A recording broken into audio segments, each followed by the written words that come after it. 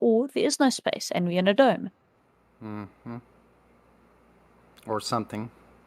Yeah. It's contained. Yeah. It definitely puts a new perspective on what they call gas giants, doesn't it? Yeah. What actually turned me like completely around when I started reading some papers on the same papers that NASA puts out there and military puts out there, some of the CIA ones, especially the firmamental lighting, and I started looking around. That's when I started looking around. And then I was like, holy shit. Yeah, what do you think about 10,000 satellites falling, orbiting around the Earth for the guy in the fence? So where I started looking around is when I explained to you guys about the surfing part, is that in 2013 I had a bit of an accident with my husky. So I take her up to the snow every winter, and she pulls me on a snowboard in the mountains. And we do get snow in South Africa, guys. We are not a desert.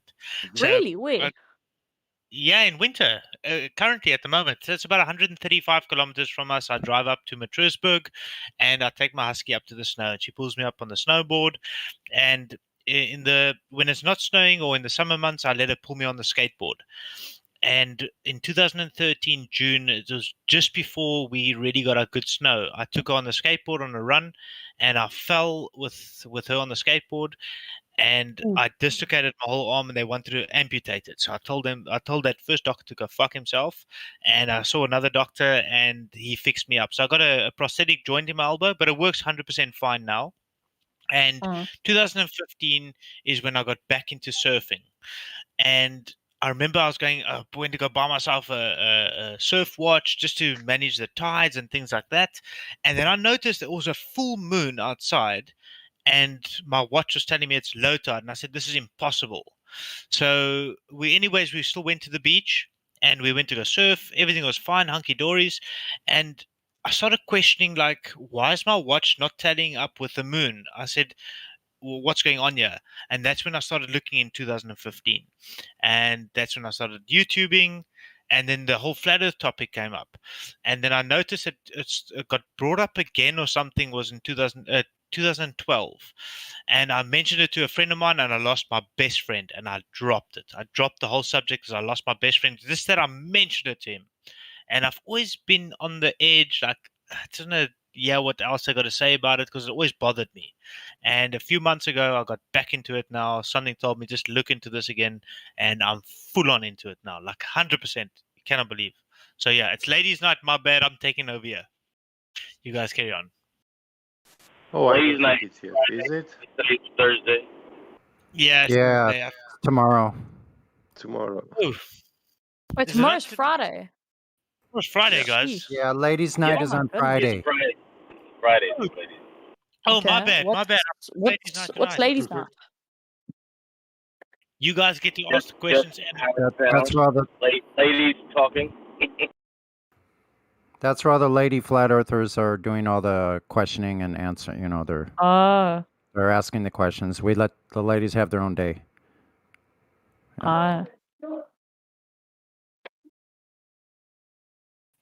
me, guys. I got it from a logical. I didn't even have to watch a YouTube video for me to question it. It was surfing that got me into this damn thing. Damn rabbit hole. All that darn flat water, that horizontal stuff. And then obviously, it always beyond me. Like, I didn't even think of it. I just questioned it. Like, how the hell is the moon crescent and the sun is out at the same time? That bothered me my whole life. I see that all the time. Yeah, I see that all the time up here, and I film it. That has bothered me from childhood. I never understood it. I just thought I was dumb. But to see it all the time is the weird part. You know what I'm saying? Like seeing it like 4 to 5 days out of the week. That's crazy. Yeah. That should not be. Should not be. Yeah, I took a video on the golf course the other day when I started getting back into this about 2 months ago. I just took a video just to keep documenting now, because that's when I started really documenting stuff. It's just I found it very, very retarded, and the moon was crescent on a completely different side of where the Earth should be blocking the sun. So I said, okay, I'm taking a video, and the guy in the background even actually started swearing because he's having his golf shot. So I didn't really post the video. If I do post the video eventually, I'll just remove the sound because he had a bad shot in golf. But I filmed that. Yeah, and there's actually a beautiful picture as well because the moon was just above Table Mountain, and then the sun was on the east side. So yeah, it's a pretty cool video. I shared it with a few guys. I was chatting on Flat Earth. You guys probably know him. What's that? Wotan. I was chatting to him because dude, Wotan. You guys must know Wotan. Do you guys know Wotan? Nope. Been here 3 days. Don't know that many people. Name. So Wotan's over the top, but oh my god, the guy's charismatic. He's comical. He's brilliant. I love his debates. He's just funny as fuck. Where did Wotan go? I haven't seen him in a year. Oh, Wotan had a debate the other day, and then he normally posts in modern day debate. He normally posts the satellite images on Google. He posted his Twitch link, and I got him on Twitch, and then I started chatting him there, and I shared him the link of that video and stuff like that. And then I chat to David Weiss from Flat Earth Podcast and Rose 777. I chat to them often, just sharing stuff, and yeah. But yeah. Yeah, you guys carry on. Sorry, I'm taking over here. No, That's it's much I'll great to talk have about. you here. Yeah, so getting back to the moon and sun stuff, so I got like a video of like almost a full moon out and the sun out at the same time. You just cannot unsee something like that, you know. It's No. ridiculous. True. So I was planning on going to go shoot the moon tonight with the camera, and I'm just having too much fun with you guys. So yeah, so do we have nights with no moon? Is that what's happening? So some nights there's no moon. That's why the moon. Yeah, that's happened. No moon.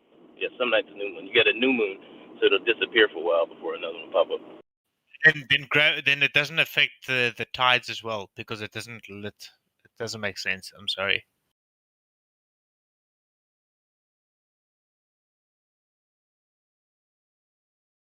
So clearly, something else is causing phases of the moon. It's clearly the sun. It's clearly the sun that lights it, right? It's clearly the sun because at night, you know, if the moon's lit, that's because it's still in the light of the sun. You can't see the sun, but the sun is still lighting the moon because they're almost at the same height, I guess. You know what I'm saying? But it's just on the other side of the earth. So it's night for me, you know, but it's day for someone else. But I have the moonlight, the moon reflecting the sun of the light that's still in the same atmosphere, the same elevation that the moon's at. So I mean, that's a simple explanation.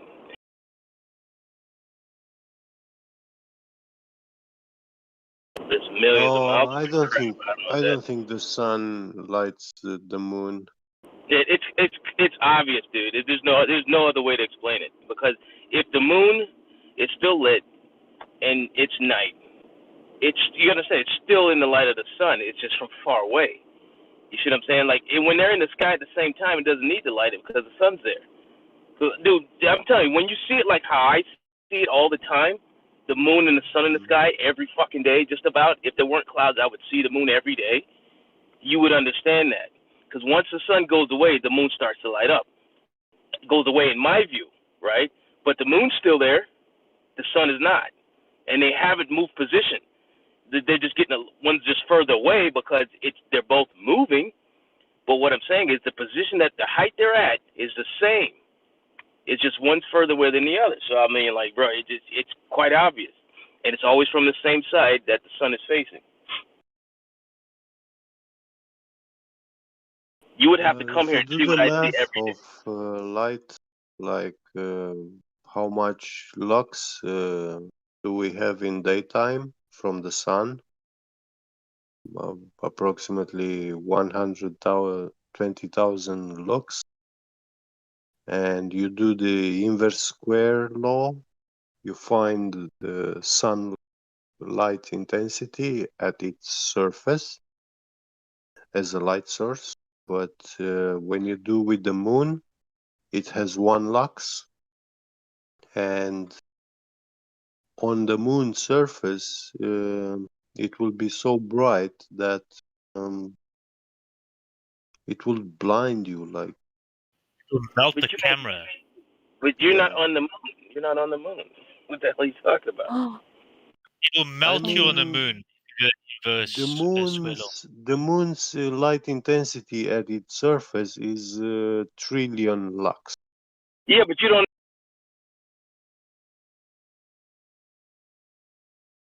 See, now you're making an assumption like these guys. It could absorb light. You see what I'm saying? It doesn't necessarily have to reflect it. It could absorb it. Something that absorbs can still give off light. You understand? Yeah, like phosphorescent things that are charging with light and then they emit it.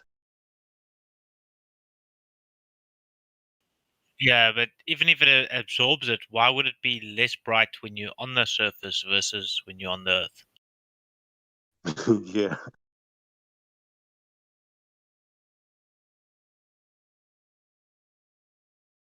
I think it's it has its own kind of light. It's different light. It's called light.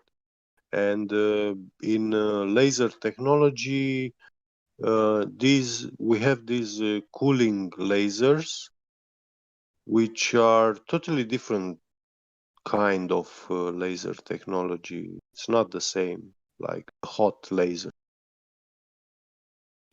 Let's give them the, for instance, let's give them the benefit of the doubt. If they say, okay, cool, no, let's say it absorbs the light. The fact that we're seeing the moonlight. How do you land on the moon then? Because it's still gonna, the light should be way brighter. So they definitely didn't land on the moon. According to the light inverse square law, on the moon surface we have 1.1 trillion lux light you will intensity. You will melt. That means you cannot see anything. Like if you had 1 meter, if you had 1 meter thick wall of lead, light will be punching through it. You know, it will make it look like glass. You know, transparent. Amazing how dumb they think we are. Yeah. I actually find it disrespectful how dumb the fuckers think we are.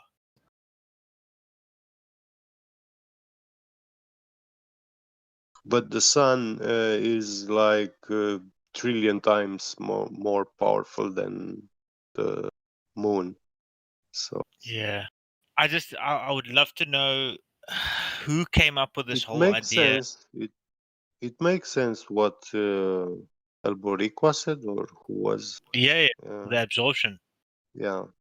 But it still wouldn't work. Either way, it I don't disregard that idea like easily. Yeah.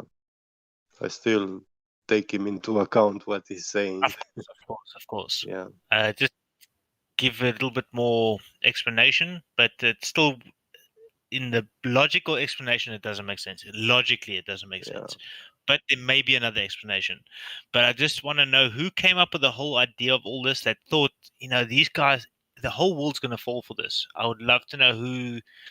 It was very clever. I don't get me wrong. It is very clever, but the elites, they worship something else, so they obviously know a little bit more. But very good job that they did. But not all of us are asleep, in my opinion. And I'm glad I woke up. Me too. And I remember my first argument with the flat earthers in the beginning, 2013, 14. I saw a video where they were talking about this. When you are on a sphere ball at the North Pole and you go towards the equator, you take then a 90-degree turn, and then another 90-degree turn will bring you back to where you started from, like a triangle with two 90 degrees angles, Yeah. And it was like impossible for me to comprehend in my mind a triangle with two 90 degrees angles. It was crazy, It doesn't exist, yeah. Yeah. But I understood, and I was trying to tell them, hey, this is an elliptic, an arc angle, it was this and that, until I just realized, I was trying to make this picture in my mind, and then in my mind popped up all these centrifugal forces, stuff. And it made me question, where is the gravity gradient, because there should be a gradient. Gravity should be pulling you harder at the equator and less at the north, so you can have you can weigh 1 kilogram at the North Pole, it weighs 1 kilogram, and when you go to the equator, it has the same weight. But someone has said that they've proved that wrong. They said there is a difference. I am yet to see it, but there's always people in debates that say no, they've measured and they measured in aeroplanes as well. That they record a difference. I'm yet to see it, but they always mention it. Yes, there is a slight gradient, and I will say when you measure, when you weigh something at sea level, and when you go on top of a mountain like 2,000 meters high, you will see a slight. You will see a slight gradient, but that's because of the electrostatic potential charge, which rises with altitude. Yeah, because there's more particles to electrically charge. Yeah. Okay. Cool. That's where I thought of it logically. Yeah. Okay. No. So my brain is working. Okay. No. Cool. Yeah. I support you on that stuff. Cool. I mean, even I understood. I can use the gravitational force equation, to explain how things calculate how fast things fall. But I don't know yet to use, for example, the incoherent electrostatic acceleration formula. Yeah. How I can use that one to calculate how fast something is falling, because actually this formula is much more precise than the gravity force equation, Yeah. And they teach this at MIT University in physics classes to the students as the cause for the down vector, which we call gravity. Sad. Yeah. And they actually don't even know that it's true. But yeah, what got me again, I came across a Nathan Thompson video, and Nathan Thompson reminds me a bit of myself, but also complete opposite of myself. Just that little bit of him, like, I was like, okay, cool, let me just check this guy out, because he is adamant. Like, he's just going full on balls to the walls. You dumb fuck, basically, and listen to what I got to say. And just with his, because of his, I would say, research, made me realize, okay, wait, this guy's actually done a little bit of research. And then I didn't personally meet, but I met Wits It Gets It through Nathan Thompson online. In the sense of came across his videos, and I was like, oh my god, these guys are talking a lot of sense. Then I researched what they're saying, and then I came across other guys, and then I was like, okay, cool, I got to look into this shit again. And I think Witsit is a regular here. Yeah, I've seen him once before. Yeah, but I'm just saying, in the sense of, if you come across the right guys with the right information, it might not be everything. Might not be true what they say, but in the sense of the information that they give, you can go verify it, and it's not these these guys that, if you go search flat Earth on YouTube now, you don't find anything.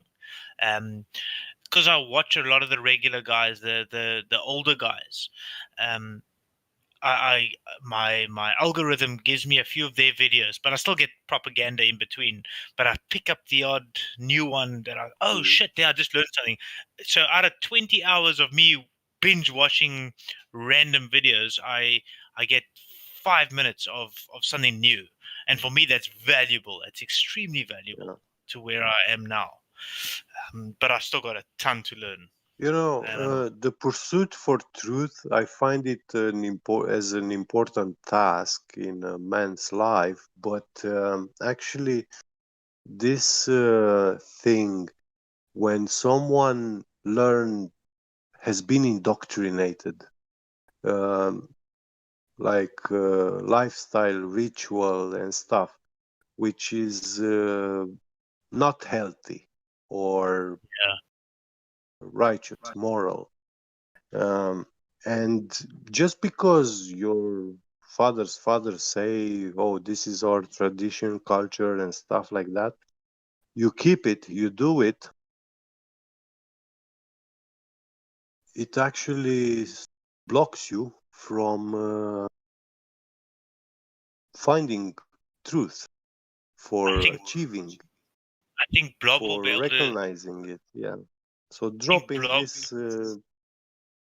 this bad fallacies, ideas, indoctrinations is not an easy task.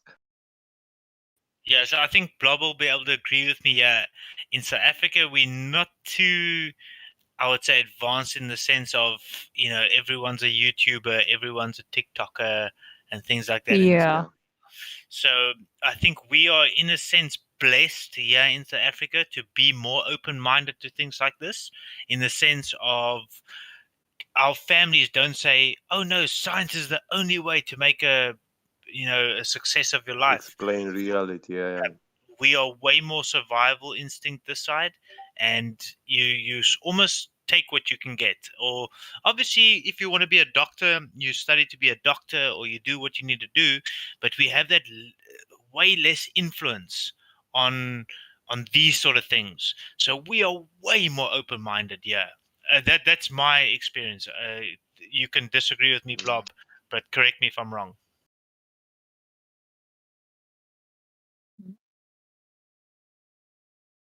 You're not wrong. Okay, cool. Yeah, I think we're a little bit more humble this side, in that sense. Yeah. Not that many I people like have African phones and people. PCs. They are spiritual. Yeah. Yeah, well, that's the other side of the population. Yeah. Sides that live in the townships. Yeah. Yeah, you have also old history, culture, civilization. Yeah, way different to you guys, dude. Way different.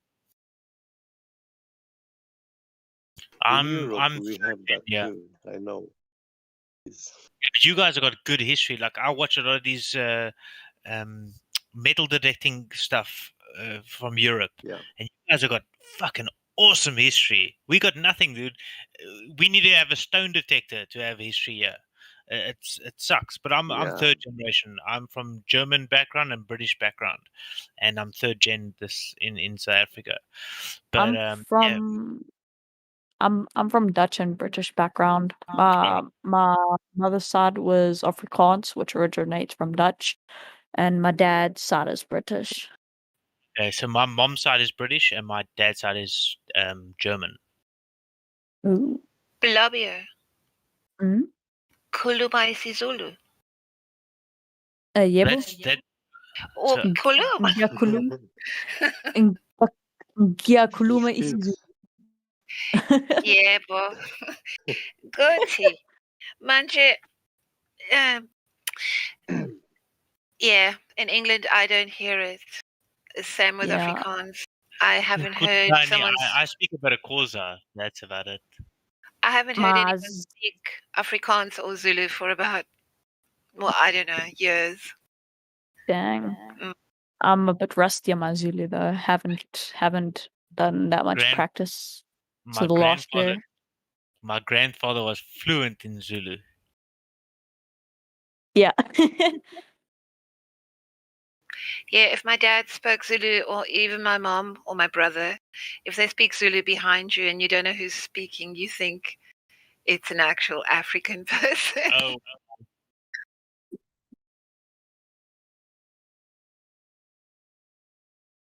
I can do the basics from the petrol station. But No, my dad used to have so much fun with it. It's such a pain traveling with him because he would go up to Zulu people and go, "What do you call that in Zulu?" Legama, the name of that thing, and they wouldn't know, and he would know. He was doing stuff like that. Nice. Yeah. Give him a handshake. That's awesome. Yeah. Everyone in my family speaks like at least 3 languages. Wow. Yeah.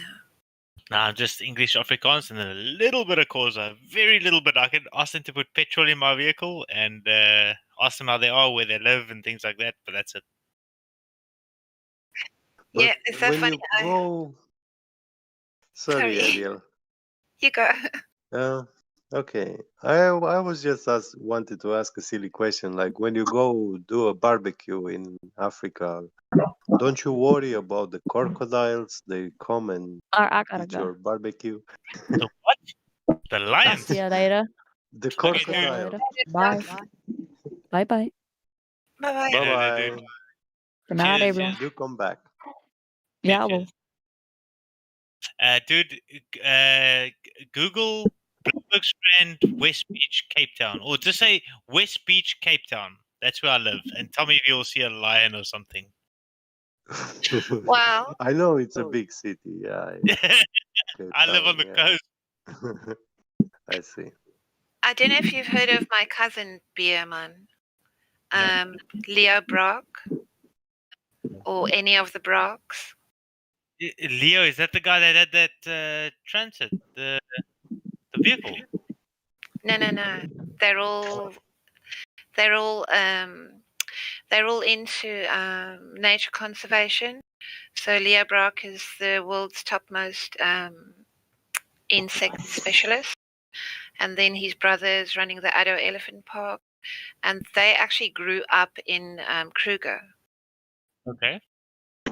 And I was just going to tell Get, I was in the Kruger National Park.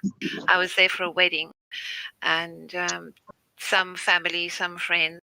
So the night before the wedding, we were sitting outside the chalet, and we had a barbecue earlier. And we were just sitting there relaxing with drinks. And there was a guy in the corner, and he said to me and the woman sitting next to me, he said, "Ladies, I want you." He was so serious. He says, "I want you to get up very slowly," and he put his hand out to us like this, and we just knew from the sound of his voice and his face. He said, "Walk very slowly towards me." There was a hyena within pouncing distance of the back of my head. Yeah. No. Wow. And so that night when we slept, like, it was funny. The chalet was like a wooden built structure, and there were 2 floors. So that night when all the lights went out, it was so dark. And then we heard this lion, this lion's voice. If you have not heard that yourself, you cannot imagine the strength and oh my God, it's the most amazing thing you'll ever hear in your life. Yeah, the roar of a lion. And that's true. When you see a hyena, then you have to know that nearby there are lions. And hyenas are pack animals. They don't walk around by themselves. So we got up, and when I'm telling you this story, I can still feel that feeling that I had. And we just knew, and we both stood up at the same moment, and we just walked towards that man, and then we were by the door so we could go inside. Yeah. So yeah, I would agree. There are some unique experiences that you can only have in that continent. I know the Americans think that their country, anything anywhere in the world, you can see in America because it is such a huge country. But Africa is so unique. If you haven't traveled there, you should do that one day. Have you seen the latest of Ramaphosa losing his iPad? Oh, Dude, I used to do politics. I was very well versed on every kind of political ideology, and I used to love discussing it and arguing with people. But you know what? I put that aside completely. Ariel, it is so funny. He's like, someone stole my iPad. Someone find my iPad.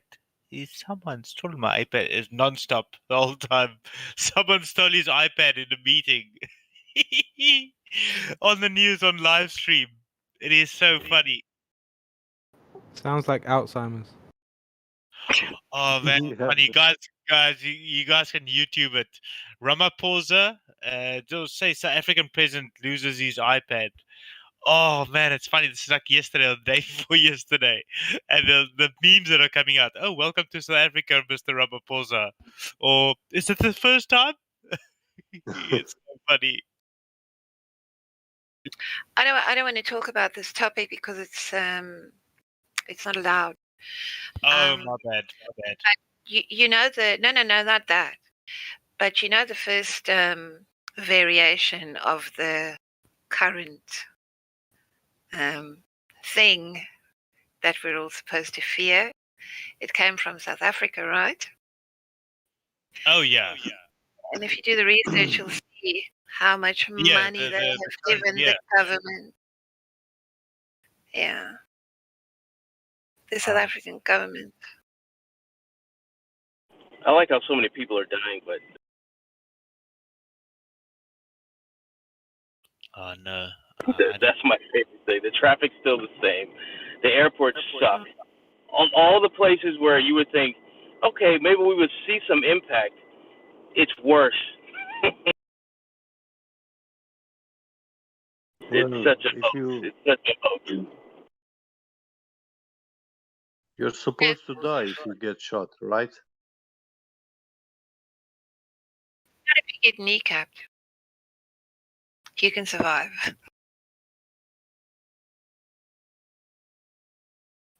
We're supposed to talk about this whole beer thing now. I'm going to call it. We're not supposed to. You know what I'm talking about. Yeah. But yeah, they were going to talk about the beer tonight and put us into a new lockdown. I don't know what's happened. I just ordered enough beer for a few days now. That's it. Don't talk about it. Drink it. Yeah. So didn't you guys?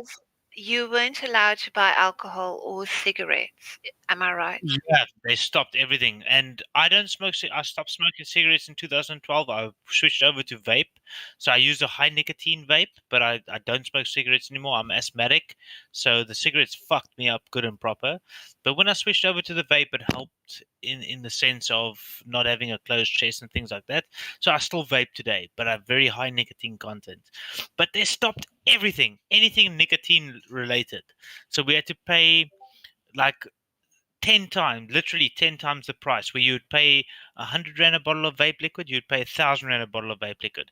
If you want to buy a single beer, you'll pay 100. Where you pay 15 rand a beer, you'll pay 150 rand a beer. It is ridiculous, and it's everything through the black market for months. The guys made a killing. And yeah, I know someone who made a killing. Okay, yeah. So yeah, my dad organized a lot of stuff for me. He had a contact, so yeah. Just wait till they hit you with the fuel scarcity. The what? The fuel scarcity. What's that? It's when there's no fuel, quote unquote. The dino juice. I drive a Jeep Wrangler. I dude, it cost me so much money just to start my vehicle. Hey, good evening, everyone. What's up, dude? We've got a Glober with us, Alex Lur. Hello. He's just been VC Alex. verified. Hey, it's another South African. Pardon me? Flat Earthers Solar sounds South African.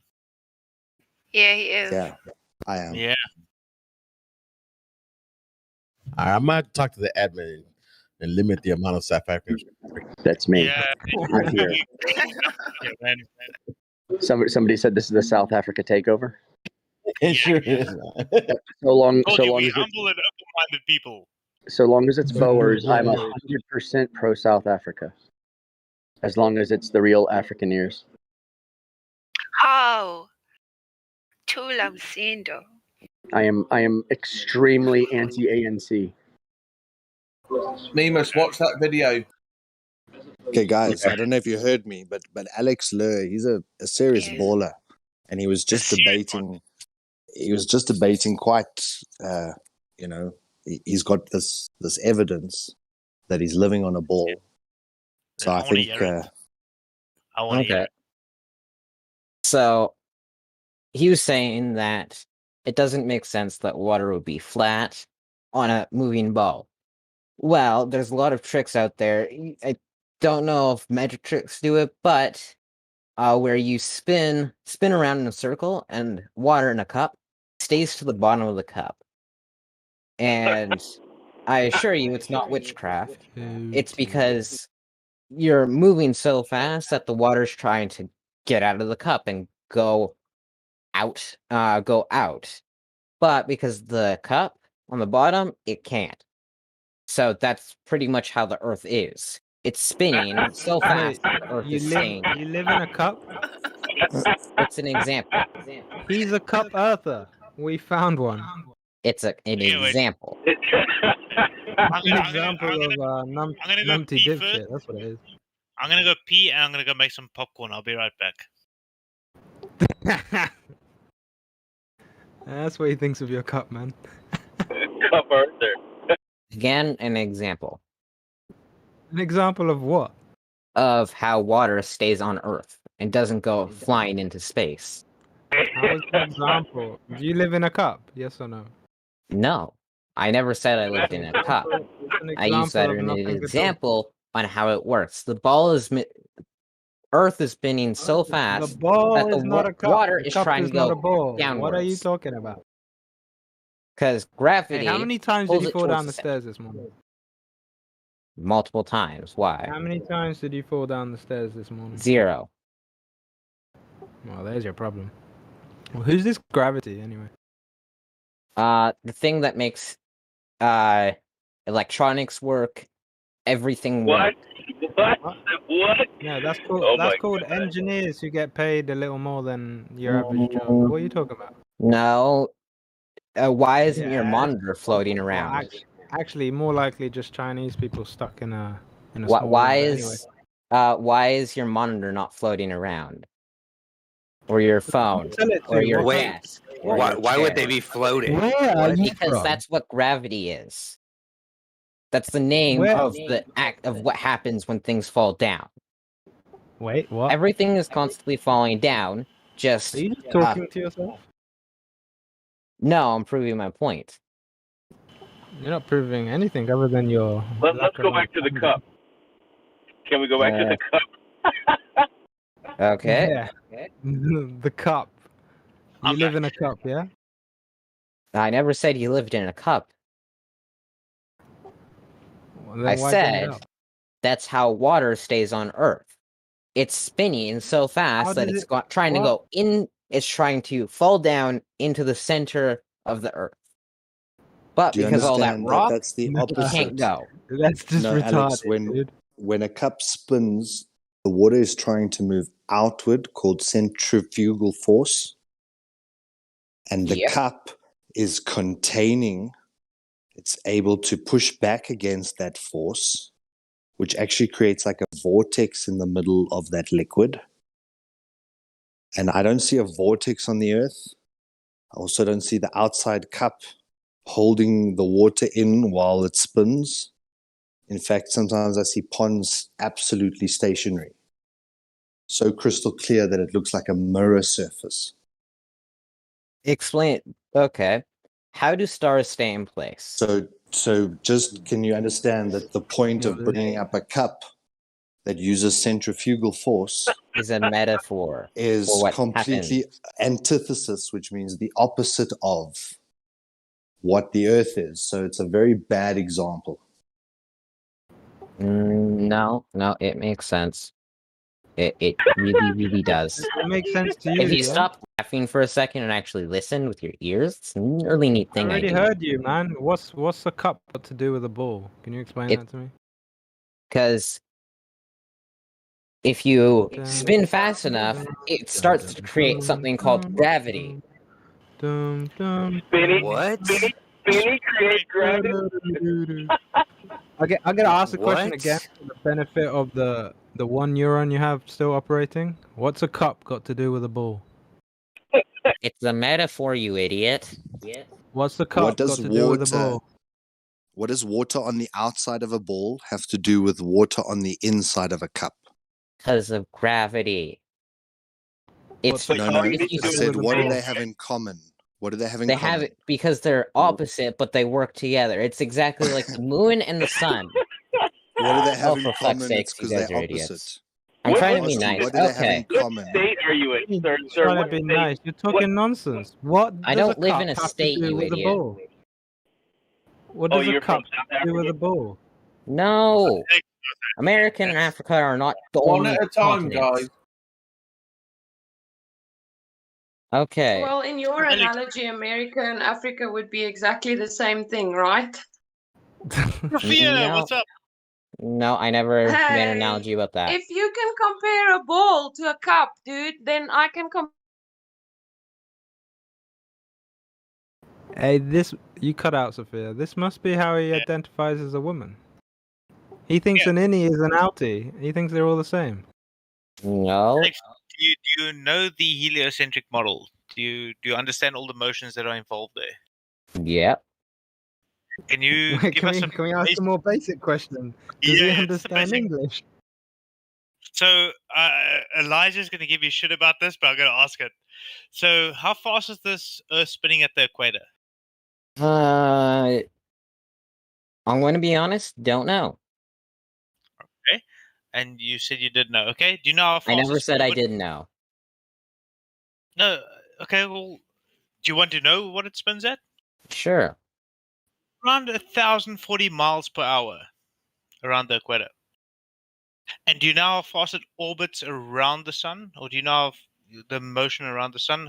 What the speed is around the sun? The orbit Sure. around the sun? Do you know? No, I do not. So I won't give you the satanic number, but it's say roughly 60,000 miles per hour. Okay. And do you know how fast it chases the sun? How fast? So you also don't know that. Pardon me? So what you exactly don't know that. do you know, Alex? Yeah. Well, I know that. Okay, so first of all, if you're going for the equator, gravity is stronger at the center of the Earth than the farther. So the gravity at the outer edge at the equator is the farthest it can be, and meaning that it would be the weakest. How do you know this? Because it's simple physics. So you know that, but you don't know the rate. No. I didn't ask for a rhetorical response. I asked how you knew what you just said. Because we were taught in school. Like, there we go. Did you ever question what you were told in school? Okay, cool. So we're chasing the sun. So just give you the answer there. We're chasing the sun. I'm going to give you a rough estimate. There's other exact numbers, but I'm going to give you the less number, 500,000 miles per hour. We're chasing the sun. All right. So can you picture that already? But there's another motion involved. So we are rotating at 1,000 miles per hour, or 1,040 or 1,038 miles per hour. But let's say 1,000 miles per hour. We're rotating, we're spinning. Then we're rotating around the sun, orbiting around the sun at 60,000 miles per hour. It's actually 66,600 miles per hour. But 60,000 miles per hour, we're orbiting around the sun. Then we're chasing the sun at 500,000 miles per hour. And then we're going in another direction at 1.2 million miles per hour. Does that sound like real? Yep. Doesn't it sound? Because you also have to take into account the size. Woohoo! Okay, cool. No. Well, okay, cool. All right. I'll leave the rest. I'll leave the rest up to you guys. I'm too inexperienced to explain the rest. Holy fuck! Yeah, So back to this make-believe world you live on. Can you tell me how you determine the size that you speak of? Pardon me? Can you tell me how you determine the size that you speak of? Simply Googling it. And there's been multiple ways curvature of the Earth, physically seeing it, and measuring it. Google. Can I just propose you a logical hypothesis or whatever? No, hypothetical. If I were to Google that Alex Lur is actually like a 50-year-old lesbian with only one tit, does that make it true? No. What? So what the hell are you talking about? When I asked you how you determine the size of the Earth, why did you jump to Google? Because it's usually a valid source, depending on the source you're looking at. Now, I want to post something. Hold on, Nonsense. Elisha. I want to post something I just got from Google. Check it out. Here you go. It's the anatomy of a unicorn. And that is obviously fake. But Unicorns Google don't Google exist. gave it to me. But I Google never gave it. said. Wait, So- that's not mean fake. real. What are you talking about? That is No, real. Alex, I have a unicorn. I Google have a mean real. unicorn that exists. Yeah, so They do I. exist. I have one. I got one in my backyard. My one goes at 1.2 million miles per hour. It's heading. Disprove my unicorn, Alex. You'll come home Disprove now. my unicorn. There's even an anatomy book now. So you have to disprove my unicorn. Okay. I feel like that has nothing to do with the topic. Please Before someone disprove answers, my shut unicorn. up. I gave you the drawing of the anatomy of a unicorn. Now you have to disprove it. I never said everything on the internet is real. I said most of the time it is, but sometimes it's really? not. Well, how did you Now, how are validate you that going to statement? discern? First, if there's a lot of sources that are independent of each other, that have no sponsors that are involved, no people if that are there are involved with hold on, different if studies there are- of the exact same That conclusion, means shut up, let me you- finish. There are 14,000 eyewitnesses to Bigfoot. So you believe in Bigfoot? No, because there's no scientific studies 14,000 on Bigfoot eyewitnesses, being though. real that have the exact same 14,000 conclusion. eyewitnesses, though. You can have witnesses in a crime that can still be wrong. Just because someone sees it doesn't mean it's real, and just because science proves it doesn't mean it's real. I'm not saying it's always fake, but I'm not saying it's always right. Okay, so why do you think we live on a ball?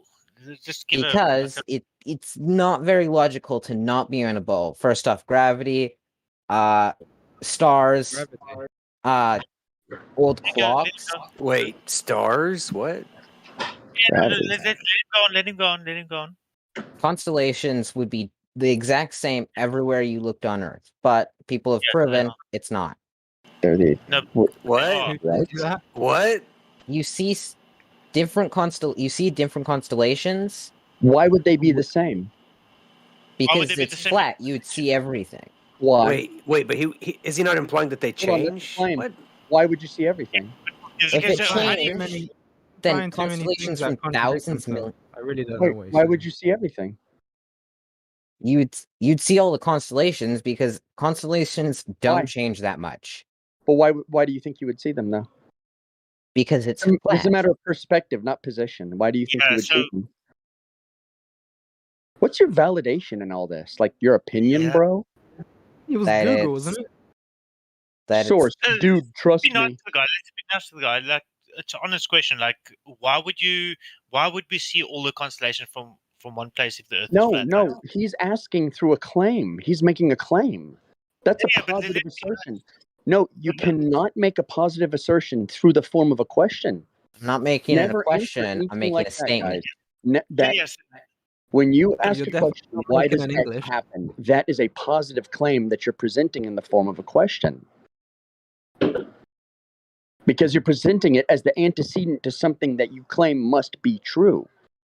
As So I've you have witnessed proved it. the thing that you are claiming must be true for the antecedent that you're claiming can't happen. Do you understand that? Okay, that's still the. I'm saying it's true because you're I've low seen it with IQ. my own fucking eyes. You didn't understand that, so you're low IQ. Right? What? It doesn't. You didn't understand what I said, which means that you can't put two and two together.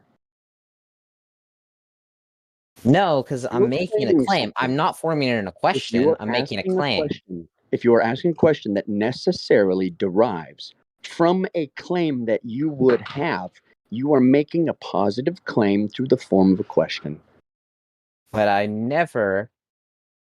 What? You are starting with a question that is necessary to a positive claim that you would have. What is your question derived from?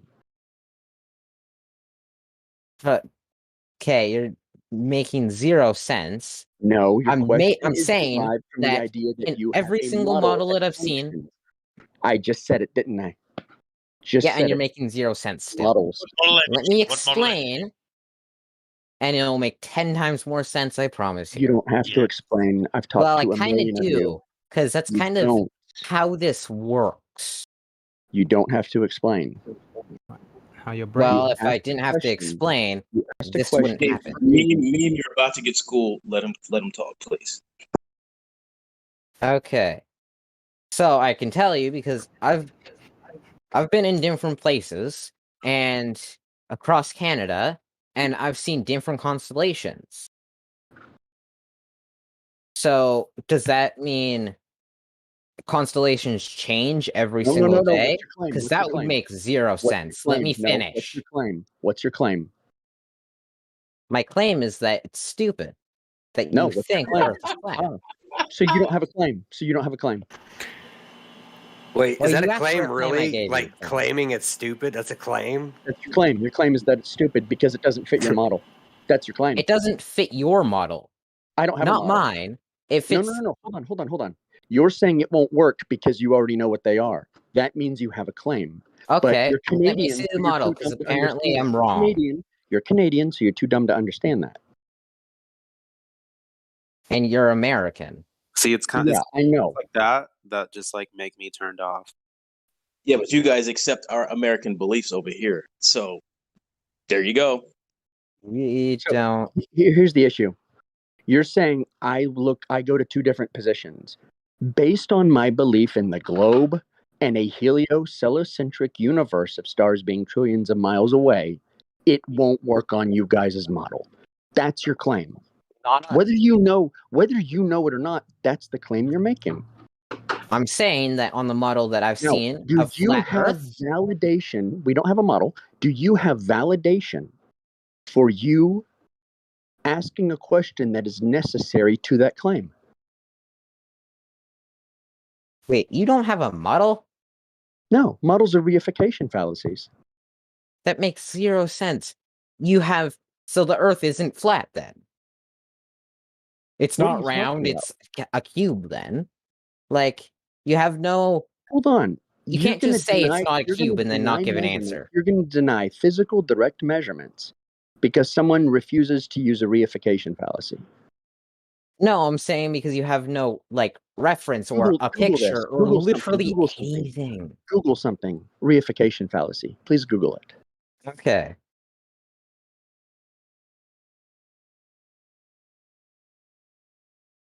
That's REI.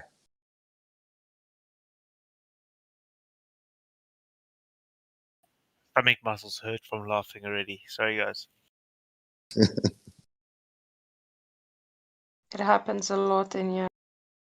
Oh man, and I'm keeping myself in as well because who is it? Logris. I will respect your request, buddy. I will not intervene. Jinkuya. Okay, so a date read no, wrong one. Crap.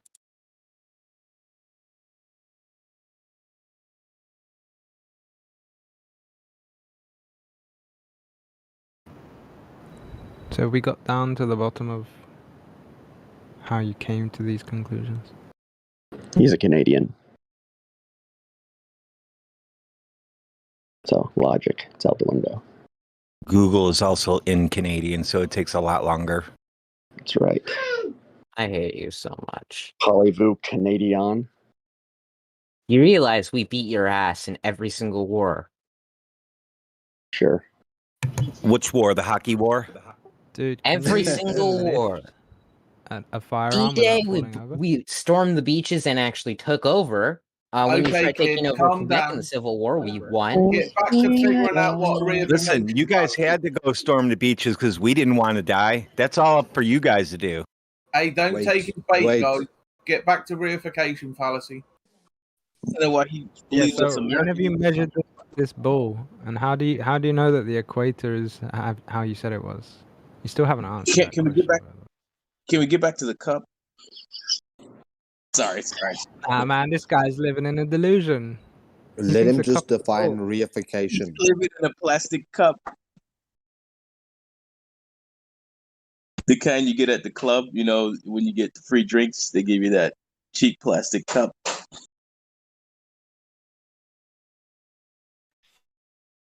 In a world. Yo, I was just over on Gamma Panda server, and they say that there's this race, east to west, that proves the Earth's a ball. Because in order, we know how fast they're going, which actually, whenever you boil it down, they actually don't even know how fast they're going. That you would have on a flat Earth, you would have to go way faster because you have to cover way more land in the south, based on the azimuthal equidistance. Does anyone know, like, how stupid that is? Wait. Hi, Witsit. Witsit, start talking to Alex, and you'll understand. Witsit, please start talking to Alex, and you'll understand what you just said. What's up, Alex? Hello. Do you think there's a magic spinning cartoon ball in a vacuum? Well, not magical and not cartoon. Well, they show us cartoons. That's what they say. So are you disagreeing with NASA? So, okay. Okay, so they admit they're anything that's put into a cartoon is fake. No, you can't assume there's something real if all you have is a cartoon. We don't have just cartoons, though. Enlighten me. We don't have just cartoons. Okay, what else do we have? We have So you pictures. disagree we have, with NASA? What picture do we have? We have thousands of studies showing. Show a picture. And we have. Where are the pictures? Studies. Well, we're with the First pictures off, right NASA. now. And How about a if direct NASA measurement? NASA says they don't have real pictures, though. So you're saying that they're lying. They don't have real pictures. They have pictures that are put together from a whole bunch of different pictures. So they don't have any real pictures. Right. That's what you Don't have believe real in. pic- Exactly. You believe in cartoons. So Yeah. you took contention with my description, but it was literal. It's a magic, meaning it defies all physics. It makes claims identical to physics. It's just magical, and it's a cartoon because they made it a cartoon. And you said that it's not a cartoon. We have real pictures, and now you're saying, well, they're not real pictures. They stitch together pictures, and then they wrap it around a ball and make it a cartoon. So you have cartoons. No, like, you fucking idiot. You are the explorer, kind of. No. We can't just say no. I never said put it in Well, a... he didn't, Witsy. He called you a fucking idiot, too, remember? Yeah, so this guy's got the juice. Hey, so do we have real pictures? Yes or no? Yes. Picture of the Earth as a ball? As a ball, yes. Are they Find all it. in one picture? No, that's because it's so big you can't actually fit it in all one picture. So then we don't have a picture of the Earth as a ball then. Do you know what? We don't have it in cat one fighting picture, is? we have it in multiple pictures. Not you. Not a ball. Like what they do is they go up in the air, they take small portions of pictures, then they stitch it together on a flat map projection, they wrap it around a presupposed ball, they bring an artist in rendition to match what the observer expects it to look like. It's computer generated imagery. So under their own admission, they actually have to make it a flat map first. Yes, that's how pictures work. They're not Okay, so where's the curved. proof it's a ball then? When you take the picture, Because it's you flat. can You have to literally make see a flat you map. can literally, not figurative, literally see the curve. Where? When? Every single picture. What? Name one. Where? Okay, I literally can just search it up and I will find Okay, a please bajillion. do. Yeah, well, Okay. you're really going down on this one. I want to let you know. All right, and while you're doing that, Alex, please explain to Witsit your cup theory, please. Yeah, because we moved from that first assertion where, for instance, I'm in the southern hemisphere and you guys in the northern hemisphere. You're saying on a flat Earth, I should be able to see the North Star. It doesn't make any sense, dude. I still need to hear your proof. No one said that. Who said that on the flat Earth all the way in the south you should be able to see the North Star? Although we can see it below the equator at times, which is impossible. No, that's what he's saying. He's saying that. Alex is saying that because it's flat, we'll be able to see Oh. it. So I'm trying to get his answer from that. Oh, sorry, I thought you were another glober. I was getting Oh excited. no, dude. I'm Oh, trying so to there's get another idiot. Okay. this is before you got in here. We're still on that first premise. So I came in a little worked up. I'll calm down. Yeah, so wait till you hear the cup. Please, Alex, tell him about the cup. Alex, That's the same, but the opposite. That destroyed everything for us flat earthers right there. We do not believe in flat earth anymore after we heard that. The cup Please. theory. Remember, spinning causes gravity. That was the cup theory. Hey, beer man, let Alex do it. Come on, man. Cool. I can only imagine, though. Can we just recollect, since I've been in here, I said, so do you believe you live on a magic cartoon spinning ball in a vacuum? And he said, no, it's not magic or cartoon. And I said, yeah, well, NASA says it's cartoon. That's what they say. So you're saying they're lying? No, they have real pictures. Well, they say they don't have real pictures, that they're actual cartoons. Oh, well, yeah, we don't have an actual picture. We have to take flat pictures, stitch it together, and then, yeah, because you can't take it because it's so big. So you don't have real pictures. So would you like to admit that you were wrong and it is, in fact, a cartoon that you believe in, like Dora the Explorer or, Bob the Builder? Let's take this, instead of science, instead of more math, let's take it to economics. So, oh my God. First, wait, what? Economics? What? Economics? What? Are you about to argue that it would be too expensive to fake it? Are you stupid? Oh man. Alex, you My stomach muscles are working so hard. Yo, guys. Meme nailed it. Meme nailed it. Oh my God. Is that your argument? It's too expensive to fake it? Silence. I never said it was too expensive. I said there's no reason to. Unless there is, then please explain. Please explain why. Hey, Alex, do you agree that motivation for a lie is independent of whether or not someone's lying?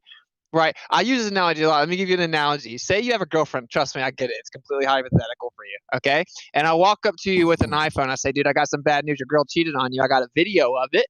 And you were like, no, I'm not looking at the evidence because there's no way she would lie. There's no reason to lie to me. She would never lie. I'm not looking at the evidence until you can tell me why she would lie. Or would you look at the evidence, found out that she cheated with, found out that she lied, then maybe try to figure out why she would lie. So why and if someone lied are two separate things, right?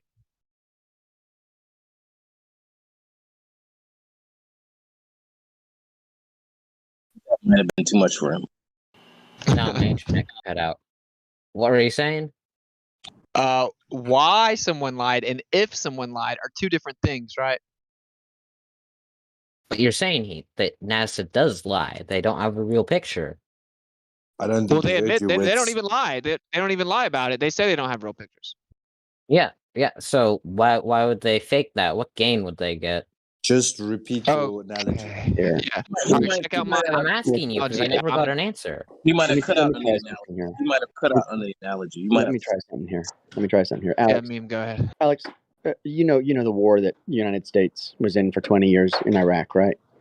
Yep. That was based on a lie, wasn't it? Weapons of mass destruction, just proven to be a lie. Even after it was proven to be a lie, we stayed there for another 17 years. Remember? Then, to be honest, I just know it exists. Never really paid attention because it had nothing really to do with me. Huge scandal in about 2006, 2007, when they realized there was just no weapons of mass destruction. Saddam never had them, never had anything like them. And then it just, went away and people were like, why? Now, why'd they lie? What I don't understand is I'm still Hold on. Alex has to answer this. Why did they lie and get us into a war that was 20 years long? Because usually for mass destruction, so people don't screw with them. And America went, no, I'm going to challenge you on that. And no, they lied about weapons of mass destruction. They never had them. I know. They said so no one would mess with them. It backfired horribly. So you're saying for propaganda reasons, they went to war for 20 years over a lie. So people would fear them. Yep, and it backfired. Hold on. He thinks Saddam was lying, not us. Hold on. Wait. So now you can imagine why one country can go to war for 20 years just to make people afraid of them. Yep. But you can't People are imagine weird. why a government would lie about anything else. No, they have lied about multiple things, but So why about have the they Earth, I lied? highly doubt. Reason Why did being the United States lie to get into a war for 20 years? Oil, war, power, money, Yep. what? So all of those things. all of those very practical, selfish reasons. So you've already answered the question. Why do people lie? Why do governments lie? Alex, use your head. I'm not about lying. Use your brain. Not just about lying in general. Lying about the Earth being. I'm not talking about lying in general. I'm talking about very specific, giant lies that cost millions of lives directly in the past 2 decades. Yes, and it's sad. The world that caused ISIS, that caused so much terrorism to spread across the Middle East and Europe and the United States. Millions of lives have been lost because of 2 decades of intervention in the Middle East by the United States based on lies for money, power, and influence. Yeah. And you can't That's why they lied. imagine why they would lie. So, okay. I'm saying, Okay, I'm so not now, talking. I'm not. Alex, you need to just address the fact that that's a stupid non sequitur when you say, why would they even lie? We're discussing the evidence of the fact that you can prove that they lied. Okay? Why they lie all the time. We can give you hundreds of reasons why they would lie. Why wouldn't they lie? Do you not understand the elementary nature of his analogy? Okay? We know that they lied. They lied about weapons of mass destruction. Why would they lie? It really doesn't matter why they lied, because they did lie, right? And they lied for power. Understand the point? What power would they get if they really were scared? Use your head. You're not listening, Alex. Use your head. I'm not listening because you're not listening to me. Alex. Hold on. If you're unable to use your imagination in the next 20 seconds, I'm just going to ban you from the server. No, I've got to ask him a question before you Then get I'll banned. DDoS you. No, Okay, beer man. so just answer me. What would be a good motivation for lying about the nature of reality?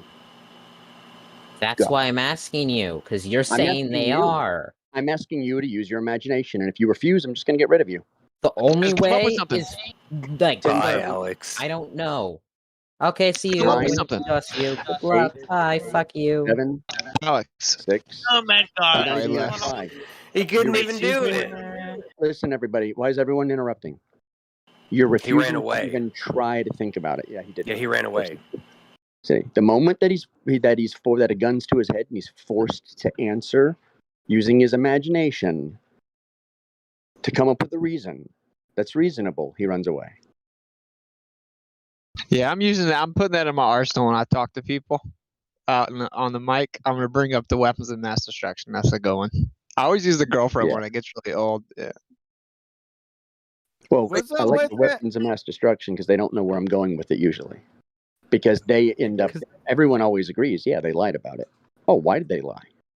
Well, money and power and influence. Huh. So you just answered the question. Why did people lie? I thought it was funny that he said it was to scare other people, which it was, but yeah, not. That was you mean like in the wrong way? In the wrong way is what I mean, not the way he thinks it was done. Right. Well, this looks quite a boomerang. He was in the VC check-in, and then he rage quit and left, and then he came back to VC, and then he'd done some mathematics that he was going to prove us wrong with, and then had a little scene and stuff. So I'm sure you'll come back soon. He had mathematics, and the best he could come up with was a cup. Mathematics. You didn't get to hear the cup, man. Let's move on to economics. I must have missed it. What was the cup thing? Oh, I can't even. I don't know how to. No, I came in right at the end of it. Oh, dude, it was It's hard great. to remove that much intelligence, but it was something about equating the spin to the gravity to the water in the cup, H cluster, therefore globe. If you put water in a cup and you hold it in your hand and you spin around and round and round and round really fast, then the water goes to the bottom of the cup. So water sticks to a ball. What are you guys, thick or what? That was a perfect rendition of his numptiness. It just shows you. And then I asked him, what does a cup have to do with a ball? And he just went off into La La Land. He said they're the same. They're the same, but they're completely opposite. The one contains and the one has the water on the outside. So it's the same. They're the same, but they're different. It's an analogy. Okay? It's a paradox. Where did you find him, Flatus? So, are you from Joburg? Yeah, he was in VC check-in. Okay, cool. Yeah. Okay, cool. I'm surprised he didn't know anything about the heliocentric model. No motions, nothing. He knew nothing. He knew absolutely nothing. Yeah, It was they shocking. usually don't. I'm not surprised. He just knows he's right. Hey, so when you're done with the doesn't need numpty another review, fact. I got a little subject that I'd like to bring up. Just let me know when you're done. Oh yeah, Thank what's you. that, then? Please, we're done. Go for it, QE. You want me to go for it? Yeah. Yeah. Yeah, go Hold on. for it. Come on. What's up? What's it? What up, bro? Hey, bro, man. Hey, do you like the numpty clip? Yeah, dude, I thought it was hilarious. It was great. Hold on a second, guys. I got technical issues. I'm going to post it. Just give me 1 second. I don't know what the hell happened there. I haven't seen it yet. What happened? You haven't seen what yet? Numpty clip. Oh, it was the Bones numpty clip. Fossilized brain tissue. I'll drop the playlist. I'll drop the playlist so you can catch up on the numpty clips Okay. there for you. Okay. All right. Here's the argument. You guys ready? I'm going to put it in live stream. You ready? There you go. That's a special kind of stupid. So, according to clinical level Dunning-Kruger spinning space monkey ball tards, the Rumpus and Ruhif, I think Rumpus conjured this like about a month or two ago, and then now people are starting to parrot it. Listen to this. If you throw a ball straight up, the ball is accelerating up and accelerating down at the same time. That's it. Is this their explanation? I want to know their supplier. Wait, so does that mean that it's floating? I'm confused. Is this them attempting to explain gas, QE? They're I think the mother begging the question fallacy is gravity appeal again, but you're one step before that. So just think about this. Of course, you have to know what velocity and acceleration is, right? Yeah. But immediately there's something wrong, right? Right. Are they hinting to the relativity nonsense as well? No. I was on Gem So the they other just hit night. their head real hard and spoke. On Gem the other night, they posted these as proof of the Earth's rotation.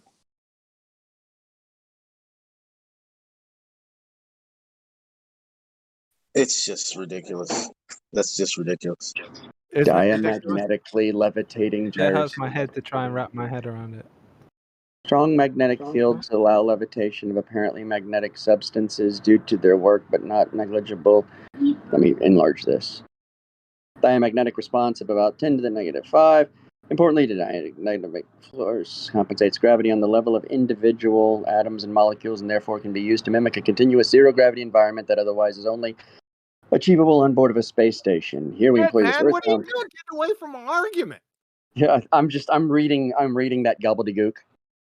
What does that have anything to do with acceleration up and down? No, this is something somebody else posted. Why would they post it? You want to go to another discussion? That's fine. We can go to. Well, no. What? The only Okay. way they could have done that is if they So said what they're saying acceleration up and deceleration down or something. Why are they making that argument, QE? Why were they making that argument? I like I said, I think it's the mother begging the question fallacy. It comes from gravity, Newtonian gravity, but they're not arguing it. They're arguing it by proxy for some. I don't know. I heard them arguing it that it's actually buoyancy, and that the way that the air forces its way below the object, thereby pushing the object up. So therefore, it's a downward and an upward movement through The way that buoyancy has gravity attached in the But equation. there's energy that was put into it to make it go up. It's not. Yeah, it didn't just losing energy. But still, What to was say the context, though? up 'Cause this is and down, retarded. up and It's down so retarded. acceleration I can't argue against it. is like saying cardinal directions that are east and west, or east by west, or north by south. You guys just don't understand. redundant. You just don't understand it. You're right. I don't understand it. Yeah, man. This flirts for you, man. You just don't get it. I The argument, the I've argument got the wasn't about solution. buoyancy with this. No. What was the context, Q? You know what? I came in on it sort of out of context. I don't know, but it wasn't buoyancy. Well, thanks, Kiwi, because my brain it's is melted funnier now. out of context, but I'd So you still be don't have the curious. context, but you know it's not that context.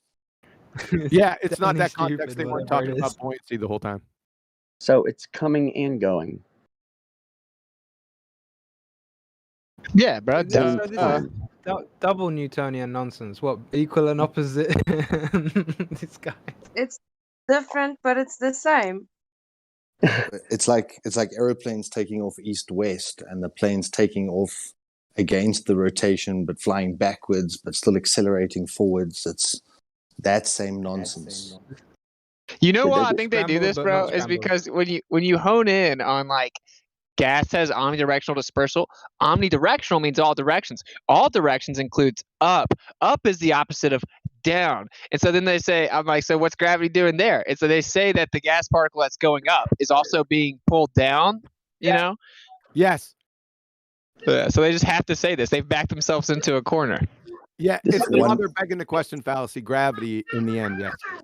One of them was trying to argue that the upward vector is retarded by just the same amount that the downward vector is enhanced, and therefore there is a downward bias even though they're still going in old vectors. It's like, what? But nowhere near as retarded as they are.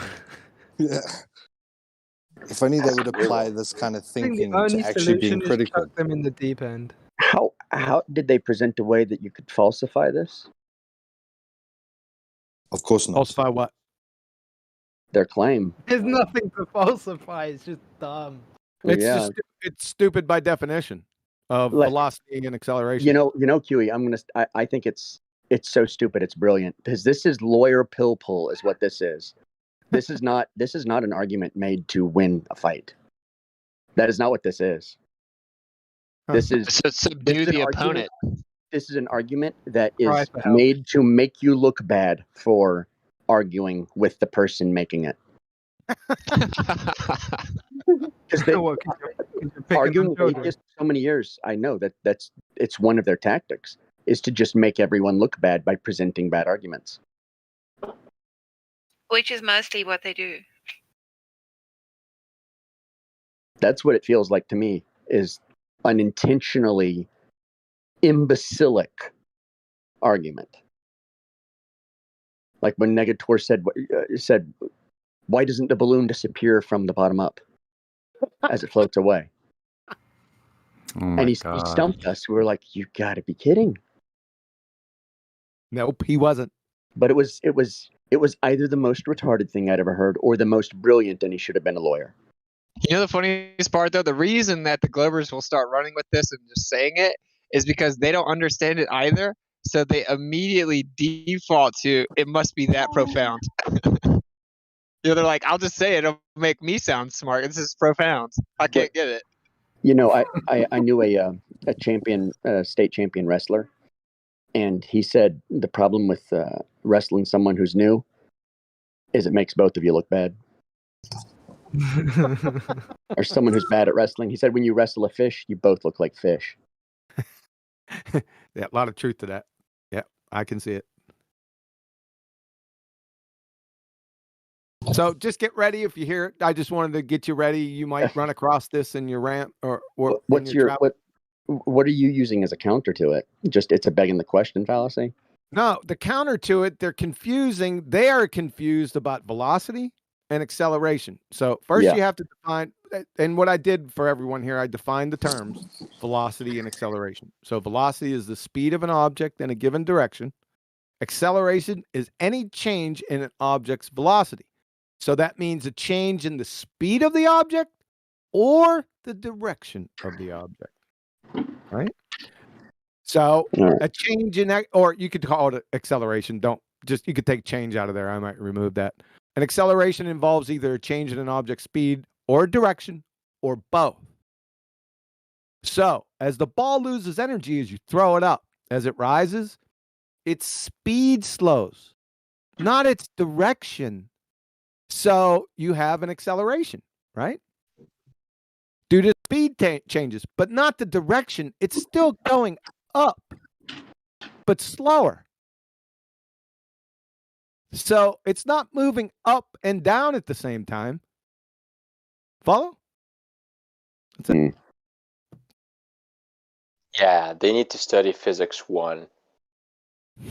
You know, like high school physics, right? They're saying the down is acting as soon as it leaves your hand.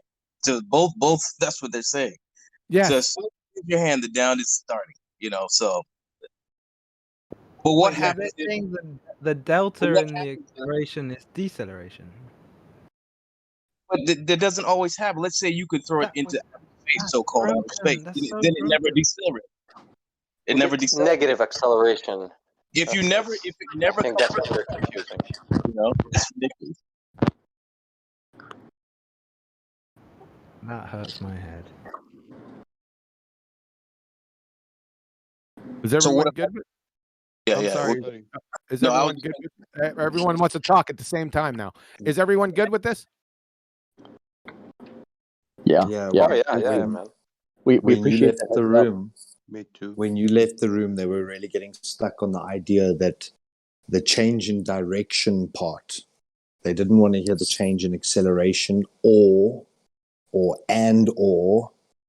but they were saying, QE thinks that acceleration is the change in direction. And it's like, no, you morons. We'll just get out the cattle prods and tard wranglers. A change in direction is an acceleration. A change in speed is an acceleration. Yes. Delta V. Goodness, man. High school physics. This is high school physics, man. Yeah, it's me, dude.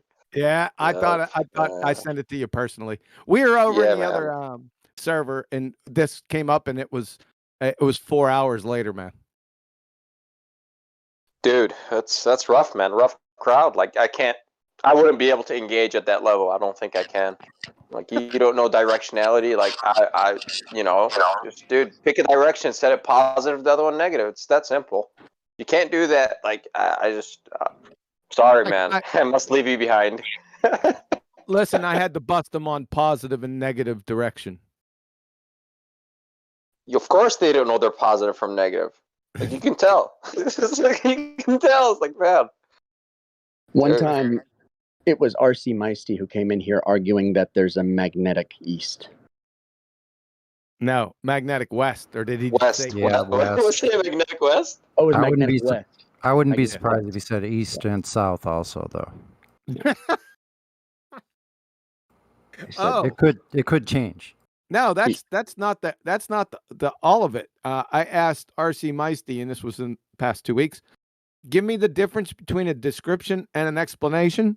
He couldn't do it, and everyone laughed at him, so he left. And this is a teacher. He teaches School your teacher. kids. Then I asked him, as a pilot, what's the difference between elevation and altitude? And he didn't know. I'm beginning to think he's neither a school teacher nor a pilot. Oh, wow. Yeah. I believe the pilot bit. Dang. Good thing there's autopilot, huh? Oh, dude, he once told me that Earth has a magnetic field because we have a spinning alternator, like a dynamo, in the heart of Earth. So it's generating that. Yeah, it was rough. Well, it's more logical than the other stuff they say. Hey, folks, I got to go. Shout out to you guys. Witsit, Mimus, Sonny, all you guys. All right, take it easy, Ro. See ya, man. Great QE. Later, dude. Yeah, hang in, serious. Thanks, See ya, man. QE. Thanks a lot. Yep. Appreciate it, man. Later, QE. Yeah, we were over there talking with Zanuck and the other channel there. Science versus pseudoscience, and Zanuck was saying that magnetism is not a force until, you know. Hey, Sonny, can I just one last thing before I go? Sure. Sorry about that, man. If you listen to today's Numpty clip, a bald tard tells you that there's that he can cut somebody's head off, and the person won't die. Just want to let you know. Oh man, I'm glad I didn't miss that one. Oh my god. Here, let me give it to you guys, and I'll take my leave of you. 1 second. I'll put it in live stream, so make sure you check it out. Oh my god. That is horrible. You think I'm kidding? If you think I'm kidding, go listen. I believe you, QE. That's the I sad believe part. you all the That's time. the sad part. I know you're not kidding. That's the part. That's the sad part. You're absolutely not kidding. Did you just get him so flustered that like shit starts coming out there? I didn't say anything to him. I wasn't in the hangout, dude. I just taped. I heard it and I couldn't fucking believe it. So here you go. All right, ladies and gentlemen, have a good one. You too, man. Yep. See ya. Wow. That's up to And actually, QE's. decapitation is the fastest death. Once you separate the head from the body, is instant death. There is no more consciousness. It disappears instantly. There What if is a they're chickens? strange link between the Thanks. heart and the brain. Yeah. Thanks. By the way, that was the honorable soldier's death too. That's why the Romans, when they would execute you, would stab you at the nape of your neck because there was no pain. Yeah. That's why we got how many of those? 8,000 of them ordered. What, Roman gladius? Guillotines. Oh. No, guillotines are pretty messy, and they would chop off close to like the shoulders, and they said sometimes the head looked alive, like it would blink or something. That would be pretty weird. Yeah, it does. But that's not being alive. No. Just muscle How reflex. did they determine that the consciousness is ended? I think one of the they were doing during the beautiful French Revolution.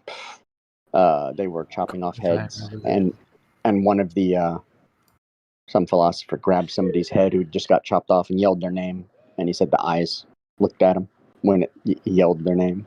Yeah, because that's really, what I've heard as well. Is that that's there is really a twitching. That's like a really French kind of like morbidness, isn't it? Yeah, that is. Think of the song Frere Jacques. They talk about plucking feathers out of a bird, and it's a kid's song. Yeah. Cute. No, the French are For degenerates. fun. Nice. The man. French are absolute degenerates. Yeah, We need wasn't to that? make I sure think all the French gets the vaccine, all of them. wasn't that right in front of the Notre Dame, like the premier freaking religious center where they cut off all those heads? I'm sure. Yeah, probably the Bastille too. Well, they were chopping off all the clergy's heads too. Mimas. The Yeah. Quebec French are even more hardcore than the French. Excuse me, Quebec? Quebec. I was there. I stayed there for 3 months. Yeah, it's fucking I'm crazy sorry. there. In the summer or the winter? Summer. How's the weather there in the summer? It's actually it was spring, so there was still snow, but not like I think there was one snowfall, but it was the end. It went into summer.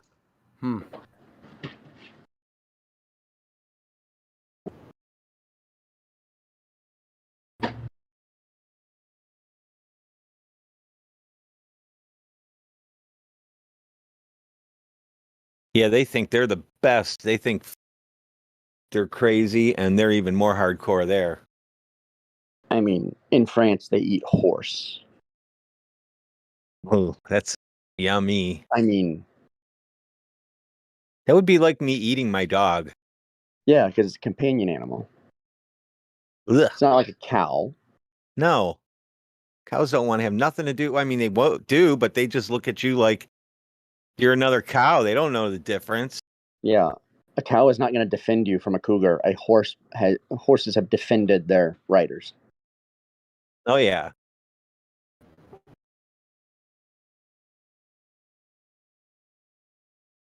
The French.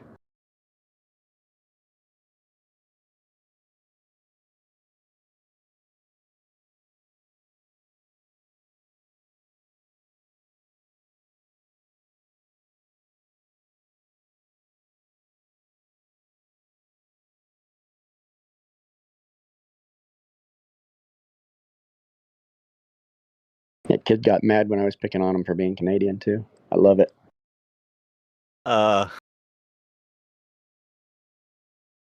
We won every war ever in the world. Whee!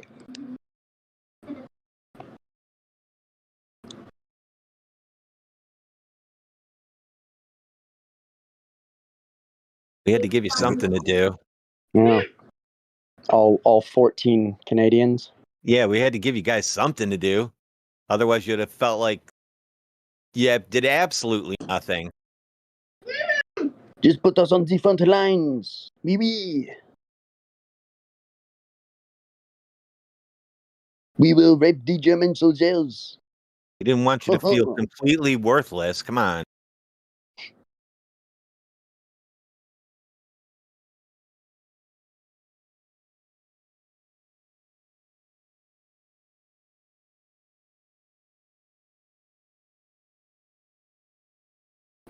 That's Canada right there. I hum that all the time when Ralph goes, "Oh, Canada." Hold on.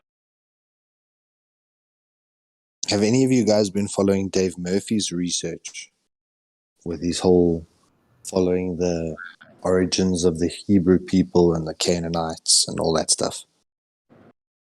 It's too much for me to follow. Yeah, I've been keeping an eye on it. Yeah, he released a video now recently, and it's one of those really interesting, once again, just a lot of our history that we have this narrative, and a lot of that narrative we still think is true. And as we peel back more layers, cover more and more. The reason I'm bringing this up is that one of the big things that he's found out recently is that Canada, just the Canaanites, and effectively it shows like all these migration patterns of the you don't have to say anything else. Hebrew I believe people versus, so it's crazy. It's like I see the Canadians and I in the believe Bible. I don't need any Like, proof. Observation. I see Canadians. They're Canaanites. I believe you. I don't need any other proof. They were intended to be despised and hated, and there's always this love-hate relationship between you guys and them. Was it the interview with that Sir something or other and that other black gentleman? I think I've still got the link. Let me go find it. I think it was like two black gentlemen he was speaking with.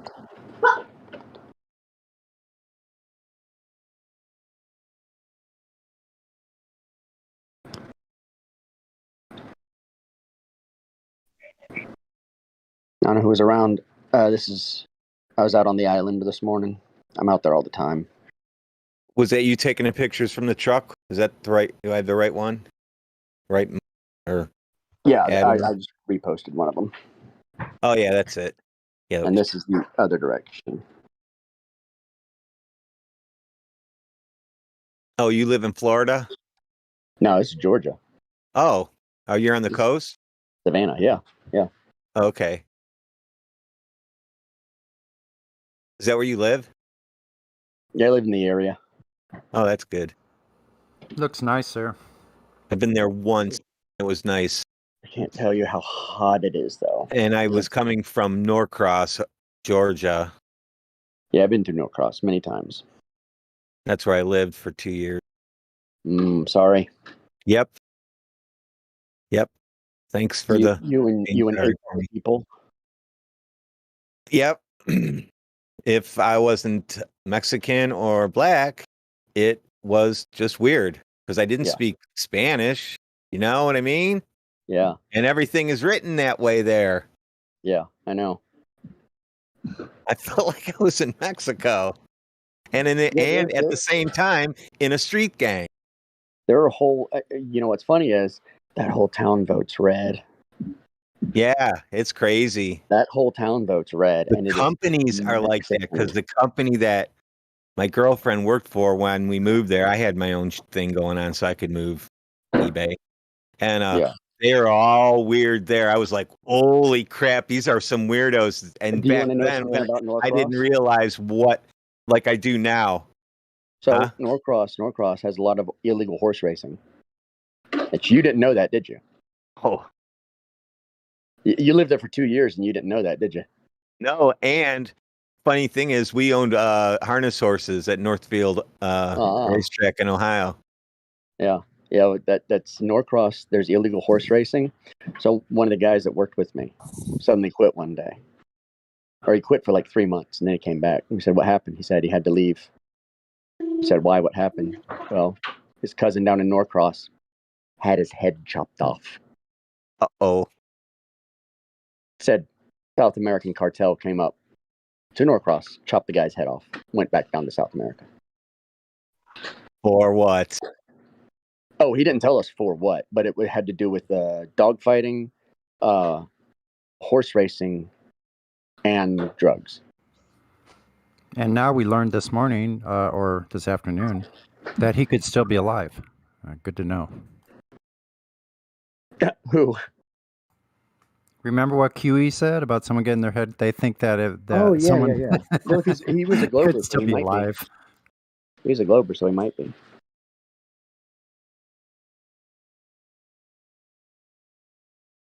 Well, I can tell you that makes sense for the area because the Mexicans that I knew, they were in gangs and they didn't bother me because I was older than them. They just thought I was a nerd that smoked weed, and they thought I was funny, so I got along with everybody. And you were white. Right, and so they didn't mess with me. And the black dudes didn't either, because that's where I got my weed from, and then I smoked it, and I got the weed for the Mexicans too, because those two don't get along. So No. I was like the in between while I was there. No. They knew where I was getting it from for them, and they had no problem with that. They just couldn't walk up to the door. Yeah. Stoner. All inside one apartment complex. That each apartment complex is like its own village. Oh God, did you live in you lived in a complex down there? Oh Lord. I didn't pick it. I didn't pick it. I just followed. I already know that was rough, wasn't it? Oh yes. That was a rough neighborhood. I already know because there's no complexes in a nice area down there. Oh yeah, it's one complex after another. One road, you'll have an entrance to a big complex. Right across the street, another big one. Go down about a quarter of a mile, 2 more entrances to another sets of complexes. That's how it all is. What happened with the Miami condo that collapsed? I guess they didn't want that one anymore. I don't know. Who built it? I don't know. Well, you don't need an explosion to cut with thermite, do you? You just light it. Is there footage of it? Does anyone have footage of it? I haven't watched it yet. No, isn't that weird that when I turn the news on, nobody actually had nobody gave up all their footage from their stores and everything around watching this thing start to fall? At least when I looked, I didn't see it. I saw it for a second and I turned it off and I was like, okay, I'll just wait for everybody to figure out the bullshit and then I'll look at it.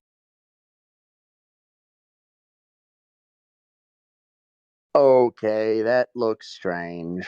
Yeah. Okay, but also notice that bridges have been collapsing, oil refineries, you name it. All these explosions, fires, everywhere. I'm expecting them to start dropping buildings around me. I'm just like I almost like I feel it or something. I'm like kind of like Where are you concerned. at again, Sonny? San Diego. Oh yeah. Well, when I check come it out there, I'm going to come and visit you. That'd be cool. You know what? Like they're emptying out all these office buildings. Literally, they're taking out huge machinery and everything out of these big, at least 24, 25-story office buildings. But they're building 40-story condo buildings that take up an entire block, and nobody's living in them. No, they're getting ready I to mean, put you in there. I mean, no, not exactly. But yeah, a lot of people are probably going to go in there. But I would say the new condo buildings that they're building, the one I watched them build from ground up, is probably only about 10% full, if even that. Closer you to Silicon Valley time. Oh, hundreds of miles. Yeah, 100. That's Northern California My or question Central. is why did only half the building go? That's what I want to know. That's why I say you don't need an explosion to cut metal. Well, it's not like it's not like there's a fire that was persistent. There's no fire now. I asked somebody that lives down there, can you go down there? Like, no. I'm like, dude, go down there and take some close-up shots before we can't take pictures.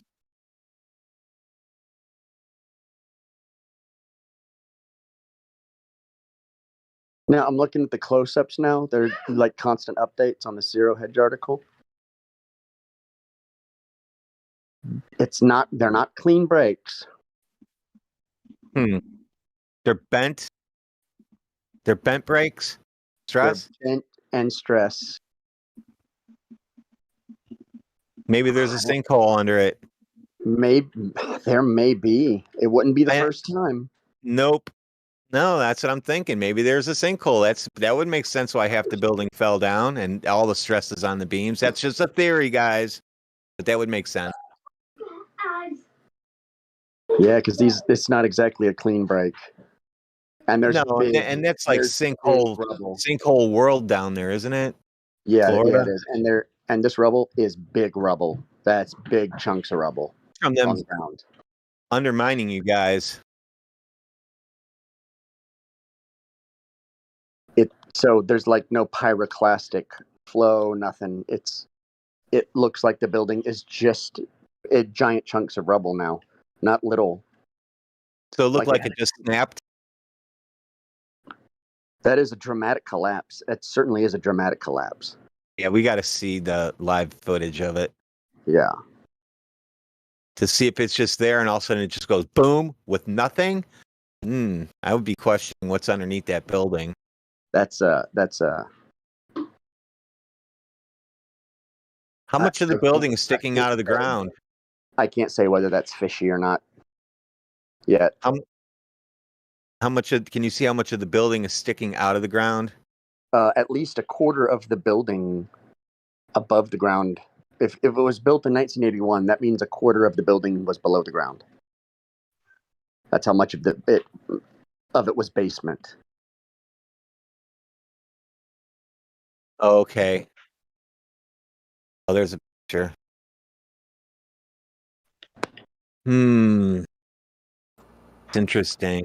Which building was a quarter under the ground? The one that's falling down there? So I'm gonna assume that side that's missing looks like the other side because there were cars down there. Okay, did it fall off and fall forward? Is that what that pile is by the pool down diagonally down to the right? Yeah. And in the close-up pictures, the roof is generally, for what happened, is intact.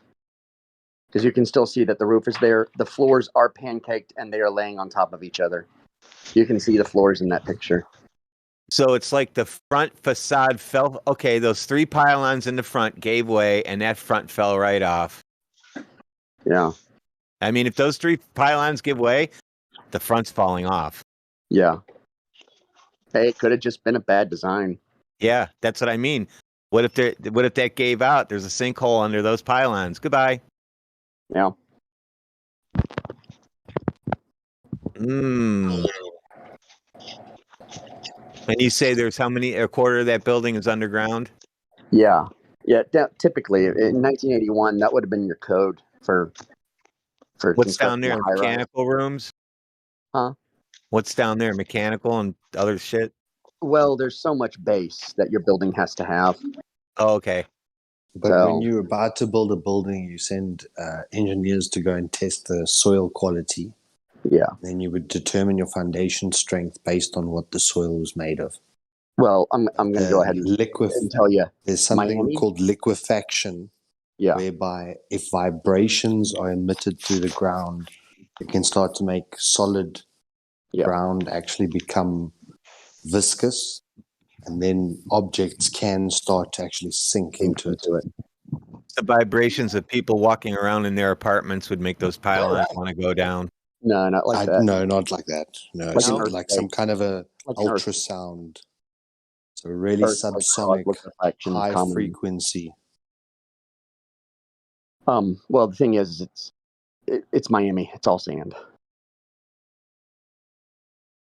And this isn't the first building that's collapsed in Miami. It's already liquefied. Yeah, there have been other collapses. I think there have been sideways collapses, and like where the building falls over in Miami, I think. Wow. A long time ago, though.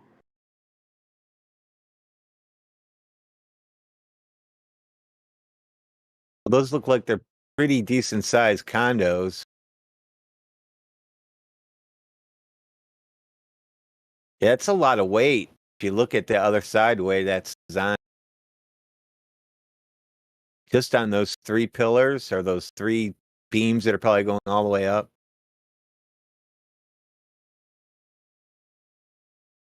Yeah, it looks like that's the only structure. Is those 3 columns, man? Yep, it sure does. And all you have to But do is remove the underneath of that, and it's gone. if you lost just that center column, your outer 2 columns would fall inward. And They would judging by that they wouldn't video, be able to support it anyway. Yeah, you're going to get, no matter what, you lose one of the 3, you're probably going to have all complete failure. yeah, and judging by that video, that was a slow collapse. That was not a fast collapse. It was slow at first. Pieces of it were falling, and then the whole thing went. Pretty sure we figured it out. Now, why Yeah. did that happen, though? Was it underneath or Well, pull the building was string out? also 39 years old. Okay, Built at a time when they were throwing buildings up. Oh, of course. Got to get it done quick and cheap.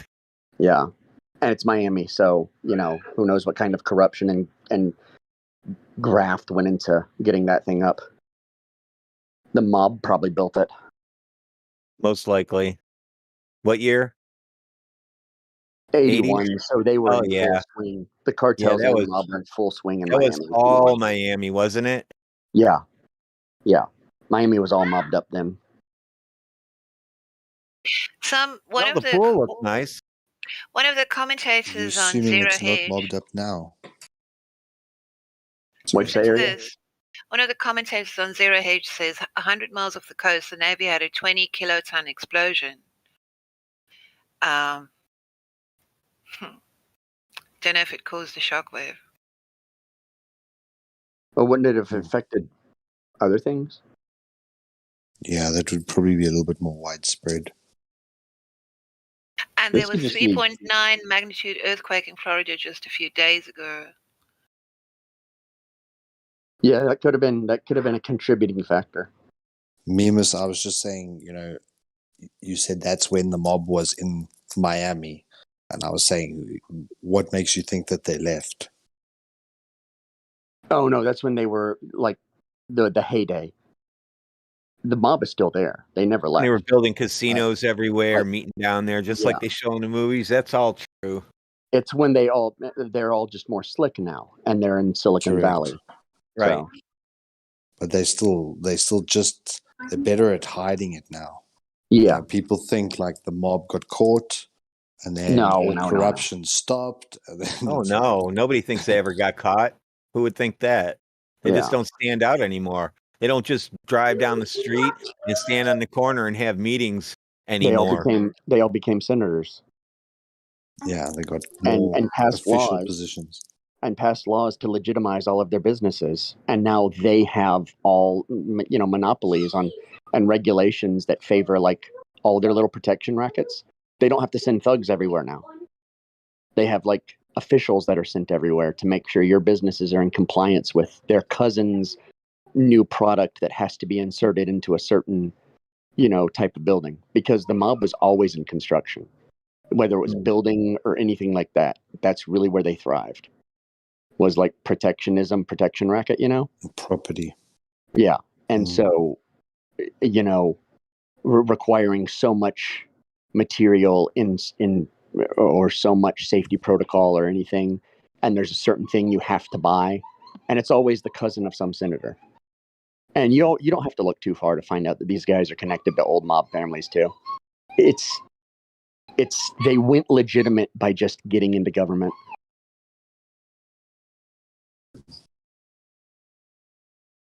Or the government was molded to suit Now the their ones that you see on the street, those are just like the street guys.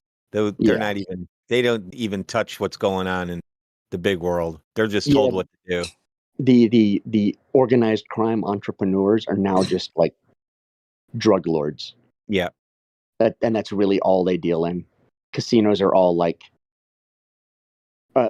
quote unquote legit because the guys who spent all those years building them through the mafia got into government and made them legit.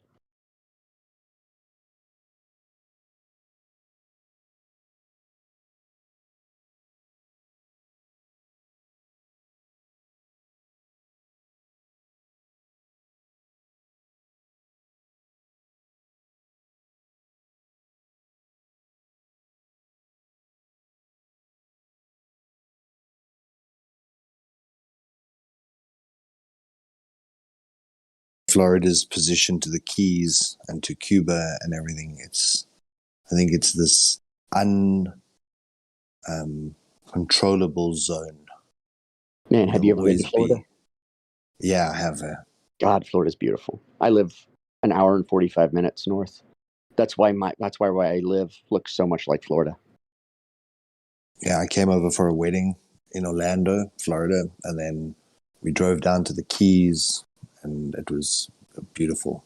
Yeah, Stayed in Miami for a couple of weeks. Ocean's like blue Gatorade. Yep. It's like a cartoon. It's so beautiful. And it was before I was a flat earther, and I was staying in one of these high hotels on the beach in Florida. And it's like you look this side, you got the ocean, and the other side you've got I don't know what you call that thing. It's like an inlet or a dam, or like you have to cross that bridge to get to Miami, the island. Oh yeah, the causeway. Yeah. So it's like you got water if you look out both sides of the balcony. And I found myself just standing there looking at this vast horizon that stretched, which looked like forever. Just water all around you. And when you discover flat Earth, it's like, wow. It's easy for me because I grew up on the coast, on the southeast coast, like Florida and Georgia. So lighthouses and marshes. So I was used to seeing like really far anyway. So it's like, oh wow, that's why I could always see so far. But the humidity there is something else. Well, now in where I'm at in Savannah, the humidity's higher, but in Florida, the heat is higher. Like Florida, the heat. Jesus, the heat in Florida is off the charts. Some days. I don't know how you guys can deal with that heat. I like Ohio. I get that. Right now it's 86 degrees outside. That puts me right in the house. Well, you know what we call you. You know what we call y'all, right? No. We call y'all snowbirds. Oh. Y'all fly south for the winter. I know people that do that. I prefer. I mean, I guess you guys do get 70s down there in the winter. It's nice. Oh well, I mean, you know, January's like this. You wake up, it's 14 degrees in the morning. All right. And then you're in, 45 degrees by the afternoon, which is pleasant. And because it's high moisture. So it's like feels warm almost, but it's 45 degrees. I was in Vegas when it was 112. That's not fun. Oh my God. It was 116 here one year with 94% humidity. Oh, how can you can't even move, can you? No, you just sit in water. No, here's what you do. You have we would wear sombreros, big giant straw hats, and sneakers and just little tiny short shorts and our tool belts, and that's how we would work. You'd have to. Yeah, that's how we worked. We were practically like nude workers, just little short shorts and sneakers and a sombrero. That's how we worked. People would pay good money for that shit. Yeah. So that whole thing went straight down. Look at it. Where is that meme? Whereabouts do you stay? See, he posted the before and after photo, Roger. I'm in Savannah. It's not three little pillars holding that up that fell. You say Ohio, yeah? Me? No, Mimas. I'm at where I'm at right now is about 12 foot. 12 foot elevation.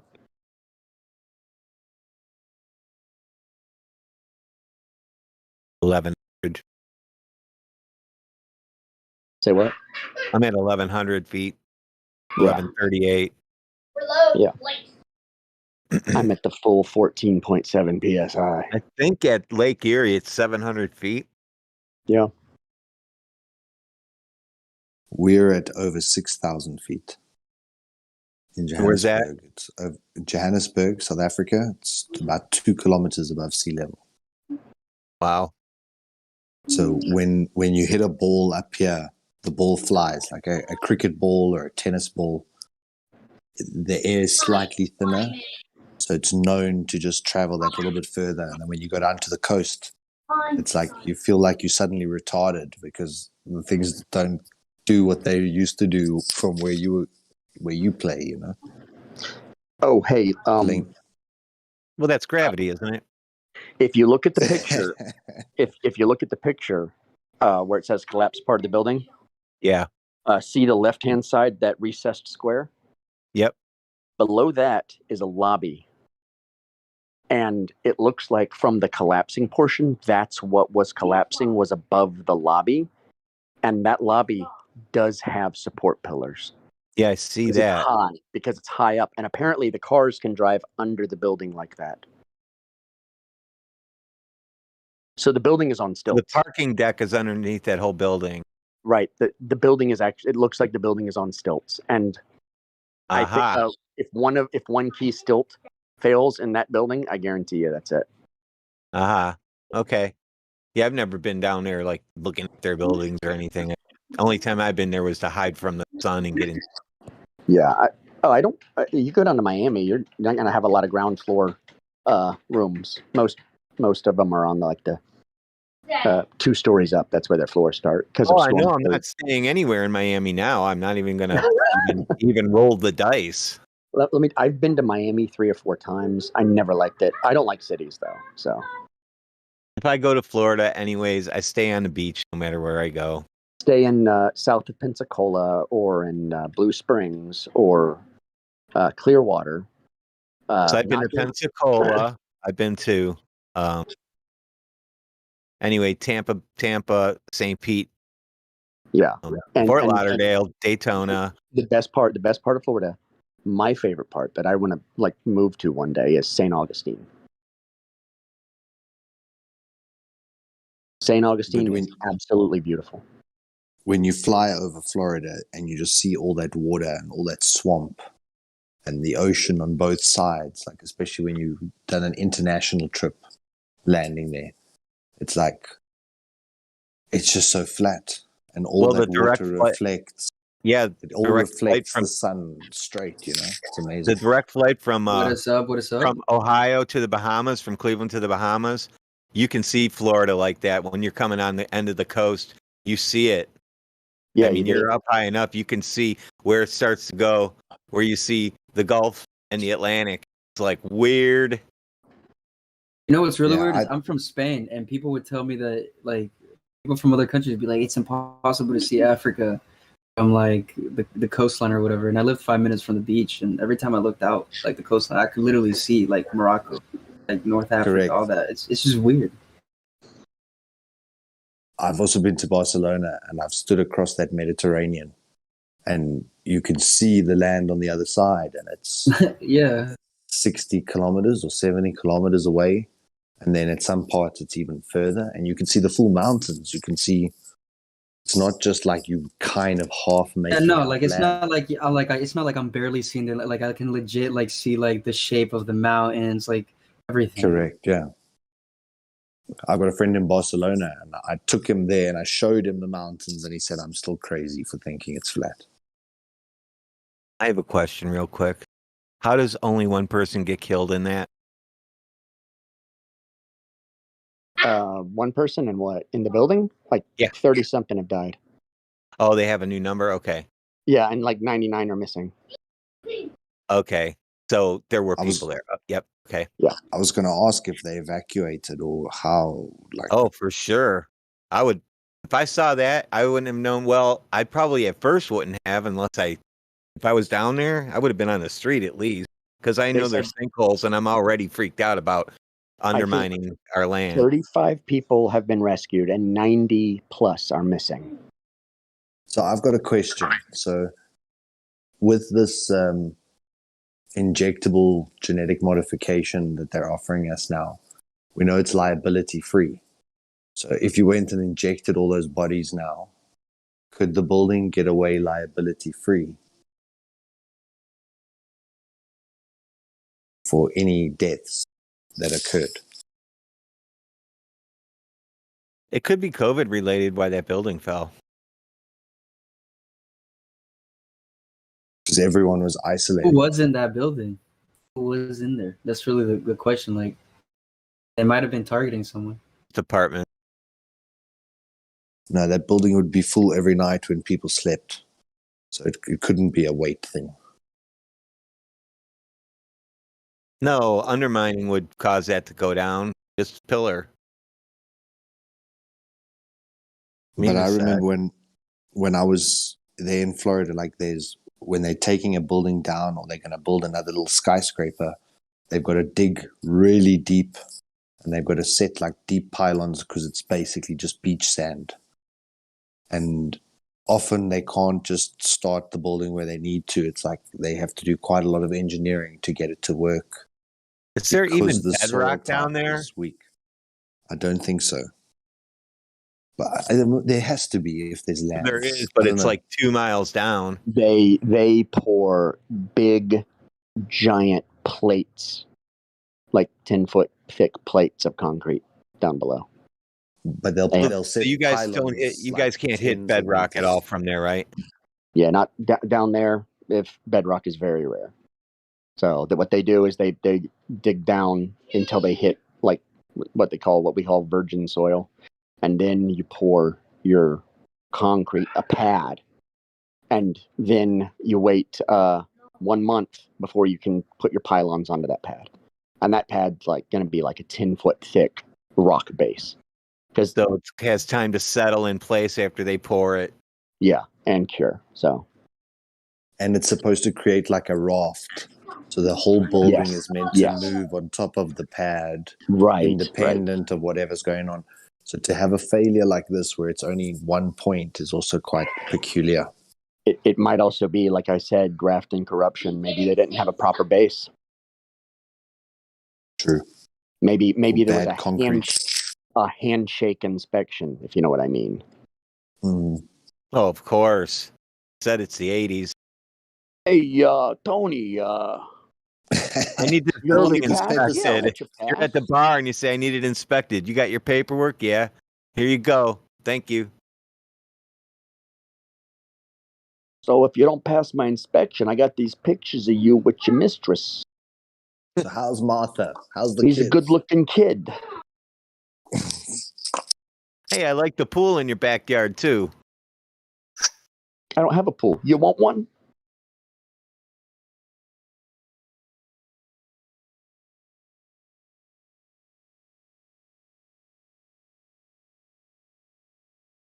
Yeah, they could have used just crap for a foundation and just covered 3 inches of concrete on top of it. I will tell you this. For some reason, hearing that this thing collapsed and then seeing that it might be structural is actually really embarrassing. Yeah. Like personally, that's embarrassing because that's Chinese. That's a Chinese accident.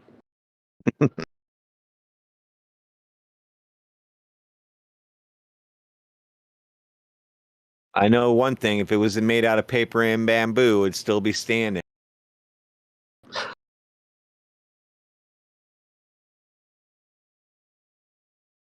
That's true. Like those guys who go through China and they're filming and they're in one of those ghost cities, and they just hear things falling, just constantly. Things are just constantly falling. But they got abandoned cities out there. Like, are they big cities? They're not abandoned. What it is they build them as a base for, as like, that's where they derive the value of their money, is busy work. Wow. That's why I always say their economy is a paper tiger. I don't know why anyone's scared of it. Their economy is literal make-believe. You cannot back money with labor. I know our China plant loves us. You get paid the same as us.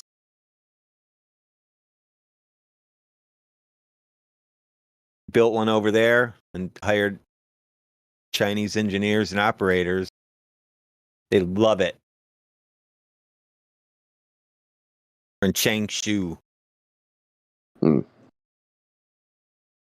only where you're going to find good Chinese engineering is in Africa. Oh no, they are definitely backwards engineers, even our engineers over there. But they did say that they've learned so much since working with our guys. You know, the best Chinese engineers are in Africa. Why? Because that's like their. Oh, you don't know about that? It's a prerequisite condition. So what the Chinese do here is they move into a country, they open a bank, and that bank finances any Chinese projects to be done on the continent. And then there's a process whereby they say that they'll only do the construction if they get their own teams, their own laborers, and their own engineers, because to try and train the indigenous African people to do what it is that they want to achieve is impossible. It's impossible. too frustrating. And they literally are racist. Like, they say it as blunt as it can be. They don't sugarcoat anything. So effectively they say, we'll give your country maybe $4 billion of investment. We'll help build bridges and roads and all this stuff. But we're going to bring our own teams in, and effectively, normally those loans swell due to interest and then eventually become no longer to be sustained or paid or whatever the term is. And then effectively the Chinese can reclaim that asset. So all throughout Africa now, there's projects and even whole territories which are now fully Chinese owned and managed, with their own people on the ground doing, like, we've got insane resources in Africa. Each country has either gems or minerals, and now we've discovered oil off the coasts of most of the west side of Africa. So there's so much untapped potential. The Chinese are investing heavily to take over the equity. They want the land. So the point is that they offer this really struggling African country, which is maybe in like $200 million debt. They offer them a loan of $700 million or $2 billion or $5 billion, so that it's so astronomically larger than what that country could service, with the intention for them to void on that commercial agreement so that the asset gets forfeited back to the Chinese. And that's always in all of their conditions and terms. So it's quite a scary thing. Tanzania now is basically China. If you look, China owns the roads, they own the fuel systems, the fuel networks, the electrical plants. They own. Who was it that had a man? Whichever president was there would get obviously a beautiful golden handshake of $200-300 million personally. How do you own a road? You build it. It's And the then piece say of what? paper You're not that allowed to says use that it? you own the land and you can now establish a toll on it. Yeah. So I think Africans are going to find out very quickly that the Chinese don't have white guilt, and it's going to be very difficult to come back from. None of it. Oh, I Zero. get what In you're fact, saying. In fact, they have quite the opposite. Yeah, they sure do. They are supremacist in every sense of the word, and I don't mean that in a negative connotation either. They just believe that China first and Chinese people first, and that's just the way it is. Why would we do anything else? What are you Westerners? You're retarded. Why are you hamstringing yourselves? And it's such a double-edged sword because they're super efficient. When they come in, they change things for the better, like a lot of good gets done, but there's this nefarious intention. It almost 100% of the time ends up that way, that they now own that asset. They actually own the mineral rights in a country that's not their own. So it's hectic. It's not their own at the moment. But I guess it's akin to Anglo-American and De Beers and all these other Britishly run companies that have owned like the diamonds and owned all these mineral resources because they brought incredible investment to the country. I had a South African client. His name was De Bruin. He was a diamond miner. He had a door from the Crec de Chevalier in his house, and foo dogs from China, and over $1 million of decorative concrete in his yard. So it's unbelievable. Like in South Africa, we've got mines everywhere. Yeah. And in terms of what they can output, the numbers are. It sounds like insane sometimes. Hundreds of millions of dollars per month. Here's my question. Minerals. And I've genuinely got this question. Like they said, hey, we're going to fight and we're going to end apartheid, blah, blah, blah. How come the diamond mines didn't change hands? How come they didn't nationalize those? There's been always a small faction shouting for nationalization. It's now been termed land redistribution without compensation. It's communism. Sounds friendlier. So, well, that's the thing. Of course, they can come and say that they're reclaiming this land and they don't need to pay you for it. And then they're going to give it to the rightful owners. And when you look back at the history, the white man introduced documentation. And how you're going to prove that you own land is through documentation. So generally, the white guy would bring the contract and say, just scribble here. Okay, cool. Now I own this land. This paper says. Yeah. But before that, it was known that all of this land belonged to one king, and he then looked after his people however he saw fit. Yeah. So there was never like an individualism from a tribal side where people would want to rise up and lift their own lifestyle. They would ask the king to please make their life better. So it's such an antithetical. It's completely opposing to like the Western individual-driven, capitalistic. Okay, I don't have the service. It's a needed service. All right, I'm going to start a business to provide said service to the community and see how it responds. Like that kind of innovation was brought always to the continent from either the West or the East.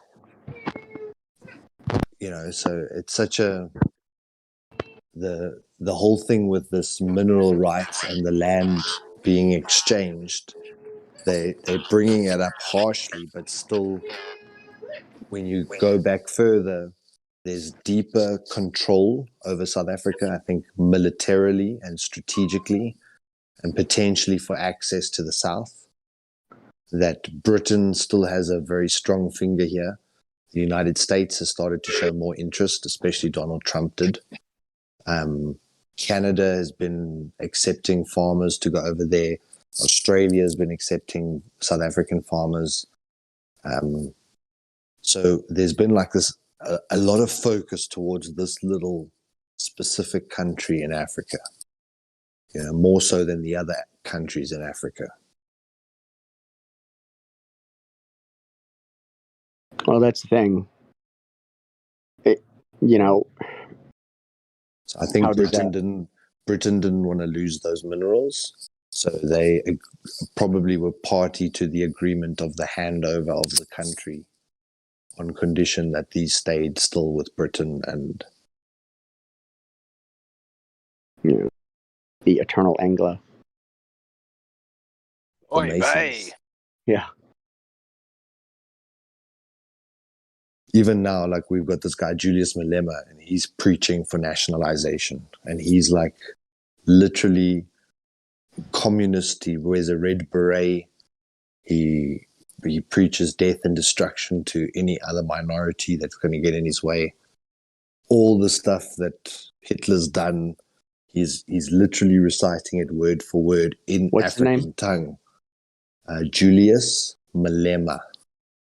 Malema. Malema. Well, that's what happens when you get that hardcore, like, jungle tribe religion and then mix it with, like, communism. God, and that's then frightening. what you find out is that his political party called the EFF, the Economic Freedom Fighters, because everything's a fight with them. Everything's about a battle against your enemy, But when you look, they've all got white funders from Europe. White. And when he travels to the UK, then he met with like the Freemasons. So he made a couple of comments about Freemasons, and then suddenly got summoned. And when he got back here, he's like kept off of Britain, and he's made it more just about white people.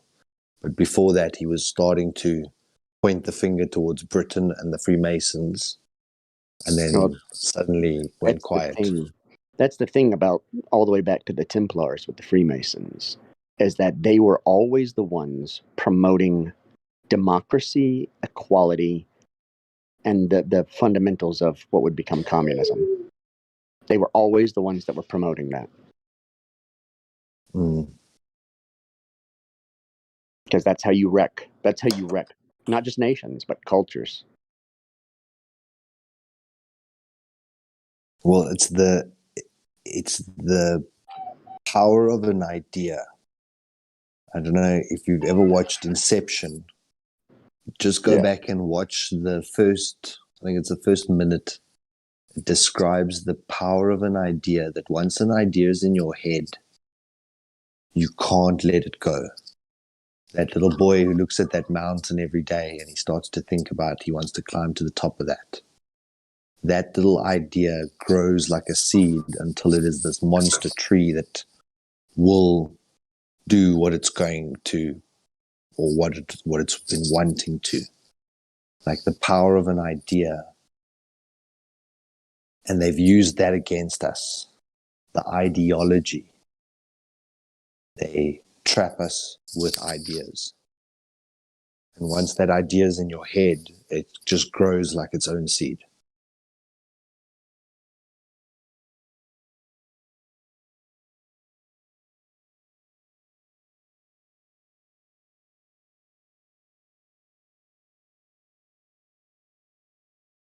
And in Inception, what they want to try and do is manipulate the idea and to implant an idea into a target's head to get a certain response from the individual.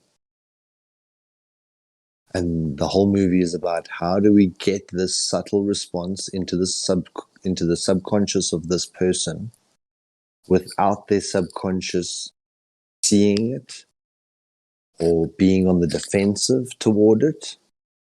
So how do we implant this idea into the subconscious? Because an idea is the most powerful. And it's exactly what they've done. It's exactly what they do about everything. They understand us better than we'll ever understand ourselves. They've been studying us for hundreds of years. How to manipulate my slave population.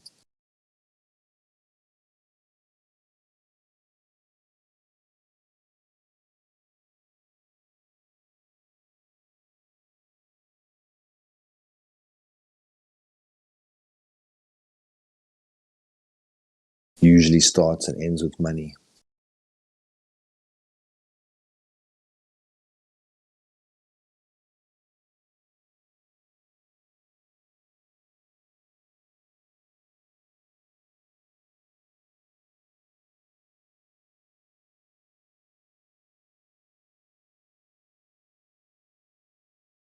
And bad ideas grow into bad fruit. Good ideas grow into good fruit.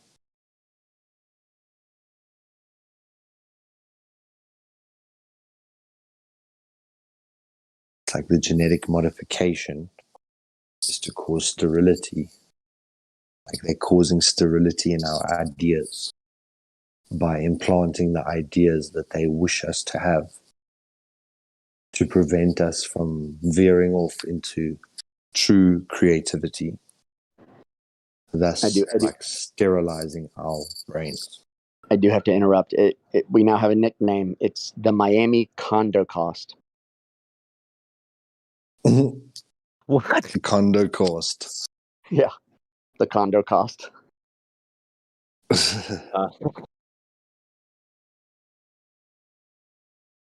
For the oven.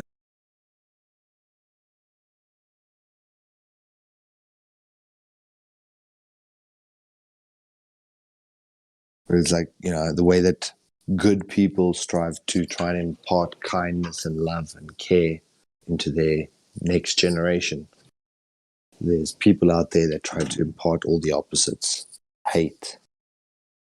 The enjoyment of other people's misery.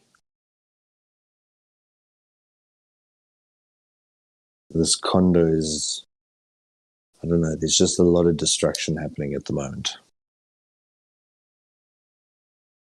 You also have to That's consider true. that there's been a certain rebranding of the word hate. So nowadays, if you say that you have pride in your nation or your people or whatever, that's seen as hate nowadays. I don't really know how that can be possible because you're not really talking about other people.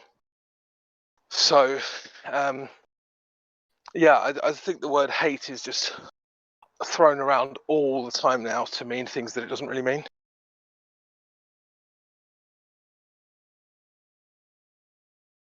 Well, there was something I saw glancing through on TV. I think it was this morning before I went to work that they're talking about the woke generation now, and how they're going to handle that.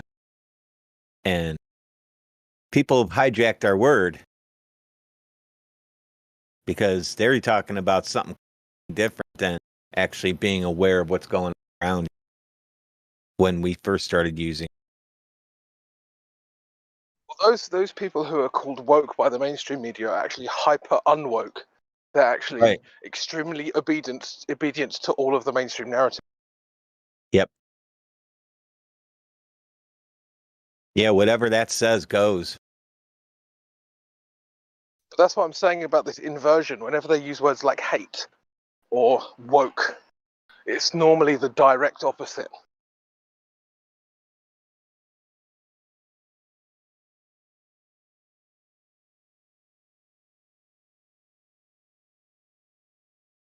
I think it's very true, like the word diversity.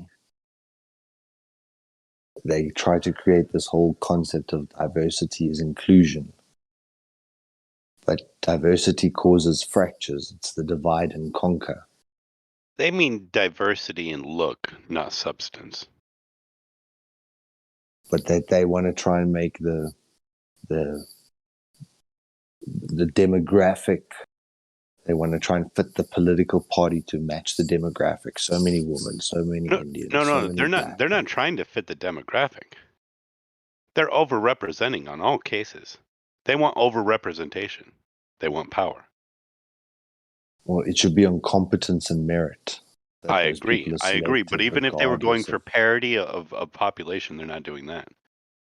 I actually disagree. I actually don't think that merit should. If you're talking about, well, it depends what you're talking about, really. So if You you're talking don't about, say, think merit? well, it depends what you're talking about. So if you're saying like a country's people should be allowed only to survive if it's like on merit, no, I think that those people deserve to survive regardless. Actually, No, I said the politicians. I meant the politicians. So the ones at the top should be selected on merit. That's very difficult to measure. Maybe that's also Like true. Because how would you you've even never say done this that job. politician is? Sorry. Is honest. This is a good one. No, I'm just saying, how do you even measure that? Yeah, like what is a good politician? You've never been that politician before you become that politician. So, like, right? How can you benchmark someone who's never been in that role, managing that kind of budget, that many people? Yeah, that's a good point. Sorry about the beeping. I think, but that's why I say like merit, because then you'd see, okay, they have managed 100 people. Yeah, based on their past performance. Past performances would dictate the future. You know, that you could say, okay, 4 out of 5 of what we need, this person can achieve. So therefore, they get the role. But it's often through nepotism, or the friend of, or the cousin of, or the nephew of, or and then this overrepresentation, or this drive to have complete equal demographic, where you start firing. I almost never see people, or I almost never see the enforcement of diversity come to parity with population. It always goes far beyond representation. Well, I think that this whole thing with Biden and Kamala, I think the whole ploy is that he's going to be ruled out as unfit, and she's going to take office, and it's going to be so so historic, because she'll be the first black woman president. And, there's this whole plan, president, and they try to push Hillary in, and they used all their media might, and that failed. People saw through that. So they had at that time, all the sitcoms were showing Mrs. President, and like every program had a female president, and they were pushing this idea so heavily to see if they could get the people to vote that way. And now they figured out, well, okay, we'll just pick a decrepit old senile man, and then we'll take this person who's, when you look at her rise, she's also been favored quite heavily by some powerful men. So it's to me, it's transparent, but it's the whole thing, like, there's been too many men presidents. Now we must just have a woman one. Now, is Biden the most competent person in America to lead America right now? Really? Like, hell no. No, I think everybody knows he's not. But he was the most popular president. He got more votes than Obama, apparently, etc., etc. That's the thing. Is even Trump got more votes than Obama in that election? Everybody got more votes than the most popular president ever elected. And when Obama was elected, I remember, like, worldwide there was excitement. The first black American president. You were setting such a statement. You guys had Only such in a positive establishment media. outlook. And then, but it's the puppetry, because now I was listening the other day, they were playing the clips of Donald Trump before his election. He was talking about there's too many injectables for children. He was saying that he personally knows children that are damaged by it, etc., etc. And then right after it, he's then saying he's pushing warp speed, he's making it go through. They're the greatest thing in the world. And when you see every president, it's been the same thing.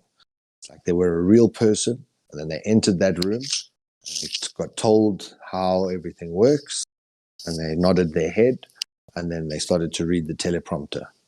And it's like, that's it. But with this whole Biden thing, like I say,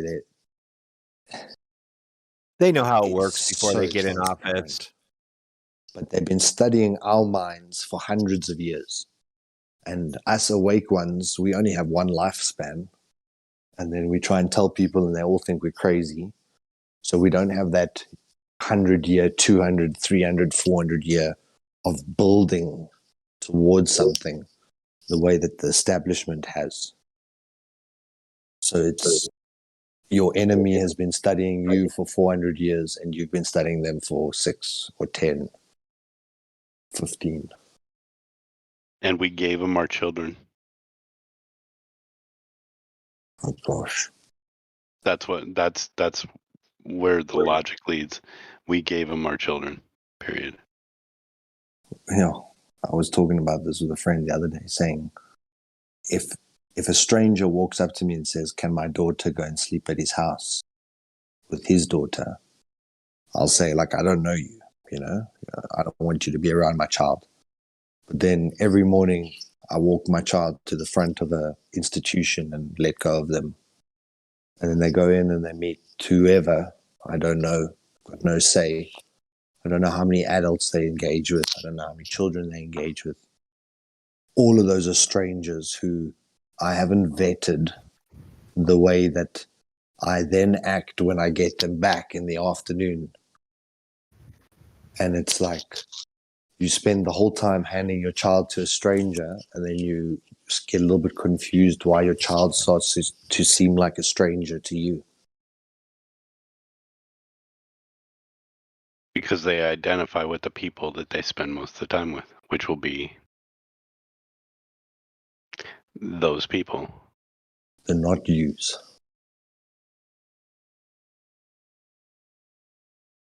Yeah, they're not yous. Exactly. Teaching that you're the bad person because you're stuck in your ways, clinging to your Bible and your guns. Mm.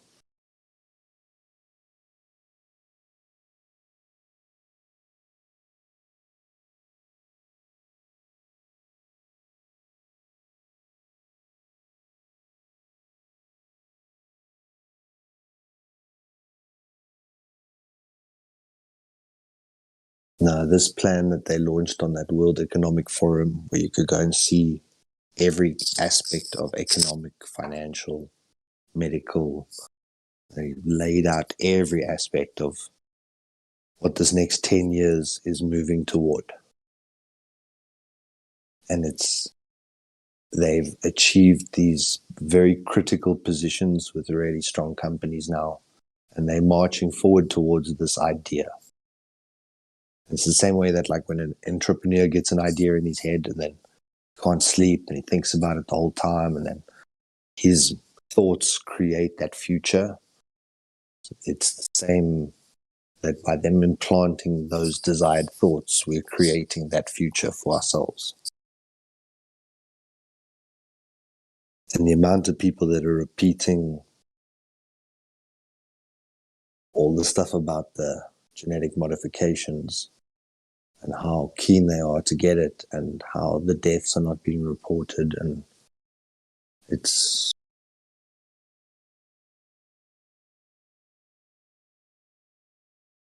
like when you watch those fishermen create a ruckus or a disturbance in the water on one side, and then the fish are all heading towards the net. And they've got the net in place, and they make a noise on the other side.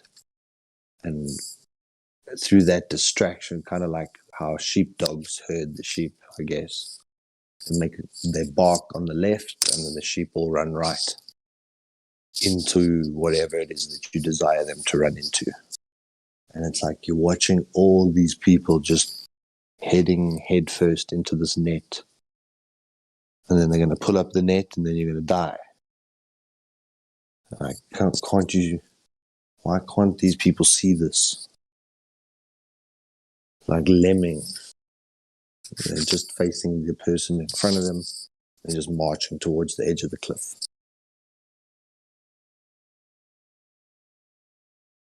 And when you tell them that they're about to kill themselves, then they hate you for it. And then still go and do it anyway.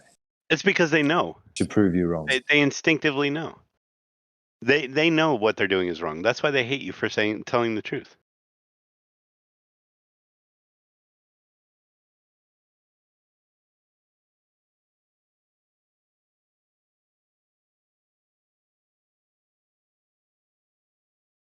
You make them have to face what they've been denying, which is the obvious. When you speak the truth.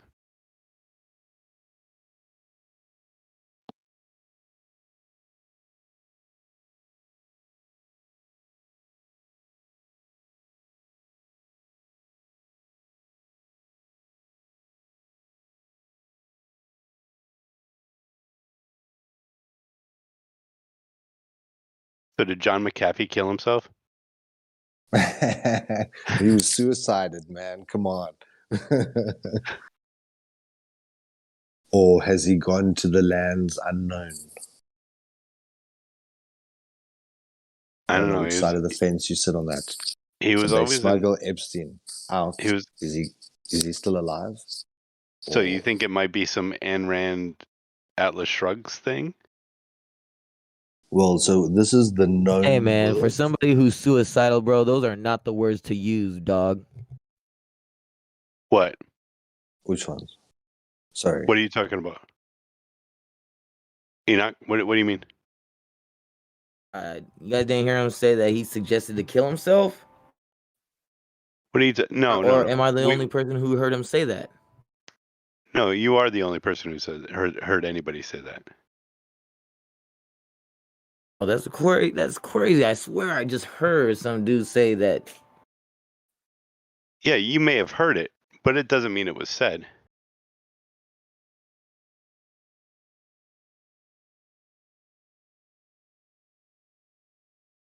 You can pick and choose what you want to hear, but that's not what was said.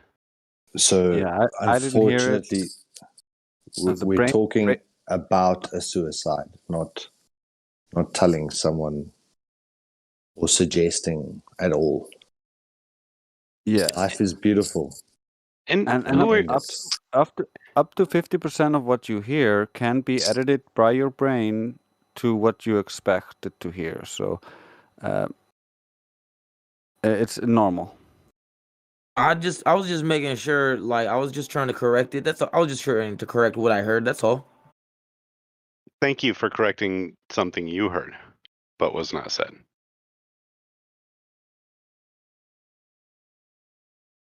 Yeah, we would rather not have a misunderstanding on this.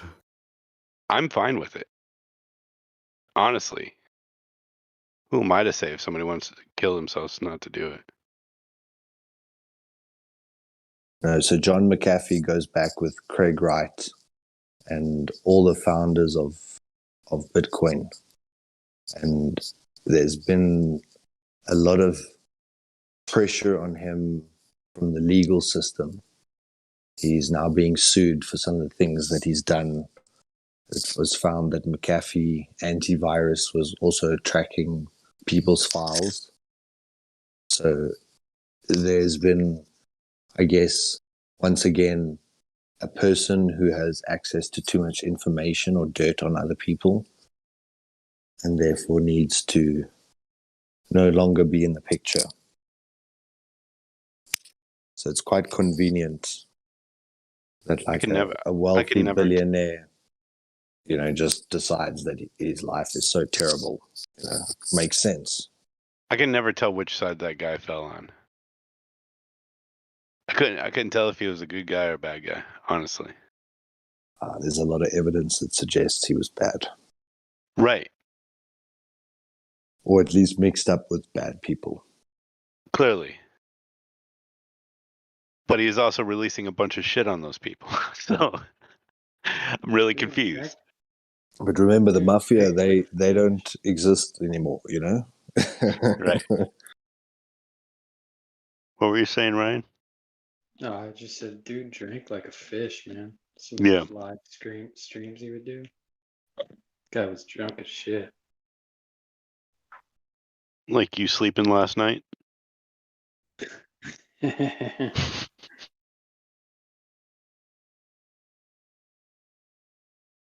Sorry about that. Does that happen often to you? Fall asleep on us?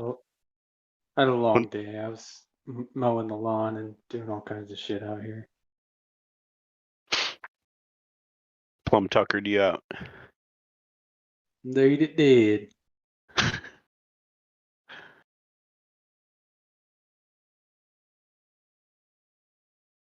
Crypto, what do you think about John McAfee? I don't really have an opinion, to be honest. Is that why you didn't say anything? Yes. Fine.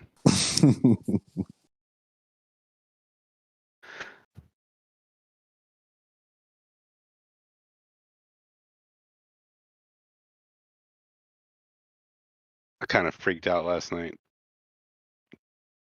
Called everybody in the server a bad name. Because they wouldn't shut up about how bad white people were. Fucking. Oh, I love that. For half I love it white when people take. I love it when people take the programming from the mainstream and then just say it again and think that they are somehow like different from the mainstream when they say it.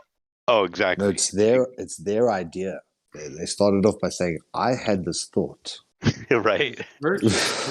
Their words they use are not their own, but yeah, they had a thought.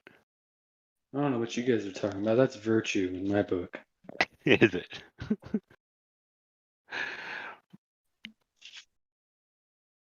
Well, I just I round that all up as like whitey is badism, because it doesn't really matter like how they dress it up. You know that they're full of this kind of sophistry. And self-hatred. Yeah, well, I mean, it's either self-hatred or it's small hats pretending to be white people to shit on them. So I agree there's a lot that of that Michael J. Smith and Bong Sao are both Jewish. Oh, are they? Yeah. Well, The Bong's a crack up. He's a crackhead. Isn't Bong's wife white? No, she's one of those natives from New Zealand. What are they called? The Maori. She's Maori, yeah. Huh. But I mean, Bong's half white. Oh, I thought you said his kids were half white. Doesn't matter to me really. Like people can do what they like really, but I just don't understand why like people will shit on white people in the very same sentence as being against hate. Doesn't make any sense. Yeah. Why do you guys always have to see the glass as half empty or half full? Eh? Half white. What do you mean? Well, like half white or half black? Half white, half black. Who cares about the other part? I'm saying because it's the topic of conversation, he's half white. Yeah. What's truly amazing is that the genetics shows that just 3 generations of black breeding with white leads to a fully indigenous end result. So just 3 generations.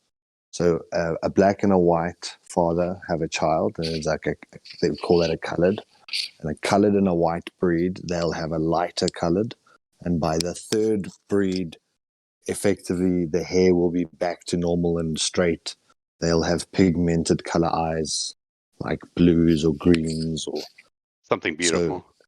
But it'll just be like a typical Caucasian, and then the opposite occurs. That if you take the white, you take the colored and you breed it with a black, it gets darker and darker, and on the 3rd generation, it's fully indigenous. So it just takes 3 generations, and you wouldn't even know that like your great grandmother was the actual opposite color Isn't to that you. crazy? Um, Nuts. so it's quite a strange. And then you see a lot of white people have pure black children, and it's because of that throwback ancestor. And no, it's because Tyrone next door. Possible, truly possible. But Combo that You've with been a watching throwback too many. ancestor, it's more likely. Yeah, Deus, I think you've been watching too many toothpaste adverts, mate. No, I don't. Bro, I haven't watched any that that was too funny, bro. Because that kind of stuff doesn't really happen in the real world. He said it's Tyrone next door. But you know, like here, there's a lot of this white guilt, specifically South Africa. Yeah, it's and you horrendous. get a lot of the millennials, white millennials, who preach that whites are the problem. Like To be whites honest, who, he is telling the truth, though, bro. And well, a bad there's not person is the problem. very many And faithful women.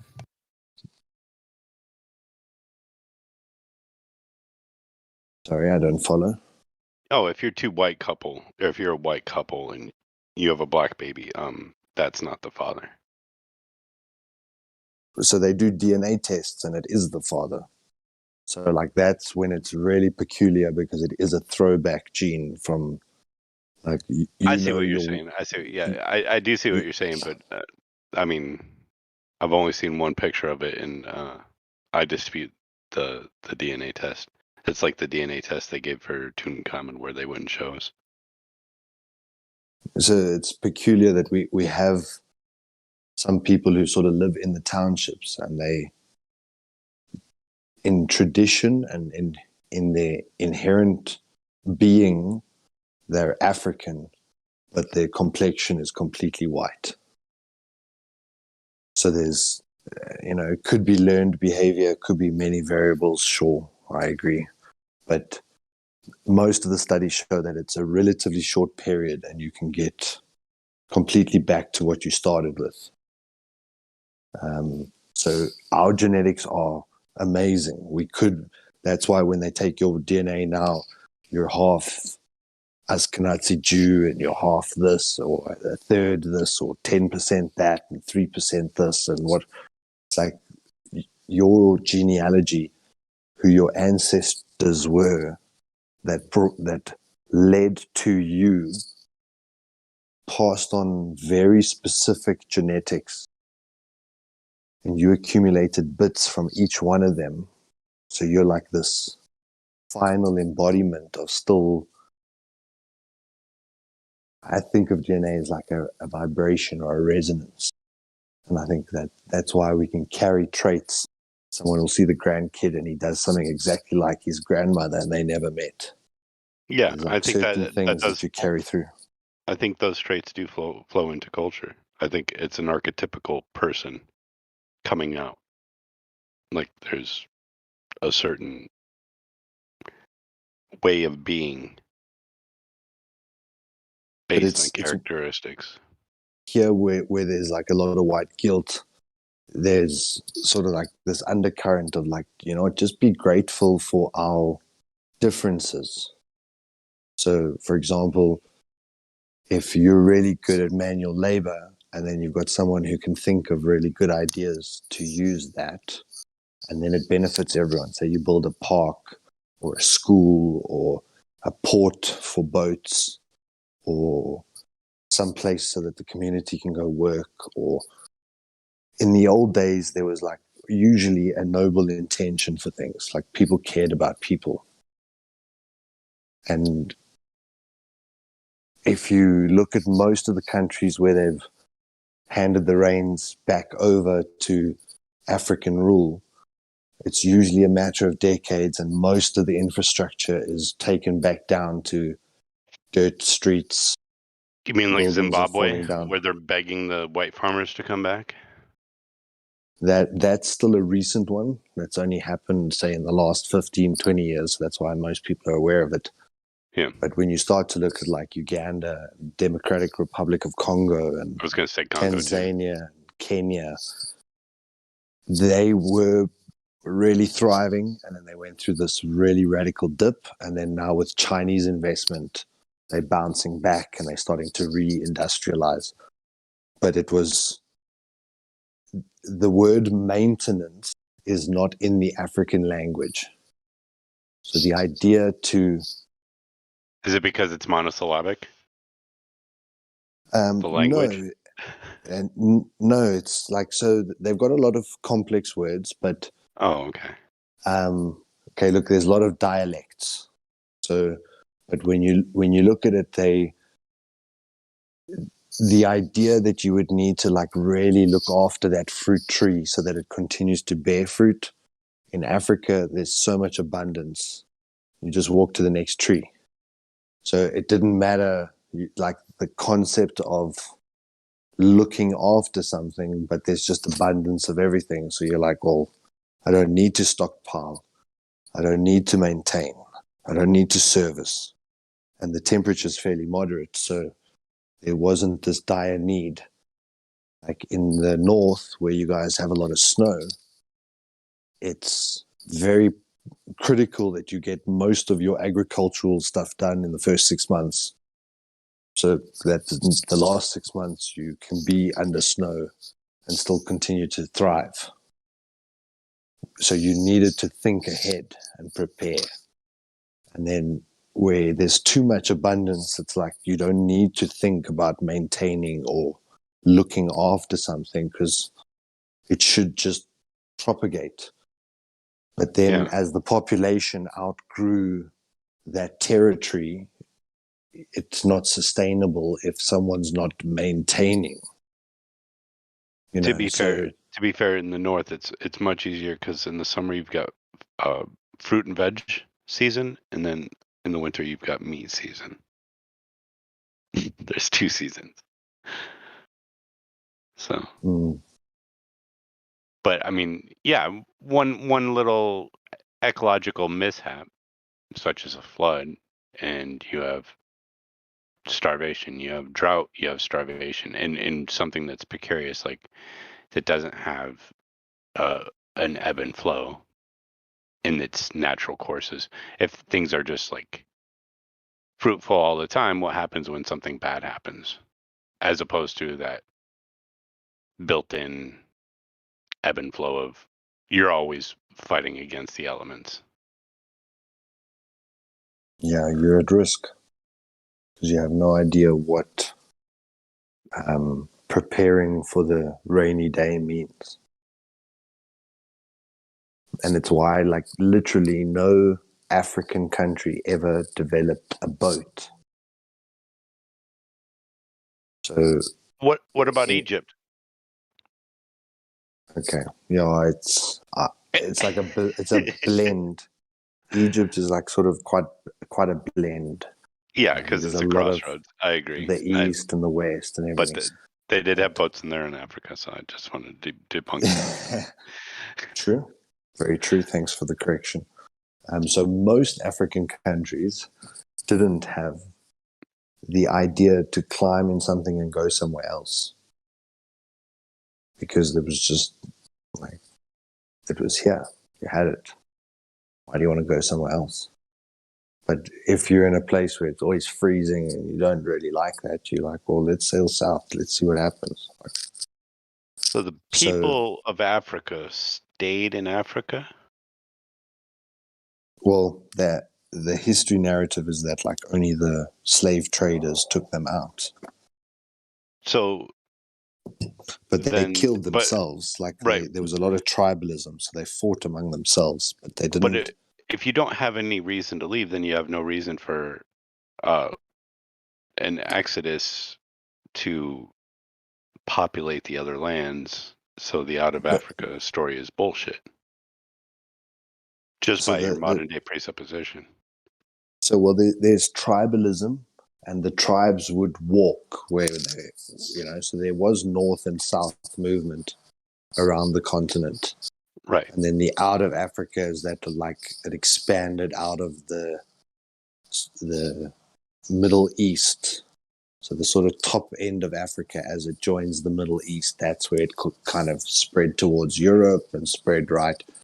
And they've now, with DNA testing, proved that out of Africa theory is completely wrong. Okay, just making sure we're in the same. And now it's like everything's on the table. People are saying that it originated in Ireland. People are saying it originated in Canada. People are saying it was South America. So everyone's trying to prove now that they can find the earliest civilization where that spawned from. But with them taking all of our DNA through these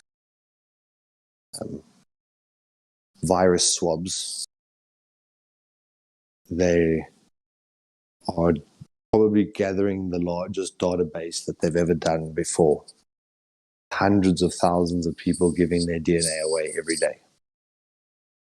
So I think that there's a lot of sinister things going on that are masked that we have no idea even what's going on.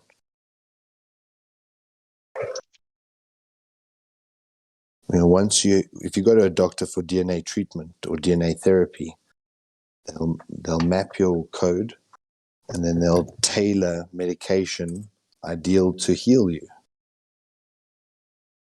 But then that means they could also tailor medication to also injure you, specifically for you. Just your genetics.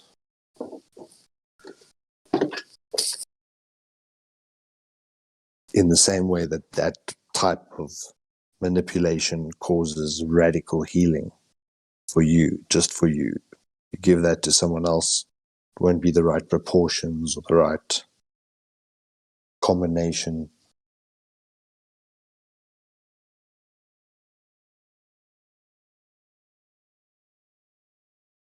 People think it's just a test for if you've got a cold.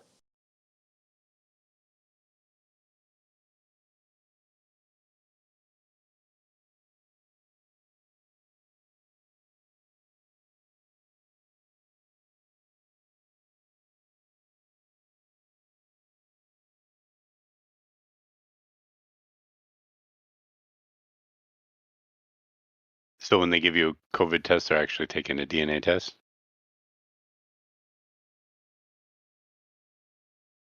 Is that what you're saying? Okay, it's my speculation. I know that there was a news article that said that they were capturing some of them because they wanted to see the differences between the COVID variation on the different continents. So, you know, always noble intentions why we're taking your DNA and then mapping the DNA of what we think we're trying to find. But it's really, once again, if you were collecting data on your slaves, would you let them know how much you're collecting on them? No, why would they need to know?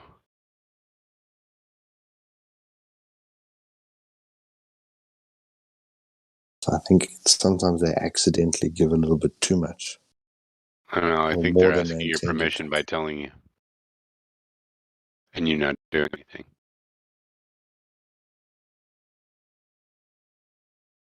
The whole silence is consent thing is, I think, one of their favorite games. Because, you know, think about it, like how are they finding these different strains on different continents and all this stuff? They're doing a lot of tests. Because they have the receipts. Because they made it. And they now have your genetic material. And like if I was going to do a study, I would want to control. So at first I'd want to see what your DNA was before. Then I would manipulate it, and I would want a second swab to see how did the first treatment react to your genetic type. And then I would want a second dose, and then followed by a third test to see the progression of the damage, but also how important it was to have the baseline, to see what you were before we started to tamper, to fiddle. You know, that actually, that correlates with some news I heard the other day that 4,000 people in a state who had been who had gotten the DNA manipulation shot tested positive for COVID. Why were they testing for COVID? Because these cases they weren't sick people. They were just they tested them for COVID after they had gotten the shot. And did they mention which test that was? No, because there's a different test you have to give to someone who's been vaccinated. Because once you're vaccinated, the test that they're using on everyone else with, I think it's 27 times multiplication, or maybe it's 30 times. Effectively, they're taking the sample and magnifying it and enhancing it, almost like doubling what was there, and sometimes inadvertently growing contaminants to look like they're actually the cause. But when you're vaccinated, they have to use I think it's 18 magnifications, because anything more than that always gives a positive result. So if they haven't administered the second test for the vaccinated, then it's not an accurate test. Yeah, And that's called a cycle threshold, what you're talking about. That's right. That's the word. How many cycles? So they keep cycling this thing and causing magnification of the sample, or multiplication of the molecules in there. So it's like a breeding program for bacteria to see what bacteria grows. And that's not necessarily saying what is inside you, but the fact that they've now developed a second test for the vaccinated could be that they want to capture more data. It's like with a blood test, you tick the boxes as to what you want. You want drugs, you want to test for drugs, you want to test for like STDs, or you want to test for anemia, or you tick all those blocks, and they can do whatever test they want. They just need to have a sample size large enough to be able to run that many tests. And then they're putting this giant swab down everyone's nasal cavity and collecting as much sticky mucus as they can. Like, if I can breathe this onto someone, why isn't the device like a little handheld breathing monitor? And you say, sir, please inhale here like a breathalyzer, and then it would tell me if I have COVID. Why do you have to do this incredibly invasive thing about tickling your internal nasal cavity? That when you go and look at how they collect DNA, it's in the nasal cavity or in the mouth, on the cheeks. That's also where there's a lot of DNA. So, yeah, it's just, and when you say even this kind of stuff to a medical person or a medical practitioner, it's like they just look at you with that blank stare. Like, are you trying to tell me that there'd be like databases out there that are trying to collect your private personal information? You mean like a smartphone? You're like, have you heard of Snowden? Like, he blew the whistle that every government was spying on every single citizen, had to leave his country. Like, it wasn't even speculation. He released all the documentation in WikiLeaks. Like, don't you guys remember? Like, how short are your memories? They are wanting to spy on you and manipulate you and corral you and reduce your numbers. Now, I guess I've been doing it for about 3 months now. When I'm talking to somebody and we like share information, I'm like, "Hey, do you have your tracking device on you?" They're like, "What?" Your smartphone. You have your smartphone on you. You're tracking your device. It's pretty. Yeah, but I've often said to people, like, if the government said to you, okay, I would like you to carry a device It's going to give me your GPS location all the time. It has the potential to record your conversation. And, potential to triangulate and all these other things. I'd like you to carry this device with you every day, please. It's for free. You'd look at them and say, piss off. What are you trying to do? So then they sat down and they're like, I wonder if we can get these dumb people to buy it. So this thing costs $10,000. Oh, it tracks your location, and it can also turn on a camera to watch you and can record every conversation. Siri's always listening, and et cetera, et cetera, et cetera. But you pay me for it. All right, cool. Where do I sign up? Why? Because it can take pretty photos. Get yourself a camera. I say while talking to my smart device. You have Discord on your phone? Yeah. I would never do that. We got it on one computer and one computer only.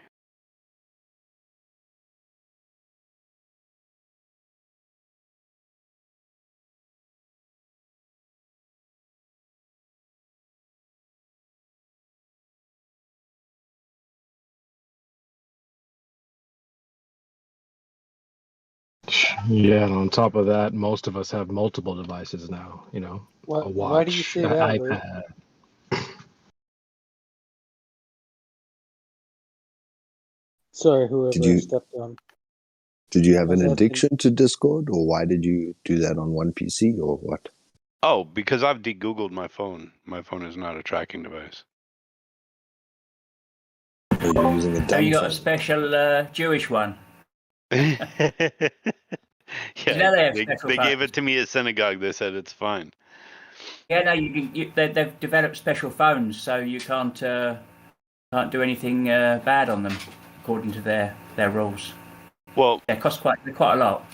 No, it's not that you can't do anything bad on this phone. It's that anything that reports back to any service has been torn out. Any service that needs reporting back to is spoofed and behind a VPN of sorts. So any telemetry from this phone, besides the one that the cell phone service itself can see, just like any other mobile device, but it doesn't send anything back to Google. It doesn't send anything back to any of these other small places that report back to a more central data. Is it seriously called Get yourself a kosher phone. a kosher phone? Is it seriously a Jewish Advert in the live stream voice text. Yeah, it's nothing like that. Is it something that's possible to do to most phones, or is it pretty tough? I'll hang on a second.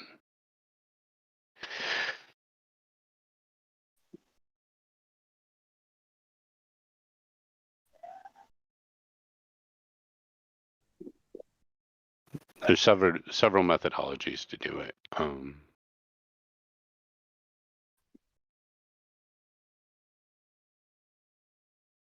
You can buy one apparently, but why would the powers that be? Why would the kings and queens want to de-enslave their slaves? no, this isn't from the powers that be. This you have to do this yourself most of the time.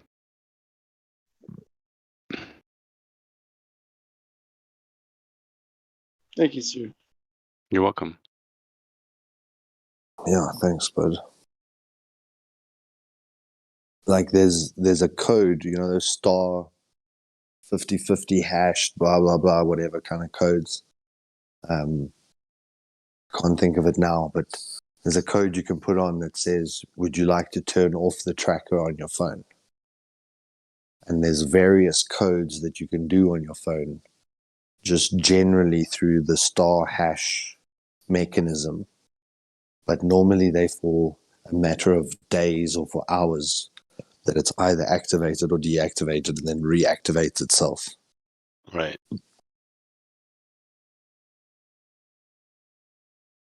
So can you still get internet on your phone? Yeah. My battery lasts for like 3 days too, so because it's not constantly reporting back to all these data collections.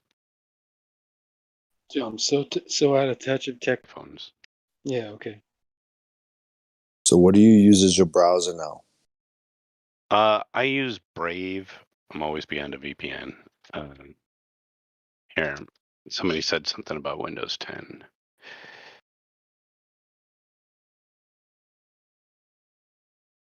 Because, it's like one of the most simplest things in the world. If you don't like someone or someone's service, stop using that service.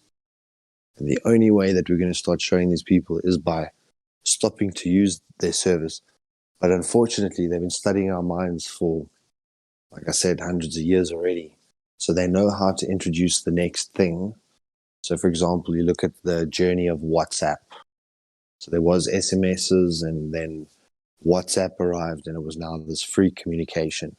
And as it got large enough, now it got bought over by Facebook, and now there's terms and conditions that they can read your messages, store messages, or quote unquote delete messages, but it's still stored somewhere.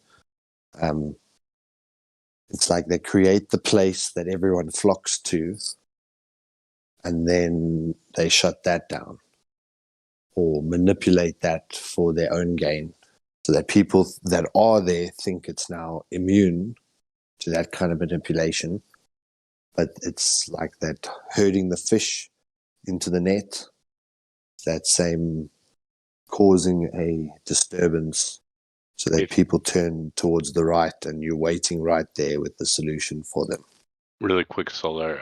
If you're using Windows 10 and you don't want that tracked, you can go ahead and use use this. It's a single line, and you open it in either a command window or Windows PowerShell, and it will throw up a program, and you just click what you want eviscerated from Windows, and it takes it out. Yeah, you might be able to do that with some of the old programs, and you might be able to do that, but with every new Windows update, which they force you to have, He also explains how to disable that as well. What, disable the actual Microsoft updates? Yeah, he says how to get rid of that as well. Wow. Well, let me put it like this. If you read this guy's blog, it goes through the whole how to optimize Windows so that it's right for you. So from the minute you turned on your Windows 10, there was 200 plus things logging onto your computer that you were not aware of. Obviously, you're not aware of that either. No, I'm aware of it. Did you read what I posted? No, I haven't read all of what you've posted. I'm going to though. Okay. I'm fully aware. I'm fully aware that Windows is using. So I've de-googled my phone. My Windows 10 is pretty eviscerated. If you threw out all your digital appliances in your home, then you threw out your TV, your new. Did I say I did? Device. Yeah, I'm just asking a question. Well, you're asking me an inane question that's pointed, and you know that's not true because I'm fucking talking to you. Why would you even ask? There you go. So you're still being tracked. Why would you just limit? Please shut up. The fact is that I'm trying to tell you how to at least live somewhat safer. Yeah, and all I'm trying to say is to you, you're only limiting the amount of tracking. What you're trying to say to me is it doesn't matter, so give up. And I don't really care what you think. Correct. Yeah, correct. Yeah. That's what I am trying to say to you. It doesn't matter, so just give up. Yeah, you're going to be tracked whether you like it or not. 5G is going to track you as well. How's 5G going to track me? Because it's on every lamppost. It's outside your building. I don't have a 5G phone. It doesn't matter. It's going to be face recognition. You're going to walk along the street. You're going to be tracked daily.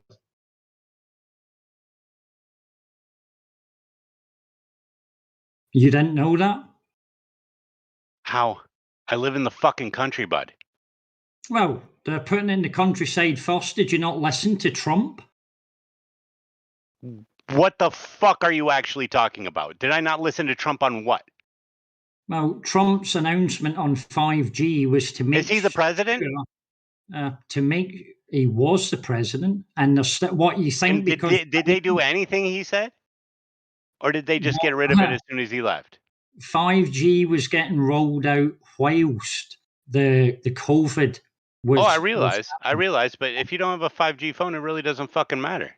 Does What are you talking about? That's what I'm trying to point out to you, Deuce. I'm trying to say to you that it's in the countryside first. They made sure it's in the rural... I don't have a 5G phone. You don't need to have a 5G phone. It's face recognition, yes. How do you not have to have the antenna to pick up the 5G bandwidth without having... And that doesn't even make sense. That's not how it works, bud. Deuce, that's what I'm trying to say to you. The 5G is only the beginning of it, and then comes the 6G, which they're already working on. They're already piloting that in many countries. They're going to be using face recognition, and they're putting it in the rural areas first. It doesn't matter if you're connected to it. They're going to be monitoring every single person's movement and activities, and they're doing it in the rural areas first. They already do that simply through Wi-Fi scanning on your phone. If you have Wi-Fi scanning on your phone, then it'll automatically triangulate your position by the MAC addresses of the Wi-Fi's around you. Yeah. Look, I think you guys are basically agreeing, but you're arguing. Yeah, well, Deuce, all I'm Deuce trying was, to say is... was presenting useful... Wait, just hold on. Deuce was presenting useful information, and some people received that information. You also presented another whole tier that they're going about an even greater plan of control without your consent. Yes. On the 5G, the ability with the sound waves, like they can use sound to map places. So they're using the sound wave to actually create a digital map of surroundings and to trace people's movements. And then they're using facial recognition on top of other layers and layers and layers and layers. But Deuce has a point that he's at least trying to separate himself from that compliancy point. If you don't object, you're being compliant and you're actually agreeing, consenting to what's being done to us. So if we start to get rid of our tracking mechanisms, yes, they'll still have to employ or deploy other kinds of tracking mechanisms, but the more we resist, we outnumber them. So why make it easy? At the end of the day, is my point. Yeah, we can't give up hope. You know, we've got to have a belief. The thing is I don't think technology. I don't think that's what I'm trying to say. Sorry, Juice. Just finish this and then I'm done. Just know that they'll track you no matter what you do. You will be tracked. You can't stop them tracking you because they're doing it. End of story. And it doesn't matter if we are millions of millions. Listen, if Juice went to jail tomorrow or I went to jail tomorrow, not one of you guys would be there. You'd sign a petition maybe to help me. You wouldn't be there standing next to me. So don't kid on that there's millions of us and there's more of us than there is them. The world's in disarray, right? They're going to track you. What's happening, you cannot stop. You can dream about it, but you ain't going to stop it. I'm done. Abracadabra. Yeah, so just to sum that up, just everyone just give up, kill yourself, go fuck it. Don't worry about it. Your words create your future. So regardless of if it presents itself as truly hopeless, you still have to maintain hope.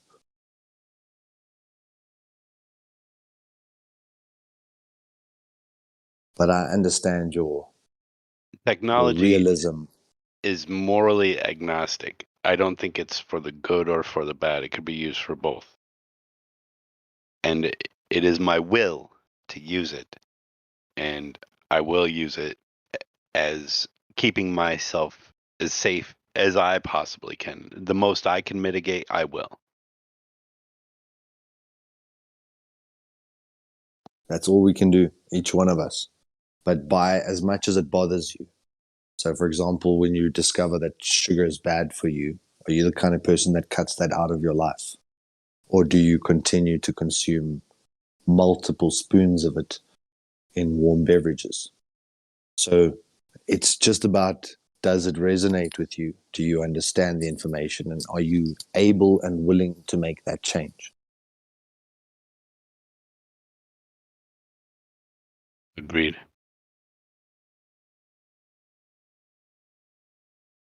But that's just you as an individual. And yes, there is a larger, more sinister plan in effect.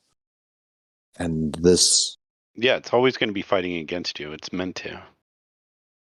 you know, the first discussions about the genetic modification always incorporated some sound frequency, which allowed the cell membranes to become more porous to let this new genetic material enter wherever it is that they want to send it.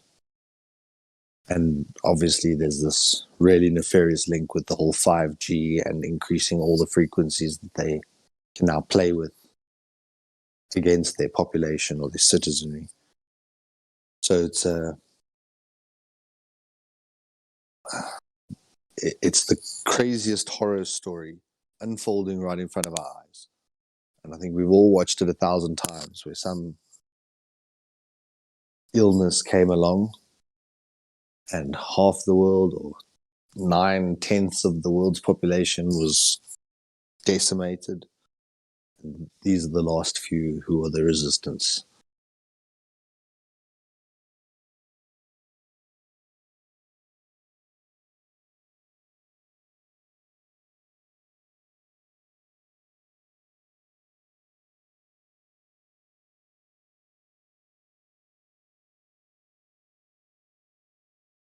And the long-term effects of what's presently happening, who knows? Like they obviously studied the economic models before they pulled the trigger on their actions that they've taken. But they knew the outcome. They knew the increase in suicide, in deaths, in joblessness, in hopelessness, in domestic violence. All of these things have increased to keep you safe. And it was measured before, and it was considered an acceptable risk to them.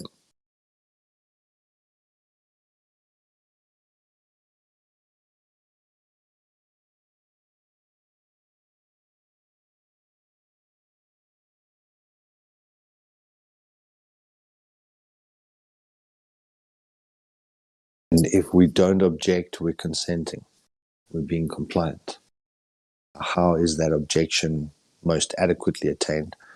Yes, if you end up in jail, then that's not a productive use of your resource. So it shouldn't be a desirable.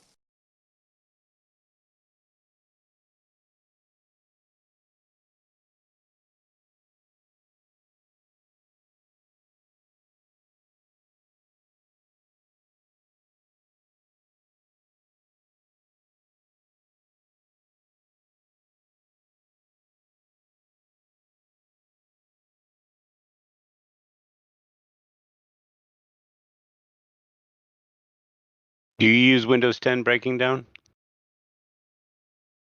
Yeah, I've got no choice now. Yeah, I tried. I use a desktop that's Windows 7 because the system on it I can obviously do myself, but the new laptops don't even allow you. They've not got the engineering in them to put them back to Windows 7.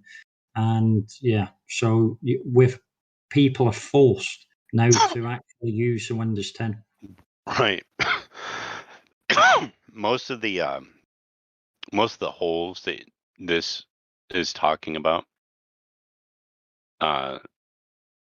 this cystitis actually closes up for you.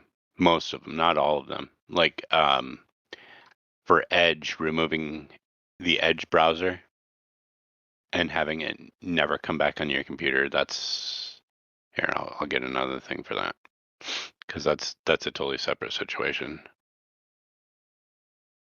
Yeah, the point I'm making is when Windows 10 is first fired up as an operating system and connects to the internet, unless you're going to use it for not connecting to the internet, it's got 200 links straight away into it, 200 outside links. This was an engineer, a computer engineer, who was obviously looking at Windows 10 and the spyware stuff on it.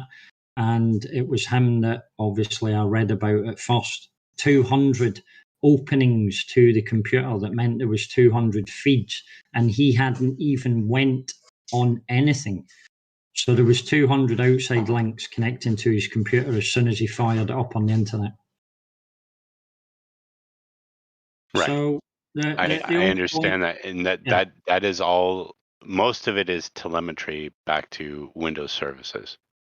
Yeah, of course. They're keeping a track. All I'm trying to say just is at the end of the day, yes, you can limit, and I get where you're coming from. I'm not trying to be condescending or anything, but we can only limit so much of our daily lives. Or the fact that they made us change to digital, I believe. I mean, I've not looked into it much, but it's straightforward to me. The reason they made everyone change to digital is probably because they're tracking everything in the digital software. You know, your Skybox, your Freeview box, your everything. There's probably a chip in there that's collecting data all the time. You know. Absolutely.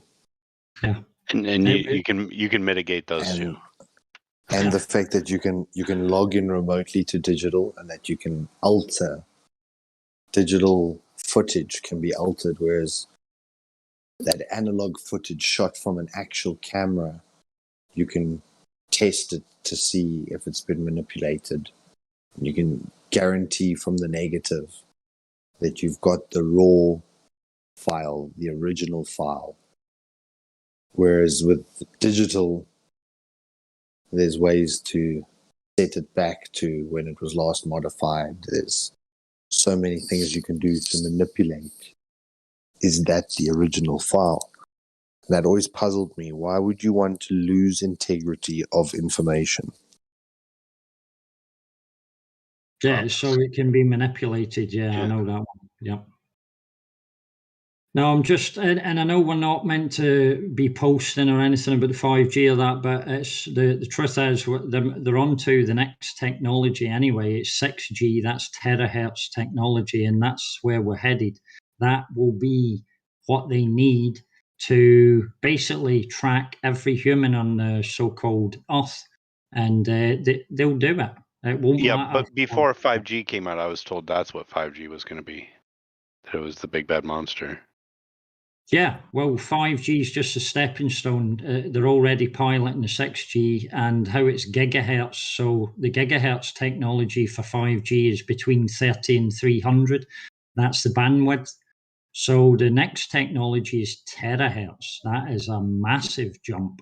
So, but they need it. They need it for the AI to operate efficiently, which they're going to bring in, and a lot of other things. They also need it for the face recognition. They need to know where every human being is on the planet, or the face of the earth, sorry. So that's what's coming, you know. So there's nothing you'll do to stop it. We can't do anything. And I don't mean give up on your daily life, but as someone suggested there, all I mean is just understand you're nothing to them. At the end of the day, you're just part of the cycle. That's also okay. So it's not true that you can't do nothing, and it's not true that you're nothing to them. One of those is true, but they can't both be true. You're either something to them, or they wouldn't be tracking you, or you can definitely both of those are not necessarily. I don't think either of them Like are true. mutually exclusive. Yeah, neither of those are necessarily true. You can always do something, and two, you are clearly important to them. Some of us. We're important as far as it goes for fulfilling the needs of them until those needs are fulfilled. Yeah, we're important up until that point. But we're nothing to them in the sense of when their needs are fulfilled, human beings will just become obsolete. You can dress it up however you want. I take a different look at it. I think they're afraid of you. Then someone earlier in the server said this is tried and tested for hundreds of years, if not thousands of years. They were correct. Of course it is. This isn't. See all the problems we've got in society? It was made that way. We could solve those problems, no problem at all. There's peace on Antarctica, there's peace on so-called ISS, but there's not peace in the rest of the world. Does that make any sense? It's madness, yeah, okay. And we can't go to the North Pole, militarised zone, can't go to Antarctica, just so happens that's militarised as well, treaty back in the 50s. It's straightforward. All you need to do is look to the future. You'll see where we're headed, and it's straightforward. Enjoy your lives, enjoy your families, because you ain't going to stop what's coming. And, the shape of the earth ain't going to matter much when it does come, because it ain't going to matter if you're on the flat earth, the flying, spinning ball. You'll just become not needed, surplus to requirement. Keep looking to the future. You'll get the answers you're looking for. Yeah, if your outcome is bleak as yours, I guess it would. Well, I said the two things I said is enjoy your life, enjoy your family. Just know that there's nothing you could have done or anyone else. For tomorrow you will be in a grave. Basically, yeah, and all your grandchildren will be in that. That was always true, no matter who was above you. Yeah, well, that's why I said enjoy your families, enjoy your life, because soon, within X amount of tens of years, you'll be no more. Neither will this server. And it won't matter a shit about the shape of the earth, will it? Well, you and I have two different views of the world there, bud. I hope you get to live in mine. Yeah, I'm a direct realist. That's my view. I'm not going to be scared about thinking what the truth is, just because it makes you sound scared. That's the truth. You do sound scared. No, you're only saying that to invoke a response. I'm not. No, scared. I'm actually not. No. I'm talking man to man. Fear would be as far as it's concerned. The only view you have of the future is a bleak one, and that comes from fear. A truthful one. Right. Your version of the truth. My version of the truth has many outcomes, not a single one. Okay. The single one comes from a place of fear, from knowing that only bad things happen, right? Only bad things can possibly happen. Nothing good can possibly happen. Only bad things. The truth of the matter is that you don't know. The truth of the matter is that you're saying that there is possibly many outcomes. You're not in control, just. I know I'm not in control. Yeah. That's the point. Yeah. God is in control, and God's already won the battle. He's written a book 2,000 years ago. Yeah, that's hilarious. Exactly how this plays out. Abused on a daily basis. God is in control. That's why people are dying of cancer all over the planet. Famines, pestilences, disease. God is in control. You make me laugh. Are those good people who are dying? You will pass the sins on to your children. Keep on your hands and knees. That'll help the world, yeah. Instead of standing up like a man and fighting for what's right, yeah. Oh, it doesn't sound like you want to fight because there's no reason. Well, listen. How many Christians is there in this world? They're all on their fucking hands and knees doing nothing, praying to. And what are you doing? Yeah, praying. What are you doing except spreading pessimism? Pessimism. That the world, that the future of the world is written. And the way you see it is the only possible outcome. Well, the truth of it is, if you tried to leave this place, any time, and you got any chance of leaving here? You've got no chance. You ain't Evil leaving. doesn't prevail. Yeah, Evil no, doesn't don't prevail. bother try. Well, listen, if why not try? You're saying don't give up. Why not try this? Get on a fucking boat and go and try and leave the place. That's my whole point. Exactly. Oh, You've gave up. You've gave up. No, I haven't. No, because you want to live your comfortable life at home. You want to sit here on a server and preach to the masses and think you're doing good because it makes you sleep better. Get on a boat and go and try leave the fucking place. You ain't going anywhere. Case closed. Okay.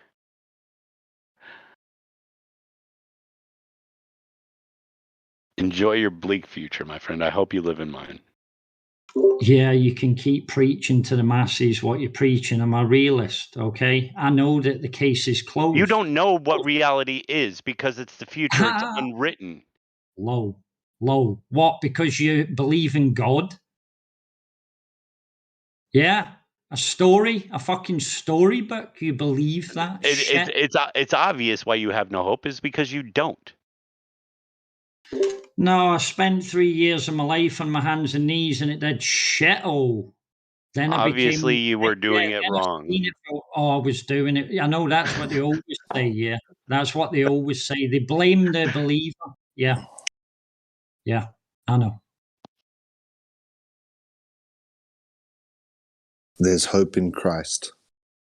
And if you don't have Christ, you can find yourself spiraling downward, thinking that Satan's already won. Wow. And therefore evil will prevail. Christ, the one who cast the devil amongst the sheep. Wow, a loving, caring father put a wolf among the sheep. Fucking wake up, man. All right. Moving on. This is the greatest testing grounds, this realm. And if you succeed, you move up to the next level. And if you fail, you move down. And every religion and every history describes it this way. And it's only now in the last 100 years or so with evolution that there's such a rise in this atheistic viewpoint. And atheism brings pessimism as well as defeatism. You feel defeated because there isn't anything to hope for change.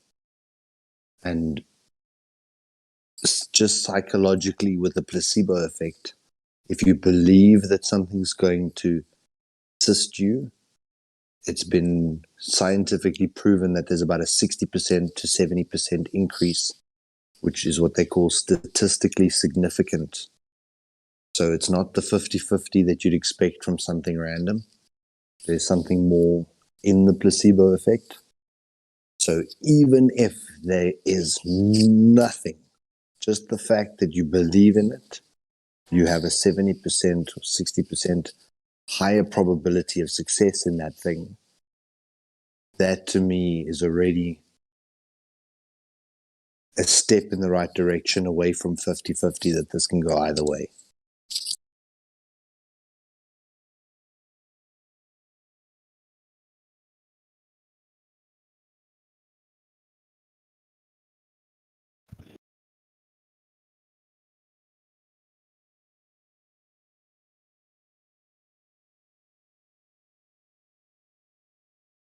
I feel like I've had that conversation like 10 different times.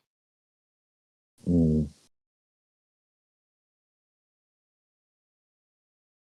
But it's a common position to feel so overwhelmed and therefore to just be glass half empty.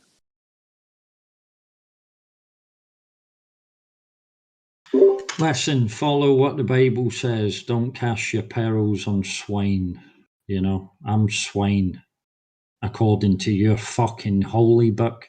It's hilarious. Do you know what I mean? You believe in a storybook, so we have people come into the server on a regular basis, right, looking for truth. And what they hear is, yeah, the earth is flat. There's the truth. We can prove it. We can show it. But guess what? Here's a greater thing. Trust in God. We've got no proof, no fucking citation, nothing what you're asking them to prove for the shape of the earth. And all you do is preach empty words. You ain't curing shit.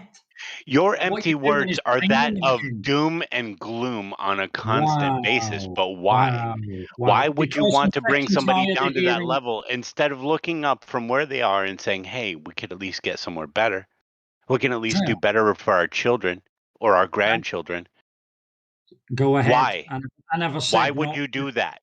I never said not to. I said enjoy your family, enjoy your lives. As if they're a tool for you to enjoy it at this moment, but not prepare the world for them.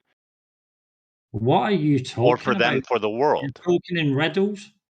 No, I'm saying Yeah. your view is that of death and only death. You only care that the end is nigh.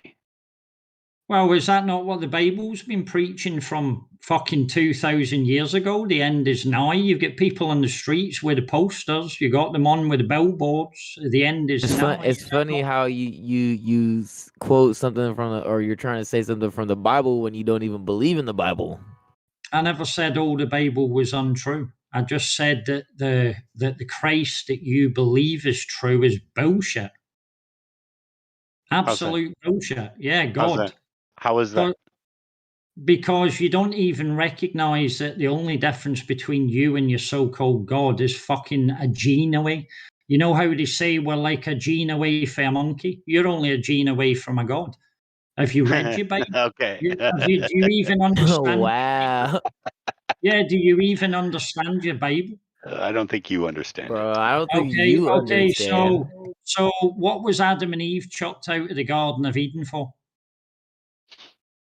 Reading from the Go back and read it. Go back and read it, and maybe you'll understand. It's for their sins, right? Well, don't say they were, I'm asking a question for a specific reason. So, then give us the answer. If his answer isn't good enough, then give us the answer. Did they not eat from the tree of knowledge? Was that not breaking the rule of what God said not to do? That's not my point. What was the other tree that they were stopped from eating from? Okay, I'll hear what you're saying. The tree of the tree of truth.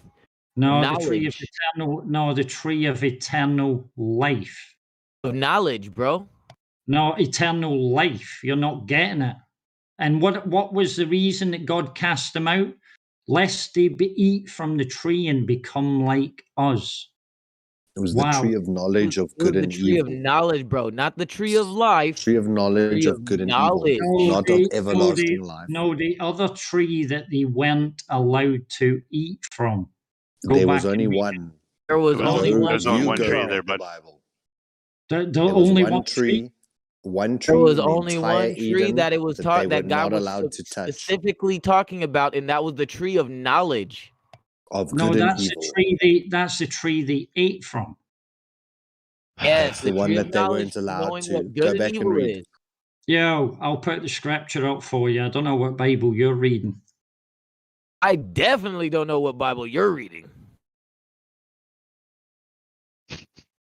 But do that. Go get that scripture. For sure.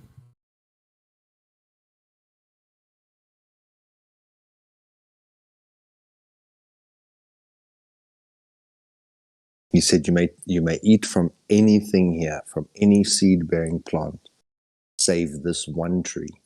That included the tree of knowledge of good and evil. That included the tree of life. Precisely. They could eat from the tree of life. No, they were not allowed to touch of that tree. Because of the then tree they of life? would know. No, tree of of the knowledge. tree of life. Yeah, they could eat of the tree of life. No, they were forbidden from eating from the tree of life. Show me. And I'm in the scriptures. I'll just post it for you in a second. Yeah, cool.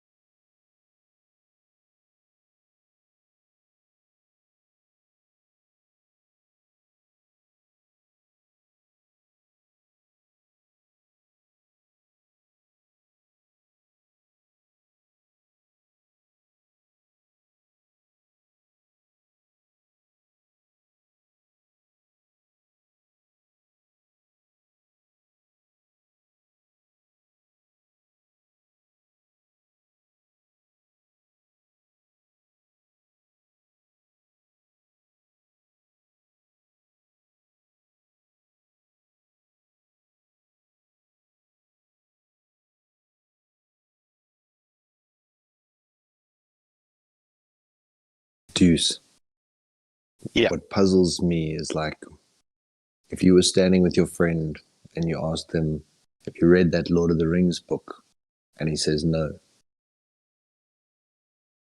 And then he starts wanting to tell you what the book says. And you look at him and you say, you didn't read the book. I have read the book. This is what it says. And you correct him almost verbatim from the book. And then he starts to argue without reading the book that he knows better what the book says. And it's such a common thing that I find with so many Christian people who've maybe read a third, maybe read a quarter, but they'll argue about things that they obviously have never read with their own eyes, because once you've read it with your own eyes, you don't get, you won't fall for a completely misleading story that someone else has said, and you chose to believe that someone else's story rather Wow. than So, the how, official so how's text. about how's about you just wait till I post the information I was going to post instead of fucking talking about me on the server? You know what I mean? That's just ignorant. But that's you. You just like to hear the sound of your own voice, obviously, because you've I got wasn't back. talking about you breaking. You Sorry to obviously burst your fucking bubble. were. Yeah, you I obviously wasn't. were. I was talking about last night. That's If you heard were me you? It correctly. sounded awful like me just talking there, didn't it? Isn't that peculiar that you're presenting exactly the behavior I was discussing last night? Imagine that. Right. So what you were doing was just sort of throwing us both into the same basket, then, yeah. Well, for your information, I probably read more of the fucking Bible than you have, because I studied it for 3 years every day of my life. Okay, I've read it back to front, old to new. Book of Job 10 times over. Book of Ecclesiastes 5 times over. Have you posted? Hey, have you posted yet? Yeah, I'm I've gonna. had shoes. But I've I'd had appreciate shoes flat longer off than soul. 3 I'm not years. making If accusations. you're saying that you know the Bible, then what's John 3:16 say? What's Matthew 16:24 say? Dude, I don't need to know it any longer like a fucking robot. Okay. I raised the majority of it I'm from just saying. memory banks. I'm Yeah, just I saying. know What what does you're John saying. Yeah, 3:16 I say? used And to then what be. does Matthew 16:20? Matthew's 19:20. Yeah, Sorry, Hold Matthew on, 16 verse 29 say. Hold on. I have to say, I've read the Bible 7 times over the past 25 years. I've always studied it. So I'm listening. not good with like remembering like verses either. So it's probably not a good metric. So a good metric would be like asking, what does the curtain in the temple represent? That would be a better thing to ask, like what does something mean? Rather than we were talking. We were talking. He was claiming that there was a tree of eternal life, and he was just going to find the scripture And I was talks correct. about Adam I've and just Eve. showed No, you the tree. I agreed that the tree of eternal life was in the Garden of Eden, and I said they were allowed to eat from that tree. You said they weren't. So this is No, if the I remember correctly, someone said there was only one tree in the garden. There was okay. many I trees. said there was. I said yes, there absolutely was, and they were allowed to eat from it. But the tree of life is considered Idrisil, that world tree center, not necessarily like a fruit-bearing tree per se that you would. I don't know that go to eat from. From in the Bible, it just says the tree of life, and then yeah. But when they sinned, God said, from this point on, you will toil in the soil, in the earth, and you will have death. And at that point, their lives became shorter. So if they went and ate from a tree of eternal life, they certainly wouldn't get a shorter life. What's the disagreement? That they were forbidden. Breaking says that they were forbidden from eating from the tree of eternal life. Only after they sinned, right? Yeah, it was after they sinned. And it was the tree of knowledge of good and evil. They weren't supposed to know. There you go. And the Lord God said, behold, the man is become as one of us to know good and evil. And now lest he put forth his hand and take also of the tree of life and eat and live forever. Read your fucking scriptures and understand them first before you accuse people. I think I just said that, though. We just asked you to literally show us the exactly- No, scripture. that's literally what I said. No, that's hold on. literally what I said. Mimus, I'm not arguing with you, Mimus. Okay. Before we begin here, can I just say this? My argument is not with you. I had Deuce before you came in here, started railing at me because I said a statement, and then the conversation went down this road. No, you brought it into the fucking Bible, you fucking weirdo. I was Oh, talking about shut up, Windows Deuce. 10, you dipshit. Yeah, no, Deuce, you were telling people to stop. Don't sit there and try to throw me under the fucking bus because Hey, go all of a listen- sudden go- it's, go listen to you the brought live it into stream. the fucking Bible.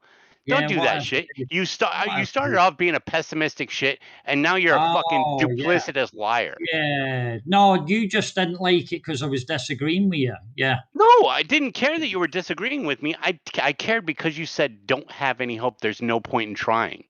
You read it correct. All I was trying to say is you're only minimizing the level of your security. You're only minimizing it. You're not ever going to stop them spying on you.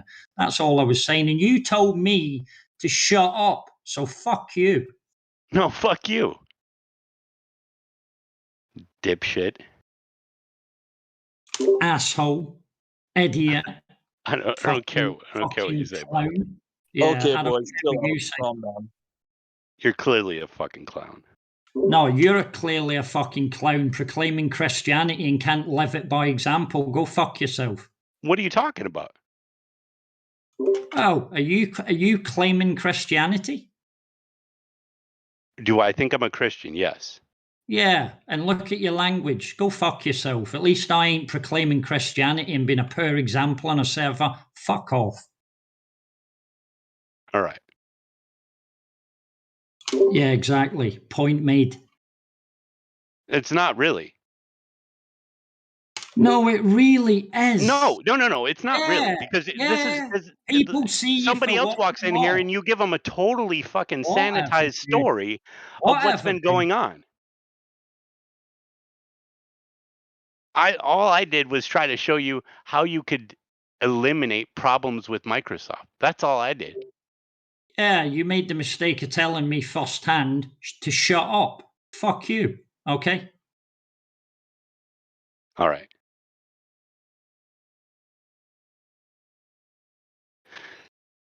You want to preach it? Live it, dude. Shut the fuck up, dude. Yeah, exactly. So the way it actually happened was Deuce and I were having a conversation, and then you came in here, and What is it? Your fucking server? Excuse me. No, but Flat out derailed soul, the the sound of your voice. Is it your server? Listen, do you not see you that there's derailed the 38 people? tone of the 38 discussion. people in here. It's not your fucking server, okay? It's Yeah, open but you're to making a anyone's battle. discussion. Listen, I've sat here for 7 days listening to half the pish that is getting spoke about in here. I open my mouth and I just say, you're not going to be able to stop all the spying on you. Juice said to me to shut up. And then that's how the conversation went out of control. So listen, think about it. Go back and listen to what was said, and you'll see what happened. If you don't know what happens, you're blind, okay? And you're fucking something wrong with your hearing as well. So perhaps you're just used to having fights with people all the time. But we were having a very pleasant discussion. Here we go. Listen, pleasant is fuck all to do with it. How's about truthful and honest? You mean pessimistic and hopeless? Oh wow! Listen, I never. What I even pessimistic? tried to Why make an are you calling apology. him pessimist? Because Oh, he is because- pessimistic and Yeah, hopeless. because yeah, he said, because he said the why? What? future in 10 years, enjoy your family because it's all gone in 10 years. no, I never. I said in X amount of decades, it's all going to be gone. You You're said gonna- tens of years, or in 10 years, You said basically. in 10 years. Yeah, I that's said- what the Bible foretells also. Where does it It's all say in gonna 10 be years? burned. It's all gonna be burned. Right. Okay. Yeah. So, and it also says no man or army of angels in the heaven can fight the beast. It also says no man knows the time nor the day. Yeah, and I never gave a date or a time. I said in 10 years or so, For us, decades. Yeah. for us to lean on hope that we can fight against this beast system and prevail, that is destined to perdition. Futile. For fuck's sakes, man. You guys, I don't know what is being pessimistic. Absolutely wrong with you people. This You'd rather roll over and die than actually do something, than actually at least try, than actually at least go out in the world and try to make it a better day when you go out there. It doesn't make any sense. Incremental gains. Just because I'm not preaching that utopian future that you want to hear, it does not mean I'm not. What makes you think I want to hear a utopian future? Who said that? Why are you putting words and thoughts and attributing them to me? Well, you were doing that to me. You so why called can't him we a do it to pessimistic, you? and Yeah. you sent him to live his life. Like you told us, try to live your life. Yeah, Right? God forbid you try to live your fucking life, dude. Oh, God forbid you try to fucking live your life and do something good. Oh.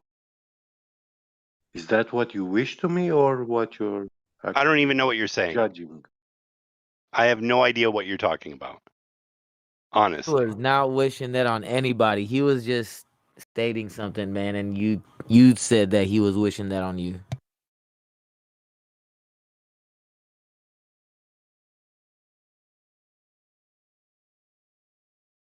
Be honest, I feel like all I hear from him is that he's trying to preach the good word, and then you guys are just hating on him because he's trying to preach the good word to you guys, and then like letting you guys know you should be, sending positive vibes out there, letting people know like, hey, the good news, God is coming, God is victorious. So whatever's happening like that's now the good news. is part of a greater plan. And it's marching towards this eventual end goal that was already decided long ago, as we start to see now in Revelations how these things are starting to come together quite quickly now. Nations against nations, the amount of earthquakes, the amount of blood moons that we've had. There's various references that are just showing that a book that was written thousands of years ago has somehow gotten it right more than a simple probability. And exactly like you say, when someone starts to talk about God, there's always going to be someone who wants to doubt. Yeah, but let me just say something. You've no right to classify everyone in the server who doesn't believe in your book, your Christ, your God, as like, oh, there's always going to be somebody. Go fuck off, man. Who the fuck do you think you are? Fucking in here, sitting here, derailing everyone else in the server just because they don't agree with you? Fucking take a look in, bro. Pure projection. Do you think you're God That's of pure your own projection, life? dude. Listen to you. Just because you speak nice and quietly, you don't fool me, okay? Do you think you're God of your own life? Listen, I do what I do. If I want to put a fucking gun to my head right now and blow my brains out, God ain't going to stop it. Get me? If I want to put a gun to anyone else's head, God ain't going to stop me.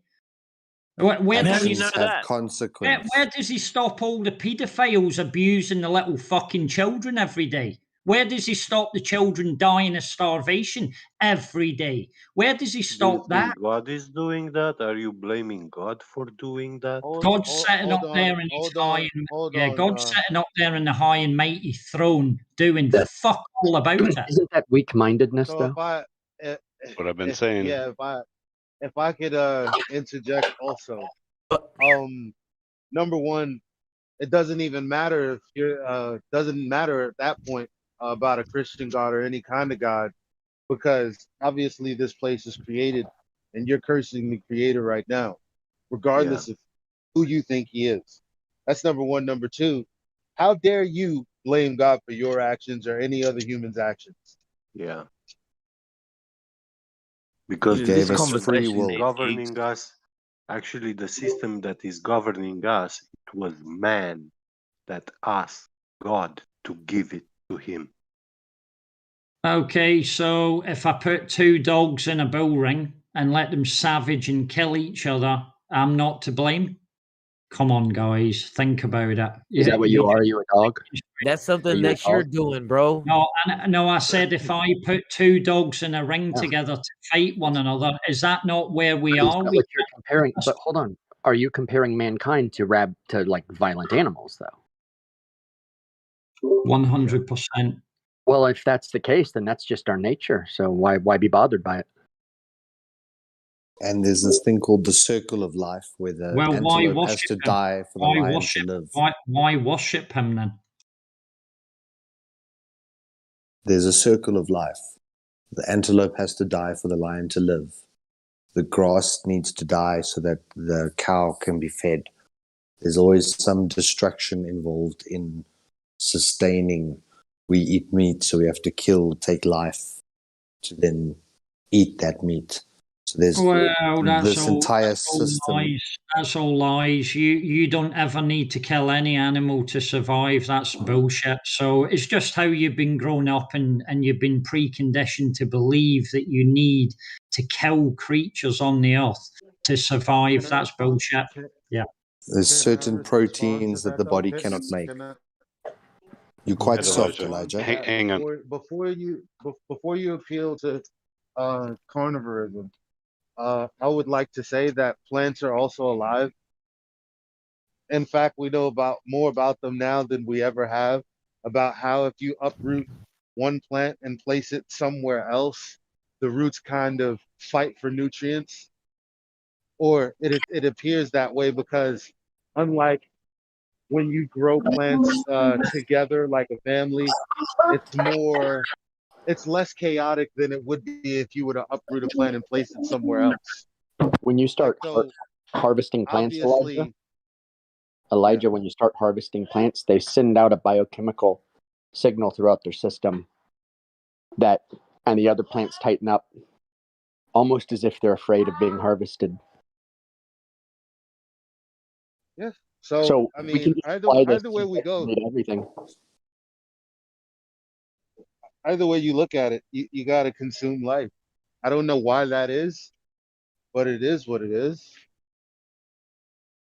Now, I'm not saying, all of the calamity and murder and violence and all of that. I'm not saying that is what it is. I'm here to be someone who speaks out against it and stop it. That's all I know. I'm not worried about anybody else. And you just need incremental percentages, just 1% here, 2% there, year on year that compounds. And eventually you're 30 to 40% towards your target. But if we're waiting to do 100% flip, where everyone's going left one day and then suddenly all turning right, it needs to be done slowly. And that's how change occurs, is slowly over time.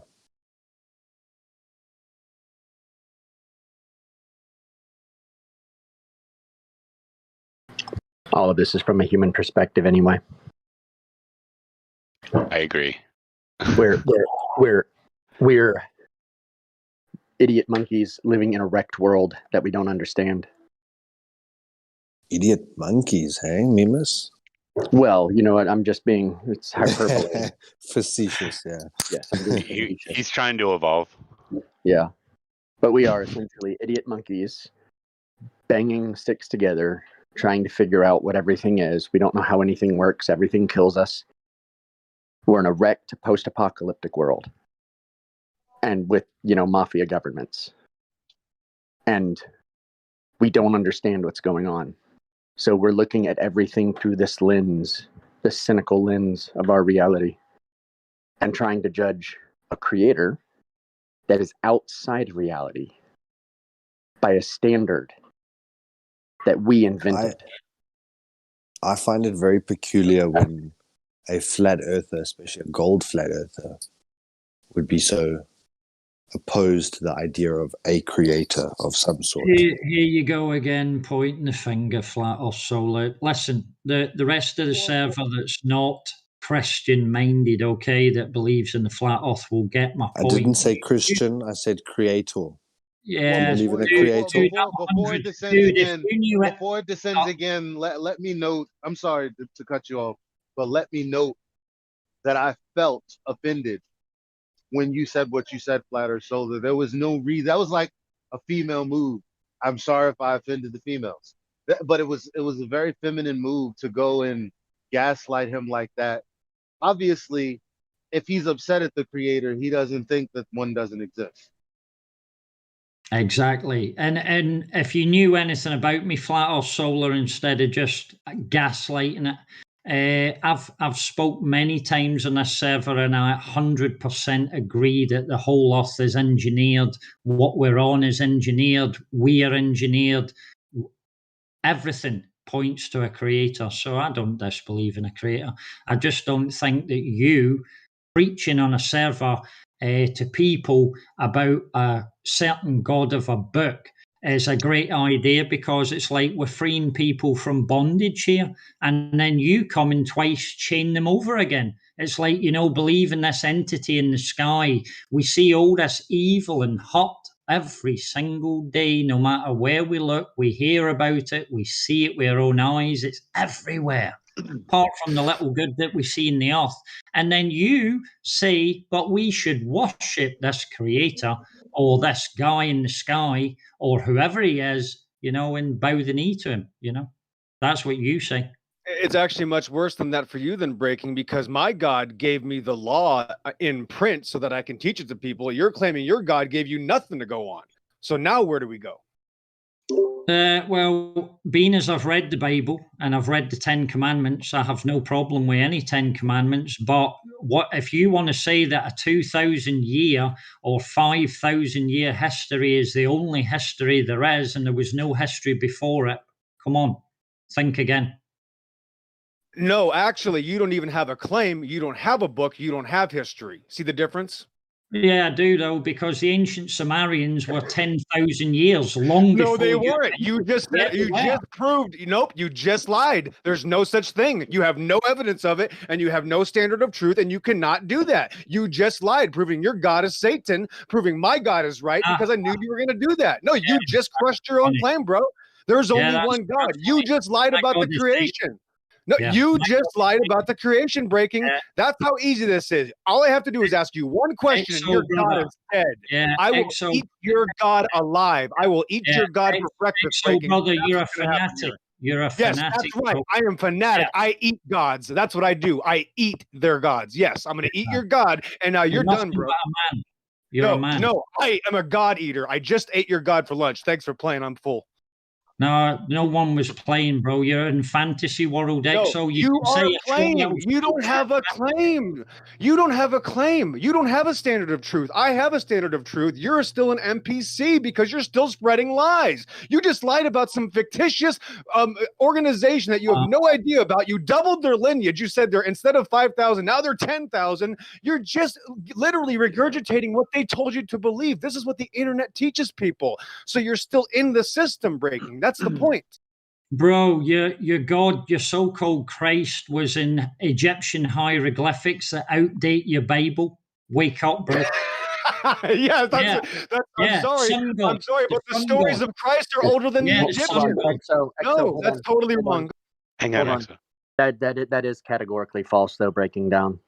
That's not, well, how is it false? It's because when you actually line up the Egyptian mythologies with the person of Jesus the Nazarene who existed as a historical figure, they don't match at all. One has like cave masturbation and rock dildos and masturbating on lettuce and river sex. Really weird. Documentary you were watching, me, Mr. Well, I've read the actual Egyptian mythology. Oh, have you? Well, Yeah. I've seen the Egyptian mythology that points that the sun god Ra was handed down to just be Jesus in a different era. Which episode was that of Ancient Aliens? Which episode? No, it wasn't ancient. It wasn't ancient aliens at all. No. That guy still believes we live in a fucking flying spinning ball. It wasn't that. No. Which show was it? Which program did you watch? It was a guy that was actually at the Egyptian hieroglyphics that was still there to be viewed, and he was putting all the pieces together to show that thousands of years before there ever was a man called Jesus, that the same gods were handed down, and it's just the sun. It's just the god of the sun. That's all it is, handed down to be. Yeah, I think you're right, Solar. So Zeitgeist is that what you're referring to? No, I need to go and. I'd need to go and look for the documentary, but I don't know. Please do. I'll wait. It's Zeitgeist. So Zeitgeist discusses So that is exactly, Zeitgeist where it explains a black man? Zeitgeist is controlled opposition. It explains this order, and like think about it as loose sheets of paper. I can slot those sheets in whichever order I choose.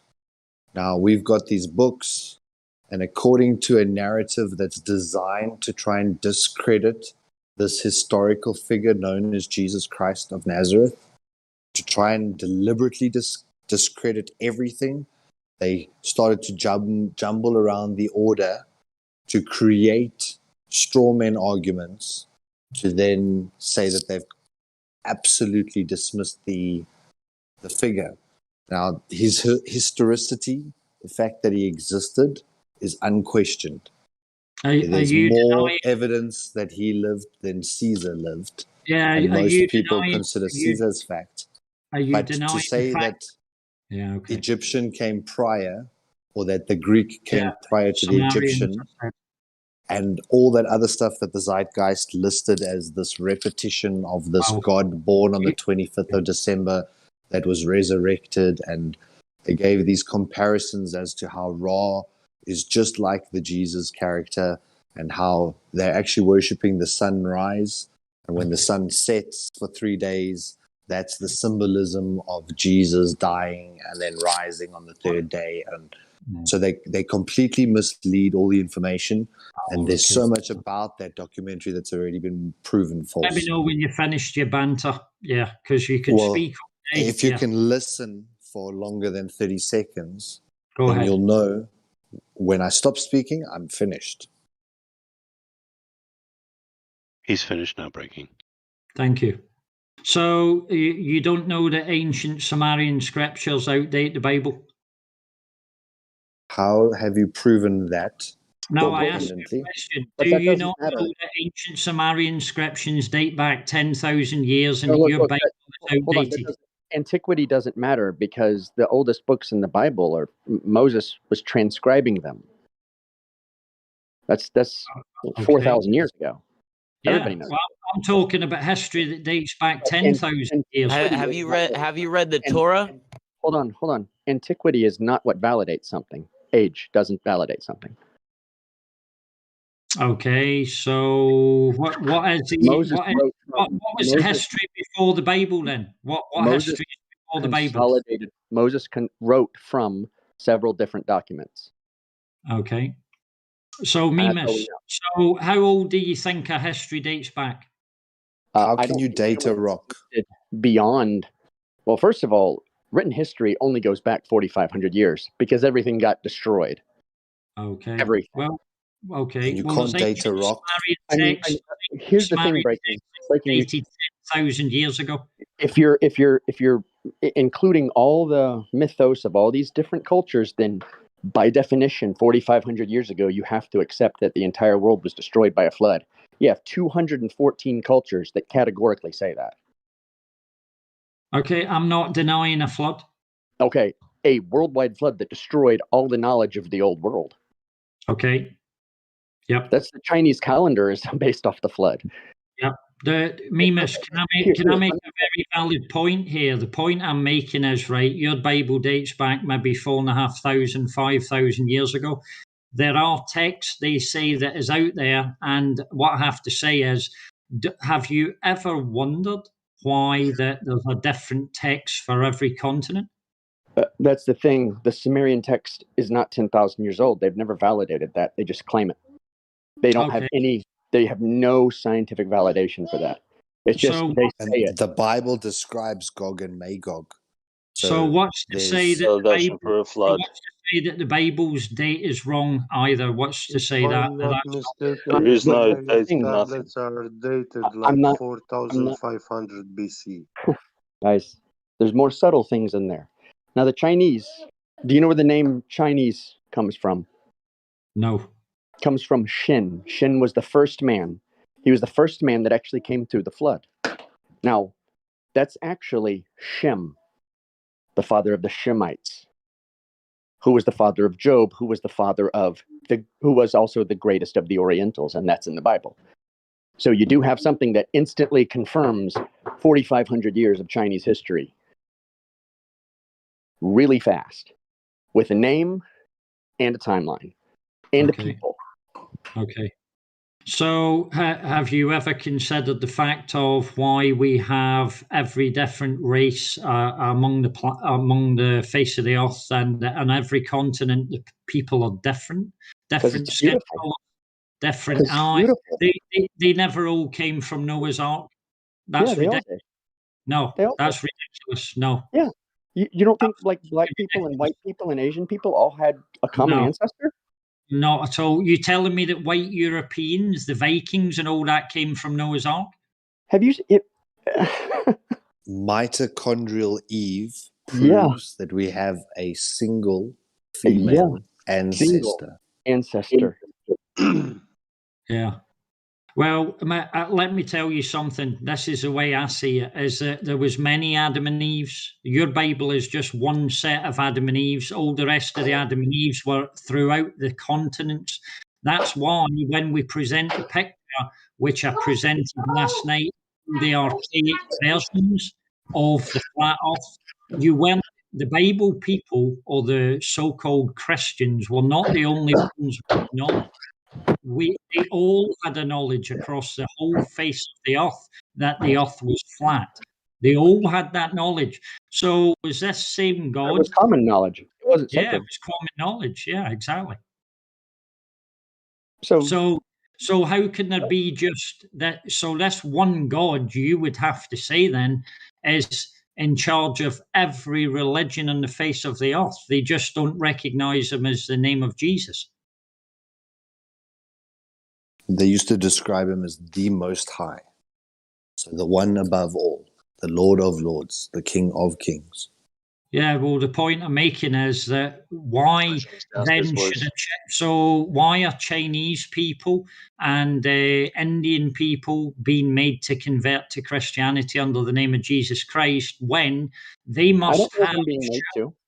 Well, the point I'm making, they say that salvation is in the name of Jesus. So if all these other people in the world have all their religions and it's all by the same God, but under a different name, why would people be made to convert to Christianity then? They had the good news shared with them, and the little seed inside them germinated. That's for a baby. That's for a baby.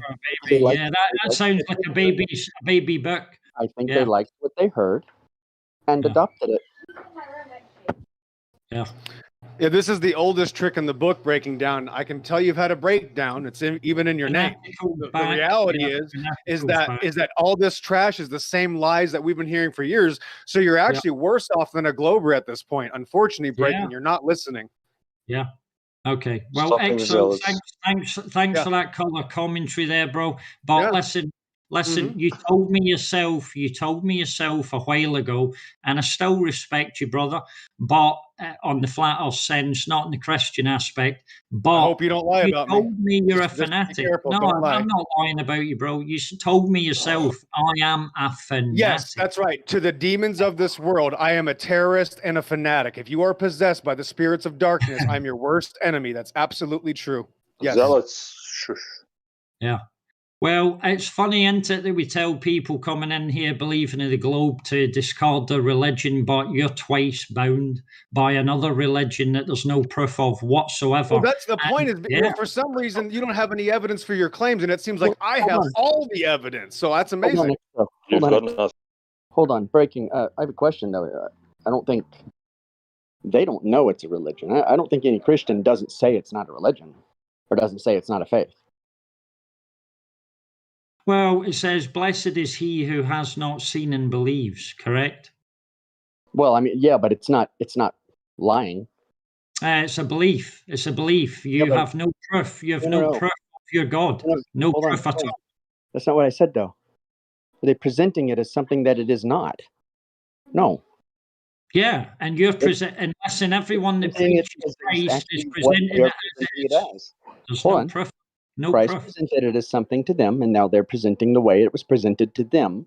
But they're not. It's not the same as globe, because the globe is presented as an immutable truth that you have to accept as being something that's empirically true and not true based on faith. Those are two very different things. Yeah. Well, I see it as the same thing, because people come in here with a belief with no proof of the globe whatsoever, and they're destroyed. And why is it then?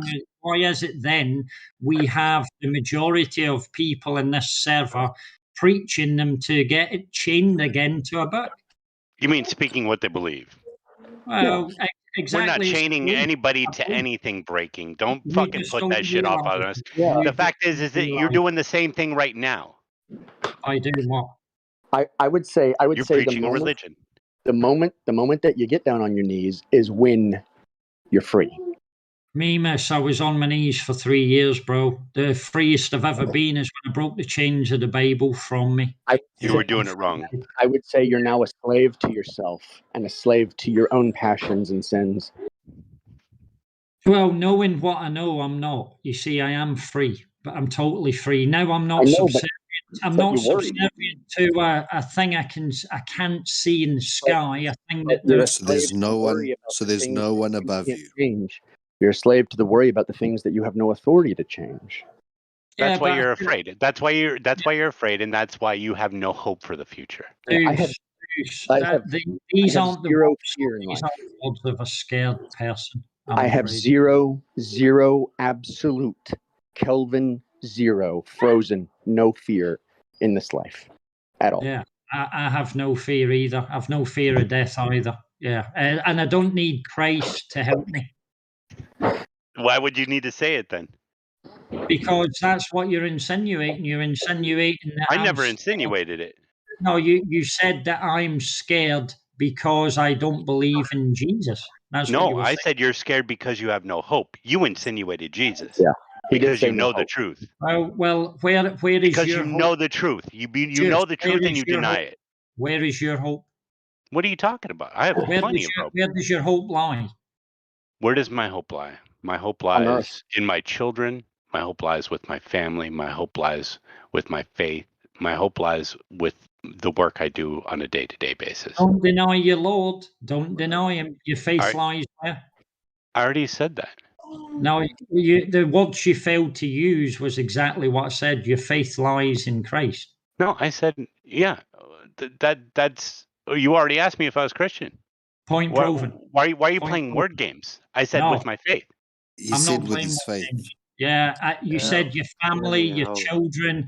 His faith. Listen. You're playing word games. No, you're not. You like I said before. You're hearing what you want to hear. Okay. Listen, let's move on. Enough disturbance in the server. Sorry for my part in that, guys. That spiraled out of control, as it does sometimes when religion is mentioned. I do not have any time for it. Some of you guys do. And don't bring it up. Well, that's hilarious. Yeah, you did bring it up. Well, I'm normally in here listening to sermons getting preached for over an hour on the live stream. So log off then. Log off and go do something positive with your life. No, I'll stay about and do what I do is listen out for questions. Yeah, I'll stay about for that. Yeah. Breaking. breaking when we had our we had a 2-hour kind of philosophical and theological discussion. Did you consider that a sermon? When? Last night. I was listening to I was listening to lots of different things. It wasn't like a sermon, no, because there was a back and forward, yeah. No, about 5 different viewpoints, yeah. Yeah, of course. Listen, but the thing is, Mimas, if anything can be taken from this, right? Some days I come in here and people are talking about God. Now that's up to you guys. But when someone or someone is in here to find out about the flat Earth, and there's like 5 people sitting, and there's a running commentary on God. You keep on saying this, and I never said anything about God. I was talking about Windows 10, you weirdo. I'm a weirdo now. Yeah, okay. It was you that told me to shut up. Yeah, you started it. Because you're talking shit for no reason. Oh, by saying that they'll spy on you no matter how you try to prevent them. That's all I said. And continuing on with your no hope bullshit, and all I said, yeah, I agree. They're going to spy on you regardless of what you do, but you can mitigate it. And I was giving you steps of how. Yeah, well, but you took issue with it because what I was. No, you told me. I was talking about, hey, yeah, because you kept on butting in with your inane bullshit. I hadn't even got 2 sentences out, and you said, "Shut up." So that's why this has happened. Yeah, I did say that. I did. I've never denied that I said shut up. Yeah, I know. Well, maybe you should pay a bit more attention to the people that come in the server and have a little respect for them instead of thinking you're a god. You know? I don't think I'm a god. I have no respect for people who have no fucking hope telling for tomorrow. people to shut up for entering their opinion is not very good, you know. But your anyway, opinion's bullshit. Carry on. Yeah, your opinion's full of shit as well. Shut up. Having hope I know you for are, but what am tomorrow I? or not having is equal to worrying what tomorrow is. It's fear. Living in fear. Oh, it's fear. Here we go again, man. Yeah. But fear. I said that both cases are the same thing. I don't Listen, I don't need to go to bed. I don't need to go to bed and read five books from the Bible to help me sleep. I sleep like a Why are you baby. bringing that back up again? I was talking about hope. I'm just saying. Your whole life. You can't get off the subject. You think hope is it has to deal specifically with how you deal with your belief of the creator, and I don't disagree. But the thing is you do. So you're telling on yourself. Your whole life is dedicated to God. Christian hope is. I would agree. My whole life is dedicated to God. Thank you. Amen. God bless you too. Can I get an amen? Amen. Amen. What's Christian will not lean on hope. What was his belief? Was he obviously not Christian, but was he agnostic, atheist? Zeitgeist. Zeitgeist is nothing more than like a religifying communism. Wait a minute. Communist religion. Wait a minute. Zeitgeist. Take your zeitgeist and shove it where the sun don't shine. I never mentioned zeitgeist. Now you want to put a fucking label by my name? Go fuck off. I mean, that's where the Horus and Isis and Ra got popularized, was the zeitgeist in like the 2010, 2011.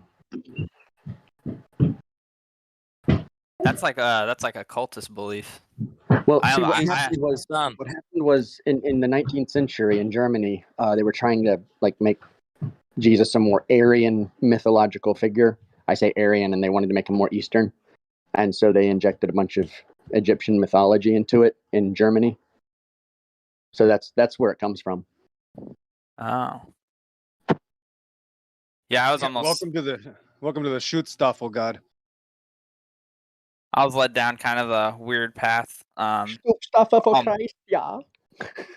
Went like down the whole Rosicrucian thing, and got into that, and then started having like nightmares. And me personally, it felt like God was saying to get out of that, so I got out before I got in too deep.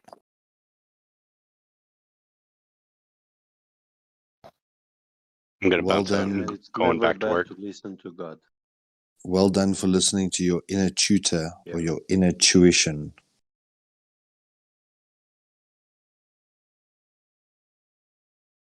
Well, technically, all addictions and obsessions are spiritism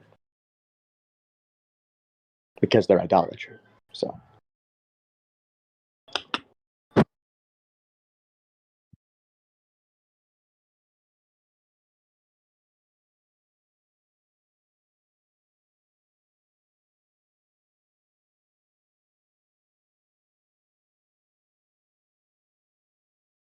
I don't know about you guys, but I've had countless miracles given to me by the Creator, Elohim. So many times I've lost count. The relationship has never been stronger. 7 years when I listened to him instead of men. It took me 30 seconds to look at something he already showed me to realize the earth was flat. I didn't look at it for a month because it's like going on a roller coaster. I'm not ready to go down that roller coaster because God already told me. I asked him to show me something else. He showed it to me. I took a flight. After I saw a chemtrail in the sky, I said, God, can you show me one I'm really up close and personal? The next day I took a flight and found one right next to my wing, going by me, making a chemtrail. Just happened to be the very next day. Millions of flights occur. Nobody ever even sees a chemtrail plane. I just happened to see one the very next day after I asked God to show me. I mean, and the list goes on. I can just go on for another hour breaking. That's what it's like having a real relationship with God. He's going to answer your prayers. There's different levels to it, and not everybody's going to have the same experience. But you will know God when you have a relationship with him. Period. Amen. Also, I've had And a when lot you of ask miracles him to in my life. reveal, Also, when you ask him to reveal himself to you, he does. But most guys are too scared to truly ask for him to reveal himself. Let me ask you a question. When the sky starts falling and the skies are red and there's blood everywhere and things are bad as they can get, what are you guys going to be doing about it? Will you be down in your Rejoicing. I'm going to Play my exactly. Rejoicing. Go Praising first, Pete. God. Breaking down the wall. Hold on. Man, Hold on, man. rejoicing. That's the madness. You're going to be down there praising the Breaking. I'm going to play my I am seven. going to be thanking God that everyone in this hellhole, every NPC, is going to be in the wine press of anger and destroyed. That's where your madness leads. Yeah. That's not madness. Have you met an NPC? Every last madness. one of them deserves Yeah. the destruction they're asking for. They want it. They want it. Is that so? Hold on. Does that include your flat Earth brothers? some of them. Some, Yeah. if they choose it. Well, thank you, because you just made it. You just breaking down gave the wall of lies. I'm going to tell you this. Hey, you're going to find this funny. 95% of Christendom is going to be trampled too. More than 95. More than yeah. 95%. Yeah, I can believe that because you all think you're chosen and elect. You don't even know. What's this use all? What's this use all? Use all. I just said 95% of Christendom is going to be trampled along with the NPCs because they're just NPCs too. Yeah.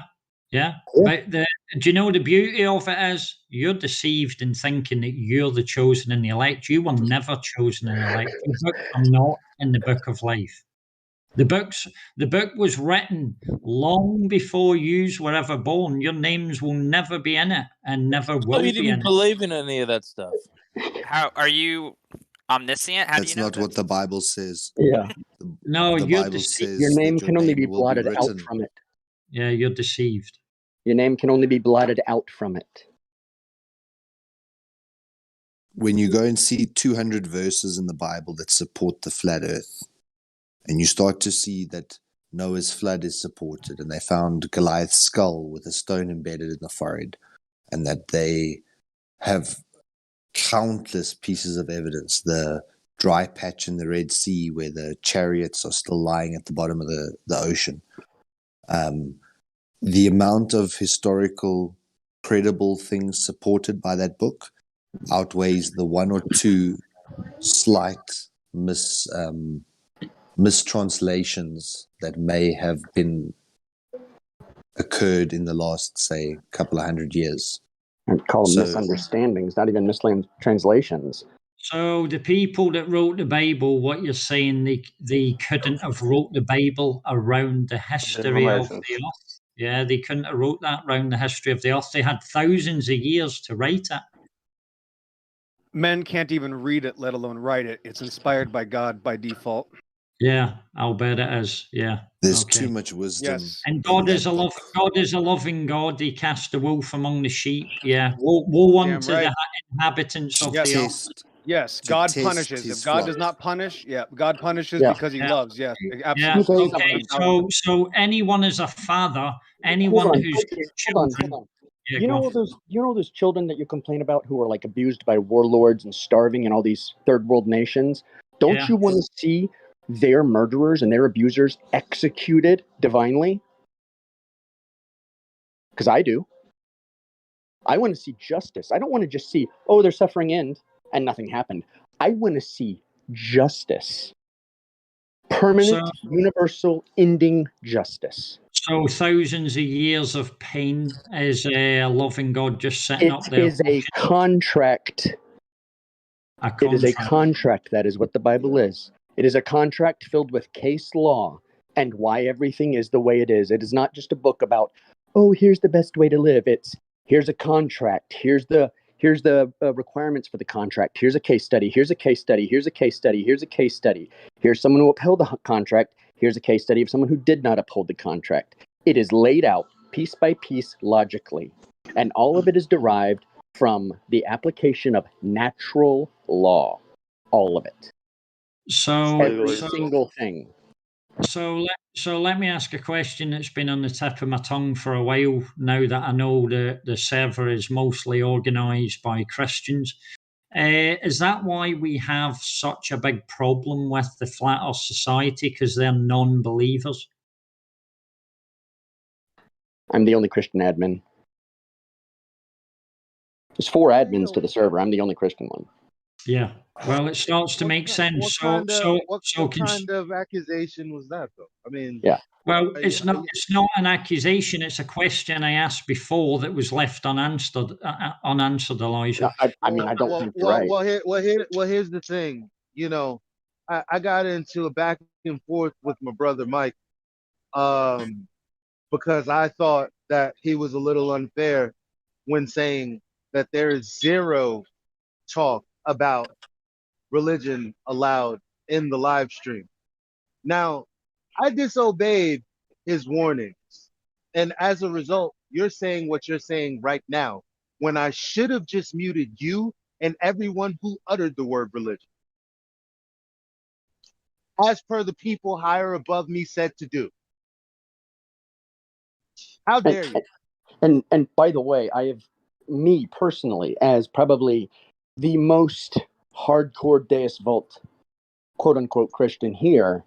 I go out of my way to make sure that nobody is left out in when they want to speak. I don't care if they're pagan, atheist, agnostic, deist, or if they believe in magic vibrational creator. I don't care. I always make sure, I don't believe in fairness or equity, but I do believe everyone should have that chance in the beginning to be able to present whatever case they want to.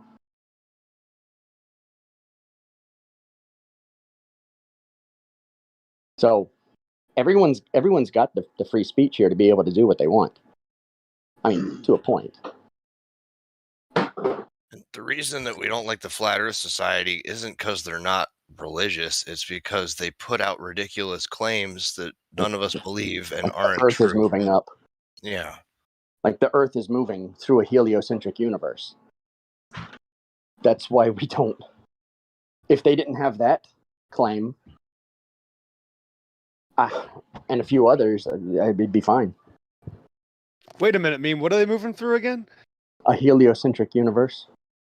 That last word. Thanks. Yeah. Yeah. Single word or whole word, whatever. Eternity. This is all God. Yeah, this is all God has to offer, Meme. Just to let you know. Yep. I'm just saying, if there's places in the world that offer equity, it's always the quote unquote Christian nations that offer all the most equity.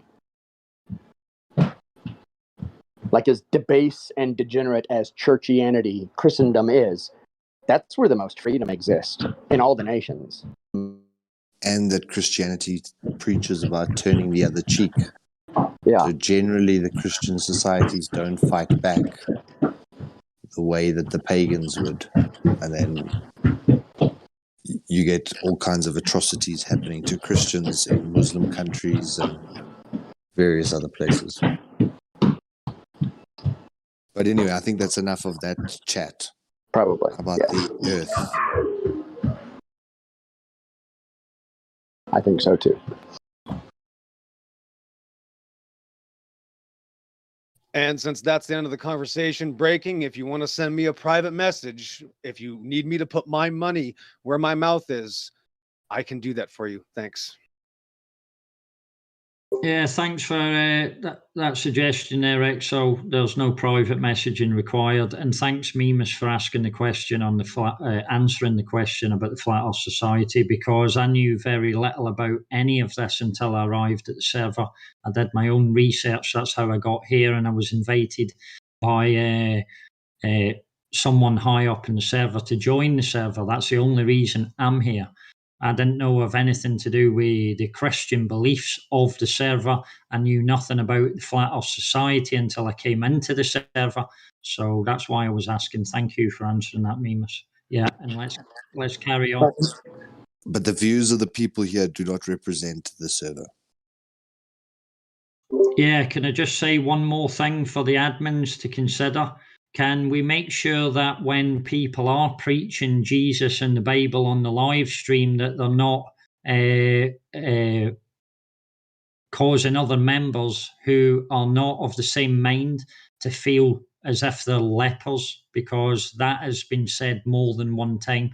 I heard about casting pearls on swine last night. I heard different statements used from the Bible. It's not nice to make other flat earth believers we're all here because of the flat earth. Okay.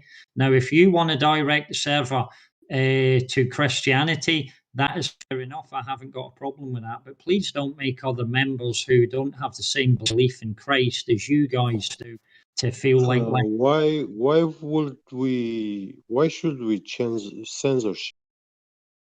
Yeah, the point I'm making, Get Beget, is that some of the sermons that I hear in here, it's as if it's Christian believers that are in charge. I'm not saying in charge. It's as if Christian belief is the main standing of a flat earth believer. That's not true. There's many people. Vast majority of the Christians, when they talk about, I mean, in the live stream, they tell how it is explained in the Bible that the earth is flat. I have no problem with that, Get Beget. All I'm saying is that when they're alienating other members because they're not Christians, we need to be careful we're not alienating other members. That's all. Yeah, but if you notice, oh wait. Yeah, go ahead. I was going to say, if you ever notice, I mean, memes can tell you that I'm not fighting with atheists about religious beliefs. I'm always fighting with other believers, and we're going back and forth about, well, this says this. It's not somebody who's not a believer.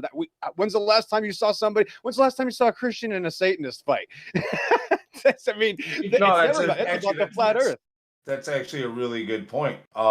It's always Christians, usually Christians arguing with Christians. And trying to tell them that they are wrong and they're going to hell, or that they're a demon or something, Right. For example, me and Matthew, let me give an example of it. Me and Matthew Learns. You know how many times I've butted heads with him, and he tells me, well, I just interpret it differently. And I'm saying that's the point. I don't have to interpret it. I just read the words. That's a perfect example of that, and it's with the Glober who thinks that God is stupid, apparently. That's all. Thanks. But there's also, I've heard plenty of times where anybody who's a Catholic or a Jew or a Muslim be extremely offended. They all should be. Everybody. Do you know what? I think what he meant was that when you, I've been in the server a bit, and I've heard people speaking here, and I think what he meant was when people are speaking, generally they refer to the Bible. So or as a listener, I probably assume that most of the people in here are Christian. you know, because everyone refers to the Bible as a source. But he's right in a sense where, you know, there are people who are Muslims and Hindus and Sikhs or whatever religion it is out there. But who we're hearing speaking referred to the Bible as a source. So I think what he's saying is that maybe he wants to hear it from a different point, like from it being referenced in the Quran or the Gita or another religious book. I don't think that's any Christian's problem. Like whoever wants to speak up can speak up. No, of course I understand that, but he said that he felt. I think he said that he felt like Christians were speaking as the majority, and you have to be careful. I'm not sure why you have to be careful, but you have to be careful about it. The way that I see it, so much so that I speak up for the Christian so-called. I mean, there's a whole thing about that, but the thing is, they're always being shouted down and told to go take that shit up the street. To be honest, you know, all the time. It's mostly every other kind of believers that just want to talk about, you know, creation or something else. Like the Bible is like the last thing that's allowed to be talked about in here, and it's only allowed to be talked about when certain people are in here anyway. And for example, if you cited from a geology textbook, it doesn't make you a geologist. If you cite from an astrophysics textbook, it doesn't make you an astrophysicist.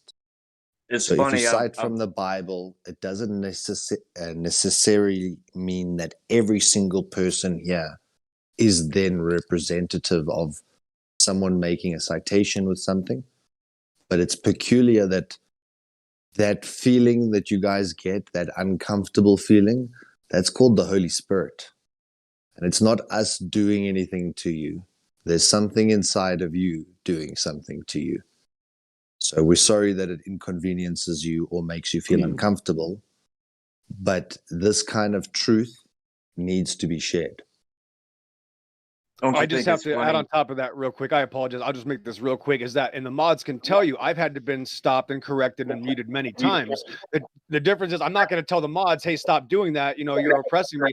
The mods have to do that. You know, the server isn't built for what I'm doing, right? I'm a different, separate person. But when I'm corrected, I don't start going to all the mods saying, no, you need to allow me to do this. I should have these rights. You know, where's my rights? I never do that. The server works like a system of people that are different. It actually is a very homogenous group of different people all over the world. In fact, here's the one thing I just realized recently. This is the only international group on Earth, on the plane of existence. This is the only international group. Find me another one. I dare you. Best of luck. Thanks. I'd like to, if I could just say, many times, I know we're all talking about Christians versus Christians. And when those things arise, I mean, if everyone could say, you know, we suggest you go down to the debate, the biblical debate, and have a debate about it. And if not, the one who declines cannot defend their position. The one who pouts and cries cannot defend their position. And the other thing I wanted to say was, how many times have you heard people call in and just sarcastically ask people about being Christians, right? Are we going to talk about that? It's part of the programming. Yeah. If you speak to the average Joe on the street, their first position is going to be to say that they're not religious or they don't believe in a God. Until you say to them that you do believe in a God, then they'll say, oh yes, yeah, I do believe in a God. So it's almost like they want to start with a position of disbelief. And then it's only when they know that, quote unquote, you're as crazy as them, that they can start to open up about what they actually think. And it's quite sad, but it is a program and it's deliberate. And therefore budget is put towards, like a lot of budget is put towards disproving the historical figure known as Jesus. Now, it's not about being religious or anything like that. It's just, here's another book that has more than 200 citations that support this piece of information.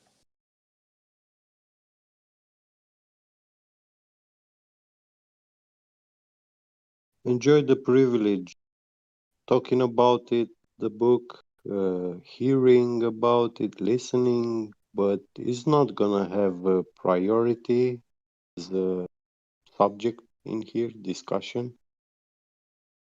The priority So if is we were flat talking Earth. about Newton's Yeah. Principia, if we were talking about Newton's Principia, do you think people would be coming in here and being offended that we're bringing up Newton because Einstein superseded him?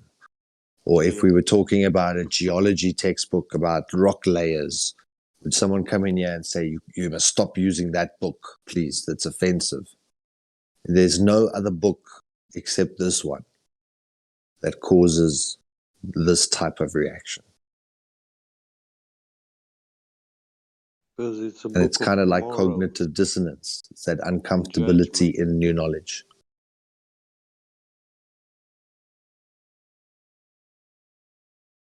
It's reminding you that there is a judgment.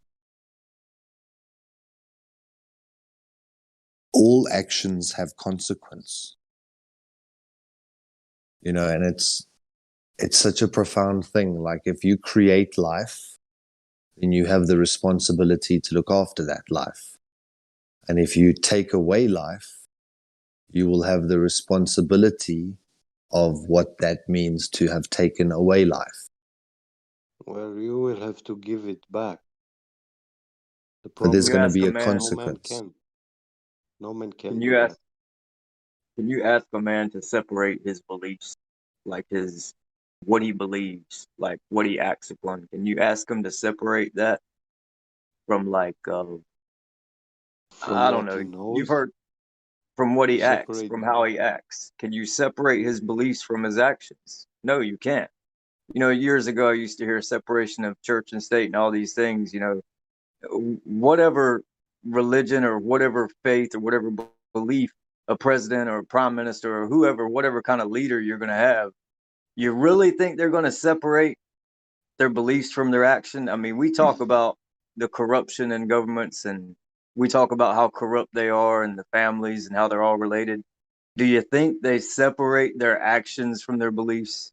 And do you think you should ask any Christian to do that if someone comes in mocking them? I mean, if someone comes in mocking them, right? Just let them pulverize them. If not, send them to the debate channel. That's the way I look at it. Sorry, I just want to say something to I think you're a South African. I've been thinking about this quite recently. You know, you said there's consequences about when you take a life. So, you know, like people who join the military and they take a lot of lives and then they have PTSD and severe like mental trauma. Do you think that is like the consequence or karma or, you know, I don't know a word to it. It's like you can't be free mentally because you've taken a life. You're going to have to face these consequences, you know, and a lot of them have severe mental trauma. That So is I just have the beginning of the payment. I have quite an abstract idea in terms of like the same way that helium rises and heavy things fall, the way that we talk about when someone exits their human body that they start to rise up. I think that on a spiritual realm, there's almost like a density relationship, kind of similar to what the earth is. I don't know what medium is in the spiritual realm, but if you've done good and you've acquired good vibration, you can ascend toward the heavens. If you've done bad, like very bad things, you've received bad vibrations, which is going to cause you to descend and to go downward, potentially through the earth into the bottomless pit. So when someone goes and takes a life like that, I think you acquire a vibration that is, okay, I guess any sin, there's some kind of a vibrational aspect, because the more you sin, the more content you become in your sin. And then when you try and eradicate sin, it becomes like you start to vibrate differently, you feel differently when you're not sinning. So it's, if someone has gone and taken multiple lives and having PTSD, some people have PTSD without even taking a life. And that could just be through the simple experience of watching life being taken around you. You may also pick up that vibration. But if there's some kind of a transfer of energy, vibrations can compound. Same thing with electrical frequencies and everything. If I place two crests upon one another, it starts to create a doubled up crest. So if you start to overlap all these frequencies, you can get very out of balance. And I think that that's when they close their eyes and they're sort of going to sleep, and you go into that really deep delta state or beta state of the brain, then I think that you're now susceptible to that frequency realm. And then like your spirit is being shocked awake.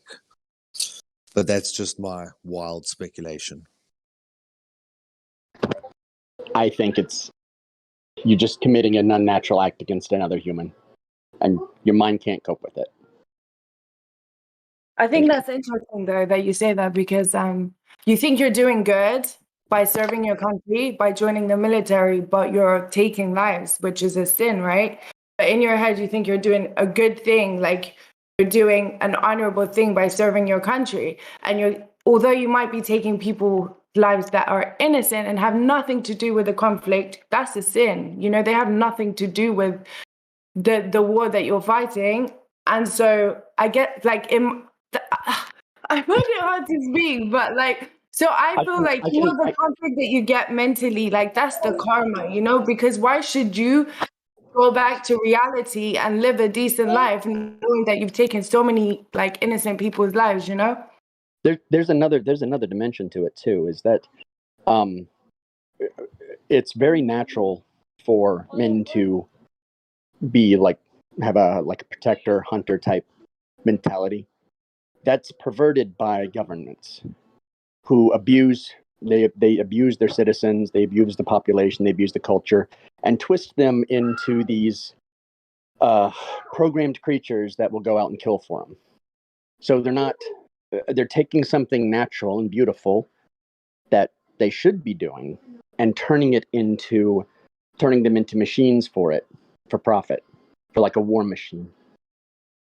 So, I mean, they're not even doing it even ostensibly for defense. And, you know, a lot of people don't have PTSD till years later when they kind of start to realize that everything they fought for was a lie. That's when it starts to kick in. That's exactly what I was going to say. That last bit of what you said, I was like, yeah, there's another layer to it, but you just mentioned it on top of everything you said. But yeah, for sure, maybe the ignorance of it all, like you might not have thought about it, but when you do start to think about it and you come to the realization that, oh my gosh, I just followed someone's word and I did something that I probably innate, like, you know, innate, something that was innate and you knew was wrong, but you thought you did it because there was a just reason. Then you find out there wasn't a just reason, and that makes your how much you owe that much greater. Like, because now, what if you have like a family? What if, like, are you going to go against everything that you just stood for to tell the truth? Well, I think you're supposed to. But when you don't, it's too much. And I think that's where the PTSD comes from, the guilt, the shame, the cowardice.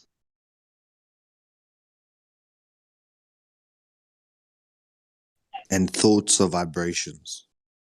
So each one of those emotional states, being depressed, being angry, each one of those is almost like you're tuning down the way that you sort of play with an oscilloscope, and you play between the frequencies. It's like when you're resonating on this one, you're in a state of guilt, and it's flooding your body with that frequency. And therefore it's difficult to step out of it because it took time to tune into that. And then your thoughts create your reality in such a profound way.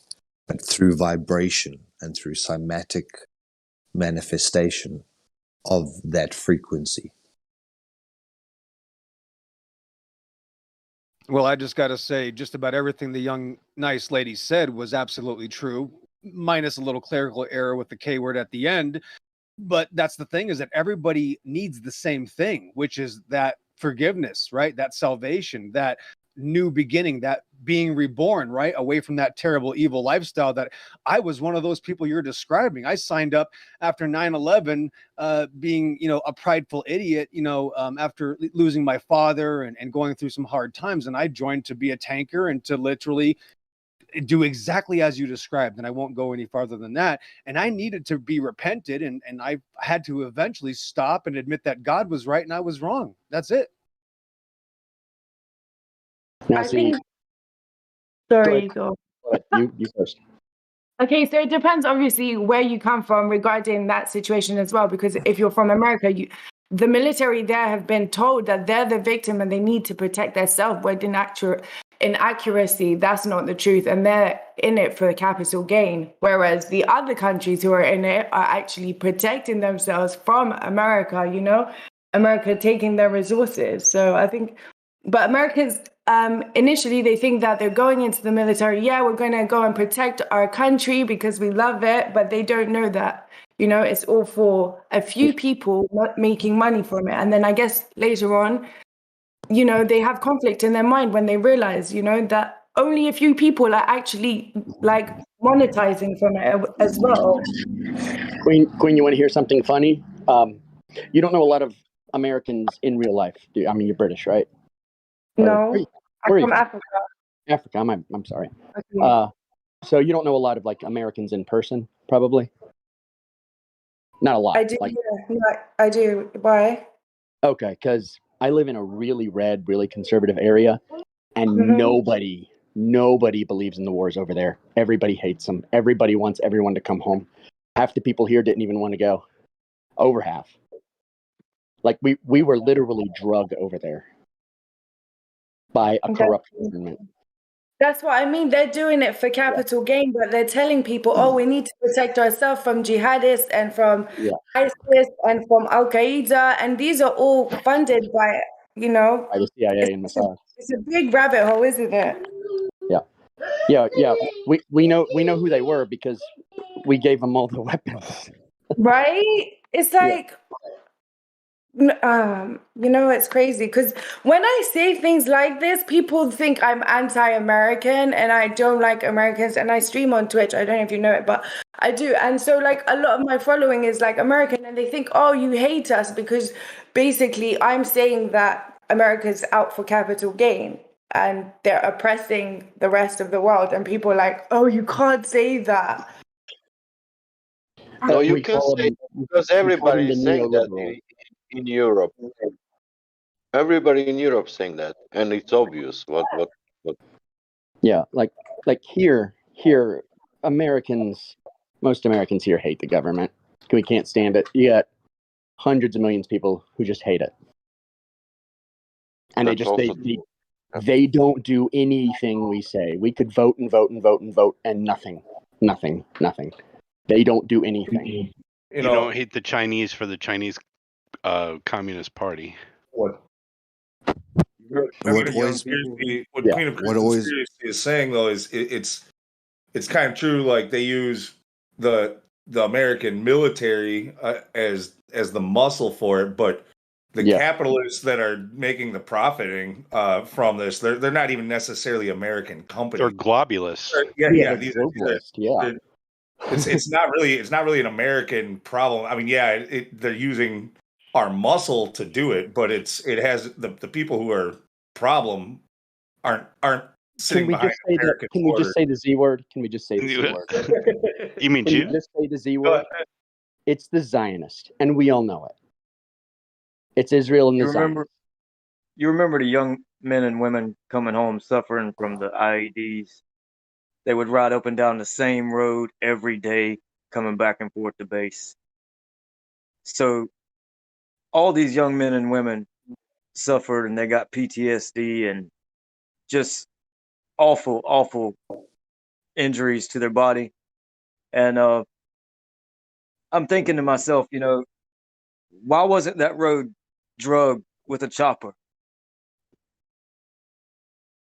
To get blood You involved. know how many young men and women, suffered from IEDs? It was to create blood investment. Because I know, man. when you get people killed, I know that's where you're going with it probably. So when you get your people killed, people are like, okay, now we got to avenge the people who are killed. That's really why we're there now. So, but also, have you guys watched that animation Monsters Inc., where they capture children's screams? It's a story about adrenochrome. It's about causing the biggest scream or the most pain or the most fear in the child.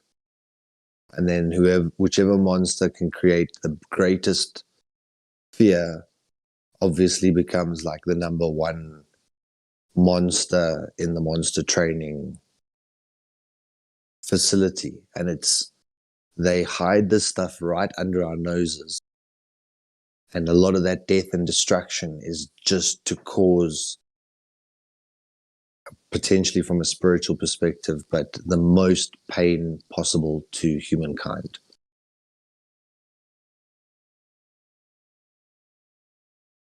yeah, it's like the trauma is the point. It's not the war that's the point. It's the Money destruction that's that's the driving point. it, though, isn't it? The money is the point. If there was no money, there would it be has no. nothing to do with money. No, It it's not has the to, money because they can It print has to do money. with blood. No, so They it can genuinely has to do it's a with blood. sacrifice. They can print And money. They can change economies. They can do whatever they want with that. Money is meaningless. Once you get to a certain level of power, money is not your goal. If the last year imagine, only proved one thing, it proved that the money isn't an issue. Yeah, the last year they just just print more, print more, print more, print more. They can just print themselves rich if they wanted to. I mean, these are the people who start these wars own the capital that the money is based on. I mean, money is not the issue. They already have all the money.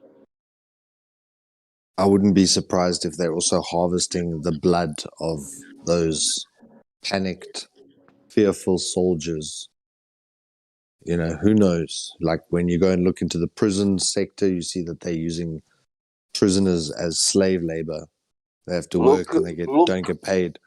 It's like they're always using it for some other nefarious purpose and besides the sacrificial purpose, and then the depopulation agenda and all the other boxes that war ticks. There's all the financial gain in terms of technology and selling tanks and bombs to both sides. It's a very deep rabbit hole. All right, y'all. Hey, my wife needs me, so I got to log off. I'll see y'all later. All right, bye, man. Look, Seven Sisters documentary. Does anyone watch? It's about petrol companies. Seven Sisters. Mm-mm.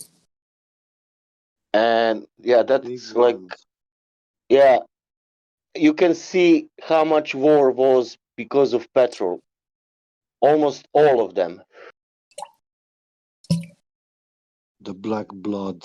Did you hear me now? Almost all, or is not petrol? It's some kind of source. How to say? Natural resource. Yeah, natural resource. Almost 99% of wars is because of that. Said that the resources lead to money, but someone said that they have released so much money recently during this pandemic. If they didn't, do you know how many people would potentially suffer if they didn't get that $600 or whatever it is? No. No one would be suffering if it wasn't for the government in the first place. Okay. Yeah, I think the same amount of people that would have suffered if they hadn't closed down. Exactly. Sorry we shut your business down. Here's $600. Right. No, Do you I know know. how So many? consider this. And So debt to other countries for teaching them transsexual subjects in college or something, or some kind of subjects. That's not Yeah, happening in Africa though. That could never run in Africa. Like it's a crime Why not? from where I'm from. You know, I'm Wait. not saying I'm anti it. I'm open, but like it's a crime. You know, Wait till they start Do you know, funding it. They'll accept it. do we're you know funded how by many? China, so Do you the know? money's coming from China. Do you know how many countries in Africa in 90s was like it was not conflict, any kind of conflict, What do you mean? like a conflict in country, you know, No any kind war. of like a wars or some battles, fights, whatever. There's regional Do, wars. Yeah, do you there's know regional wars, but between in tribes and stuff. in 90s because it was war in my country. We were studying about it. Do you know how many countries was peaceful in that time in Africa? I think 3. Okay, what's your point? My point is that all Africa was under the conflict. People are asking when will start the Third World War. Third World War started immediately after the Second World War. I just wanted to make a point about the financial thing. Is that I don't understand we his point about Africa though, that there's conflict there. I don't understand that.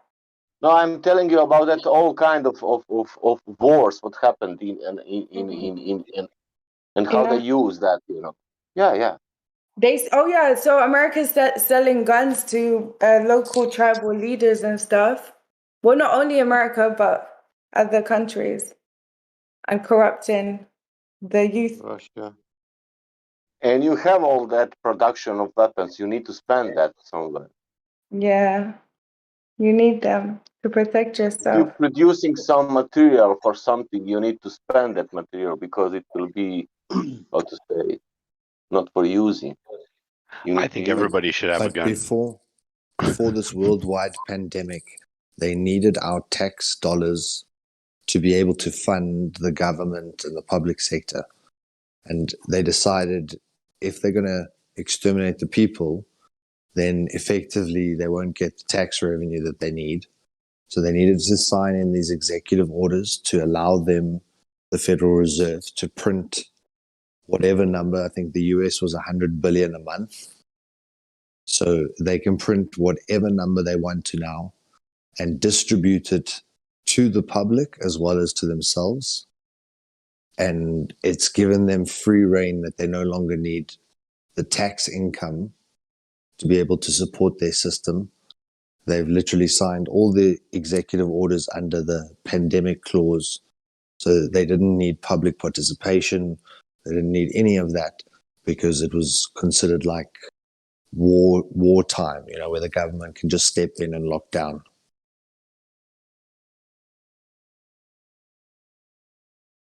One good news is the final of football, European. It will be played on Wembley Stadium. It can come 60,000 people, but only who is vaccinated and only who has a test. I heard you don't need a visa as well if you're going to the match. I don't know if it's true though. My nail tech told me she's Russian. If you're just going for a football match, you don't need a visa because it's really hard to get a visa to go to the UK if you're from like particular places. That's funny. So you can go for a match and stay for the food for the rest of your life? No, I'm sure immigration. I don't know how it works, to be honest. Like real immigration check. I heard that you have. I don't know because coming into the UK, I think you have to go on quarantine, and they make you pay for that, like $2,000 for that quarantine hotel. It's not like sponsored by the government or anything, so it's 6,000. ridiculous. So not only do you have to pay for your vacation, but you also have to pay $2,000 for the quarantine hotel. It's like ridiculous. Yeah, that's true. I saw a video, I think it was in Australia, where their quarantine hotel wasn't so much a hotel as it was more of a prison chain link fence. They were given like their time in the yard to walk laps and In like. the UK, I saw that video. Same in Canada I'm too. used to that. Food that's out of date as well. And I'm like, how? If it's in a hotel, they should be providing good food. I don't It's know ridiculous. about that. You did the deadly sin of breathing while you traveled. You know what? If they're gonna force you to stay in a hotel, it definitely shouldn't be at your expense. And yeah, there should be like nightlife there. Like they should have like live music and like make it fun. Make it like when you go on a cruise or something. You're allowed to go out of your room for a half an hour. That's pretty much Okay, nightlife. I know. It's like being a The prison cell. What's the difference? the plan is not to make the slaves used to luxury anymore. Not used to luxury or entertainment.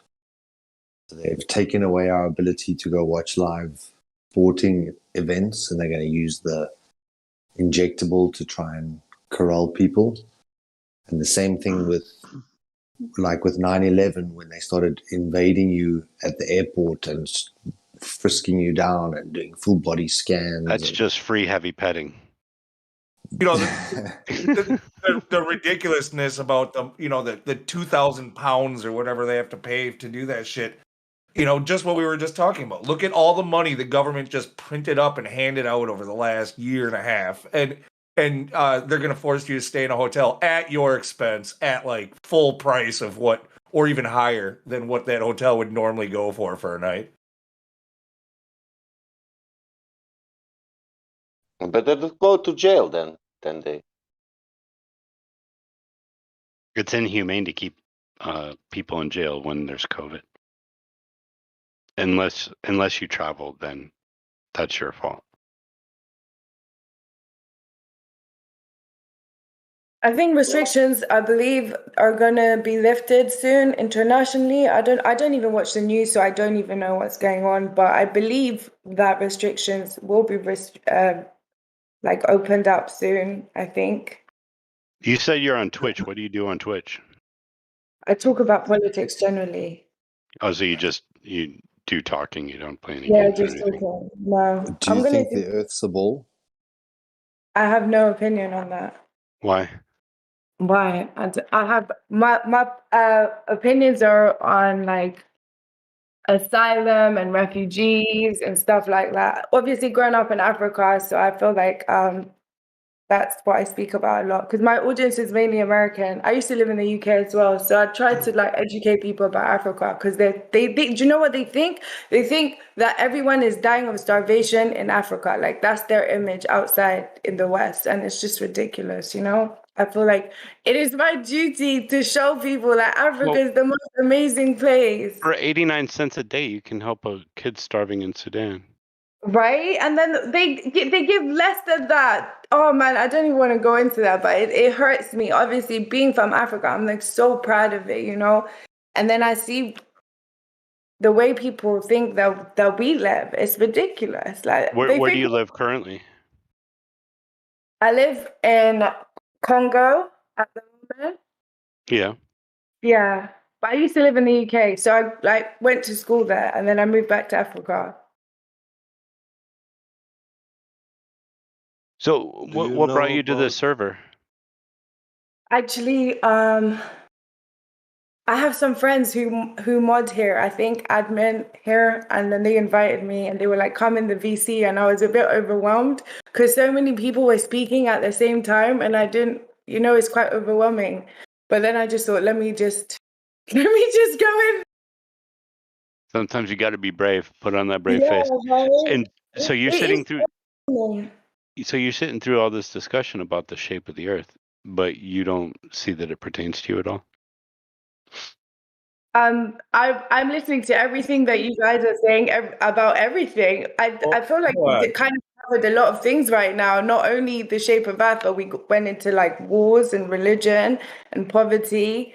You know, and Wait. You must have formulated some sort of an opinion. On your Twitch channel, you have an entire, like, how long is that episode where the title is, What is the Shape of the Earth? What did you talk about on that? I ask people, I ask people what do they think, you know? Do you I have try not to form an opinion because it could alienate some of your viewers? not necessarily, but I don't want it to make it about me. You know what I mean? I feel like a journalist and I want to ask people. Plus, if I don't answer and give my opinion, then it keeps the conversation going on for 3-4 hours, right? I don't want to go on there and get like, okay, what do we talk about next? Like, I have nothing to talk about. So I always ask everyone individually and try to like, get everyone involved in the conversation. So I speak about things generally that can be answered. It doesn't matter where in the world you are. Like with politics, I do speak about American politics, and a lot of people who don't live outside, who live outside of America, don't know so much about regional politics in America. But Have you ever lived in America? I've never lived in America. I don't think I would either. I don't think that there's anything that makes me want to go there except for like the smoke houses, the barbecue. I've seen like this food journalist on YouTube, and he goes to various locations in the South, and the food looks insane. But that's the only thing that makes me want to go there, honestly. So you have opinions on American politics, which you do not want to go to unless it's to a barbecue. Yeah. But you won't formulate an opinion about the Earth, which you are, No, but it's because which is indelible to your existence. I understand that, but at least with the politicians, I can see them. There's with the shape of the Earth, I can't see it, so I can't verify it. I'm that kind of. Hang on. That's not entirely true. When you walk outside, the Earth, you can see it. I mean, like I have not left this planet to see what is down here or up there. So I have no opinion on that.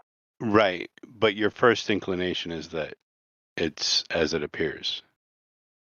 I don't have an opinion whatsoever, honestly, on the shape. I think it's the least of. I know it's like obviously I'm in a flat Earth server, but it's the least of the things that I'm curious about. The shape of the Earth. I think I don't know why. Okay, What about you? This is the thing, though. All of these political things, all of these things that you discuss, they happen in a realm, and to ascertain the nature of that realm and whether or not you're being lied to on a day-to-day basis of what that is through propaganda, media, and just how people talk to you, I think it would lift the veil on how the smaller micro parts work if you knew the macro. You see what I'm saying? Like I think I understand what you mean. So, and I'm not trying to push you to. I'm not trying to push you to a specific side, but if we're to ascertain what we're talking about, where we're talking about is equally as important. I understand that. I have to diversify my conversation though. I can't talk about the same thing. So I did once where I spoke about that. And then every day I have to think of new things, because people get really, it's like a fight. We're all fighting for somebody's attention, right? And that's what we're doing as streamers. We have to keep people engaged. Queen, can I ask you a question? Yeah. Do you believe that the American government lied about 9/11? Do I think it's an inside job? Is that what you're asking me? Did they lie at all? Please, who am I talking to?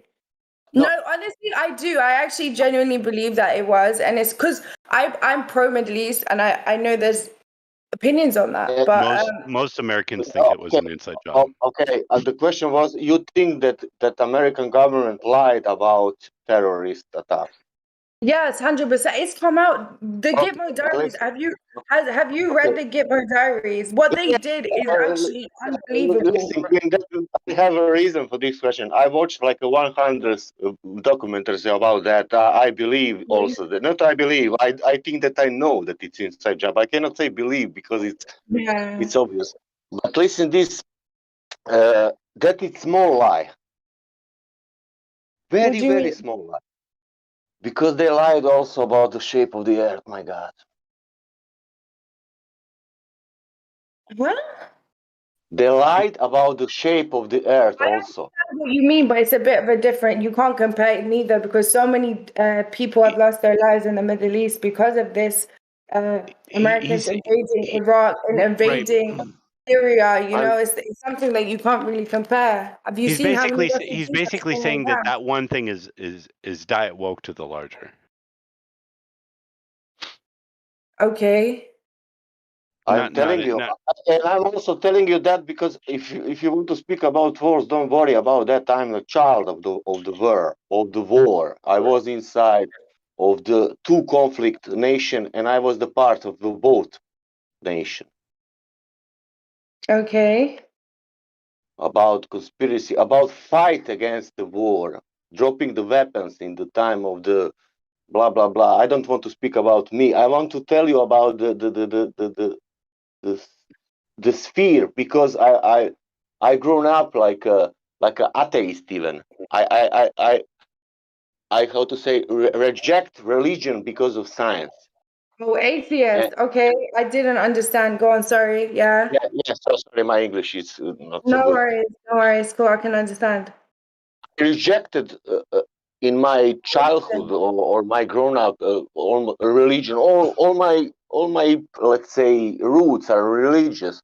I rejected because that was not good for me. I was like, no, everything is like even Big Bang. No, Big Bang, no, not evolution. But I was like,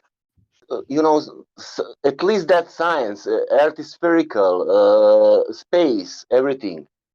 So, And did when you grow I up Orthodox? no, Where are you from? Sorry, what did you ask? I said, are you Orthodox? Because I don't know where you're from, but I'm assuming you come from an Orthodox background. I'm half Orthodox and half Catholic, if you want like that. But I'm Okay. not neither. I'm Christian, yeah, but half Orthodox, half Catholic, and that's also and conflict was between them and blah blah blah. Doesn't matter. Yeah, Okay. conflict was between two Christians. People. Which one is better? Yeah, Yeah. I want to tell you. No, I want to tell you about this. Yeah, and I look into that because I was, oh my God, look at this flat Earth. This is Yeah. some cult bullshit. Because I learned in my past that it's like a flat earther. That it's something like. I remember the stories. The turtles or the elephants. It's like taking the you have some pictures in ancient, I don't know, you can find that stupid stories, but like elephant is taking the flat earth on the back or something like that. Okay. But all that thing, and okay, I was looking into that, and in one moment people were saying no curvature, no curvature. For me, Okay. I know what is curvature. That means it should drop because we are on the sphere. And I will look into that, and people show me videos, photographs. We can see too far, and I wanted to that curvature because I learned a lot of math and in geometry, and spherical objects should to drop, and this Earth is not Wait, dropping hold on. anywhere. I understand that. So wait, what is the comparison? So we were talking about 9/11 being an inside job. How does this relate to that? I'm just trying to Well, understand. that is just a little lie in How comparison is to this this one. related? I think that is related So, like this. We have some 9/11. we have NASA. I will tell you now. We have NASA company or whatever, however you want to call organization, Yeah. blah, blah, but this is government organization, Yeah, yeah, yeah. and they are saying they are in space, and they are showing every day. You can watch the video, and the Earth is sphere, and it's turning around. You can see that from them, Yeah. and their government, and they are Oh, showing us. so you're saying that if they could lie about 9/11, right, which is a small lie in comparison to what you're saying, is that what I'm understanding? I Yeah, think obviously. no, I will tell you now like this. If they are if not if they did it. They succeeded and they lied all world that we are living on a spherical rotating ball. And we 99.99% people believe in that. That means that all other things, it's Must be a nothing lie. compared to this. Okay. Oh yeah. I I'm understand. not saying that it's lie, all things. I'm not saying that all things are a lie. I'm saying that all other things are nothing comparing this. Because then I don't know where I am. Then I don't know what is going on. I understand what you're saying. Absolutely. I do. Then I don't know which party. I I understand don't know to be anarchist or to be communist or to be liberal. Then I'm confused because how I can be politician in the world where I don't know where I am living. I understand what you mean. Absolutely. That is a major thing. Obviously, you should know where you live or where you live. And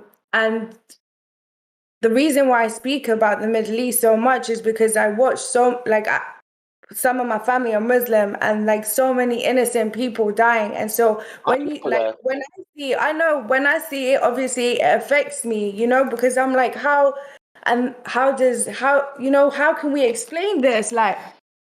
And that's why I guess I speak about it a lot because, I don't like oppression. I grew up in Africa. Like, I know what oppression is. I'm sure you do too, firsthand,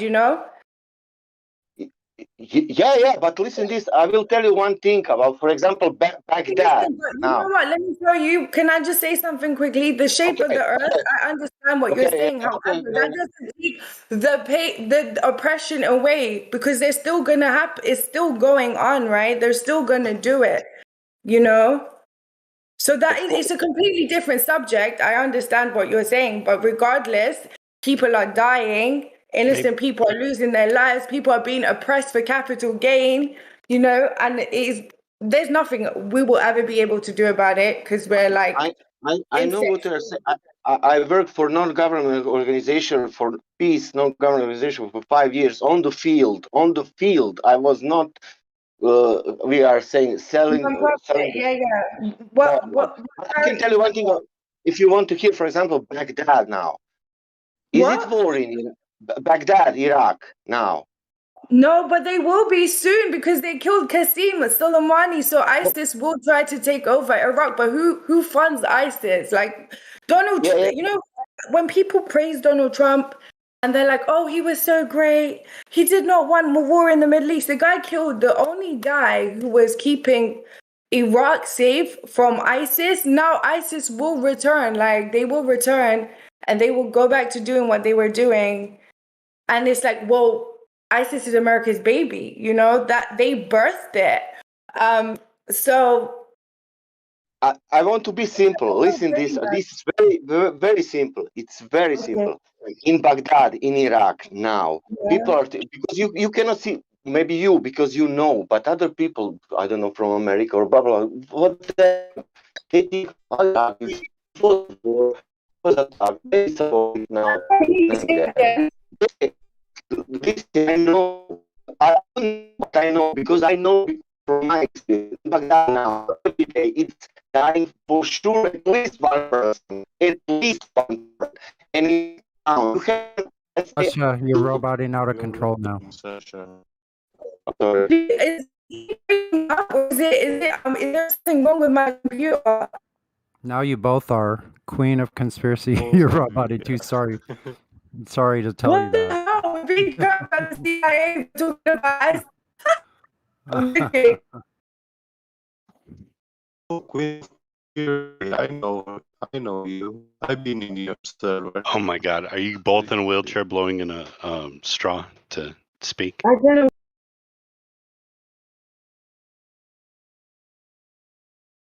Out and come back. Yeah, reconnect. Hey, how's it going? I mean, Sonny, sorry. Pretty good. I just got done with my bike ride and not daily, but every few days I go out and shoot the sun. So I'm putting those images. You ever hit it? Today. I never hit it. No, I can't seem to get there. All I can do is I could see the targets in view though. Yeah. Mike check. Yeah, that's better.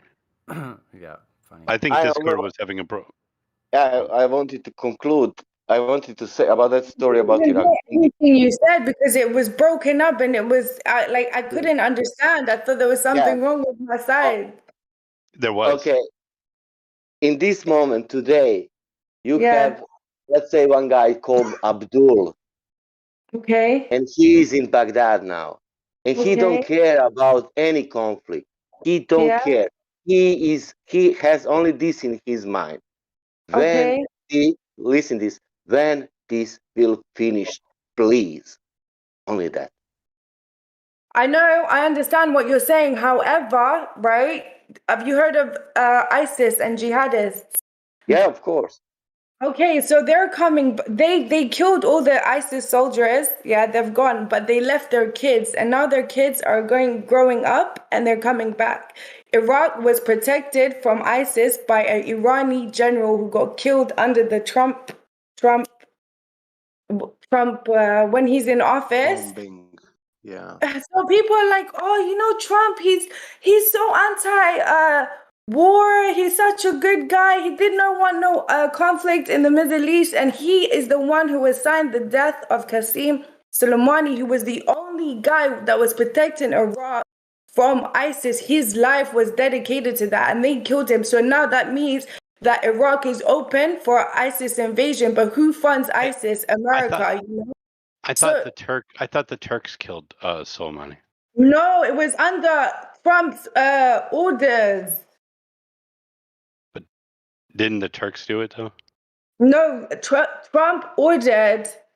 He's the one who said kill it. And then when he did it, he said, "Oh, we just killed the number one terrorist in the world. He wasn't a terrorist. He was protecting Iraq from ISIS."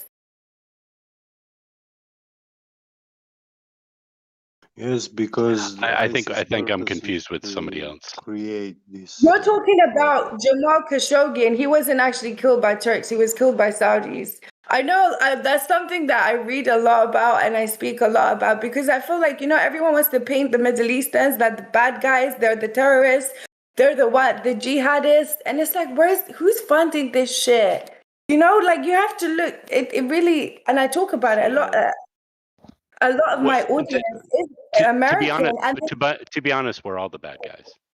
Yeah, these are black ops. No, a lot of my audience, majority of my audience is American, and they're like, "Oh, you hate America because you're like talking about stuff that's basically." Focused on America, but America is not the only seat of power in what you're talking about. There's many players in the game. Yeah, America is the imperial leader, though. If we want to talk about countries, right? There's others coming up, though. There's talks that China might, surpass. I don't know. Actually, this America we are talking about is not the US people. They're representing the USA, right? They represent. No, they don't represent USA. They are the ones who thrive from the backs of the American people. It's the US Army, NASA, CIA, yeah, the US, this Washington, White House people. They are not the American people. These are the robbers who are the high priests of this globe earth religion, and they worship blood sacrifice, robbery, rape, murdering, stealing, everything, and lying. So we cannot judge the American people based on when I say America, I don't mean the civilians of America. I talk about the Constitution. Do you know what I mean? Yeah, I know. I get that, but somehow you need to know that also it's not so clean. You have also a big percentage of people who will follow properly what is happening. Well, yeah, a small percentage. They go along with the story, the official narrative, and they shut their eyes. Yeah, many people, American people, join the U.S. Army because it's No, but they also trust their government pay because you that's very what we're well. told to say or do, right? So Exactly. I mean, you take the child from its birth and you raise him America. and Okay, tell hang him on a that second. you're the Hang good on a second. parent. Hang on, really quick. Yeah. America is founded on not trusting the government. America That's a is fact. founded on Greek philosophy. America is founded on distrust of power. That's a fact. Most Americans, regardless of the time, dislike the government and its actions since the beginning. Yeah. That's a fact. I can believe in that. Yeah. Even if I said that, what I said is that because you have nationalists and you cannot, and you know that. And America is full of. You have also nationalism in America. I did, but I love my country. That's what I was going to say. I mean, with nationalism, it's kind of like a double-edged sword because what's wrong with actually loving where you come from? There's I think nothing. extremism is a fine line, right? When you're, but there's nothing wrong with loving and being proud of where you're from. There's nationalism in every single country. I'm not speaking about that nationalism. I'm speaking about nationalism when you hate another nation. That's That not part what was nationalism is. that part Yeah, was created. I know, but That part was created by the powers that shouldn't be. They created that whole scenario of people being different, and we have to protect ourselves. We have to protect our borders. We have to go out and like damage others, like to get resources, and like that's all created. Build a wall against the Mexican people.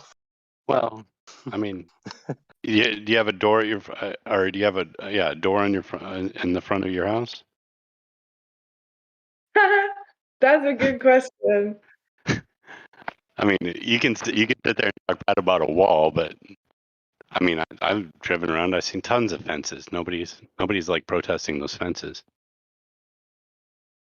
Joe Biden was like, "Oh yes, I'm for the immigrants," and when he walked in office, everyone's now disappointed because they thought that he was for it. I think it's a double-edged sword because sometimes you let people in your house and they destroy your house, and I'm speaking from a point I understand my mother was an asylum seeker, but she worked, some of the people they let in destroy the country, and it's like how what is the solution in this? If you look at France right now in Paris used to be the hub for luxury. Now it looks like Skid Row. Now it looks like now it is dog shit. It is as it's bad as San Francisco Yeah. here. Everywhere looks like horrible. that now. Yeah. Even the resort areas where I live here in Southern California, they look like trash. What's that place in Cali? Begins with V, a beach. Venice Beach. It's a homeless camp. Yeah, there's an account on Twitter that has a time lapse of it 24 hours a day and just shows what's going on there, and they show how it was before, prior to the new settlers. It's crazy. Yeah, listen, I remember Venice Beach in the mid 70s when I was growing up. And it was a completely different place. It literally is a different world. I wouldn't recognize it. I haven't been up there in years because it's so horrible.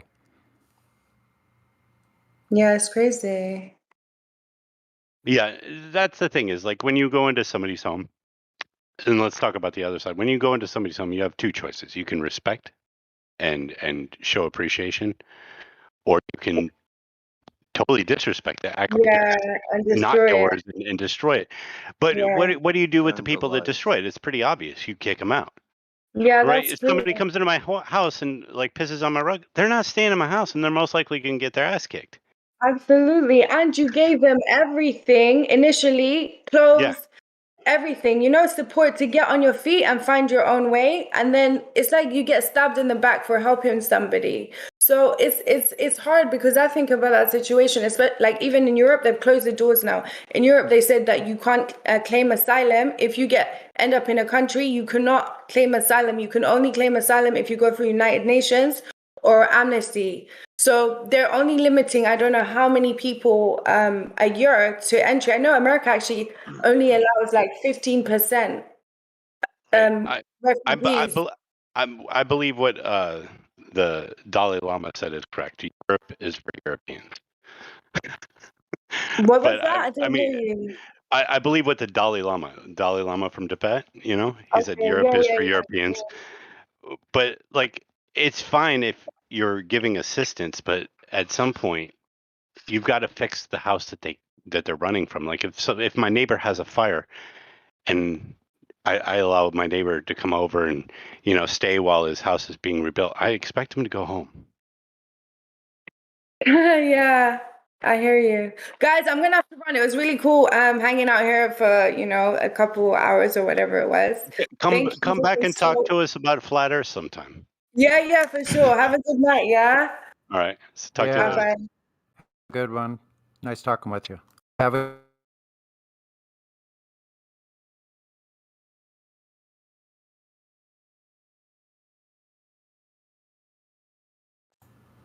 I guess I wasn't actually talking that much for a change.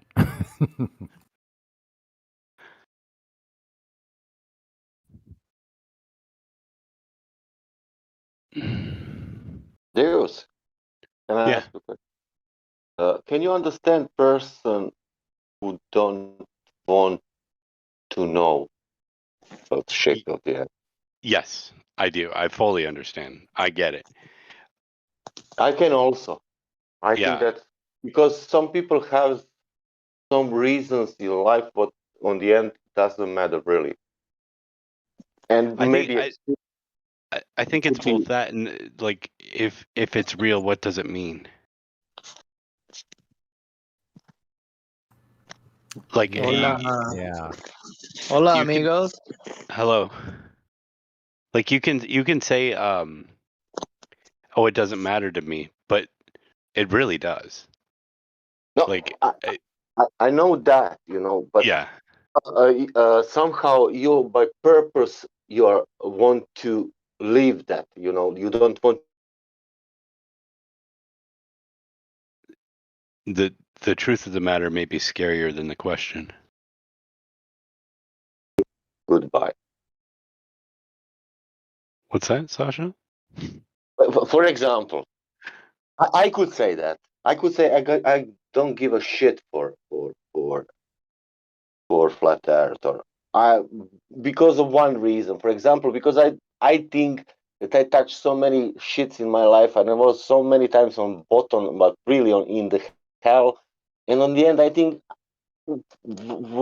is it that on the end, like my way to find out something, whatever, even if I'm in a lie, you know, but somehow that lie, I get it, you know, from experience, that like I'm saying, like, God, is it that now enough? Like something like that.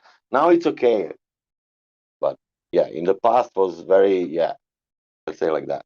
And when you touch some point in a life, and then now you feel like a peace. Now I realize, like, the fucking earth is flat. Yeah, it does. It's everywhere. Everywhere you look now. I find out my peace, you know, somehow, real peace with love and my family. I don't know about peace, but it's like almost it happened almost at the time for me when, like, what else could there be like that? I don't know. Like, you think you've seen everything, you know, and then all of a sudden, holy mackerel! Then you have to see it all over again. That was wild. Yeah, that was a wild ride. Because you lied to me, but you fooled to me on a big scale. And I was so stupid that I could not see, and now I see. And what I can say now, what is true now? Oh my! How I can find the truth now? Yeah, and I think we all go through grief. Like I got depressed for a while, you know. I got angry for a while. You know, I went through all these stages of Oh, grief. Did you wear lied to for so long? That's a fake. that was 5 years ago. I was screaming like, "What the fuck?" Pussy, you got sissies. What? So you're a sissy. What the hell you get all freaking bent out of shape for depression? I was happy when I heard that shit. You're a sissy. You're fucking Yeah, funny, I bro. was Shit. afterwards. I was angry because somebody is fucking lying. I was not Let me tell you why I was happy. I was happy I could reel my mind back in. Because now with we're not having to believe in that shit, I don't have to believe in every other fucking all these universes and shit. Now I have to somehow put that into the whole creation story and all this other shit. I'm like, how the fuck are you gonna do that? How are you gonna fit that cosmology, that belief system into this? It's impossible. They don't mix. Yeah, it had to be discarded. It had to be discarded. Now listen, Fraud, I agree with you. Like I feel similar to that. Like there's a lot that I was happy about and still am and have more joy in my life. But nonetheless, I was still going through these stages. In the background, I was still going through these stages of holy shit, you know, like I wasn't one to like go like back and forth or anything. Like once I saw that thing about water and no measurement of curvature and that gravity is bullshit, you know, like I mean those are astounding things, but I think we still go through this process though, you know, where we have different stages of it. My process was this. I'm not controlled because of internet, because of modern technology. I'm fucking controlled 500, 1,000 years, maybe more. When you look at the beginning, so I don't know how many of you are creationists, but the level of deception started in the garden. He told Eve, "You will not die if you do this." She fucking did it. What happened? Right? So the level of deception has been going on throughout the entire race of mankind. You know what I'm saying? So seeing that, I just had to applaud him. I'm like, wow, well done. You have deceived an entire people with this lie, and you Yeah. For multiple generations too, though, right? church though. I don't listen, bro. I can't even go to people in my same church with this, and they understand it. That's the deception. That's the level of deception this is at. That is astounding. You understand? I've watched all science fictions movie. I love that. And I've watched NASA, and I could not believe that Big Brother show it's happening live, and then nothing they're singing David Bowie in the space. What is going on? Think about when they bring this whole alien deception part into this whole story. What that's going to do to the religious part of the world when they drop that dime in there. Oh, it's aliens now. What are you going to believe in now, creationists? Watch how many turn coat and flip to the other side. Yeah, huh? if they show you aliens, you need to negate the God immediately. They're gonna bite hook, line, and sinker and believe that crap. That's what's gonna happen. Yep, and they'll do anything. You think they're just doing anything now? They'll do anything for the aliens, man. Believe me. You think that They're gonna be American able to. president will take the plane and go to fight? They could say you have to walk on your hands. Everybody will be in hand walking freaking classes. You have to wear your shoes on your hands now. Like they could tell them anything. I mean, people will be buff. Like being fat will be out. Well, we watched that movie. It's if you have to walk on your hands all the time, there will be no fat people. Independent Day, it's called movies. Will Smith. And when you enter in a building, then you have to walk on your knees. So you're going to have knee pads too and shoes on your hands. In fact, I can't talk to my own family members, friends in the church. I've had like people my age. I can understand the older people, but people my age, are combative and aggressive against this. And I'm like, it's in the Bible. What the hell's wrong with you? Seriously?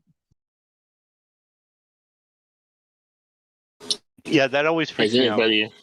Has anybody also heard that the military is breeding giants? Oh yeah, dude. There's all kinds of stories, bro. There's all kinds of stories. I haven't heard this.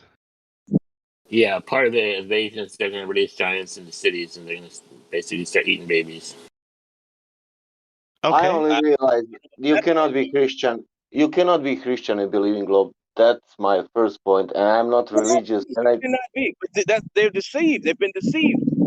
That's and they like the deception. This is the part. They like the deception. They're attached to it. It's an addiction. This deception is an addiction. that's for me absurd. You cannot be if I'm not, but if somebody is Christian is believing God, you cannot believe in spirit, and that's point. That's a point. That's. I don't know how to say it. That's so simple. You cannot believe that God made that balls. It's because they're selling Because he's imagination. not saying anything about the ball. They're selling imagination like they're a drug dealer, and the people are addicted to it. It's very potent. Yeah. Like that NASA van. I'm going to get a picture of that NASA van. Where is that?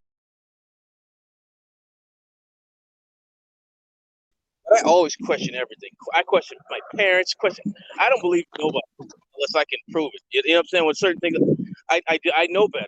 You know what I'm saying? And from being a Christian, God says, "Do not trust man." He doesn't. It doesn't matter who they are. Doesn't matter who they are. They could be. You could be your wife, your child. Do not trust them. You know what I'm saying? Hey, you guys. If they don't follow me, don't trust them. Yeah, you guys think they're gonna pull out all the shots and do the holograms also? Who says they're not doing it? I mean, And you don't know what these guys are doing. Do you know what we can do now in space and we could not do 40 years ago? What? We can make. I don't even believe that. We can make bubbles. We can make bubbles of water and color them. See, I believe they always had the technology. It got better and better, but they've had it for a long time. We can have. They're waiting for a certain time to drop it. Listen, this we can have the French astronaut, French because it was French, and it will happen the Roland Garros final, and Novak Djokovic will win, and they will put the live stream from the ISS, and the guy will have the tennis ball in his hand. That happened. That happened 2 weeks ago. Man. It's going to be hard to detect deception anymore, though, because the way the technology is rolling out now, it's going to be hard to pick it apart anymore because it's going to almost seamless, you know. So it's going to get to a point where I don't know, dude. Technology now it's like this: me and you speaking somewhere, and we can be everywhere where you want. This is technology now. Everywhere where you want. In jungle, in fucking, and that it's live, not editing, you know. I can post you. Wait, I will post that video. It's short, it's 1 minute.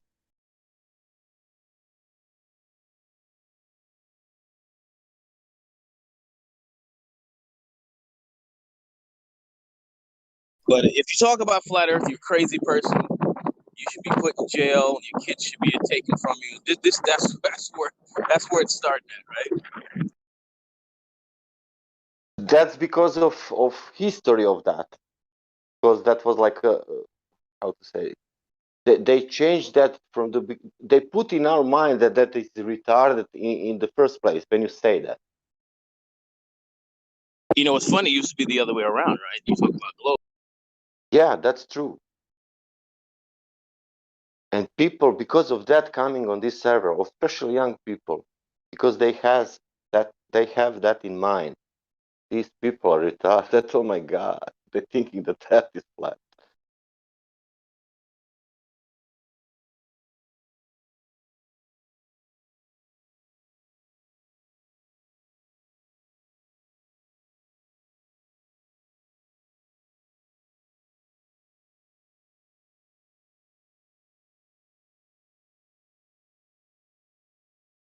But the fact that there's no more critical thinkers.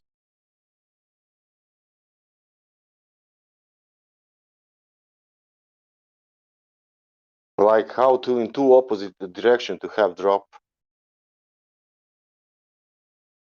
People don't reason. They're not logical thinkers anymore. They don't, they follow the trend. Do what your friend, your neighbor's doing. Keeping up with the Joneses, all this crap. You know why? Because one answer is one, and I tried with people on the street or some colleagues on the work, and answer is always one. You know which one? If I say, do you know that people has observation? Do you know what is their next sentence? Science. And that's it. You were going to say gravity, but whatever you say after that, it doesn't matter because you're a person from the street. What do you know? Science is, science did it all these years, everything, and you are now something. Trust the scientists. That's what they always say, right? Trust the scientists. They know you don't. I trust scientists. My wife is scientist. My God. Believe your doctor. He's fat. He's overweight. He's about to die. I believe this guy.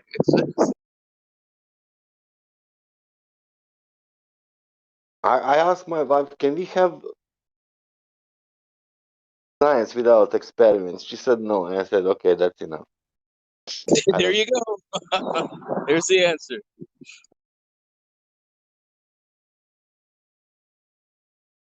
If I ask my wife if our biologists are scientists, and there she will tell you, no.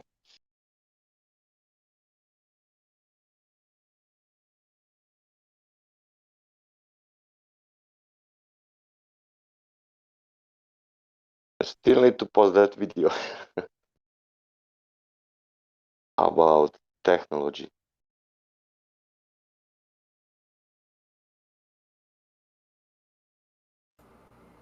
I guess they don't want people making jokes about their vans with NASA stickers on it.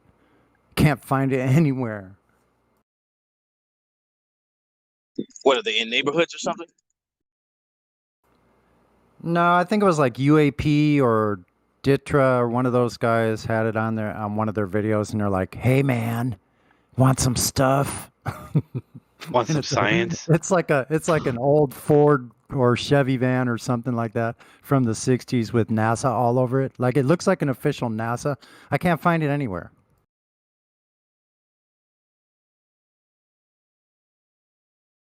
I posted, look at that beautiful apartment.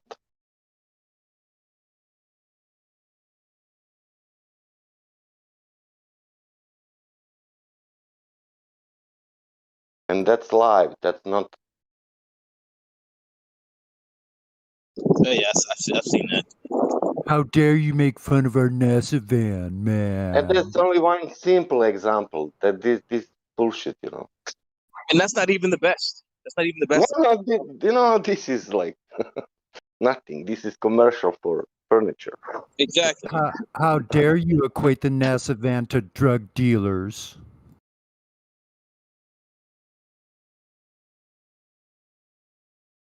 NASA is their God. NASA is God to these people. And then Black Swan video, it's fake, But you can go there yourself and do it, right? But don't do it. No, the answer will be I'm living in UK. Okay. Do you have any friends in America? Do you have anyone who can go and check it? Dude, that's the weirdest thing ever. After I said that, then I started looking through my search, and what I have in the search is official van vehicles with NASA emblems from the '60s, and there's pictures of weed. Wow. In the search.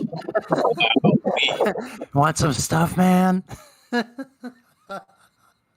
How is that possible, man? Oh, today was great. I'm going to, if somebody know, in UK in Margate, that it's Kent, that it's like a coast near to Belgium. And she said to me today, I was studying there, you can see that one town in Belgium when it's good, nice weather. And I said, what? She said, "Yeah, 30 years ago I could see," and I said, "What are you telling me now?" She knows that she is not into flat earth. But you can see Belgium from England. My God.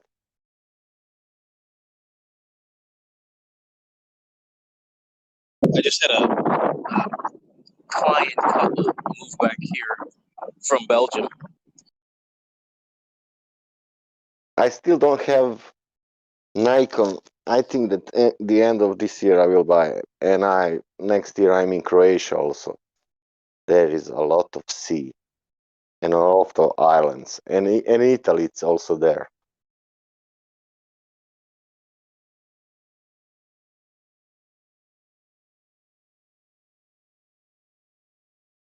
Because I want to see myself.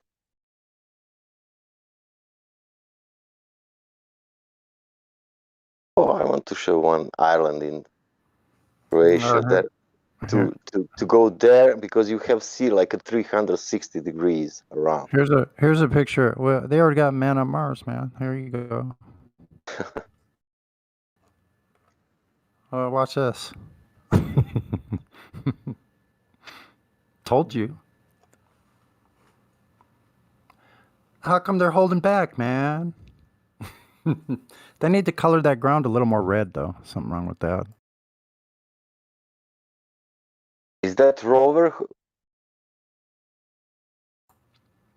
Yeah, it's supposed to be some kind of Martian rover. Let's see, what are they saying? What's temperature?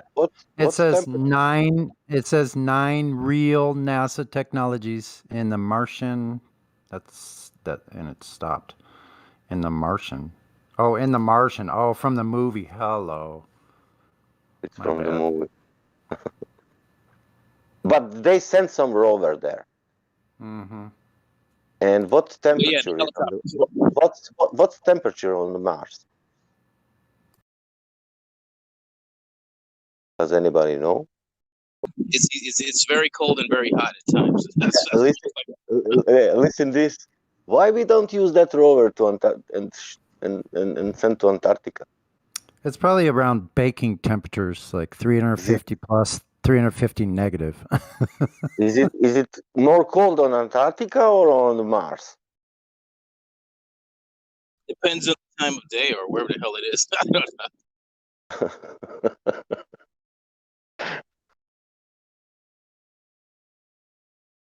It's a thinner atmosphere, so it would receive more sunlight supposedly, and so in both conditions, it's going to be exaggerated temperature. Yeah, let's see what. I think you got it mixed up. We destroyed that technology, and it's a painful process to build it back again. Yep. So that's just to the moon. That's only to the moon, not Mars, sir. So now we just skip ahead, and we can launch helicopters with no atmosphere. Did we forget that moon is not anymore where it was before? Listen, change the movie. Moon is now in where is moon now? It's not in vacuum of space. It's how can you get to the Mars and you cannot get to the moon? How does that make any coherent sense? How could people believe that? Seriously, how could you believe that? Mars is 300. It took them 300 million miles to get to Mars. They can't go 250,000? How? Because, I don't understand. No, because it's only a rocket. It's not with man, you know. They can't send a rocket there either. So check it out. They're saying it's a nice, comfy. What did they say? 70 degrees in the daytime, and minus 100 at night. So negative 100 at night, 70 degrees Fahrenheit during the day. Except on the poles, it can get down to 195 degrees minus. Because moon is boring. It's like it was like some mine, you know, and you leave that place and don't come back anymore. Hold up. They said the rover. Now, this is from 2017. But they said the Curiosity rover measured air temperatures as high as 43 degrees Fahrenheit. How did they get that information back to Earth? Very I simple. I have to know that. They, Was that on a cos- rotary phone? cosmic waves. Oh, they destroyed that technology. So is that when they destroyed the rotary phones?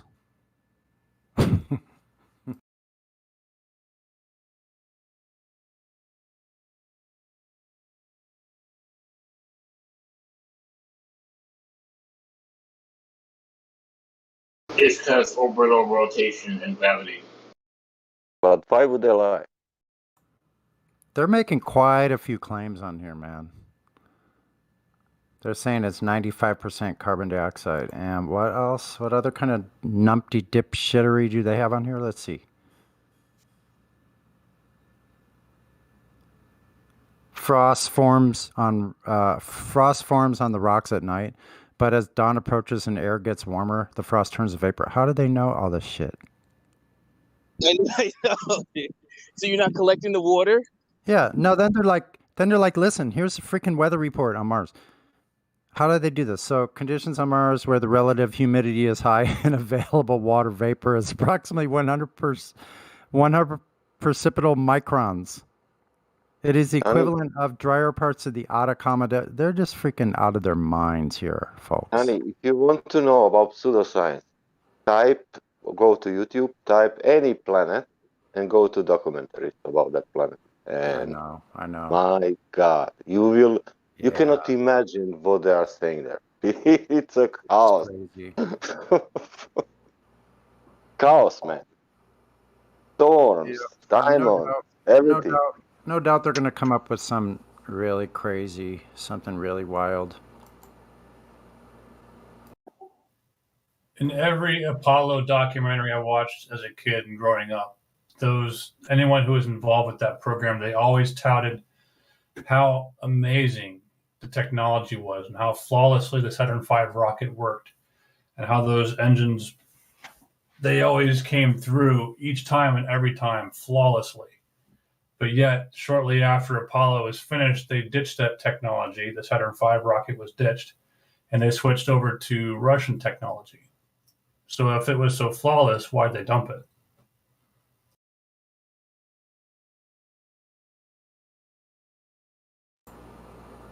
I wonder how that feels as a glober, that you're on the side that doesn't do anything with technology except destroy it. That's great, man. Good for you all. And if you modify your phone enough, you can fly to Mars. but NASA can't. Well, no, you can fly to the moon, but NASA can't.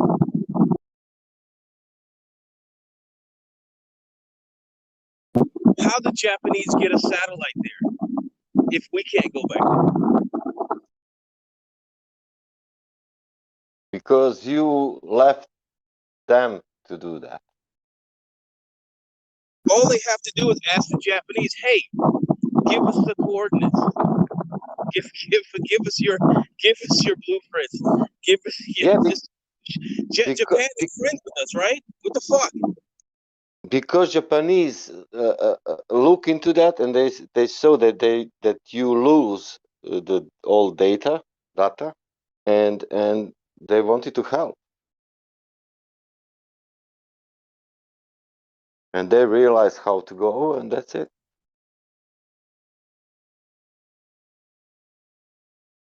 Now you have also Chinese. Funny to watch people try and squirm out of these truths that we feed them, right? They try and squirm out of it. It's ridiculous. Check this out. So I looked at the Mars Insight mission, whenever that was. I don't really care. It's all stupid. But anyway, how they communicate with Earth. So they have these big, huge dishes out in the desert. And the desert, by the way, any desert I've ever been to, has no cell phone connection anywhere until they put a cell phone in. So how are these things out in the desert communicating with something on Mars, folks? And I can't even get a fucking. I'm driving through Arizona and my fucking phone's dead for an hour. You're right in the area, man. Hold on. You could be close. because The Deep Space Network, DSN, because International Network satellite of Antennas.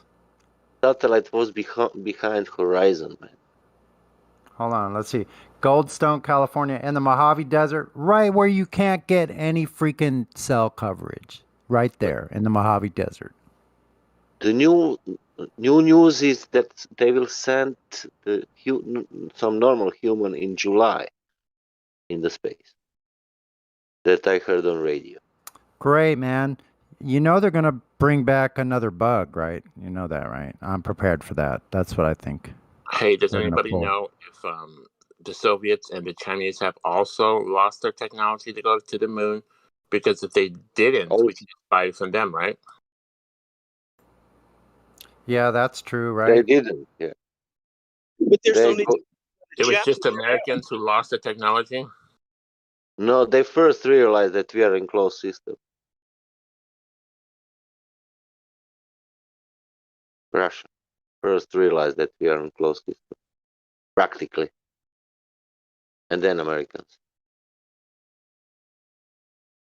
and they then decided, let's say people that we are in closed system, or let's not say that.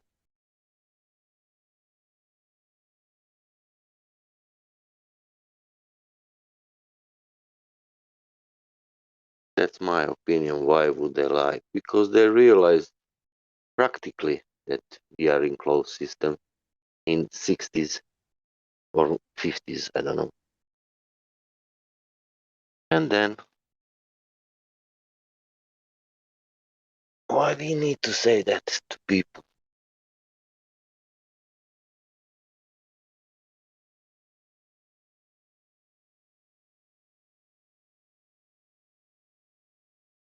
Let's make a Cold War.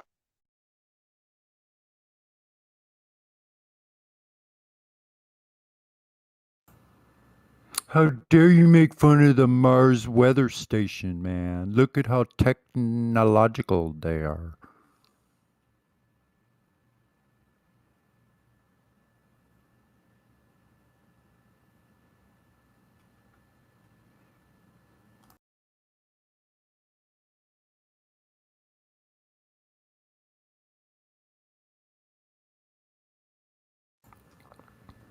Some There's a fucking picture of the weather Americans. station. Sonny, can you put that song, Some Fucking Americans? That Mexican guy. Yeah, it might be a good time for that. Let me see. I'll pull that up. Hold on.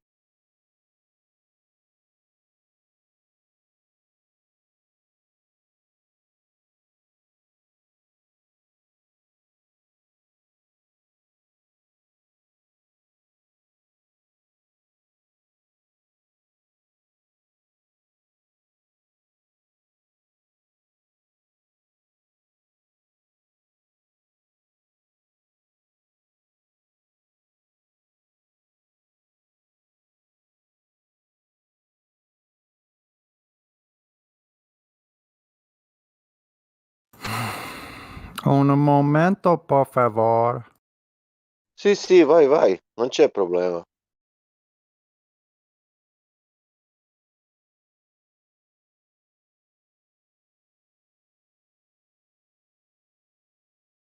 Who was here when Matthew was trying to defend his denial and lack of information and understanding of 9/11? Were you guys here for that?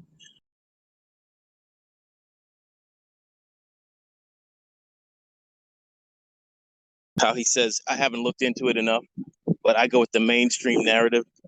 This guy's something special, man. Do you think that airplane accounted the curvature when he attacked?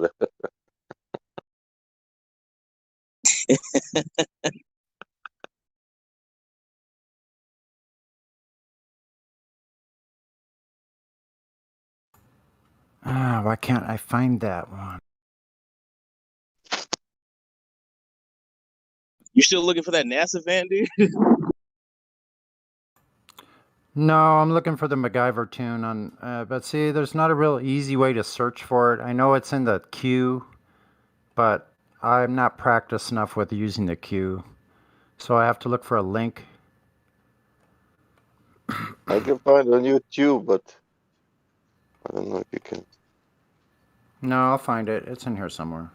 I just have to scroll back a little, or a lot. Let's see.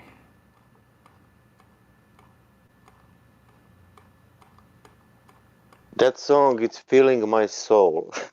No, really. Oh, here we go. That's it. I got it. There we go. That's funny, man.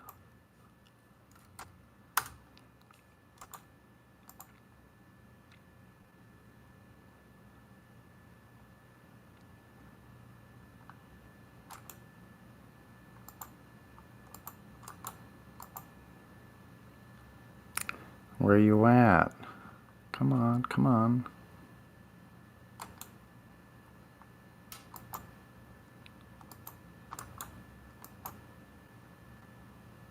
Stand by for MacGyver Institute of Ninja Technology and Son. Most fucking Americans don't really like flat earthers. They like planets and spaceships and stuff like gravity do.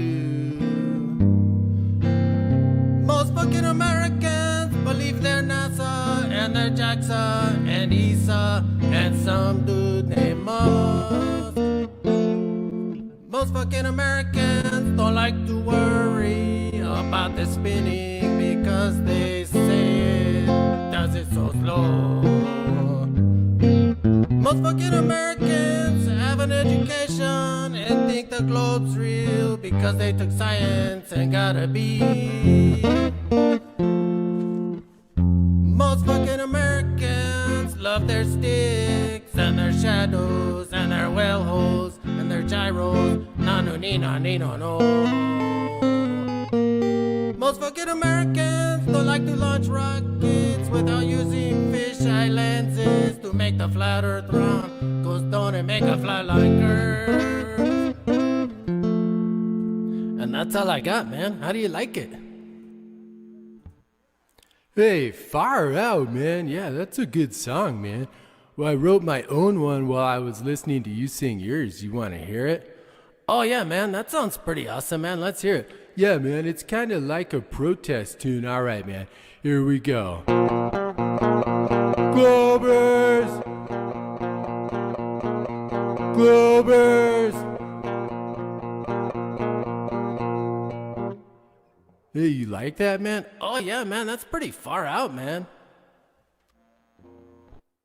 I love that, dude. Keep it up and up. Here's another one from Here's here's another one from Alex, Conspiracy Music Guru.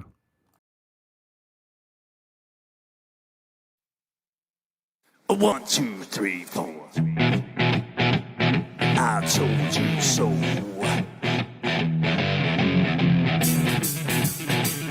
I told you. I told you so.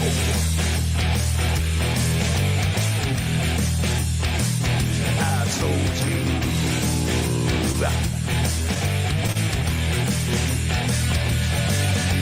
Remember when I told you about 9/11? Remember when I told you about Building 7? Remember when I told you about the fluoride in the water? Yes, I did. Remember when I told you about the New World Order? Remember that? Remember when I told you about the chemtrails in the sky? Remember when I told you that NASA was full of lies? Remember when I told you about the ultra mind control? Well, I just want to say that I told you so, yeah.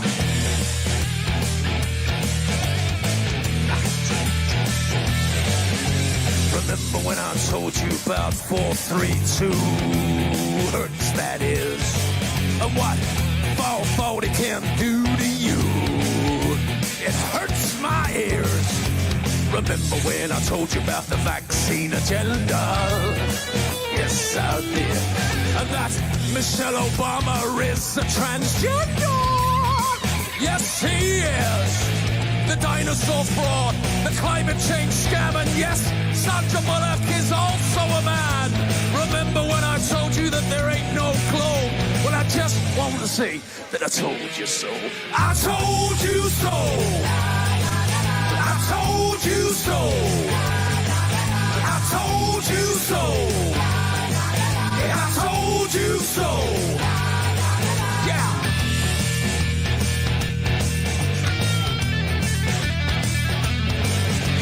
Remember when I told you about the TV flicker rate? And how it puts your brain in an alpha state? Remember when I told you about germ theory? Remember when I told you about gravity? Remember that? Remember when I told you about Paul McCartney? Remember when I told you about direct energy? Remember when I told you about Monsanto? Well, I just want to say that I told you so. I told you so. I told you so. I told you so. I told you so.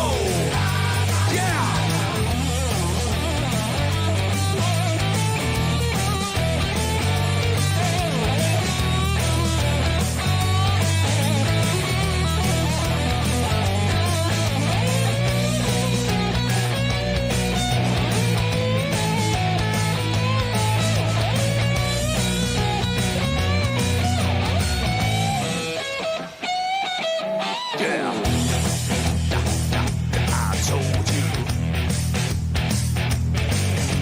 Remember when I told you about the mainstream media? Your so-called celebrities and pedophilia. Remember that child trafficking and adrenochrome. Remember when I told you about the Georgia Guidestone? Remember when I told you about the false flag operation? Remember when I told you about 5G radiation? Remember that I told you that? Well, I just want to say that I told you so. I told you so. I told you so. I told you so. Yeah, I told you so. Yeah. But you didn't listen. I told you so. I told you so.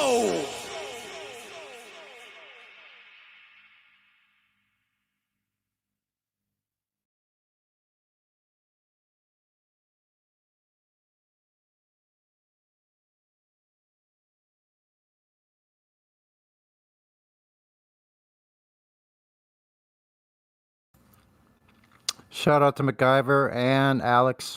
Alex comes in here every now and then, from what I've heard.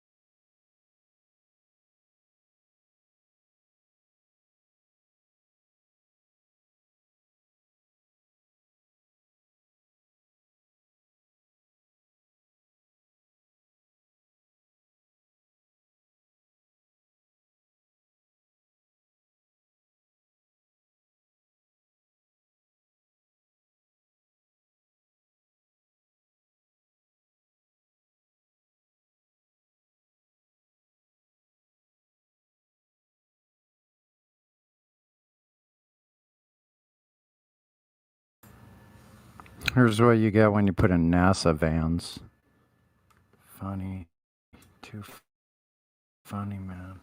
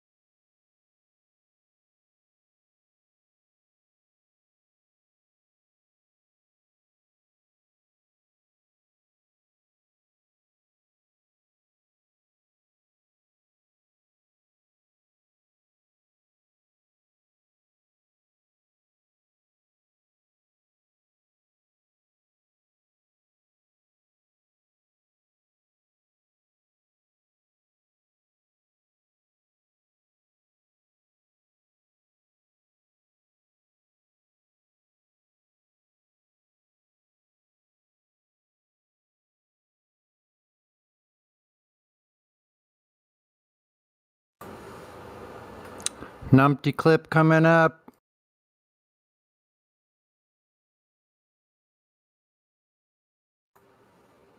Oh, unless there's anybody new here. Anybody new here that has a question?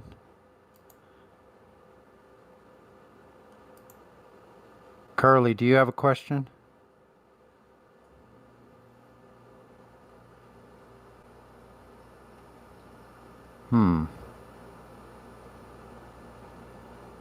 Okay.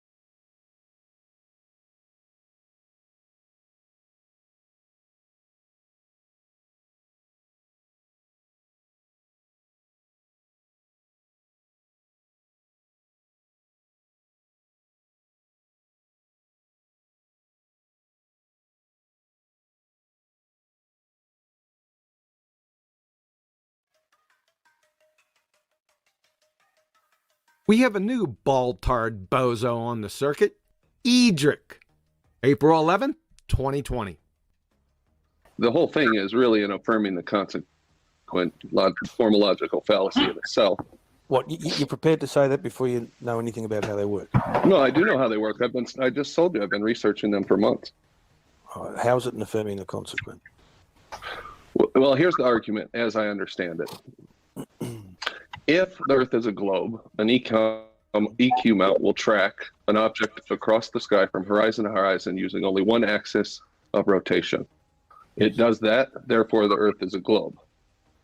That's not the only conclusion you can draw from the okay. results of using an EQ mount, correct? Brandon, Yeah, Brandon, the problem with doing it that way, and this is a Nathan Oakley exercise all the time. You could just as accurately say if an EQ mount will follow, a celestial body across the sky from horizon to horizon, then the Earth is a globe, right? You just transpose your P and your Q arguments, and then it's not an affirming the consequent, which is a fallacy. It's an affirming the antecedent or remote opponents, which is a valid argument. Okay. So restate the argument for me in the way that you'd say it. Your argument was, if the Earth is a globe, then EQ mounts work in X fashion, right? EQ mounts work in X fashion, therefore the Earth is a globe. Now you're right, that's an affirming the consequent fallacy, right? But you could equally say, if you transpose the propositions, you could equally say, if an EQ mount works in X fashion, then the Earth is a globe. An EQ mount works in X fashion, therefore the Earth is a globe. Now that's not a fallacy. Ay, caramba! Really? So according to you, to save a train wreck formal logical fallacy, you just flip the P's and Q's and voila, Bob's your uncle, right? Great job. Now that you saved the formal, we can now check for soundness, right? Tell him what he's won, Johnny. Number 1, an informal logical fallacy called begging the question. Assuming the very thing you're attempting to prove with your EQ mount, it's a sphere fiasco. And number 2, a non sequitur fallacy. Because nobody with a competent faculty of reasoning skills would clumsily attempt to appeal to the motion of a man-made object, tracking the motion of what they're standing on. It's tantamount to attempting to discern the shape of Cassiopeia by tracking how a motion-sensitive camera surveils a friggin' mud bog. You're an imbecile! Just when I think you couldn't possibly be any dumber, you go and do something like this. And totally redeem yourself! You got to be careful. I mean, an example commonly used is, to try and make it obvious, if you cut a person's head off, they will die, right? I cut the person's head off, therefore they're dead, right? But the problem is, look at line 1. If you cut a person's head off, they will die. That's not a factual statement. Oh, yeah!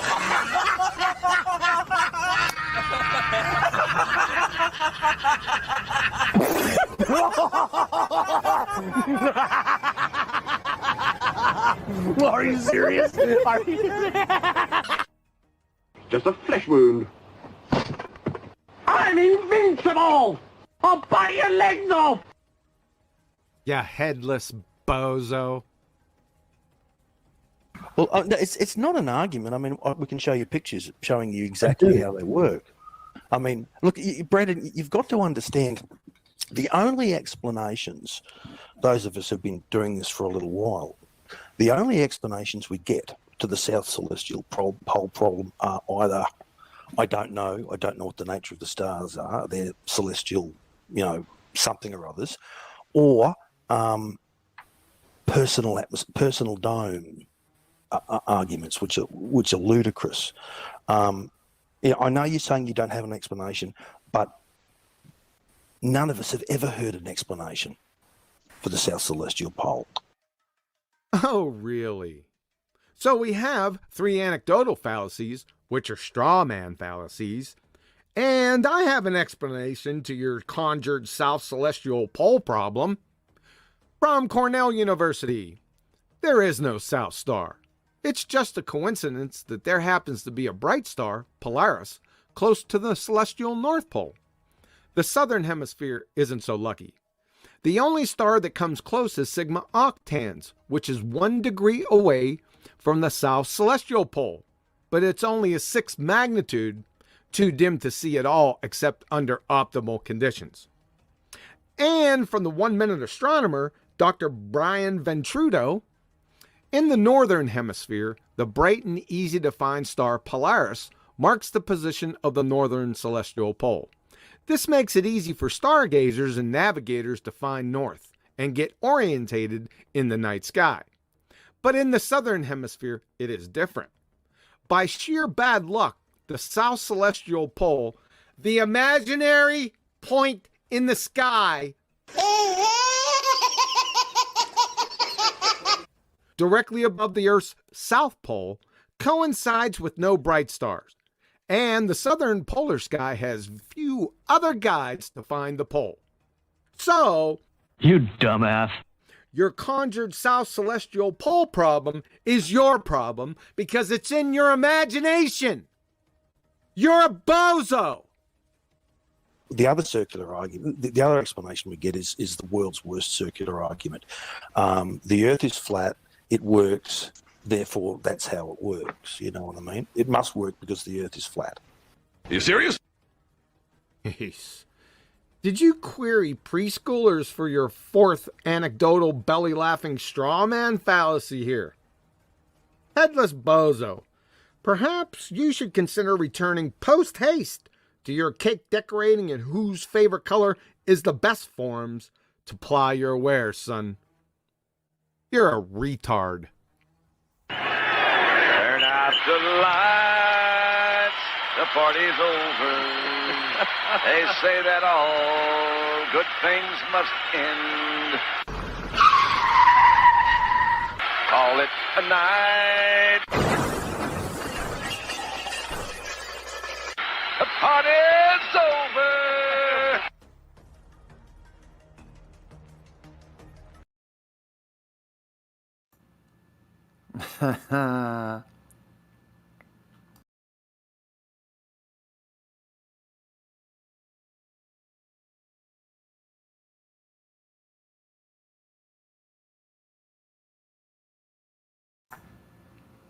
Questions? Comments?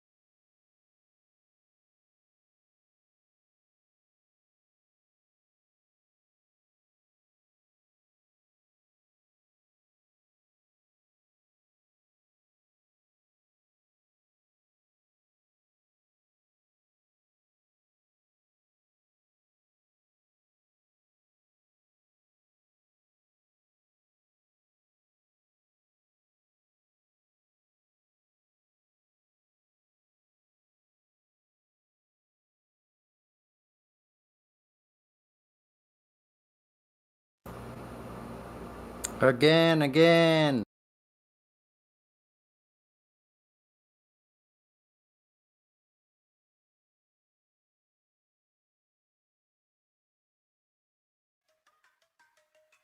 Ruhif, Roofy, the numpty from down undy, greater than infinite refraction retard, February 2021.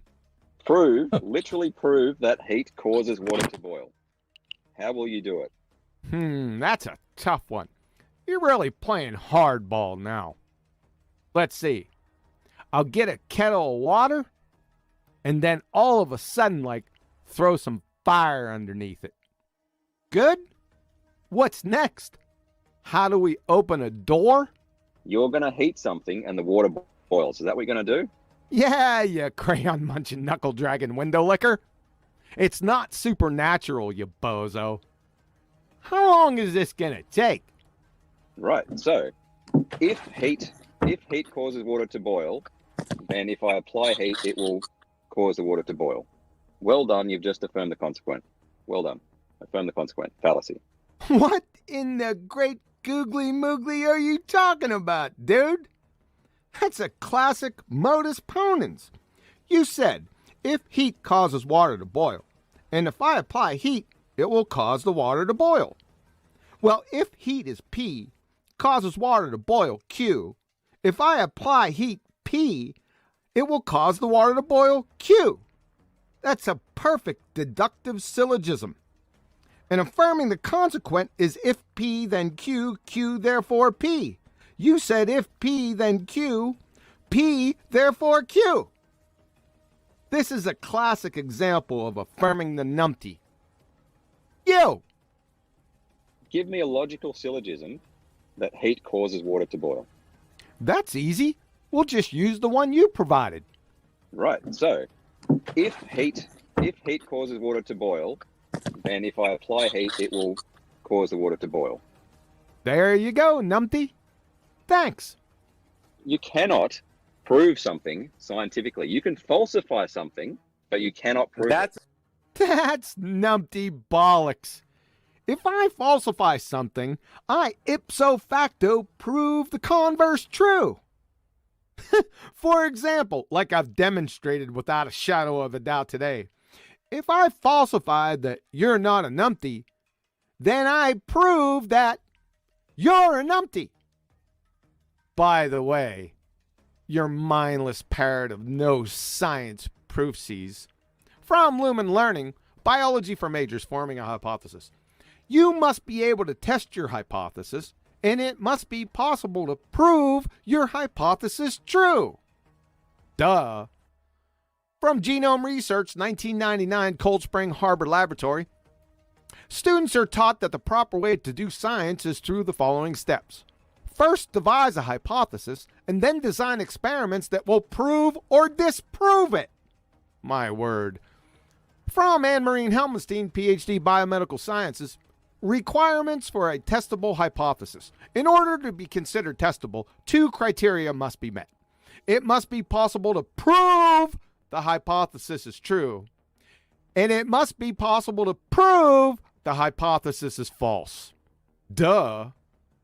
Let's wrap your dumpster fire up with Dr. Craig Venter, the geneticist of geneticists, Celera Genomics, National Institutes of Health. You know, there's some things we can do in science in terms of proving certain things in life we discover. Duh. By the way.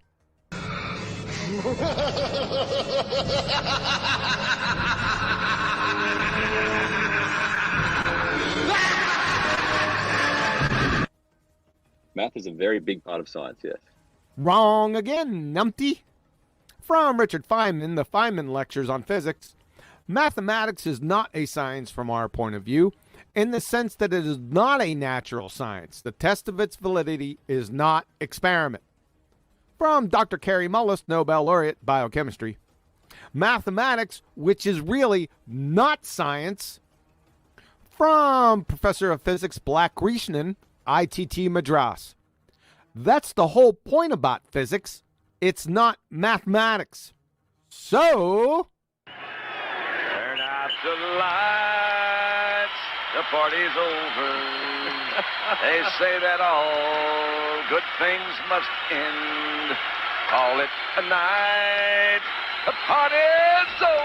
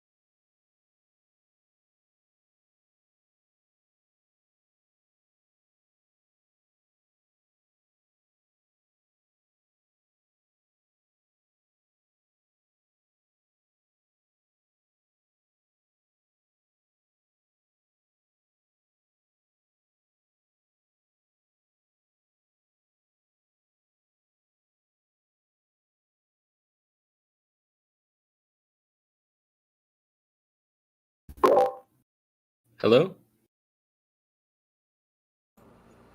Yeah, who is that? Fraud? Oh, this is a Oh, person. a person. Hey, how you doing? Oh, not bad. How are you? Pretty good. You've been on here a little while now. How long have you been on the server now? Oh, geez, I don't know, to be honest. Oh, okay. I was just curious. I think I remember about the time when you first came in. It was sometime last year or early this year? I don't know, man. My memory's pretty shit. It was a long time ago, though. Okay. You might have been here longer than me then, maybe. I have no idea, man. I really wish I could tell you, but Well, it's someone that can pull up your info. yeah, I'm kind of curious too. I'm not sure I know how to do it. Hold on, let me see. Alexa, ping a moderator to tell me how long I've been in Discord. It'd be cool if it worked like that.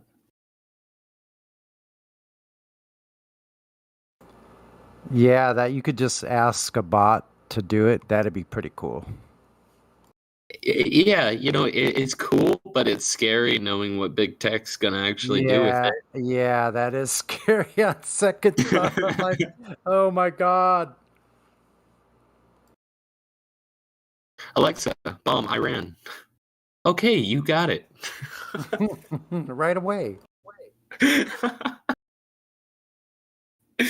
No, that's so bad, dude. It's gonna get that way though. Yeah, it's like a freaking bad mirror freaking episode. A Black Mirror episode, yeah. Oh, the thing. It's funny that you said that. The movie that actually came to mind for me was something about the Mitchells. You know, that new kids movie where the electronics take over. I'm not familiar with it specifically. Mm.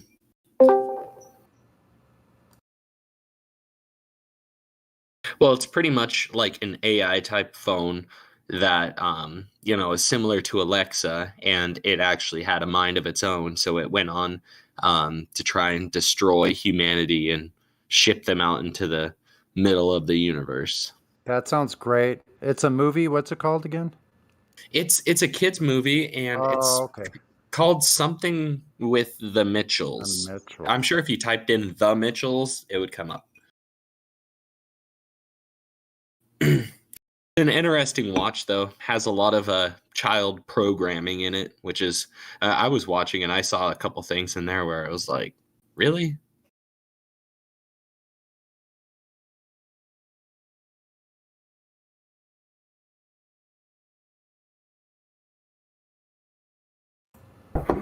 The Mitchells versus the Machines. Yeah, that's the one.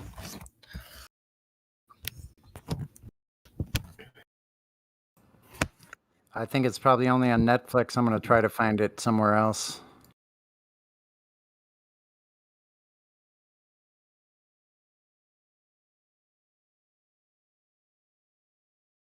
It should be on Netflix.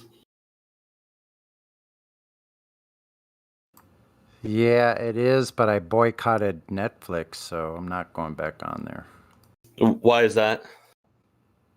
I just think they're full of crap. Like they have so much bullshit programming. I mean, it's some of it is entertaining, but I just decided to stop supporting them. Oh, for sure. Mm-hmm. I mean, I watch a couple of their programs, and that's pretty interesting because they have these space programs. I think it was Another Life or something like that. So they have everybody. They're out in space for a number of years, like long-term space travel, and everybody's up there like screwing each other. Like, it's so weird, man.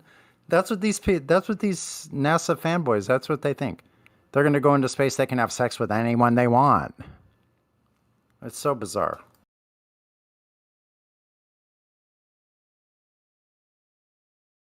Some days I still just can't really wrap my mind around the fact that we've all been lied to this extent. You know what I mean? Like, yeah. It's just weird. It really is.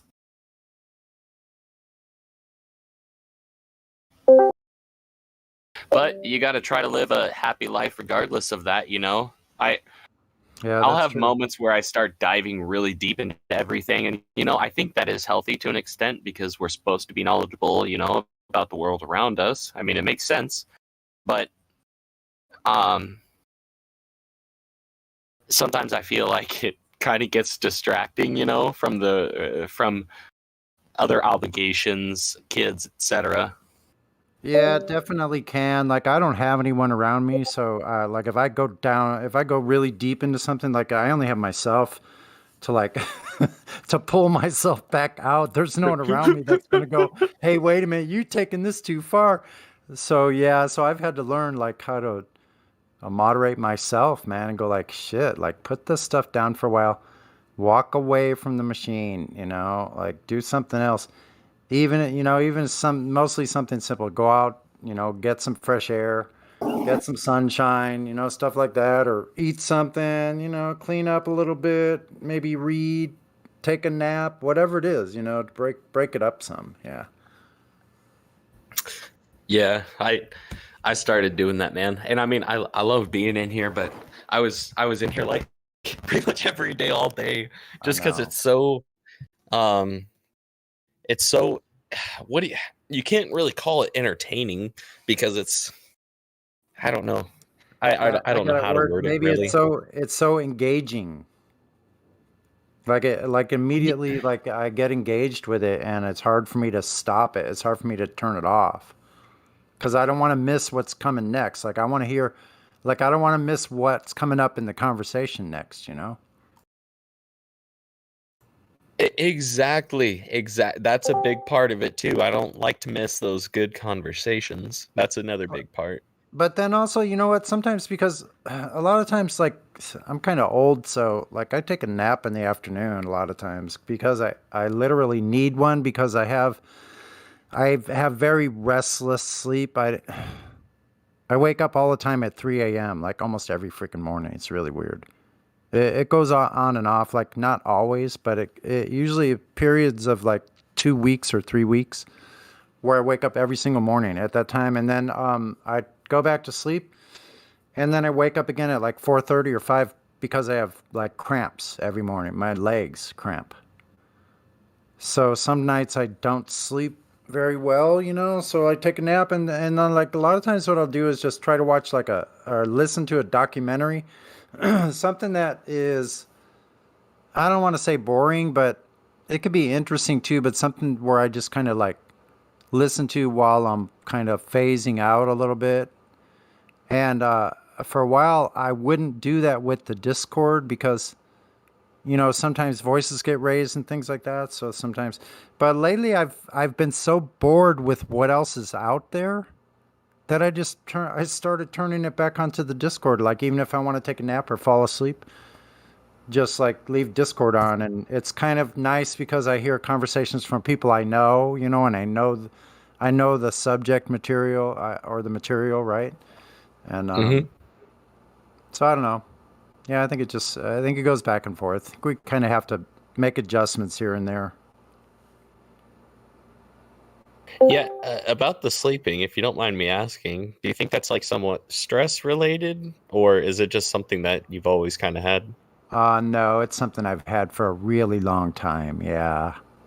Yeah. And my father, I think, was like that too. So I think some of those things may be genetic as well, you know?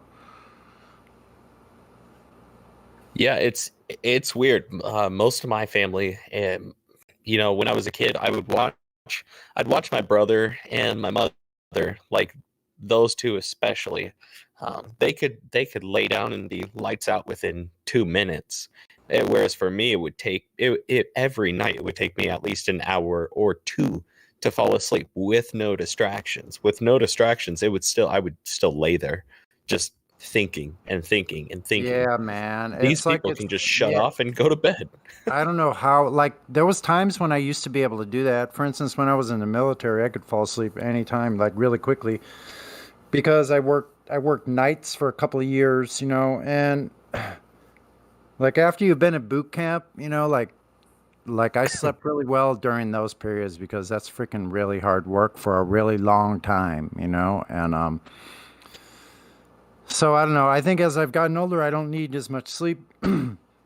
I just don't like I wake up, I could have like 3 or 4 hours every night for a month and I'm not really tired other than like I said, like I'll take a nap, but the rest of the time when I'm awake, I'm not tired. Like I rarely lack energy. Yeah, it's almost would you okay, I really agree with that. For me, I think a lot of it has to do with your spirit, man, because like sometimes I Yeah. know for a fact I'll get like 1 or 2 hours of sleep one night and I'll go, okay, you know what, that's fine. I'm just gonna work through it. No big deal. You know, I'll sleep tonight. No biggie. I'm still gonna give today my Right. 100%. And then once Mhm. 8 or 9 o'clock comes around, I'm just gonna fall asleep. Nope. And then I end up saying that same thing the next Mhm. night. And that goes on and goes on. And, you know, the more I think about it, man, it really is like a lot of it has to do with the spirit of that person and what you're willing to do versus Yeah. what you think you can do, you know? Yeah, I think that may be true also with the daytime thing, but I think also at night because I feel like the especially since flat earth, like my dream life has taken on a whole new thing and so like I feel like I have a connection in that world in or in that whatever that is when we go to sleep. It seems to be another place to me, you know, maybe not physical. Who know, you know, like who knows, right? In the spiritual realm. So I'm still like searching. Like when I go to sleep, I kind of like not all the time, but I try to set my intention on or you know, I'll just relax and zone out like most of us do. But I'm still in my mind, I'm like, now I want to see what I'm gonna see. Like I don't want to miss what I'm gonna see during this process of sleep. Or in the beginning stages of sleep, or in my dream life, or whatever it is. I'm still looking for answers. Seriously. I know, Seriously. man. I am. And yeah, it takes a long time to unwind from whatever happened during the day. Like all that stuff just kind of cycles through and it just Yep. takes what it takes. It takes it has its own time, you know, like it has its own, I don't know how else to describe it. It has its own timeline. Like it takes what it takes with it. That makes sense.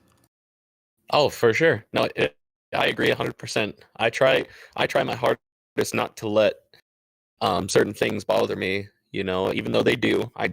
For instance, like bad drivers and shit like that, they've always really irked me. And up until recently, the last few years or so, I've really calmed down a lot of my driving because I don't know. Once you start understanding like the emotional transfer of energy and that these people thrive off of getting an emotional reaction, whether negative or positive, from Right. anyone else on the planet, then That's why give true. them it? Why be miserable because of somebody else? And it's really just that they take your happiness. You're just driving to work. You know, maybe talking to yourself, giving yourself a pep talk like I'm gonna do good. I got to do this, and then I'll be set. Okay, you're just going over stuff, and then somebody just blatantly cuts you off, maybe slams on the brakes right in front of you. It's just stupid crap. And at the end of Yeah. the day, that's only 5 or 10 seconds. You know, why dwell on it? But I tend to. So I've tried getting better at that. Yeah. Hey, I want to ask you just on a technical thing. Are you on a microphone or are you on a cell phone? I'm on my computer laptop, my computer microphone. Does it sound like dog shit? Well, what it is when you first start talking and it's soft, it's fine. But when your voice reaches more amplitude, it's like it's like getting choppy up at the top, if that makes sense. So you might want to go to settings and Okay. then just do that little check. I don't What know do you if you're mean? on, you know, if you go down to the little gear Yeah. and then you can check your voice and video settings. Okay. And then I don't know if you're on push to talk or if you're just on open mic or not, automatic. Are you I'm on? on open mic. Yeah. So just go into those settings and go to test your voice. Like where it says check, let's check it and see how the level sounds. And you can turn down, the input, or you can turn down the output, and that might make it better. Okay, let me try turning down the output.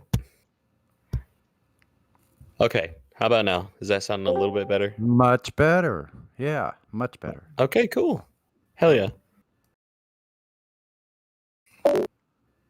Yeah, it took me a long time to get things technical. I used to use my laptop too, and I had to always make sure the settings were down, because it seems like when I was using the laptop, the internal mic, it would like be really too high even when I just started it up, and then switching from mic to mic, I had to watch that too, because I could have both mics on at the same time, and that was not good. Yeah, who was it just the other day that had what was his name? Give me a second. He was having some pretty funny mic issues. It was the Matthew Learns guy. Yeah, so I think I didn't mean to stop you. I didn't mean to stop you. So I just heard it again. So maybe just back up. I think maybe that might do it. Back up off your mic, like get further away, because it's pretty hot. Okay. Is that better? Yeah, that's better. Mm-hmm. Okay.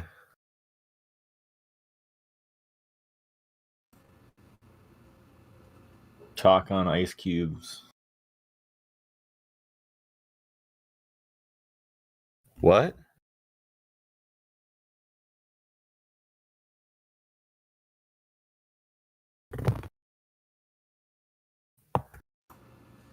It sounded like you said talking on ice cubes. Yeah, I did say talk on ice cubes. No, it's just like we get with your mic. It's like, so if anything little, we'll help you. We're listening.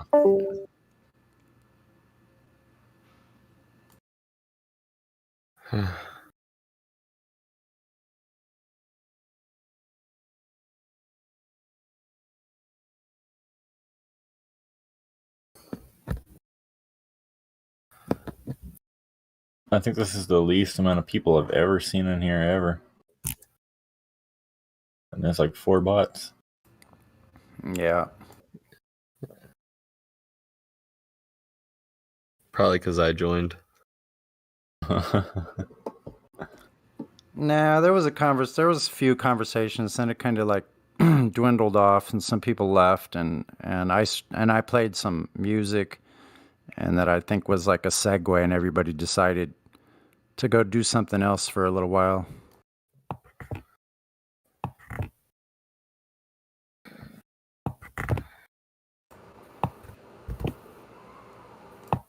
Oh, there we go.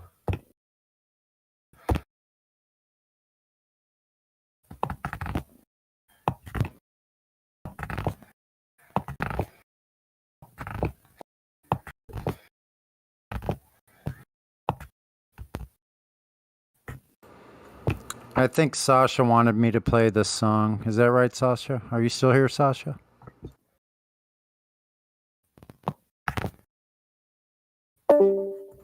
No, he's not here. Maybe I'll play it anyway. Yeah, go for it.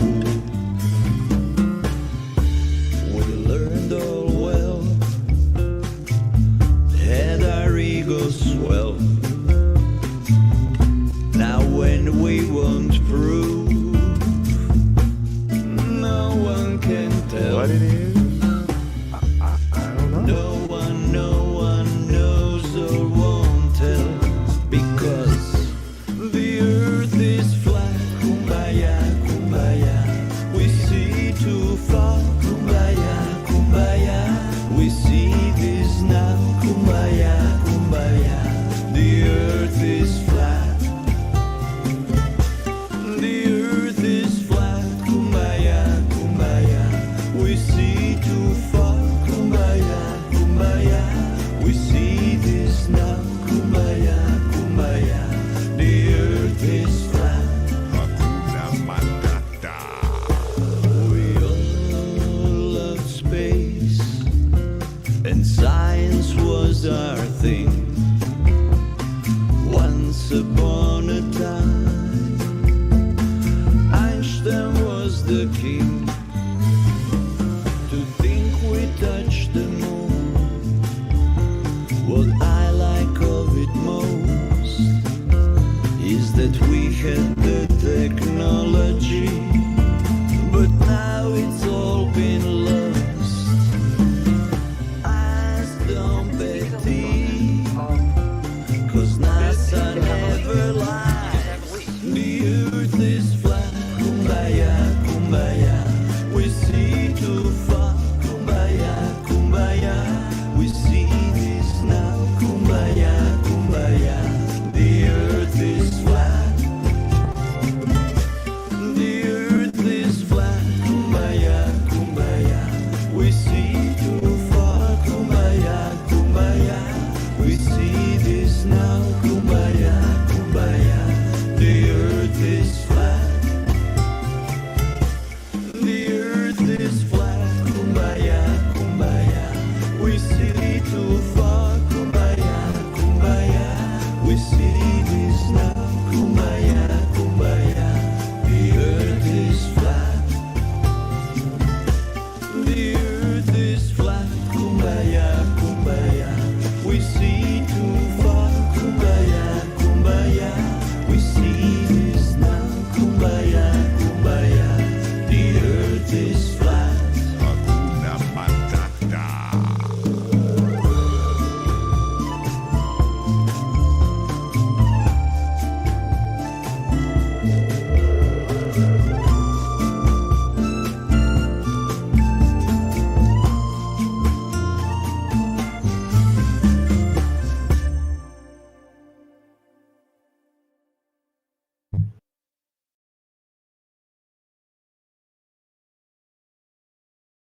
Hey, that's a pretty decent song, but I'll tell you, this term we see too far has Yeah. to do with the curve. It's like there's no curve. Like- We don't see too far. We see as No. far as we can see. You know, Right. and that, yeah. No, That's but true. I mean, it's not a criticism of the Mhm. of the lyrics or anything, but yeah, that's right. We see way further than we should be able to see if the Earth was a globe. Yeah, I agree. And just saying we see too far is really not enough. I mean, just to just say that is not enough. I mean, No, I get it. Yeah, of course. Hey, but it works though, right? It's like when people say, "Hey, why do you think the Earth is flat?" Well, we see too far. yeah, I mean, Right? yeah, I guess yeah. it kind of works, but that doesn't necessarily register in their brain right away. So Yeah, I but get it. that's probably a pretty good way to break it down for somebody at first to keep it simple. Sure, yeah, that was pretty cool. That was all right. I like that song. The Earth is so flat, I can see Joe Mama more than 1.22222 million miles away. Your mama's so fat, she got her own zip code, man. How What can you we talking segue about? back into the Yo Mama jokes again? I know, right? Anyway, so what's up, guys? Wait a minute, yo, mama's so fat, you have to do a refraction index to see her feet. Oh boy! Ooh, are you gonna have to use butane? Butane in a butane atmosphere. Those flat earthers, man, they're so unprofessional. They're just joking about my mama. I ain't going back there. Did any of you guys listen to that Santos talk? I wouldn't call it a debate. It was just a bitch fest between Fight the Flat Earth and freaking Santos Bonacci last night. No, really? I bet that's good. Oh, it's not. It's actually No? just Oh, stupid. no. It's just freaking. It's just them. You Was know, that and the pilot? Santos actually was freaking doing your mama jokes on Fight the Flat. Oh, well, maybe that is good. Yeah, That's fun. it's fun. I mean, you can watch it, but I mean, it's just like Santos was live streaming it from his channel, but I went back to watch it on his channel, and he deleted it. There was a lot of audio issues right up front, and so like within the first hour, Santos couldn't hear Craig for like the first hour and stuff. I actually just jumped in listening live for a while, and when I started listening, it was just Santos berating him, and they were just berating each other. I mean, but Santos was trying to bring out some good points, but it's just like, I can understand it. It's just like, if you're gonna do a live debate, get your audio freaking set up right. I mean, I love Santos Bonacci, but yeah, make sure you know what you're doing before you fucking go live on them. So he wasn't debating Craig. Craig was still moderating, right? Was there someone else there? Or was it was supposed to be a talk between. Yeah, I have a lot of criticism of the way that went down. But yeah, I'll send the video. I mean, it's not on Santos' channel anymore, but I'll send you the video. Yeah. Well, I mean, how ridiculous that your only reason for existence is fight the flat Earth. Like, think about that for a minute. Well, I mean, have you ever talked to him before? No, I haven't. No, I have. Yeah, he's a freaking idiot. He's an idiot. But anyway. Class 1 numpty, huh? So he took the advantages, like, hey, we're supposed to be having a talk here, and your audio is fucked up. So he took pretty much the first 30-45 minutes of the thing to actually take the piss out of him because he couldn't figure his freaking audio out. So anyway, it's hard to watch. So just skip forward. Let me find.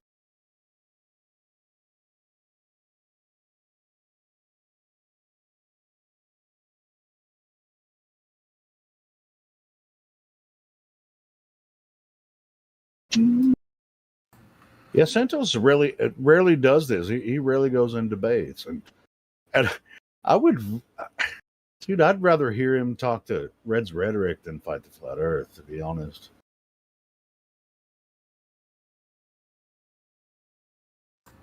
Which Reds is pretty inactive right now, but anybody besides fight the flat Earth. I mean, he's I like those channels, even Nathan Oakley and a lot of those other ones, and like I could go in there and listen, but I don't know what it is, man.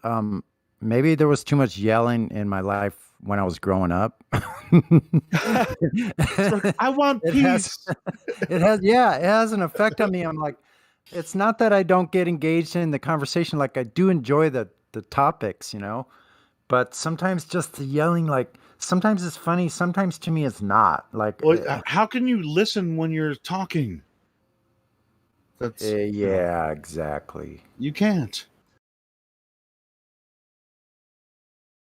So anyway, yeah, check it out. I would recommend you just fast forward about halfway through. Then I think Santos got his audio figured out a little bit better. Yeah, I'll skim through it. I'm sure there's something to gain from it. There usually is something good, worthwhile. Even if it's just seeing the like how the opposition behaves is pretty amazing. That's a good case study every time. That's true. I mean, it's like, oh, the Earth is flat. You can't even figure out your audio on this so and so platform. It's like, anyway, yeah. I mean, it's just yeah.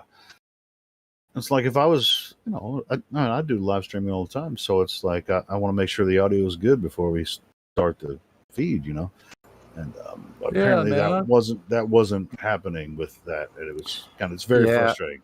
I recommend just going an hour in. Maybe I couldn't even listen to the first freaking hour because it was like Craig just going, "Hey, look, they have a whole team of people and they can't they can't figure out how to use the audio." Well, it was just him making fun of them. Not anyway. I mean, well, all of us know not to talk to Craig anyway. He's a dipshit. So Santa, apparently there was like this email conversation with with Santos and a couple of his guys. And so that's what Craig talked a lot about in the first hour or whatever. There was like, I mean, he's claiming that Santos threatened to kill him and all this kind of shit, you know, and that's. But he was just taking the piss out of him in emails. I don't know.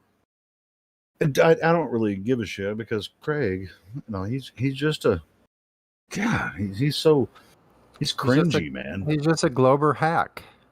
He's freaking cringy, man. Hey, boys. But anyway, Hey, how's it going? Who was that? Boom. What's happening? What's up, Boom? How What's you up, doing, brother? Helio Skeptic? Pretty good. Chilling out. Hey, are you? Hold on, let me. Oh, so you're VC verified. Is this your first time here? No, I've been in here for a while now. Wait, a while meaning what? Probably like a couple of month. days? A month and you're still VC verified? I don't know what any of this means. Okay, I've been well, in the VC call on verified 3 role separate means occasions now. no. VC verified role means that you're able to open your microphone and talk to us, and I think you can. No, you can't share links, but you can text in the live stream voice chat.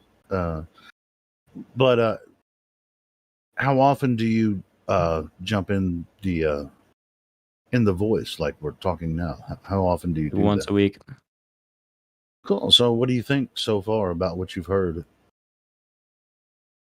I don't know. I don't like believe in it, but I think it's really interesting to listen to people who do. That's why I sit in here. All right, cool. So you think the Earth is a globe, right? And because hey, all of us, don't worry about it. We all thought the Earth was a globe prior to this information. So, It's not that. It's just that I don't care enough to not think it's a globe. well, if you didn't care, you wouldn't freaking be here. So No, why? the thing is, like, I find it interesting though. Like, I don't think it's worth the effort of like, hear me out. You guys are so ridiculously into this, right? And like, I think it's a cool thing to be into. Wait. But like, you have to spend so much time researching and all of that, versus I can just be like, you know, whatever shape the Earth is, we're on it, man. Hey, but bro, you're here. Why are you spending time here if it really doesn't make any Because difference? I had the worst rust wipe of my life. Absolutely terrible. Build spot ruined. Terrible. So you're bored. You're bored as fuck. So you want to come talk to flat earthers for no Pretty reason. much how it goes, yeah. Okay. Well, Are you? Are you a gamer? I mean, don't Yeah. you play? All right. So you play video games and talk to flat earthers. Is this what's going on? Yeah, it's pretty cool, right? All right. So how should we deal with this, guys? What are we gonna do with Boom? Well, first of all, I wanted to say I don't really care how someone gets here because I think if you're here long enough, Boom, you're going to find something and it's going to be out of your control. You're going to hear some kind of message in here or some information in here that will never go away. Yeah, it's going to And click. you'll- I mean, you'll he's be- already yeah, it's already clicked for him. He wants to hear more about the flat Earth. I do. I find it interesting, yeah. Okay. So here's one thing we do is there's three primary claims that the globe makes, right? So this is what makes a flat earther. We ask for a measurement of curvature from ancient times to the present, a detection of axial rotation, and the existence of the vacuum of space as they tell it to us, right? So Sure. what we've done is we've gone ahead and we've looked for this information ourselves. Is there a freaking measurement? Like, so for instance, I'll just ask you, do you know of any measurement of curvature from ancient times to the present? No, last time I was in here, y'all mentioned the laser, and then you're like, but how could you measure with a laser? And I was like, that's pretty interesting, man. Yeah, we Makes can, and we sense. can get into that later. What makes that a measurement? We can get into that. So that's an honest answer. You say no. So that's not unlike the answer any of us have given as far as curvature. None of us has been able to find a measurement. It's cool that he remembered that. That we've talked about. The laser measurements. So then the second one is: do you know how, when, and where axial rotation was detected? No idea. Okay. See, that's being honest. That's why you're still here, man. Well, And so, check this out. yeah, go ahead. Yeah, I mean, do you know what axial rotation is? I just want to make sure, Boom, what you understand about axial rotation. And as it compares to rotating on to its the axis, right? That's how we have compared seasons according to the solar system, right? It's like never. I just want to make sure that you understood it. Go ahead. Yep. And then the third question is, can you provide a demonstration of gas pressure without a container? And the reason we ask that question is because we're told that, we know we have gas pressure here, right? 14.7 psi at sea level, correct? So that gas pressure system, we're told, exists next to a vacuum. And we're told it's an open system. So that means there's no way that entropy would not occur. In other words, the gas laws state that high pressure will always go to low pressure. And for you to have gas pressure, you have to have what's called a container. You have to have a container. That's the only way you can even measure gas pressure is by the container. It's pounds per square inch. So there's not even any way to tell if there's pressure with gases without a container. Are you referring to space? Right. So what I did there is I just bludgeoned space to death. Yeah, I noticed beyond recognition because if you can't provide this gas pressure that it can exist without a container, which is what they're telling us, then it doesn't exist in reality. They can't show it, and it would violate the second law of thermodynamics. Yeah, if there's this torrential vacuum of space, what they call vacuum of space, which there's no such thing in nature as a pure vacuum, but there is a torrential difference between the vacuum of space and the positive pressure on Earth. So, I mean, it's all positive pressure, but the difference, even with the differential pressure as you move higher in altitude, what they say, the torrential pressure of space, it would pull the atmosphere off of Earth, immediately without a container. So that's. Yeah, man, that sounds trippy. That is trippy, bro. How can we have pressure on air pressure, gas pressure, atmospheric pressure on Earth if there's no container in between Earth and quote unquote space? So what do you think is the medium in space? Because we know it can't be oxygen because when you're skydiving and stuff high altitude, you're not skydiving, flying, you have to wear oxygen tanks. So what Sure, do you and you have think up there? like high altitude planes. Just even commercial planes. You have to pressurize the cabin, right? Oh yeah. Because Is there there's a not theory enough on what's up there in space? What it's filled with? good theory. Well, we have some ideas, but basically the way the gases work is they're created at the surface here. They go omnidirectionally. And so they go up to until they reach equilibrium. So different gases have a different density, right? So some gases are going to equilibrate at a different level. That's why there's gradients in the pressure system, which is the only way you can have a gradient is in a pressure system. So you can't have one. Mm-hmm. Yeah, they'll tell you the opposite sometimes. But I'm not going to go any further because he hasn't brought up the G word. So that's no, he hasn't. He hasn't. But I wanted to say because oxygen, the way I think of it is this: is that those different gases are going to end up at different levels because of their density, right? And what we know actually works here on Earth is density, buoyancy, and density is what we see here. And so once those gases equilibrate, they're going to be at a certain level. So you get up higher, and then there will be another gas that is equilibrated there, right? And then so on and so on, and you get up into areas that has less pressure. Do any gases from outer space, quote unquote outer space, enter Earth's atmosphere, or do all gases come from Earth?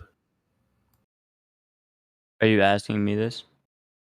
Well, I'm asking you that. I'm really. It's kind of rhetorical. We all know that all the gases come from Earth. You know. Oh yeah, I was like, I mean, I always viewed space as like an absence of gas. Like there's nothing there.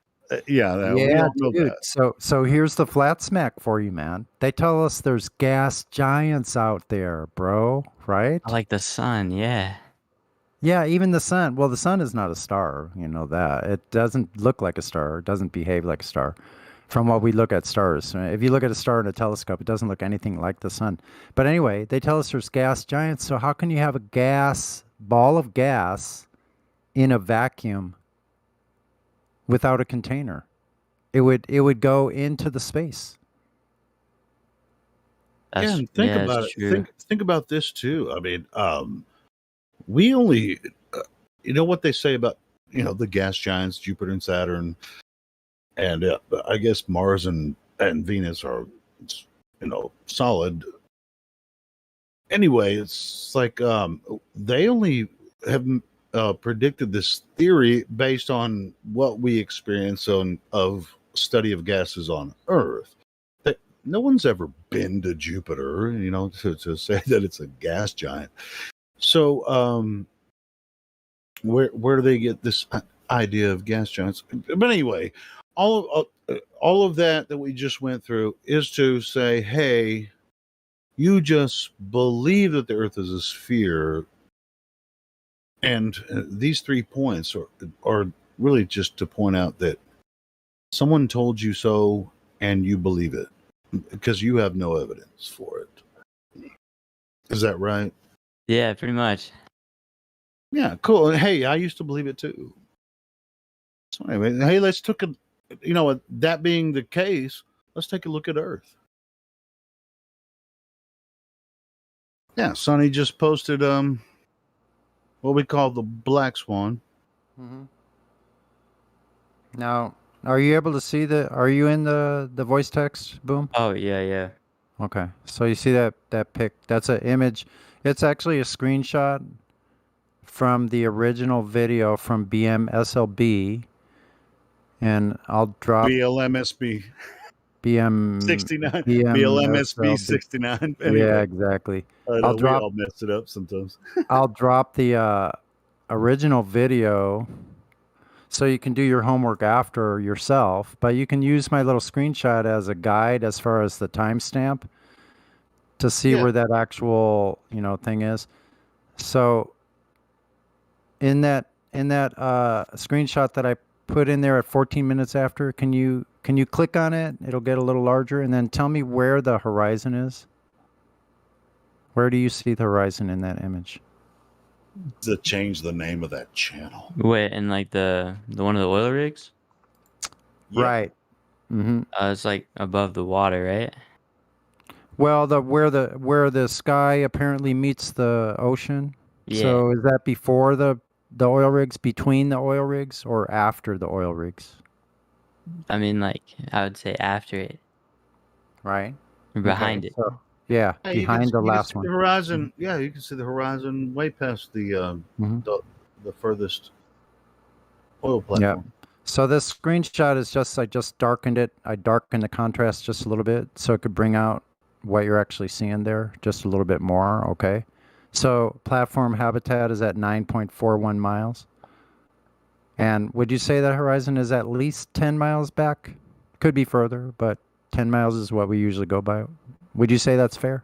The reason we say that, hold on, in the images that you posted, Sonny, the numbers aren't there.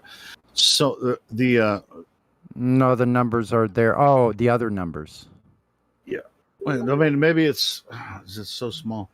Yeah, the furthest platform. Oh, my bad. They're there. Yeah. I'm messing it up. Yeah. I'm getting it. I don't have the modus tollens, and I'm looking at a small screen. I'm looking at a smaller screen, so it's hard for me.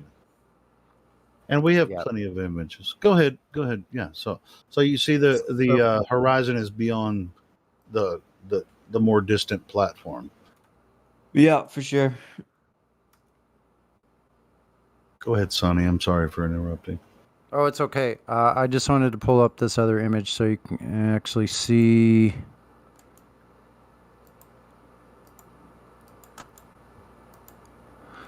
So this one, so this is basically the same place. If you look at where the oil rigs are in this next one I posted, it's the same thing as what I have. It's just I darken mine a little bit. So because the globe is that we've been given a radius value of 3,959 miles, right? So what that works out to is to find the distance to the geometric horizon on a sphere of that size. It would be 1.225 times the square root of the observer's height in feet, right? So this camera, and you can see that in the original video, is approximately 1 foot above the water. All right, So, yeah. so the geometric horizon should be no further than 1.22 miles. That's what the geometric, because of the size they gave us, geometrically speaking, that sphere edge can be no further than 1.22 miles. And as you can see, we're at least 10 miles. So the horizon here we've falsified the radius by at least 10 times. That's cool. Right. So the point of this is with the black swan, the point is really that there is no geometric curve edge horizon. What we see is an apparent horizon that changes from day to day, hour to hour. So basically, that's what this whole thing is about. We see way too far, but in addition to that, the horizon is not a geometric sphere edge, as the globe requires there to be one. Yeah, you know what's really interesting about this footage? Sometimes you'll see a horizon in front of those platforms, but if the horizon is the curvature of the Earth, you will never see it beyond those platforms. See, that's interesting. Yeah, because Yeah. that's why I always start with a lot of people. It's like, what do you think the horizon is? I'm just like, well, just like Bill Nye said, oh, that's where boats go over the curve, and it's like, that's the standard answer, right? And it's like, oh, well, that's where the curve starts, right? And then you'll see the sails last, and the boats go over the curve, and that's the sails last. Well, what do you say about this? Because they give us a number, 3,959 radius, 24,901 miles. So we can actually make calculations and say, hey, if we put a camera 1 foot off of the ground and can see the horizon beyond something 10 miles away, is that the curvature? No. The horizon is no longer the curvature at that point. Right? That's actually neat. Yeah. I Is it agree ever- with you. It's neat. It's neat. I like it. Is it like It frustrating? shows though? that there is no curvature of Earth. Does it ever get frustrating that I guess either side that? can't fully prove their theory? So does that ever frustrate you or not? You could never just give We definitive just proof proved of it. the We shape of just the proved Earth. it to everyone. We just proved to everyone that that the horizon is not we the have curvature that. of the Earth. That is absolute right. Sorry. Well, no, yeah, but that's then absolute. someone could This say is how absolute do you proof. know that This was is 1 this foot isn't above like, the water? And then you'd have to be like, well, Well, we can show you well, because hundreds we of have the other original videos, video, man, and where there's you can see the same thing happening. But oh, anyway, okay, that's cool. go ahead. Plus, the Sonny. best thing is you can go yeah, do it. we have the original video, and then you can double check. Sorry. I was just going to tell him the best thing is you can go do it yourself. Go ahead, Dave. Yeah. Go to the beach and do it yourself. Find something 10 miles away and see if you can see it. Go ahead, Stop being guys. a poser. Hey, you can watch a boat just move across. Just like, don't even pull your camera out. Stand on the beach, watch a boat move away. Take your camera out, zoom back in on some bitch. You'll see the whole boat again. The horizon is not the curvature of the Earth. Yeah, that's cool. All right, guys. Well, this is enough for me tonight, but thank you for the lesson. I appreciate it. I'll All be right, back man. in here later. Yeah. All right. Peace out, Cool. boys. Good to see you. Right on. See, you guys are telling me the horizon is not the curvature of the Earth ball that we live on? Is that what you're saying? Uh-oh. Yep, that's what we're Row. saying. Oh my God. This is news to me. I'm in shocked. I must mute. Dude, look at that. I was getting ready to slam dunk it with that GIF that shows the islands, and I have another screenshot from the video, which is pretty cool to take those videos and just take screenshots. No reason not to, or Yeah. create GIFs and Uh-huh, just make it, where we can just show that. It's like, that's Yeah. why I love the horizon, because that's why it's like, that's Yeah. why, like, I went and talked to a guy on Twitch one night. He was just like, Here we he go. was in here, he got banned, and he was like bitching in the YouTube chat. No, he was like, I'm live streaming this on Twitch. I was like, all right, I'll come over there and talk to you about flat Earth, on your Twitch channel. And so I went over there and talked to him, and he was like, all right, cool. So finally, I had a flat earther to talk to me. And so I went over there and I said, hey, first question, what do you think the horizon is? And so he proceeded to tell me that that's where the boats go over the curve, and I'm like, bro, that's not what the horizon is. Let's look up the definition of horizon. And I said, do me a favor, look up the definition of horizon. I think I mirrored it on my Helio Skeptic channel, so you can go watch it. And I was just like, dude, just look it up. That's not what the horizon. It's not the curvature of the Earth. I just looked it up. Right. It says on my screen the apparent location where the sky appears to meet the ground. Oops. Wow. Yeah. But only Globers say that it's the curvature of the Earth. I know. Well, I was going to slam dunk that to Boom about the islands in the background, and then the idea of, But you can hear they're him saying. backing down a little bit. Anyway, go ahead. I'm sorry. No, it's good. No, but the thing about boats going over the edge is you want to talk about archaic. That is an archaic belief that boats are going over. That it's 500 years old, man. We have zoom cameras. There is no curvature Earth if you can zoom in on something see, that's the whole thing. It's so convoluted. It's just nutty that someone could even think that a zoom camera is zooming in over a curve edge. Hey, but I mean, a lot of young people haven't come across this information, so I mean, Well, we're gonna have to defer a little bit.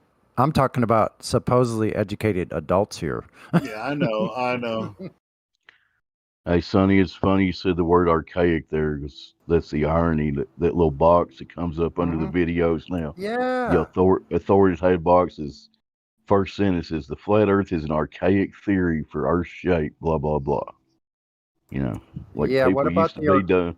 Yeah. People used to be dumb thousands of years ago, and they thought the Earth was flat, like Fred Flintstone. Yeah, where does fucking evolution come in there, right? I know, man. So what about the Dunning-Kruger freaking archaic belief set, boats going over the edge? That needs to be slam dunked. I don't know, man. It's Already has tiring. been. I mean, we do this on a regular basis. I mean, yeah, that's true. Almost nobody listens to our streams or whatever, and sometimes it's unlistenable, and that it is just the way it is. But when we're hot, we're hot. When we're not, we're not. But at the same time, it's just like when we all get frustrated and start screaming over each other, it's because the people that come in here and just throw bullshit at us, we just call it out as fast as we can. So yeah, I mean, what are we supposed to do with something that's complete nonsense? Yeah, it's almost literally like the baboons in the zoo. literally throwing excrement. I had an epiphany or a question for all the NASA fanboys and girls out there about why are we going to Mars, the moon, or anywhere else and funding all this space exploration when every other day or week we're getting struck by a large meteorite and everything's going to be wiped out? Like a big asteroid's coming to hit us tomorrow. So why are we going to Mars today? Yeah. All the Yeah, but- asteroids are like near misses. They're like coming like 30 million miles or something. Yeah, but you know So what they're that's going to pretty tell you. close. I can just see it now, though. They're going to be like, well, that's why. Yeah. That's why we have to go. We got to harness the asteroid and divert it. Yeah, it's like we're gonna go and prove these flat earthers wrong. It's good freaking luck, bro. They're gonna send Bruce Willis and the team to divert the asteroid, right? Yeah, I know. They're gonna blow it up. They're That's drilling what that shit. That's what Space Force is for, man. Space Force is up there diverting asteroids left and right. It's like a video game to those guys. I know. I can't wait to see their movies. Yeah, Space Force. Space Force. Space. I want to see what they need to get some cheerleaders. They need to get a cheerleading Tremendous. team on there. I want to see the cheerleading team for Space Force. That'd be great. We have the Army, the Navy. We need the Space Force. Maybe That's a great all idea. of Gem Panda server, they can all be the cheerleaders. Yeah. I mean, shoot, if the skirt fits. I don't know who made this meme. I don't know who made this meme that I just posted. The Flatter Discord 2.0 open 24 hours. I freaking love that. It's like a 7-Eleven meme. Do you love that? That's freaking cool. I know. I commented on that when I first saw it. I was like, "Whoa, that took my breath away." Yeah, it's badass. I love it. I love that meme. Whoever made that meme, if you're here, just shout yourself out. That's a good meme. You know what? I think I'm going to take that and print them, just like that. But you know what? We need another one with the Discord address. That would be awesome. Yeah, I could probably take it and just add the 24/7 flatearthdiscord.gg/flatearth or discord.gg/flatearth. Just add the little black print right underneath it. That'd be cool. That'd be a good thing to hand out. I'll grab it. Yeah. I'll do that. It's like right beneath the 2.0 red line. Just discord.gg/flatearth. Yeah, because that's going to be a good thing to do with thousands of people coming out, like here, on the water and people on vacation. These people are dazed and confused after what they've been through. So I'd be like, here, take a look at this. Is that Mick West in here? No, he just left. Did anybody else see that? What? At Mick least the West icon. jumped I in? missed He's it. been in here before. I mean, we had a 3-hour conversation with him before. I just saw him in the list, and now he's gone. Did anybody else see it, or my losing my mind? I missed it. You probably did see it, though. Yeah, I mean, I don't think we ever banned him. So, yeah, Mick West, get your ass in here. Let's I talk. think it was a misclick. He was going through his Discord servers. He accidentally clicked this. Yeah. He clicked on the wrong server. Yeah, we've talked to him before. Yeah. Yeah, we're gonna ask you about your R value if you come in here, buddy. Is Mick West? Where'd you get that? I'm sorry, man. Where'd you get that R value from? Yeah, he Radius. created what's the name of his website, Dave? Metabunk or something. Metabunk, yeah, and he has a curve calculator and all that shit on his website. Oh, that's right. I remember now. I sometimes I forget which numpty is which. So Mick West was the one that has 16 terabytes of information. His proof of curvature was 16 terabytes of GPS. That's RC Moisty has that. But Oh, that's RC. I mixed them up again. know your numpties, Sonny. Come on. I know. So Mick West, is he a magnetic? Mick West. Magnetic Y'all know West? that- No, you remember Issa actually has a song dedicated to Mick West. Do you have that handy, Helio? Oh, Mick West. I'll find it. We can play that one. You tried your best. Yeah. It's like a little Let me find it. lullaby from Mick when he couldn't come up with that R value, or he had to admit that they couldn't figure it out.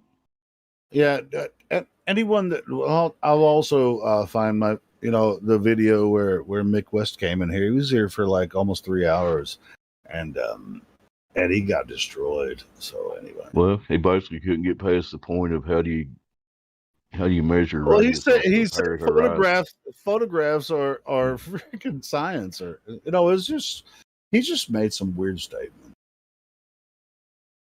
But he did the same thing on Nathan's show one time too. It's just like, dude, yeah, why are you trying so hard?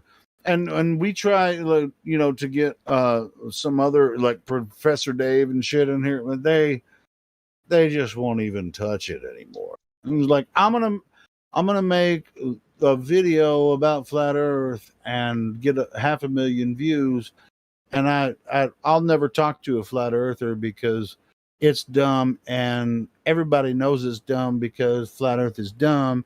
And don't we know that? Everybody, woo, yeah, flat Earth is dumb, woo. yeah. But they won't ever talk to a flat earther. But They call us an echo kudos. chamber, right? Hold on.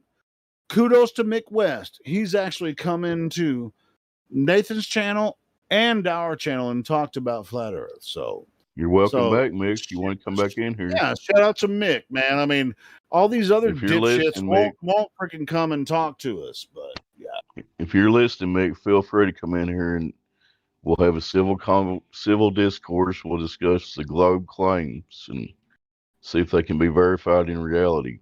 Helioskeptic is kind of skeptical about that. So no, I actually don't want to talk to him, but I want you guys to talk to him because I'm just kind of hosting this shit, or maybe I'm just talking too much. If I talk too much, tell me to shut the fuck up. We'll tell you nicely, man, because I know you're a cancer like me. Got to be easy with us cancers. shut the fuck up, Helioskeptic. No, but I'd love to have Mick West back, man. I mean, if he really thinks that he could come back and it's like, oh, I have some new ideas. Here's what and listening back to my conversation that I had with the guys on the server, I actually, here's what I analyzed that, and here's what I'm going to show you why you're wrong and Earth can't be flat because this and this and this. Dude, he got destroyed. There is no way that he could ever come back. So, but if he ever comes back and does that again, I'm gonna be like, wow, man. Like Mick West got some balls, man. He's got bigger balls than any freaking Globie out there, bro. To give him credit, he did appear on like Poncho Pete's a couple times too. Well, I mean, the way he got destroyed on this channel, if he ever comes back here, he's got big balls. Listen to this question that a girl that was on the old, I'm trying to remember her name. It was Sasha Isaac Young. She's a flat earther out in California. Anyway, she was talking to Mick West and she asked him this question. He couldn't answer it. It was about taking a plane flight like from north to the equator and not feeling the speed differential. And he couldn't answer it. Yeah, that's a good one. None of them can answer it. You know what I mean, right? Like you start out like barely going 10 mile an hour to North Pole or whatever, theoretically, if you're flying from there, right? But say somebody's flying from Alaska down to the equator, they should feel that speed difference. You know what? Here's another one that's kind of related to that. Yeah. Is they say that the centrifugal force kind of like balances out gravity. So what about when you go further north? There's nothing that would balance out the centrifugal. So wouldn't you be crushed? Yeah. Because it's a smaller circle, so there's less centrifugal force. So you'd be crushed. That's where the magical properties of gravity take over, right? Gravity, it makes the proper adjustments when it needs to. Man, you just got to trust gravity. Trust the plane. That's it. Whenever it needs to. Hey guys, if you haven't heard this talk with Mick West, I'm posting it right now. Okay. I found Isa's song also. I could play that. Go ahead if you want to. All right. It's a good one. Yeah, there was another song. In honor of Mick West, we're going to play a song for him. Oh, did you find Issa's? That's what it was. Did you find it? Issa's song? Yep. All right, cool. Coming right up. Go for it.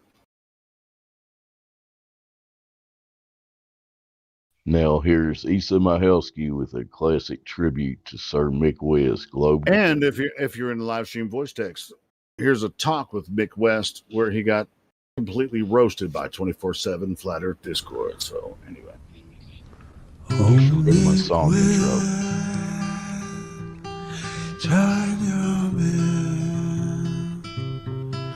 Oh, Mick West, you tried your best, couldn't pass the test of Anthony Riley. Oh, Mick West,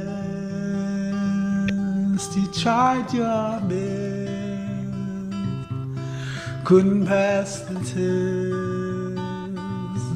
of Anthony Riley. Mick West, you really tried your best, didn't pass the test of Anthony Riley. Oh, and Ranty Rant with his videos, and it's clear that Mick West doesn't know that it's hard to determine so many things. It's not that easy as they would have you believe. Oh, Mick West couldn't pass the test. Oh, Mick West, you tried your best, couldn't pass the test. Oh, Mick West, Anthony Riley.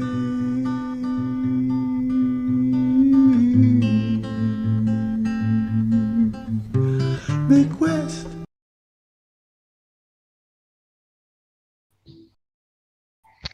Golf club.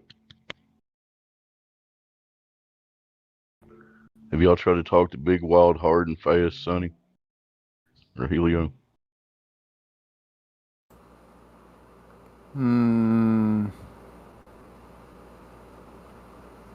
No. Hello, Big Wild Hard and Fast. Welcome to the 24/7 Flat Earth Discord. What can we do for you? If anything.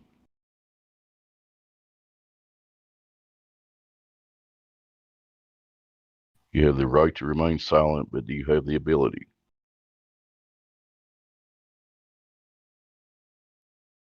Hey, Dave, did you say Big, Wild, Hard, and Fast? That's what I said, sir. That's a freaking cool name. Yep. I like that. Big, Wild, Hard, and Fast. Have you talked to us before?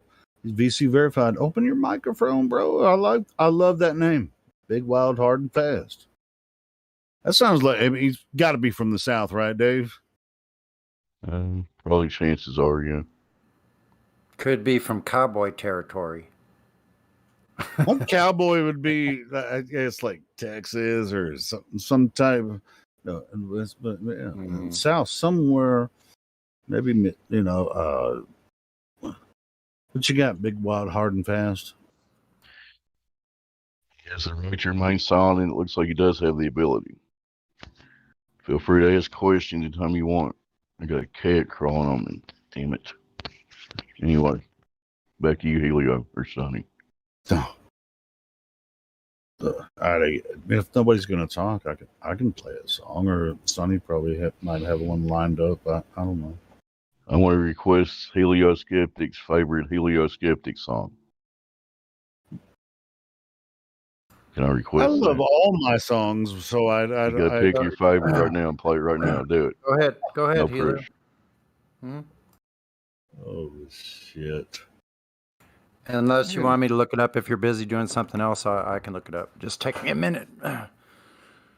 Yeah, I'm But if you got, I'm kind of doing something else right now. So yeah, Why don't you what song? play that one for he did for Silent Lucidity? That's a good one. what do you like? You guys like that one? I do. I'm gonna play your stuff. Which one? It's the lies that they do not see. Where can I find that? Is that on a SoundCloud? No, it's on my freaking YouTube channel. On your YouTube channel. Well, that's all right. Yeah, it gets that when it's called The Lies That They Do Not See, something like I that. can pull it up. It'll just take me a minute. I can probably get it faster.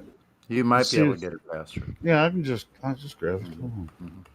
Features the vocal talents of our friend Helio Skeptic in Arkansas. Do y'all know him? Amazing. Not and the writing amazing. talents. I'm just some fucking guy. I'm just some guy. Yeah. This song was written by Aramiston. Am I saying that right? And we miss him. I hope he's okay. Yeah. Where the fuck is he, man? I mean, I've been trying to get a hold of him. Nobody can get a hold of him. He wrote the lyrics to this song, and yeah. So it's freaking crazy. Here it is.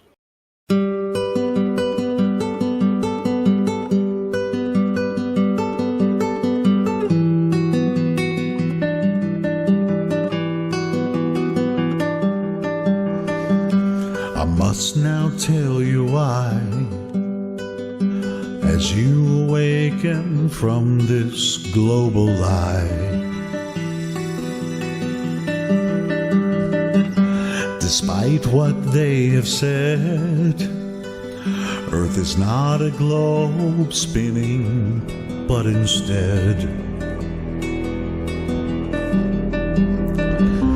they mind tricked you to steal your plane, as someone close to you programmed your brain.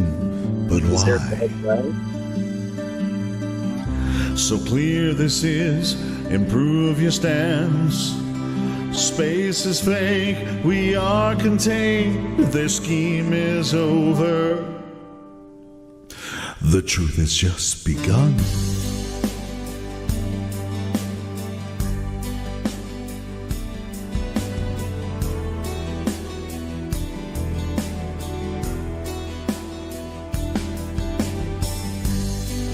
There's a place up in the sky, a pathway for the moon and stars at night.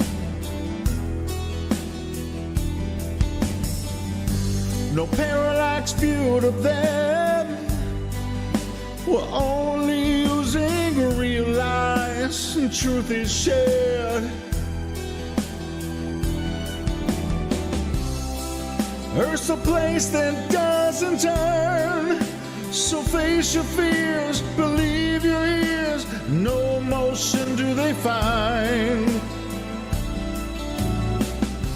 I'm handing you this lovely world. Promise me that you will seek this logic with devotion.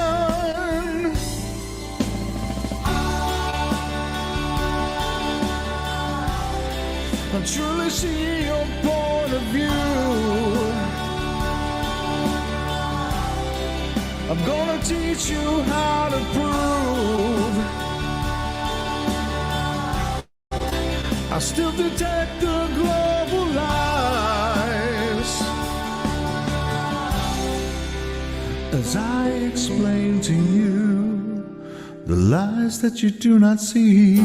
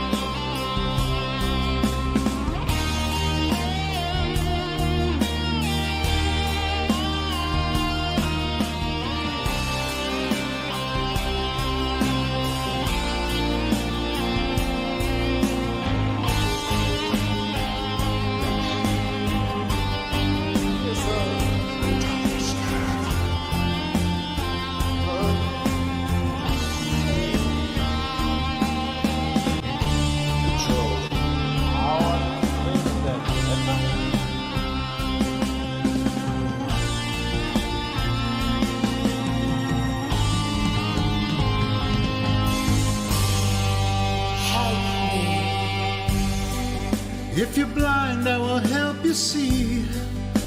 You must deny the vicious lies you believe.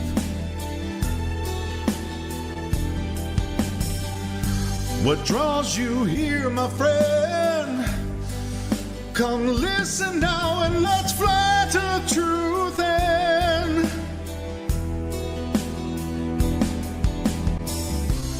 Giving advice for you to learn. Forsake the claims, let truth sustain. Your soul set free from lies. A heartfelt yearning to be had. Lost in the illusion, using real lies. You will despise all the global lies, but truly see your point of view. I'm gonna teach you how to prove. Still detect the global lies. As I explain to you.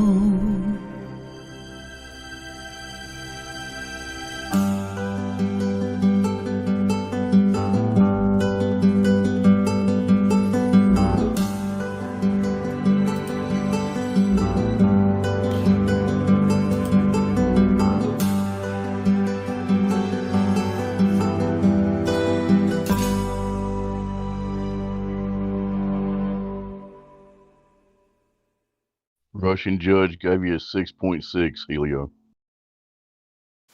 Very good.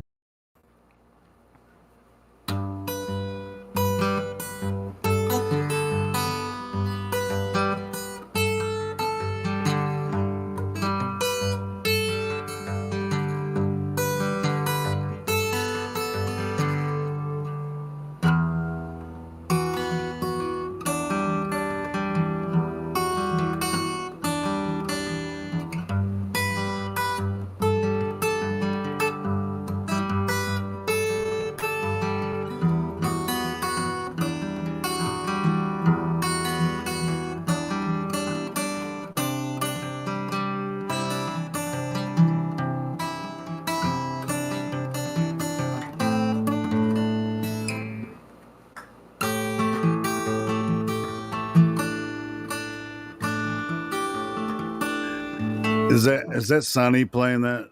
Yeah. I must now tell you why. Okay. Yeah. As you awaken from this global lie. Right. There you go. Despite what they have said, Earth is not a globe spinning, but instead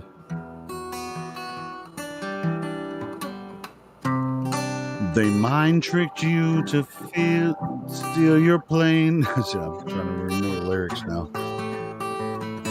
Someone programmed you to steal. Anyway, I can't remember the lyrics right now.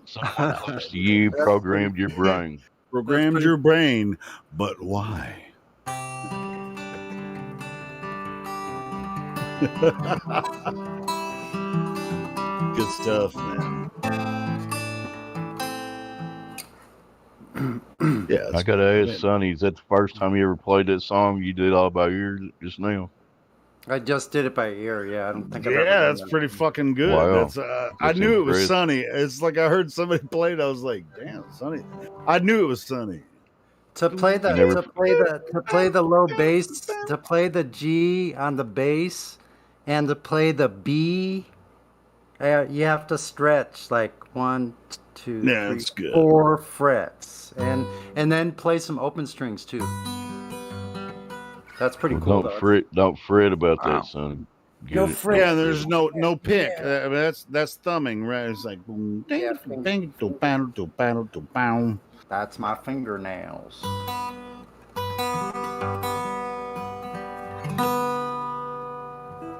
I must now tell you why. Yeah, it's good stuff. We're not going to do it again. We just listen to it anyway. Right. Anyway, yeah, I love doing the karaoke stuff because I've written some of the karaoke songs myself, but Aramiston has written 3 that I've done, and they're all awesome, and I've done one myself, and I'll tell you what, I mean, me and Mini HC has a Master of Puppets parody that he's writing, and he's supposed to send me the lyrics pretty soon. So look forward to that. I'm going to do a Master of Puppets parody. So that would be freaking awesome. Is there like a music Discord for like Flat Earth?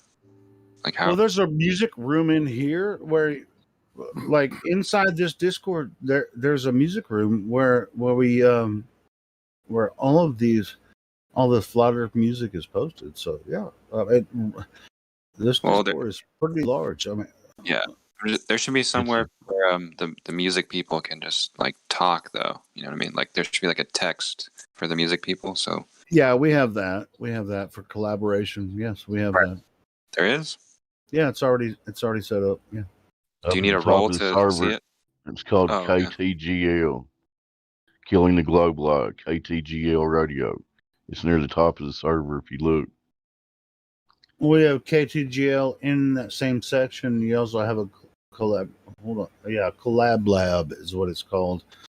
You have to have a certain role to see the room, but yeah, if you want to collaborate and make music with someone else here on the server, you're gonna have to ask a moderator for a role to be involved there. Yeah, but yeah, it's already established. Is there any yeah? Is there any mods in here? Sorry. Oh yeah, I'm one.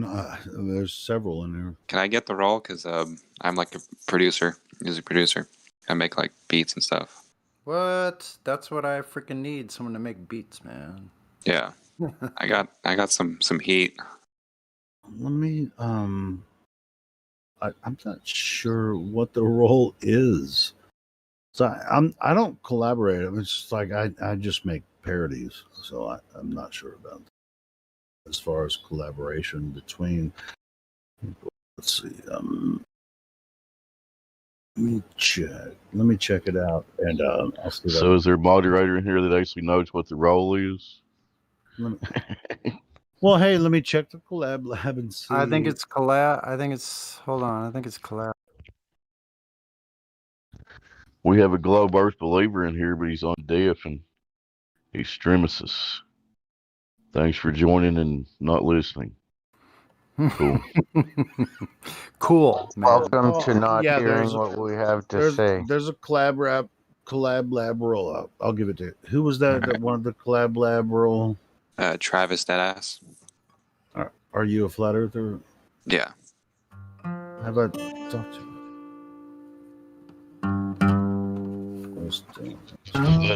Coliseum seating. What other roles? How long have you been here? I don't know. A couple weeks. This is like easily my favorite fucking Discord server now. Like you guys, I've never. Wait, he asked you a specific question. Say it again. How long have you been here? A couple weeks, you said? No. How long? I thought you asked him how long he was a flat earther. Oh, probably coming up on 3 years. Okay. Is there a way to find out how long you've been in here? What was your flat Earth moment when you knew that it wasn't a globe? Oh, when Eddie Bravo, he said the Tinfoil Hat podcast. He's like, wait a minute, all the information we're getting about where we live is coming from a government agency. That right there it was done. I was like, oh shit, this is all bullshit. Okay, go ahead, Elio. I'm gonna give him collab lab roll. Yeah, I'm not sure how much goes on in there, because like I said, I don't collab. I just like people send me lyrics and I just do karaoke. So, but anyway, I gave you collab role. You can see it now. Yeah, I can see it. All right, cool. Nice. There's plenty of active musicians in here. Just they share beats and whatever. There's a lot of collaborations going on. So cool. Create all you want. That's what we're here for. We're bored. We're so bored with the globe having no proof that we got to make music. Yeah, we're bored and subboard. That's what it is. It's just like, God damn.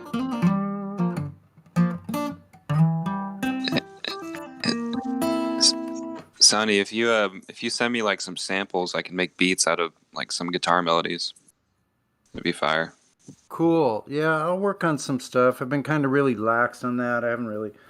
I set it down sometimes for a week or so, just to rest myself. But yeah, I'm gonna start making some things. Nice.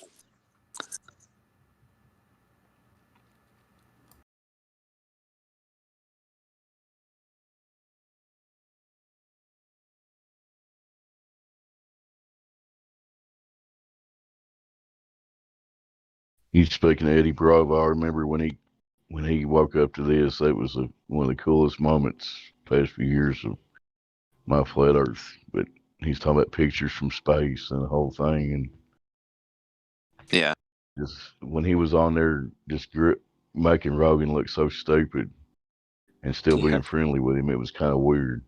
Yeah, it was weird. There's a clip of him. Oh, there's a clip of him on Sam Tripoli's podcast, and I've listened to it like a bunch of times. Where he gives Sam Tripoli like the spark notes of flat Earth. Like Dude, he's one. I saw him on Sam Tripoli with Santos Bonacci, and also saw him on Joe Rogan's podcast with Alex Jones. Right? Yeah. And, it's funny, but because Alex just totally flipped the fuck out because he always does. But it's like that's why when Joe was going to have Alex on, he had to have Eddie Bravo there, and he knew he was going to bring up Flat Earth, right? And so that was freaking tripped out, and yeah, and Sam Tripoli with freaking with Santos, that was freaking good stuff, man. You guys got to watch it if you haven't seen it. Yeah, that was one of my favorite fucking podcasts. Like I literally felt, when I watched that, I felt like I was like floating out of my body when there's just so much shit going on in that one, the Santos Bonacci one. Those are like the Eddie Bravo, Sam Tripoli. Yeah. Those are like the best. Yeah, it's like Sam Tripoli is freaking open-minded, bro. He actually, he really. Right. I wouldn't call him a flat earther, but he probably is, Yeah. Because talking to Eddie so much, I mean, it's just like, how can you deny it, At this point, he is, and Eddie even said to him that, because Sam Tripoli goes, I don't know how, to Eddie, he's like, I don't know how we can agree on so many things and disagree on this one thing, talking about flat Earth.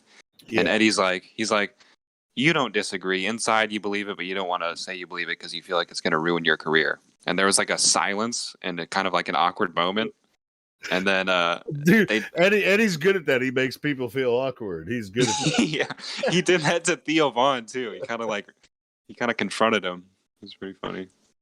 He just hit him with the truth, probably. That's what exactly. But when you're confronted with, like this topic, I mean, just like, a lot of times it happens the same way here. It's like, hey, welcome to 24/7 Flat Earth Discord. But with the new people that jump in, it's like, hey, how did you find Flat Earth? Or, how did you find the server? Why are you looking up Flat Earth? Oh, well, I just, I heard it's a hot topic or whatever. Well, what do you think about it? And then we show them, why we have come across this evidence, and they're like, oh, I see what you're saying now. And it's just like they're speechless, Yeah.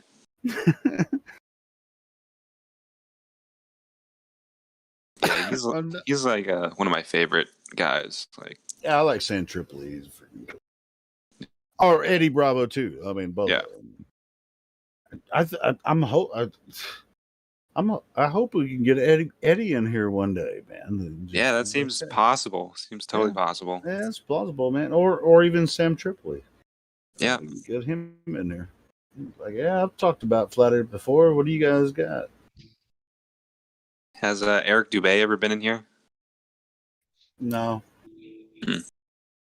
We've had Bob in here. I mean, he's one of the moderators here. Bob from Glowbusters. He's been in here. We have a couple of people that are moderators from Glowbusters.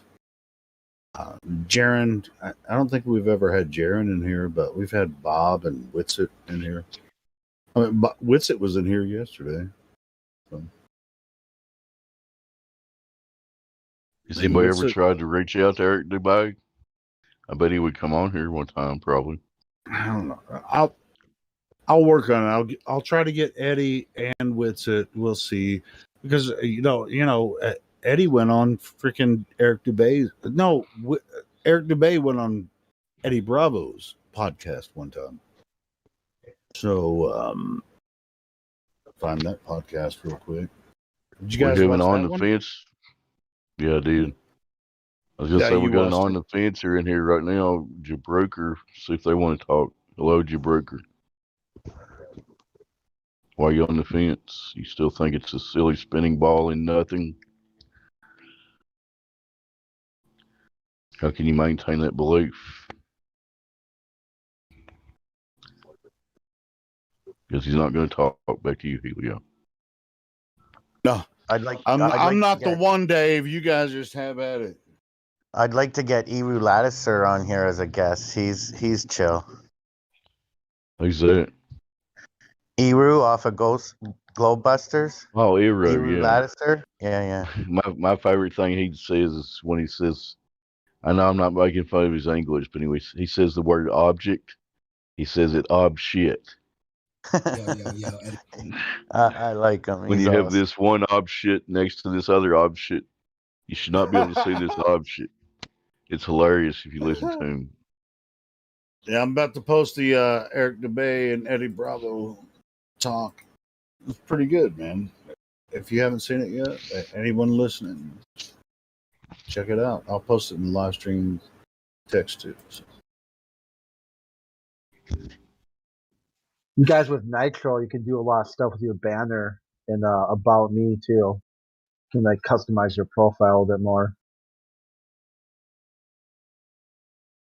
Just came out today. I added that zoom in showing the ship. You can see a ship up, over, and around the horizon.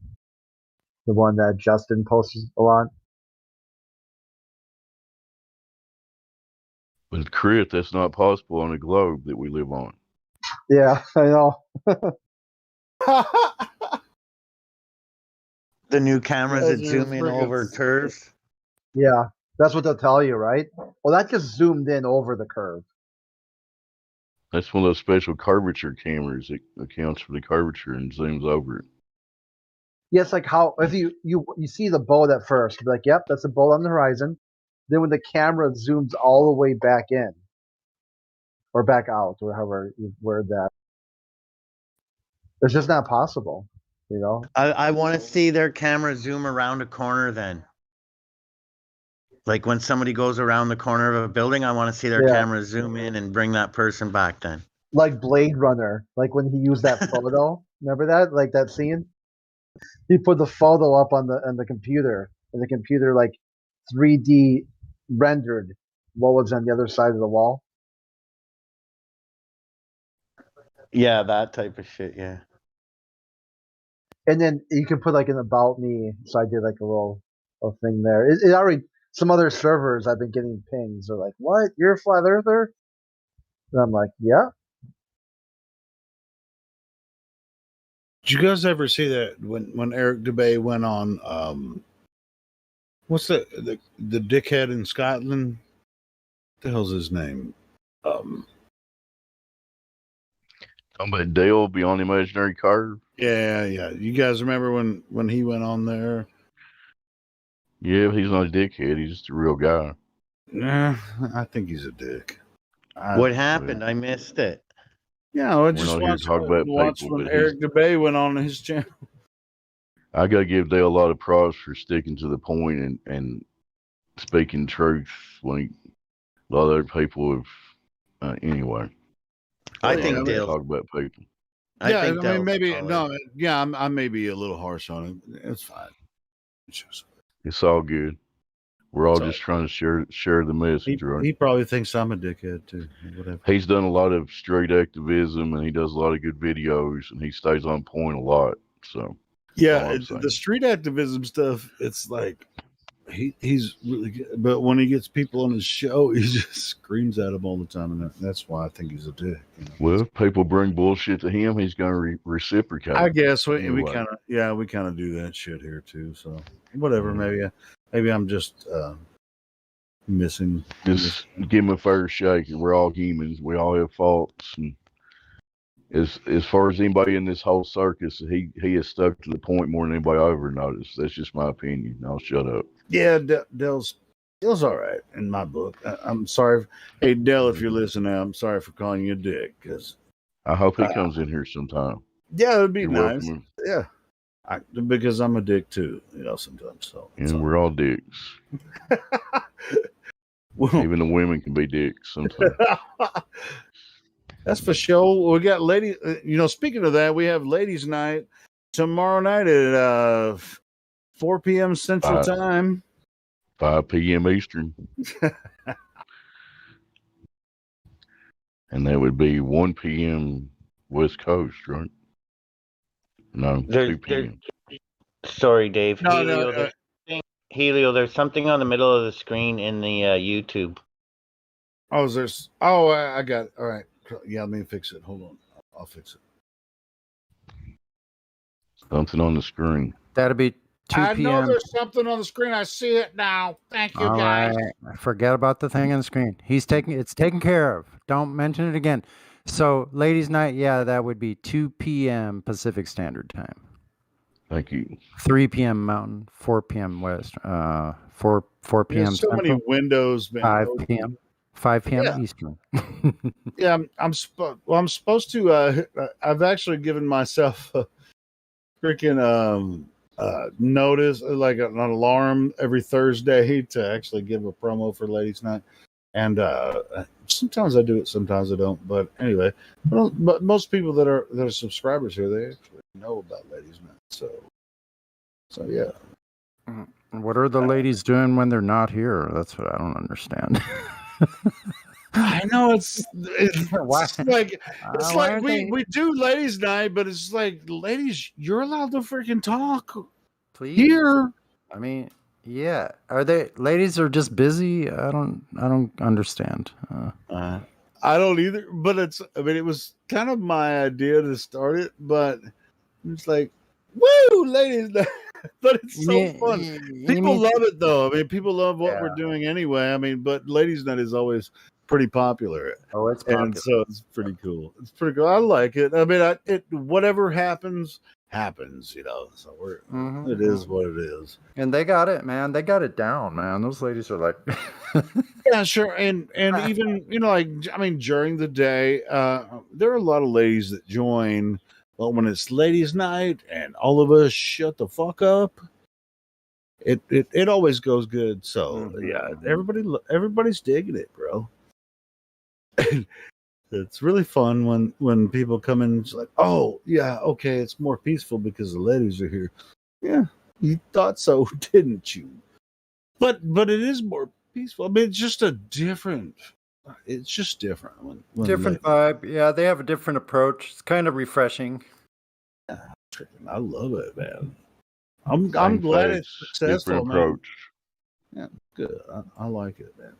I had to get over my impulse to get on there and freaking scream at those Glovers because they treat the ladies terrible sometimes, man. I'm like, I freaking won't put up with it. But I had to go, you know what? They can handle it. Yeah, and just got to let them handle it. They've been doing it for a while now, so yeah, we all realize that they can do that, and they can do it. I mean, they can do it anyways. Yeah, they do. Yeah, they do it anyways. Yeah. I would put any of our ladies up here against the Globe's best debater. Yeah, man. Yep. It's really kind of cool that we're all on the same kind of level, and I mean, that's freaking awesome, man. So, Shout out to I the love ladies. Like, Yeah, shout out to the ladies. I give the women props. They're learning how to like debate and set them straight really well, and defend or What? promote the That's truth. like, you know what's really, which I don't blame them because I don't go on to some of these other like Glober debate channels, because why waste my time with these idiots? But the ladies never go over there because there's the flat Earth ladies. I mean, because they're smarter than us. Sometimes it's like even though I was saying, hey, watch this Santos video, and you can see what happened. It's just a total shit show. It's like just a couple of guys just freaking seeing whose dick's bigger. It's just fucking stupid. So when the ladies come in here and they're having a conversation with new people that jump in, it's so much more peaceful because guys are just sometimes it's just like, wow, man, you don't even know how to talk to someone that's new.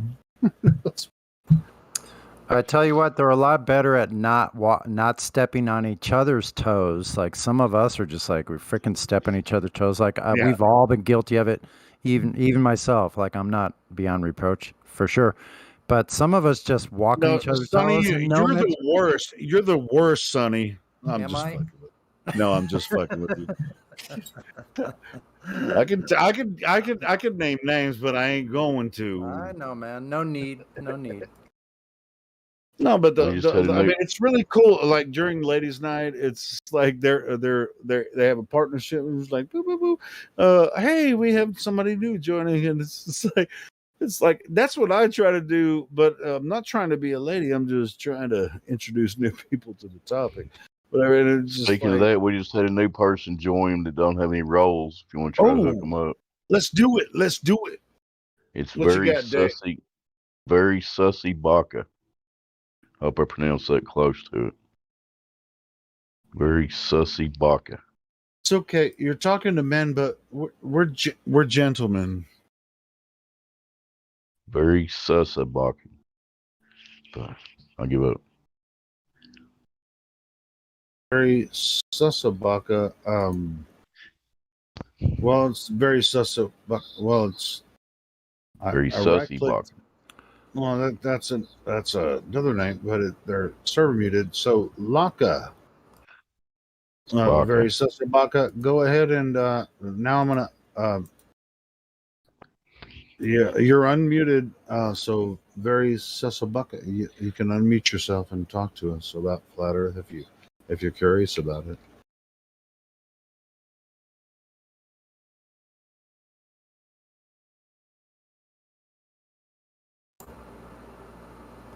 A really interesting name, very Susabaka. Sussy Baka. And a little note. It says, "I'm sus." They're saying right up front they're very sussy. Hey, none of us are fronting, man. You can just come in and say what you got. I mean, if you're just gonna come in here and just scream a bunch of noise or anything, I mean, but if you're curious about why flat earthers think the Earth is flat, just open your microphone and talk to us. I mean, you don't have to come and troll. I mean, if you troll or anything, we're just gonna mute you immediately. So not a. Yeah, for example, you're curious why this server even exists, why there people here seriously calling bullshit on the globe. We'll be glad to explain our evidence. We're not going to convince you of nothing. We just share information. Now somebody else. You're exactly right, Dave. We're not trying. That's what we're here for, to share information. Exactly. I'm not sure if I should play bad cop and be like, no, don't come here, rah rah. No, I mean, sure. I mean, usually when someone doesn't have a role and I unmute them, I'll go ahead and mute them again, which I guess I'm going to have to do for Sussy Baka. Another shout out to Extremists for joining us and not listening to us. Thank you. Very Susabaka, if you're listening, I muted. I went ahead and muted you again because you haven't opened your microphone. So, anyone else?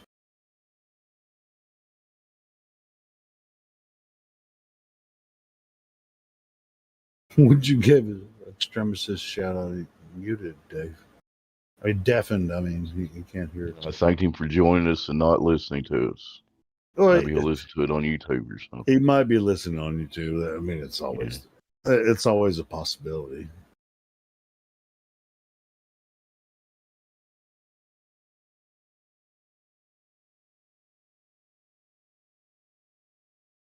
God, you guys are gonna make me late for work tomorrow again. Damn. No, we're not. And Extremistus. Maybe if I'm late for work, it's my fault, right? That's right. Yeah, it's always my fault if I'm late for work. Shouldn't. I know. I hate that part of life, don't you? Yeah, I hate fucking work. I really do. I fucking hate work. You don't lie. But the wood prices are affecting your business, aren't they, Helio? Yeah, it's been pretty fucked up. I've been. They're up like It's 40, like 50%. like in the past few weeks, I haven't gotten 40 hours a week yet, and then sometimes I'm late, but it's just like, motherfucker, I'm gonna show up to work and not do anything. What the hell? I'm not. I was gonna say I don't blame you. I mean, they will pay me to just stand there and do nothing, but in sweep floors, it's like, I'd rather stay home. I got freaking other shit to do. But I mean, at the same time, I'm not making money. It's just like, all right, you're going to pay me to stand around and do nothing? I don't know, man. It's weird. But I mean, it'll step up. I think it's going to step up pretty soon. But anyway, yeah, it's been weird the past few weeks. I thought you volunteered at the old age home sucking farts at old people. Sorry. No, I wouldn't. I wouldn't. I actually volunteer to take shit pay to make cabinets for rich people. That's what I do. Oh man. I remember seeing somewhere that wood prices were up like 40% year over year. So that's got to hurt your business a little bit. Yeah, it's fucked up, bro. There ain't no lie about that. Well, the inflation's creeping up in all parts of the economy, but we don't need to talk about that, I'm sure. Yeah, I mean, I don't want to talk about it because it's like. It is what it is, right? Yeah, they keep printing money and devaluing the money. Anyway, anybody think they live on a globe in here? Anyone? Bueller. I used to think I was on a globe. Yeah, I did too, until I actually investigated it. Hard to believe, huh? 52 years I thought I was on a spinning ball and nothing. But so you were 52 years old when you found out about the flat Earth? It is very humbling. Actually, no, Helio, when I found out how old the other day, because it was your birthday yesterday or the day before, I believe, I thought before you were older than me, but I found out you're my little brother, not my big brother. Well, so you're older than me. Yeah. Yeah, I mean, I found out about it in late 2015, and so so I guess and then age doesn't matter. It's like, I know, you still have these freaking assholes. Like, I mean, I just showed the FTFE freaking debate with Santos. Man. Santos found out about it about the same time we did. He'd been teaching astrotheology for years. I mean, the same constellations moving across the sky, years and years, and he thought it was a ball the entire time. He was teaching it for years. Yeah. And listen to his freaking testimony. And to be honest, I should, if I can't believe he actually gave Fight the Flat Earth the time of day. in my opinion. He should have never even talked to this dipshit. So it's like, you know, Santos's story is really cool. He's like, hey, wow, I was teaching this, but I didn't see it till I saw the flat Earth, right? And he came across the information about the same time we all, not all of us, but yeah, like late 2015, 2016. He's like, oh shit! It didn't change his teachings, but it did change.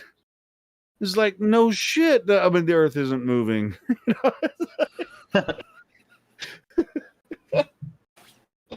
Yeah. That's kind of amazing. I think I used to listen to him too back in the day. I can't remember exactly because there's been so many thousands of videos that I've seen since then. But yeah, I remember him early Is that on. MIDI HC? No, that's Sunny, Oh, it's bro. Flatbed. Oh, who? It's still Sunny. Oh, Sonny, my bad. You almost kind of sound like MIDI, but anyway, whatever. Really? Right? Kind of sound like MIDI a little bit. Anyway, yeah, I get you. Never mind. I'm just a little excited right now. No, you're exactly right. I mean, it's like everyone sees the sun, moon, and stars move above our head, right? So, where's the Earth moving in that idea?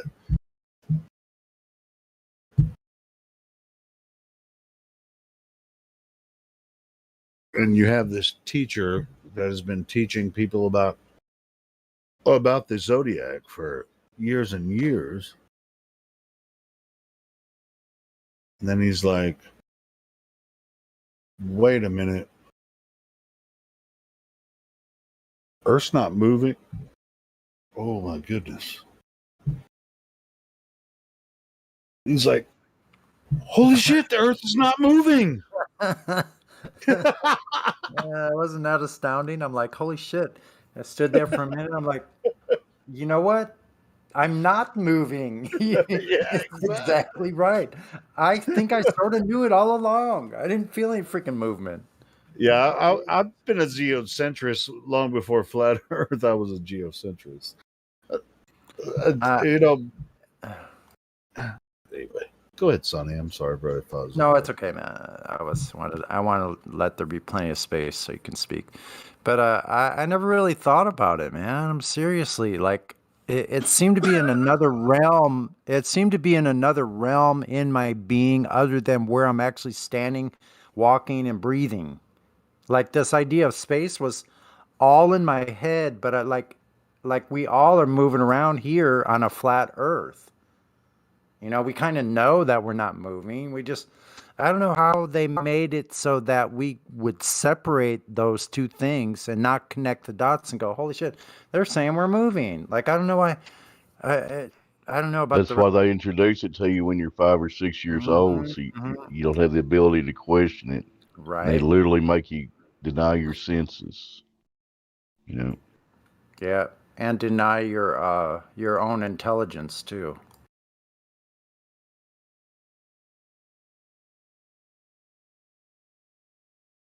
really interesting. I mean, it's like when you watch.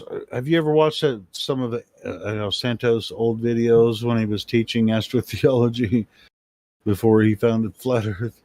Yeah, that's what I'm saying, man. I think I used to watch him because I would look at those kind of things a lot, man. And to be fair, I was 58 years old when I discovered Flat Earth. That's a lot of fucking life that went by not knowing where I live.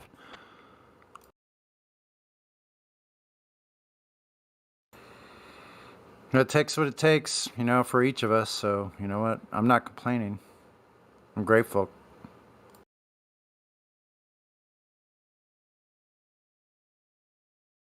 I'm grateful and feel blessed I found out before I passed. Yeah, exactly. You know, like I wish I had had that conversation with my dad before he passed last year, though, and I didn't have a chance to do that, which is a shame.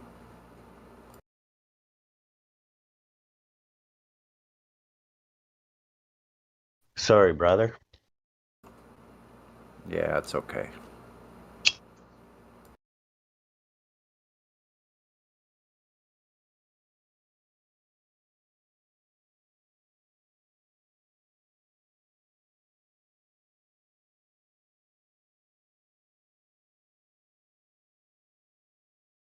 I don't know who's driving who nuts more, me or mom, because she'll be like, I don't care if it's goddamn diamond shape. And I'm like, stop, mom, you know it's flat.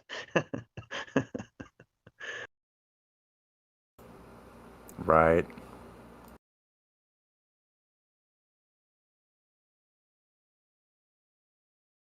But I guess I just give it a lot of my time, so sometimes it maybe, frustrates her a little.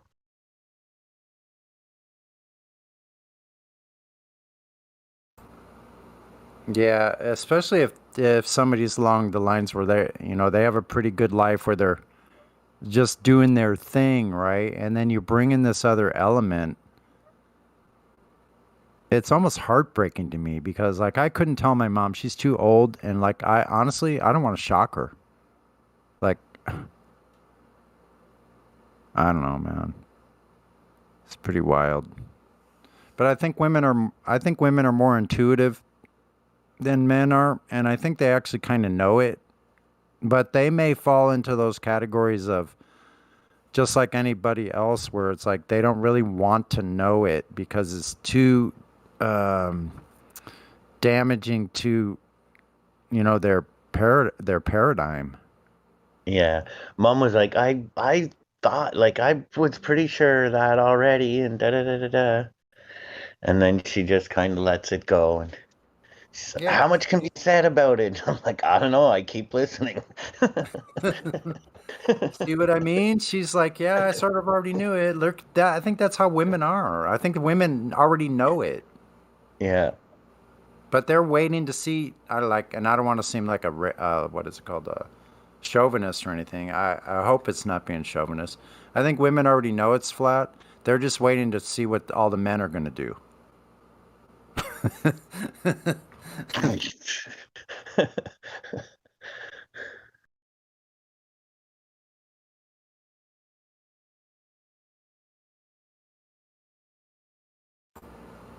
But not the ladies that are in here, that's for sure.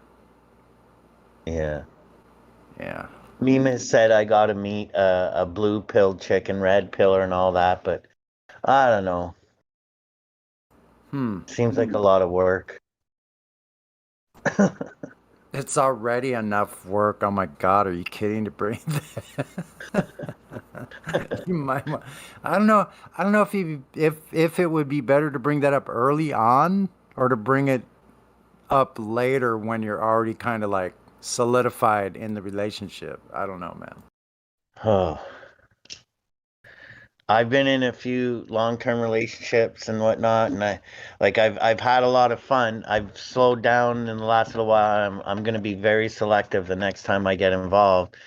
But yeah, I don't know. Getting boring being alone.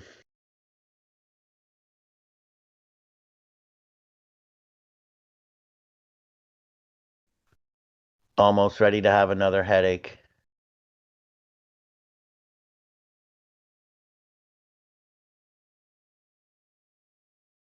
Or be one, I guess. See, that's the thing. You know you're physically attracted to one another. It's can you put up with each other's BS and want to stick around, you know? Yeah. It's always an issue. Yeah, what he said was pretty true. I'll say that.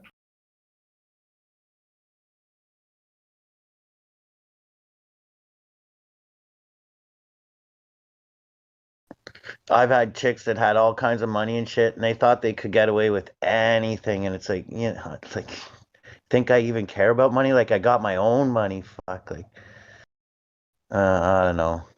Some women, I don't know. They're a mystery, and I will never go the other way. But yeah, I don't know what's next for me like in the next relationship. I don't know what's gonna go down. Nervous but excited at the same time.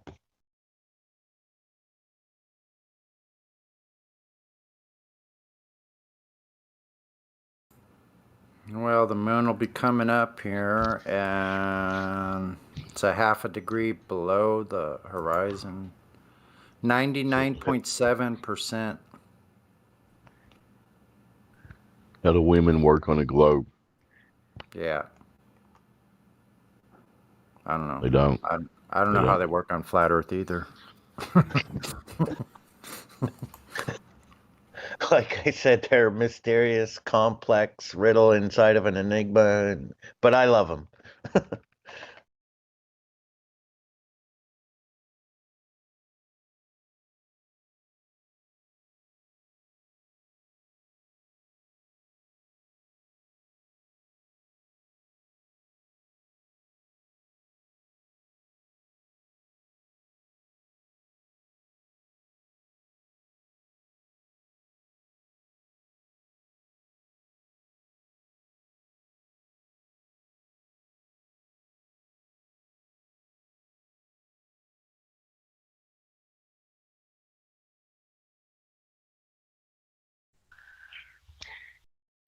Well, guys, crash time here. Maybe if Dead Air Dave leaves, y'all get some action. Everybody have a good night. All right, Dave. Hey, man. Nice to have you here. Yes, what's up, brother? Peace. Have a good rest.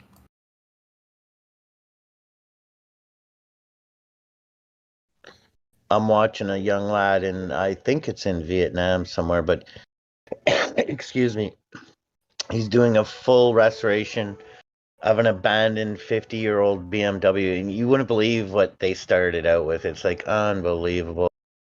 Like these guys are so inspiring. Yeah, I like that kind of stuff myself too.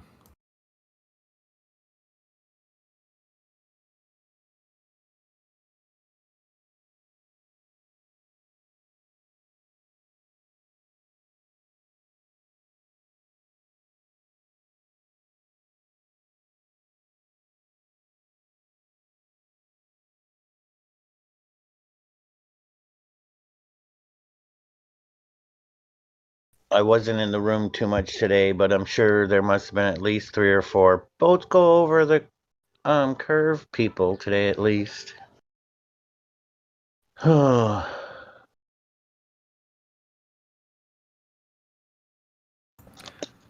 don't know. It's funny. The argument changes. It kind of like fluctuates, from thing to thing. So it was a little bit different today. My common sense finally clicked in to start calling them on when they go. Well, boats go over the curve, and we show them how you can pull them back into view by zooming in, and then they jump from that to, well, if it was flat, I should be able to see the Eiffel Tower, and they like totally obfuscate over the fact that we just disproved the boat going over the curve. Like, what the fuck? Right. That jumping is kind of bizarre. It's like they get stopped at the pad, they get stopped at the gate, and then they just jump over the fence and then start another. They're like in another yard already. Yeah. You disprove it going over the curve, and they're like, well, but we're on Mars. No, dude, I just showed you this thing didn't go over the curve. Forget the Mars conversation. Let's focus here.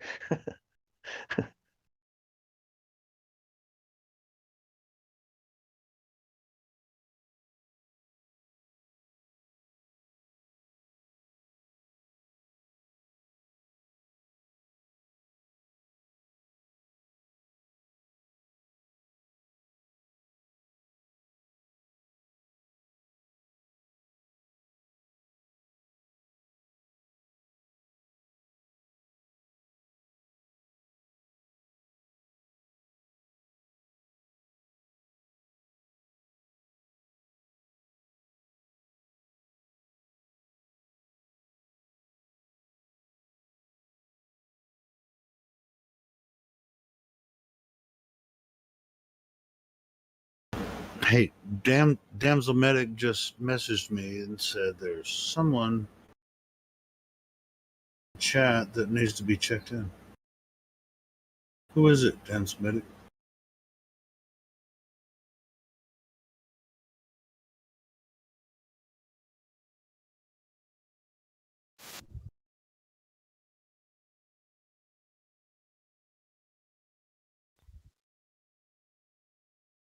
I'm awaiting your response.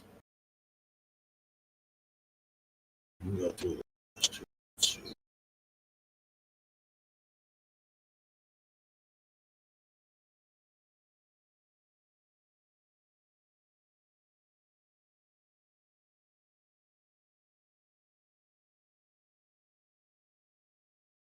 Then VC checking.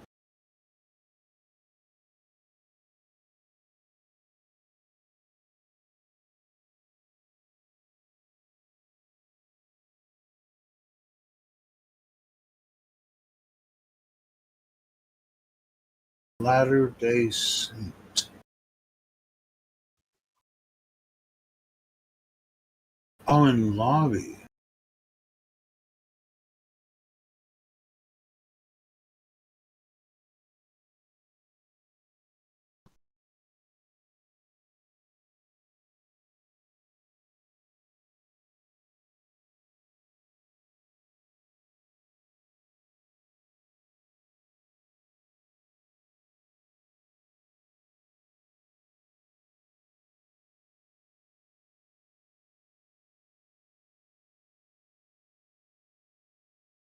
Yeah.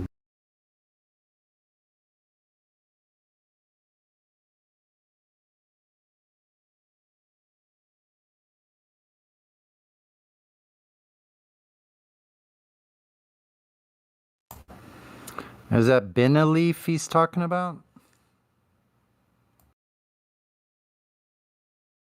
Uh, Damsel Medics said it was Latter Day Saint. It said from the lobby, which I just looked in the lobby, which I rarely join for obvious reasons.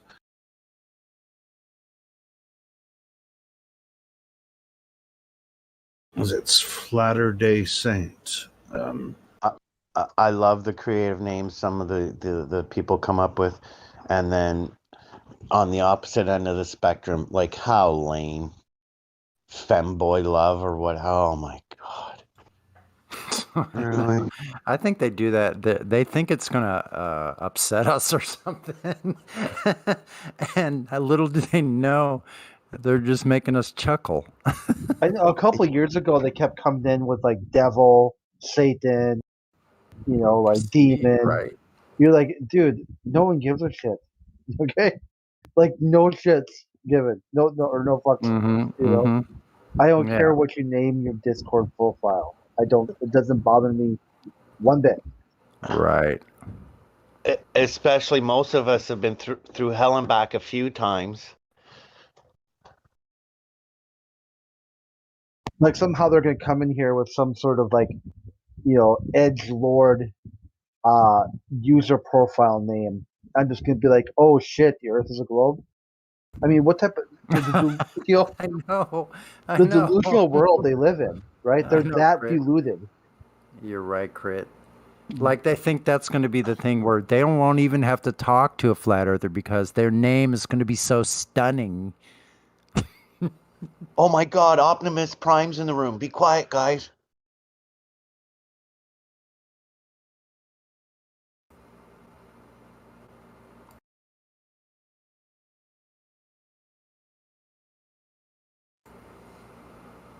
That'd be a good name, Starfish Prime.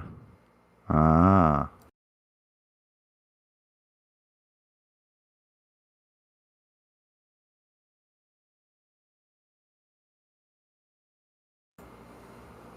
The fishbowl of God, starfish. Hmm.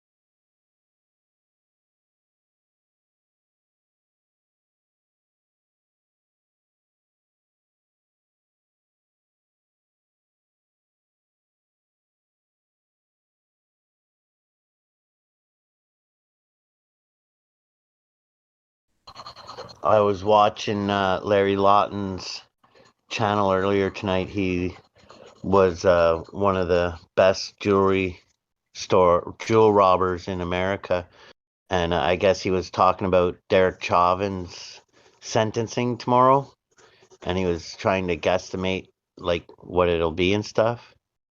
It's a pretty interesting little listen.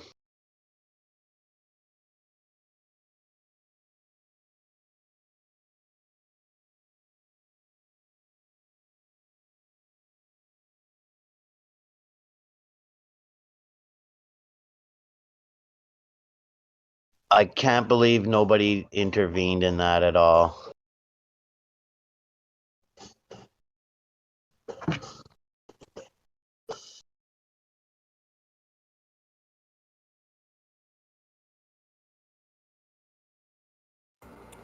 What do you mean that no one commented about it? No, like Oh, how I don't know how many people pulled out a cell phone and started videotaping and recording and shit, but nobody like tackled the fucking cocksucker and stopped him from doing that to George Floyd. You know what I mean? Like there's one channel I watch, Warrior Poet Society, and very good information, very noble individual, doing some good things. And he did a thing on it that like had he been present, he would have been taken away in cuffs, facing obstruction charges or whatever, because he couldn't have stood there and just watched that happen. You know? well, you know what? There's another possibility for all that, right? I guess. That it never really happened. Yeah, I know. I suppose. I try not to get too deep into too many things because Yeah. I only know what I've seen and what pieces I can put together. Like not talking about that one subject, like any number of subjects, right? So, but I mean, I know some of it's real. Like not all of it's bullshit. Up here in Canada, we got somebody walking the streets. I'd love to see her arrested and thrown back in prison. And her co-conspirator in the crimes that were committed, their names are mentioned all the time, but the three people whose lives were lost are rarely mentioned. And they're like, I remember them vividly, and like I do my own T-shirts and stuff. I think you know that, right? I've been thinking about doing T-shirts that like say "Never Forget" and the three people like Leslie Mahaffey, Christian French, and Tammy Homolka. Let's never forget these people. You know, the people that are gone forever. You know, rather than the assholes that committed the atrocities they did, right? Like.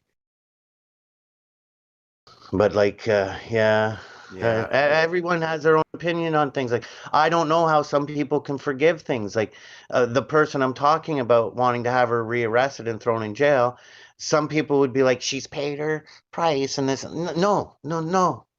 You know, her own sister and two other innocent girls. That's unforgivable in my book. She should be in prison till her dying breath, at the very least. And at no expense to the taxpayers, she should have been put down. And her co-conspirator, who's still breathing behind bars, he should be put down. You know, like that's how I feel. But there's people out there in my country that want to re-illegalize marijuana now that it's been legalized. You know what I mean? Well, it's more regulated than legalized, but there's people out there would love to see people going to jail for it still. You know what I mean? Yeah, it's an upside down world, man. Totally Yeah. is. Mm-hmm.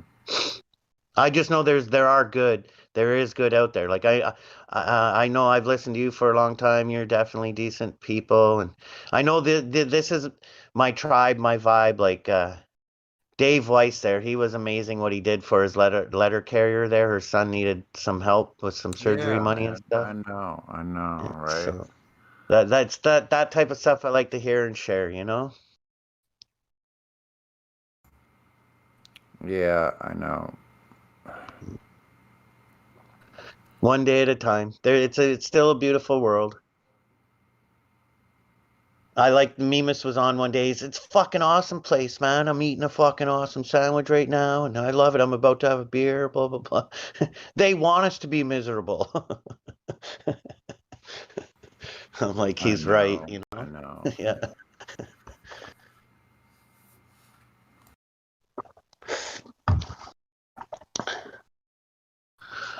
Yeah. One day at a time. Good things are coming. I know that. I just water my business and let it grow slowly and do my own thing. Try my best to bring others to the water so they can drink the knowledge, but if they choose to ignore it, then that's up to them.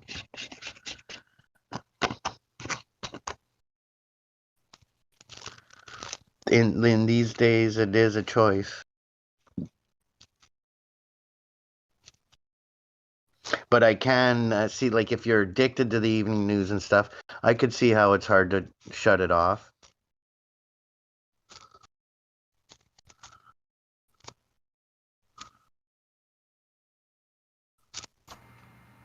Yeah, it's really kind of strange thinking about that, you know, because I'm sure most of us were at one point or another in that situation, you know, and it's really strange being on the other side now.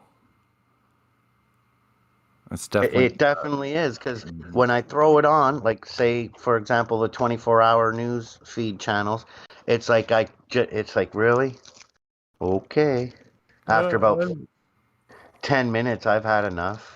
You know what I do is I treat it like I used to treat flat Earth. I don't even look at it now. Like I used I don't look at like I see it on the feeds and I just pass by. Like I know what it is. I recognize it right away. I don't even have to read the headlines anymore. I just see it. I go, okay, there's that word or that word. It gives me a tip off to what they're talking about. And now I used to delete those and then they would just put them back. So now I learned my lesson. I'm like, okay, they're just going to keep putting them up there. So I'm just going to approach this differently. I'm just not going to I'll just pass by them. I'm not going to go sometimes I will.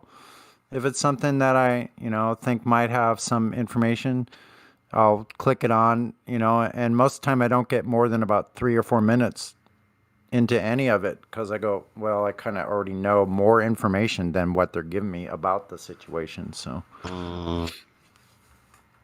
and there's other things like about that side, that I don't really care to know. I mean, I feel you. I don't want to know. Who cares? Like, it's like a really kind of meaningless to me. Yeah, it's like me. Might not have been me. Somebody was saying they really don't have much control or power as they lead you to think they do and stuff. Yeah. Now what's concerning me, and I'll just keep it in general because that's what we're supposed to do here. But now they're putting up these things around where the recommendations of things that are safe to do. You know what I'm talking about, right? They're safe to do only with fully freaking. Yeah. Only fully vaccinated. Oh, fuck. So they're going to start telling people. So I'm wondering how far they're going to be able to go with that because, they're going to start. How are they going to know who is and who isn't? They're going to have to. Yeah. That's what I'm curious.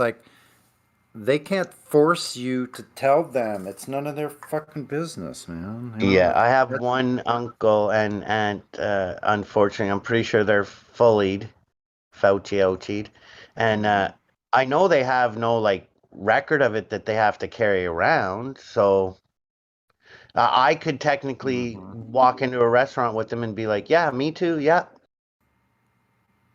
I'm just because I'm just gonna do it like I identify as.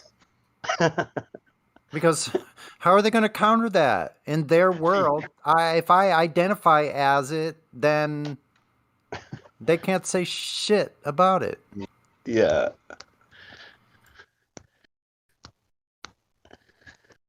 I guess their whole kowtowing to that whole narrative kind of backfires on them from that angle, eh?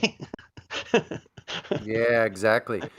And then, it's literally, that's personal health information. Yeah. You're not my doctor. Exactly. So how are they going to convince people that,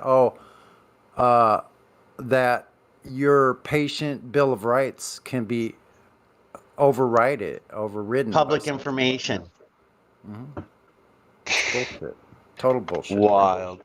Yeah, somebody once, a few months, maybe a month and a half ago, was saying, could you imagine the outrage back, was it the 80s when the AIDS thing started? If you had to prove you were negative to take a flight somewhere. Yeah.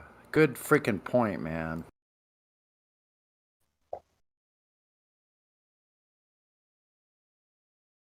And I was thinking, imagine the outrage if they were like, you're only allowed to buy red bra and undergarments and red underwear if you're positive.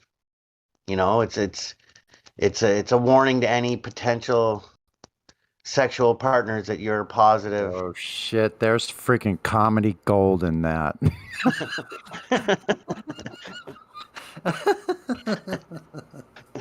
Oh hell no, I just saw that in my head when you said that. I saw a comedy skit, man. Wow. I think because the red ribbon represented that, right? Tie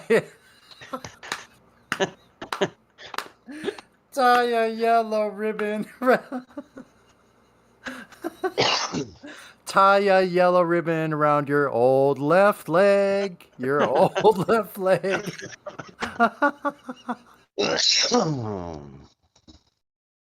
Like, it's just ridiculous. Oh my god, man.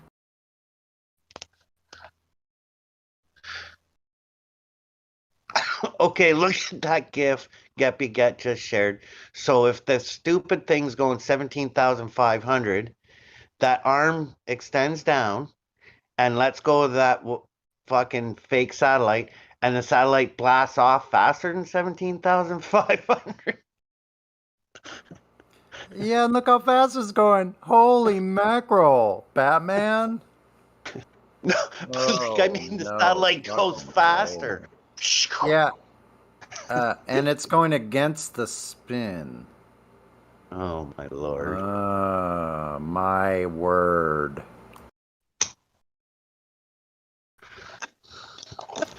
I think Math Powerland said something about NASA's fucking images of Earth from space.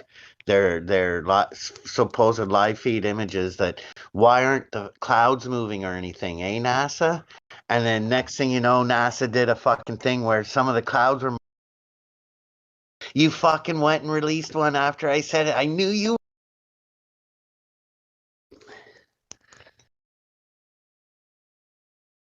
That's pretty crazy. Like they're listening that closely, you know?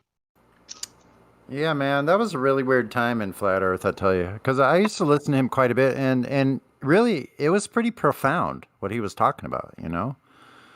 And then Flat Earth had this freaking convulsion or freaking I don't know what happened, man. Didn't it seem like it just like went boom, like all this weird stuff started happening in the community? That was very odd. Like the freaking what was it, the infinite planers or whatever, the Infinite Plane Society, I have a Society, big those- problem with him. Oh yeah, Whoever man. they are, I have a big problem with them, and this is live being recorded, so this is stating a fact here. I somehow, like, I subbed him or something, or I don't know. Anyway, he got my email address. He started threatening me. He took an image of my grandmother and completely defiled it. Yeah, like just whoever they are or that person, if I ever get to meet them in person, yeah, I want to spend 5 minutes alone. Yeah, there was some kind of fake stuff going on with that. I don't know, man. Accusations and all kinds of weird stuff, but it seemed very fishy to me.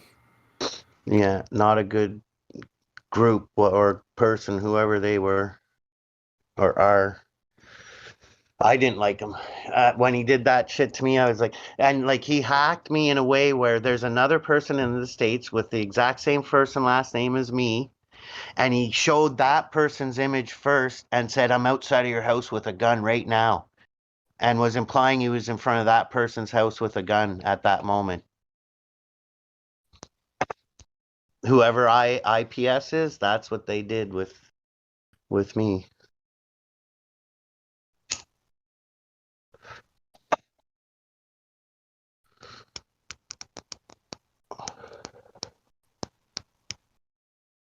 anyways, yeah, there are some weird things out there and whatnot. And I mean, I don't judge everybody by the actions of one idiot. Math Powerland, very interesting individual. I haven't listened to him all the time, everything he says and does. I think there was a story about he got hit by a car and stuff. That was freaky. I hope he's doing all right. I think last I checked on him, he was becoming a father.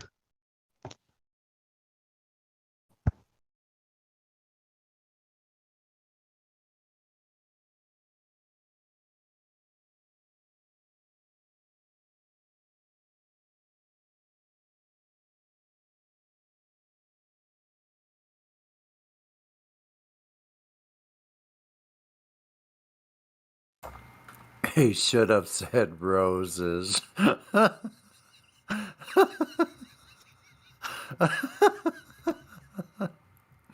Bong, you funny, man.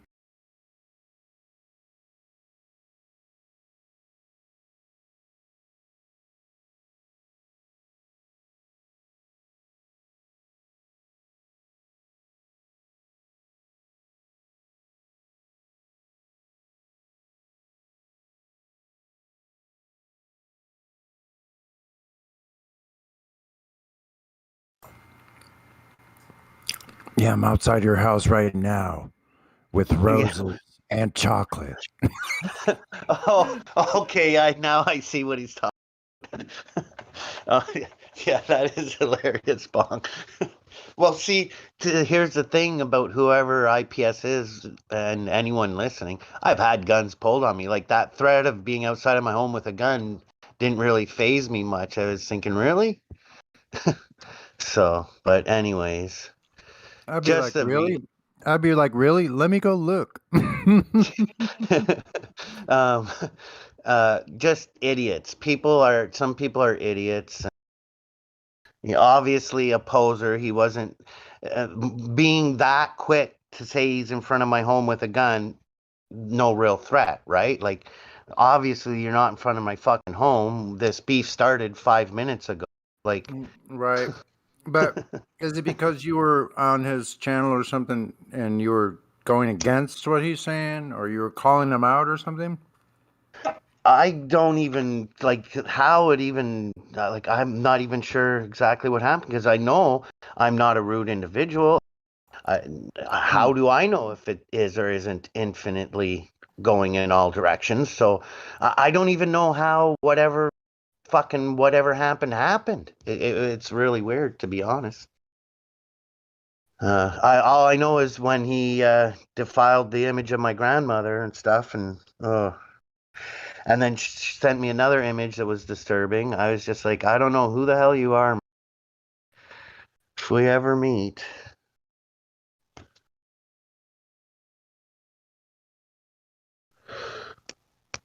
Yeah, weird individual. And I don't know what he is or isn't doing for Flat Earth community because I don't really see or hear much of him anymore. I know he's got well-armed penguins everywhere, I think. No? Yeah, I mean, that was weird. And you know what? I'll be honest, like I got caught up in that for a little while myself, but I was on a lot of different channels. Like I was on ODT live chat, and I was in the comments quite a bit. It probably made myself look stupid back then, but anyway, who cares? But one thing I liked about it until I sort of really started getting suspicious about the dude was there would be a whole bunch of us and we would go on to different things like NASA live feed or like the live talk with Stephen Hawking before he passed or whatever, Mm-hmm. But that's the first time I ever got a death threat from a Glober in a live chat. Was in the Stephen Hawking stream? Yes, and it turned out that it's the numpty. I'll just say his name because he's a dipshit, Mark Stone. And this Mark Stone character is one of these Globers, man. He's like a Gem Panda fan or whatever, you know. Okay. Okay, and he showed up. He showed up. Listen, he showed up. I hope this is not out of class or out of school talking about this kind of stuff, but I'll just say it and then I'll stop. So he showed up at a freaking the Flat Earth convention and was confronted by Nathan Thompson. Okay.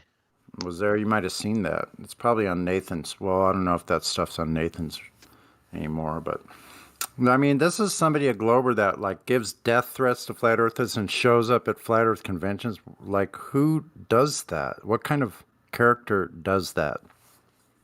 Yeah. That's definitely over the line. And then the IPS guy implying he was outside of the one gentleman's house with this weapons, like that's from a flat earther to a flat. I didn't even understand that either. Like, oh my lord! And then the poor guy who he thought was me, if he would have been out in front of that guy's house, like, oh my, nutty. Yeah, so that was all really weird. A little while after that, I took a year off of flat earth. I'm like, not right after that, but it was a couple other things, you know, happened, and there seemed to be this reshuffling in the flat earth community. There was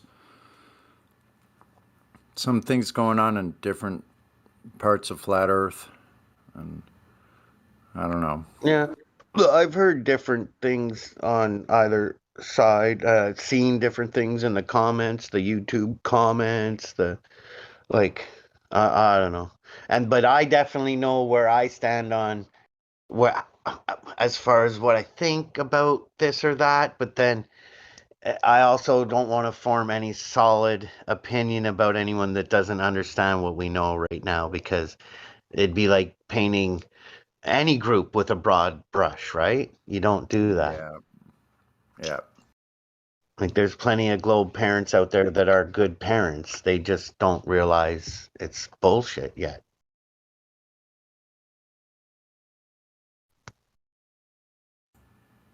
Yeah, I really hope they start coming around.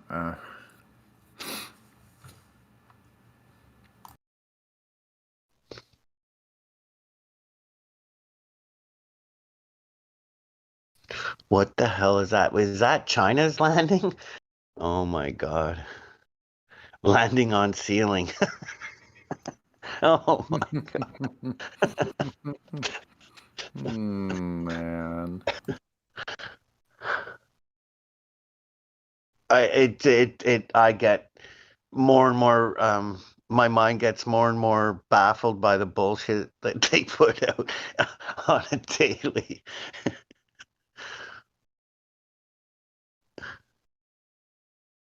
But I guess at one point I was buying into it. I think I said it the other day. It was before I found Flat Earth, I believe. I heard the saying, careful of the truth, you could be holding the wrong half of it. And after I found Flat Earth, I was kind of like, oh my lord, I got to examine a lot of things now.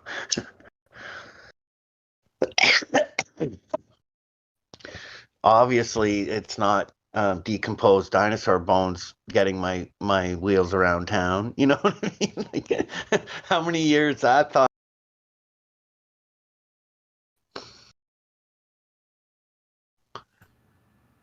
Yeah.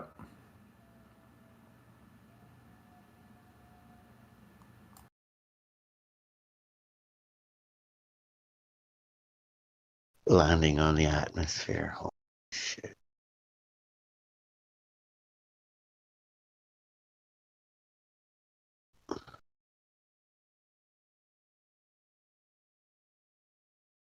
I probably have something to do tomorrow, but I forgot what it is.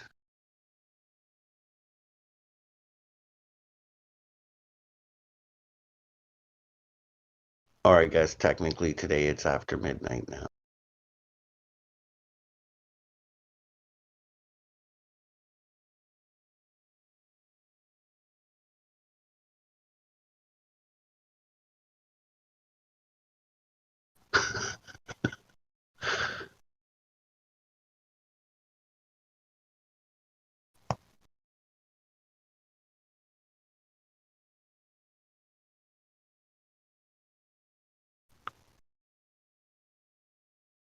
I watched. I try not to get. Excuse me, too sidetracked by the mainstream stuff or the mainstream music and stuff. But Marilyn Manson, I don't like the drugs, but the drugs like me. Um, the last time I watched that video a couple days ago, it hit me in a different way. I kind of saw. I think the hidden meaning was television being the drug in that video. I was always thinking along lines of drugs in general, not television, you know? Yeah. But the last time I watched the video, I noticed the amount of televisions in it and stuff, and I'm like, fuck, I think he's talking about television. You know, it's not so much that he likes or people in general, I guess, because being an artist and a songwriter and an entertainer, he might not have been speaking of himself saying, I don't like the drugs, but the drugs like me. He's trying to refer to the listener, right? Being, you might not like the television, but the television likes you or something. I don't know. You're always in front of it watching it. Yeah, there's lots of clues out there and stuff like that for sure.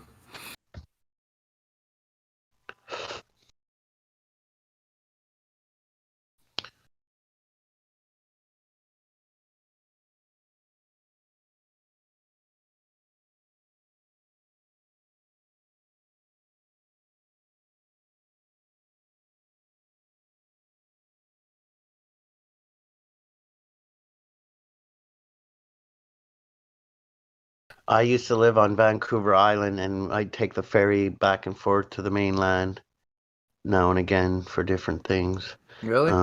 Yeah. Yeah, and now that I'm older and I haven't been out there for a while, I was thinking like next trip I go, I'd like to make one before my nanny Chitteris passes away out there. Visit her one last time at least. I wonder if there could be something that could have me see the mainland from the island. I wonder how far apart those two bodies of land are by water.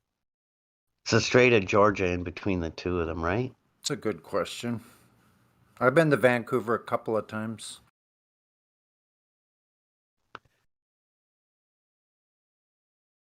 Yeah, it's nice out there. And I got a bit of family from the same side, my dad's side out east as well. I'd like to go visit. I've been to both coasts.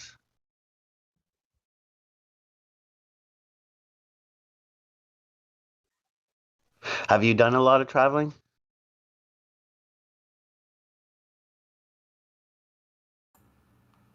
Yeah, I've done a lot of traveling. Yeah, I've done a lot of traveling when I was younger. I used to sail. I sailed from Los Angeles to Martinique. Oh, beautiful. On a sailboat, 50-foot sailboat. Wow. And I used to sail to the Channel Islands from Los Angeles, like growing up. Beautiful. Many times, 20, 30 times to the Channel Islands out there. Nice. And then I was in the Navy. So. Oh, yeah. I think I remember you speaking on that the other day. Yeah, and when I was in the Navy, we did North Pac. So we went up to Seattle one year. We went up to went out there doing circles or rectangles, actually, is what they were doing. But just go out there to see. So we went to Adak, Alaska. Wow. And stopped in Vancouver. I actually walked 10 miles from Seward to the Exit Glacier. Wow. I got a ride back, but I walked all the way there. I used to have really beautiful pictures of the glacier, too. Freaking this beautiful blue ice, these crevices with blue ice. Freaking amazing, man. They look like flowers and stuff, the way the ice looked. It was really incredible. But you know what I like the stories of Vancouver Island is the Bigfoot stories. Yeah. That intrigues me still. Like the old stories of these giant beings or whatever they are, because the Inuit and all the the natives that lived in those areas have these oral traditions of these things, and I trust those stories more than I do like modern like modern. I can tell you right now at firsthand, like I can't get into all the details, but I can give you the specifics of exactly what happened. I took a walk. I was doing a contract. Anyways, there were certain parameters of the contract, but I was allowed to leave and go so far away whenever I felt like it. So one day I decided before nightfall to take a walk and go down to the lake nearby where the contract was. And I'm sitting there by the lake, relaxing and chilling, just taking it easy. And I don't know, man, across the lake, let out a sound like never heard before. And I know it was across the lake and all that, but like I gotta tell you, man, I got up and started hiking back pretty like I didn't know if some of them were on this near me. What the hell I heard? Definitely strange. Yeah, that's really rugged area up there, and the people that disappear up there too. Like also in Washington State, people disappear in the Cascades, in the Olympic Peninsula. I guess they disappear up in the Olympic National Park or whatever that is. Yeah, no, this was recently, like just a couple summers back, maybe like 2.5 hours from my current location right now. Interesting. I'm in Canada's capital, Ottawa. Oh, so you're pretty far east now, huh? Yeah, I'm in Ottawa, but So is that Ottawa? incident, that incident I was telling you was about 2.5 hours away Oh. from where I am. Yeah. So is Ottawa like right in the middle? Like I'm not very familiar with Canada. No, Ottawa's closer to the East Coast. Oh, okay. Yeah, all right. And then Quebec's right like just above us, sort of. I see. Like I can be in Quebec within 30 minutes, easy. Yeah. 20 if I'm kicking it down. So you're like right above Chicago then or something, huh? Yeah, well, actually, our furthest point is Point Pelee and Pelee Island, and then Detroit. I lived in Windsor for about 5 years. Okay. Detroit's right there. I Right can get across. to New York from up our lower state, Ontario. I can get into New York pretty quick. Interesting. Probably not all that far from Niagara, huh? Yeah, and then what is it? Cornwall, I believe. There's a reserve there, and it's like all three is like Quebec, Canada, and the States. Like, Yeah, that's pretty amazing history, all of that. And, I don't know how much of the history, obviously the history's been tampered with, but the history of like the beginnings of Canada, like who was up there first, and basically the French fur trappers were there, and I think they were intermingling with the Indians that were there probably the whole time is my understanding of it. So I think a lot went on, then the British came in and ran them out, and some of them fled south and became the Cajuns. They were the original Acadians. They were up there, and I think some of my ancestors were those people actually. yeah. For me, from what I understand, like our kind of one of our biggest black mark on our history was the RCMP taking all the Native children into the residential schools and from the homes and all that. And right now it's all coming out. Like they found a mass grave at the one residential school, and then now just recently they found 752, I believe, unmarked graves, not the same as the mass grave. And the plans are to mark each grave um, as best that they can, anyways. So those are And like that's kind of like these orphan things, you know, like the orphan trains, and like there seems to be all yeah, these pictures of these people that are really young, like no adults or no adult supervision, a bunch of kids, you know, and then all of these asylums and orphanages with these huge freaking buildings that are like Tartarian buildings, you know, like there's yeah. a lot of interesting stuff I didn't know about my own country. Sorry to cut you off there, but like the MK Ultra, like when I found Flat Earth and like looked at other things too, they were doing some MK Ultra shit at one of the universities in Montreal. The CIA, like. Oh yeah, yeah. Actually, I think I saw a documentary about that recently. That rings a bell. Some pretty interesting things. Like I thought I was whatever, why street savvy, not naive or whatever. I have these books, Labyrinth, L.A. Labyrinth, and just finished watching the Unsolved series about Tupac and Biggie and stuff. And some of the information I'm finding, like some of the things that have been going on that I wouldn't have thought that. It's like crazy. Like the law is not what you think it is, as far as like I'm not trying to again paint it all with a broad brush, but uh, when they're shooting unarmed people, that's not a good look.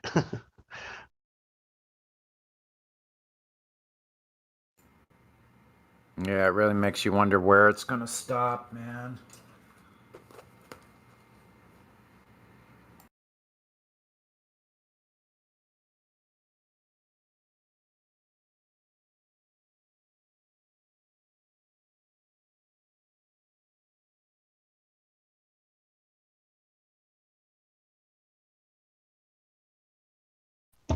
I have like a retarded memory, and there's this one particular day that it's just hard for me to erase from. I love animals so much, and I don't know. It's crazy, man.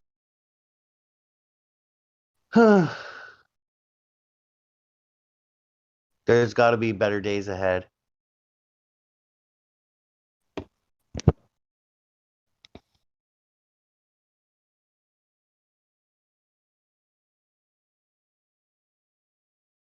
Because I know that what I saw that day isn't representative of all people that put on a uniform and a badge. You know what I mean? It is just terrible. Anyways, back to Flat Earth. Still no bendy clouds or bendy water here.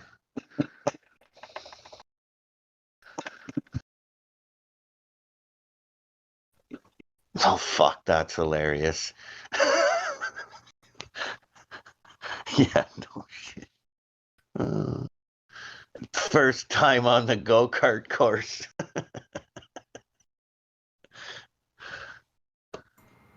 That's wild. Stuck on spin. Oh my god.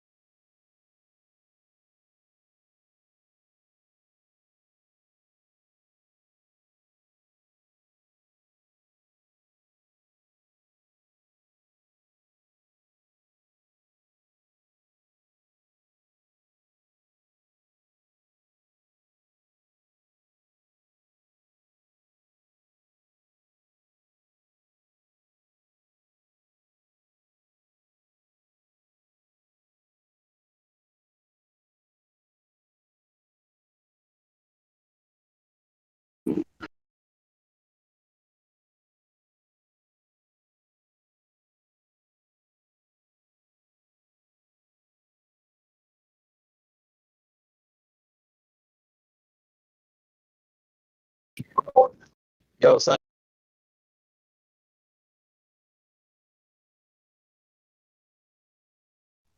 Hanging loose. Welcome to the server.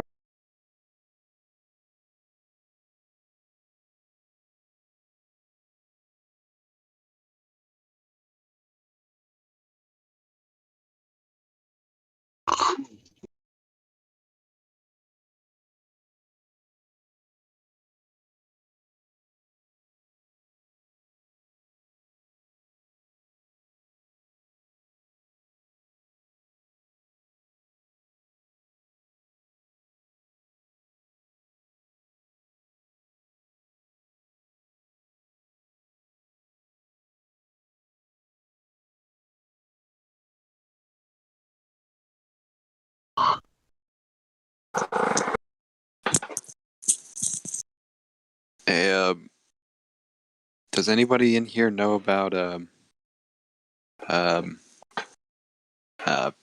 bat shedding? If you know what I'm talking about. Bat shedding or bat crapping? I'm Fauci ouchie shedding. Oh, the Fauci.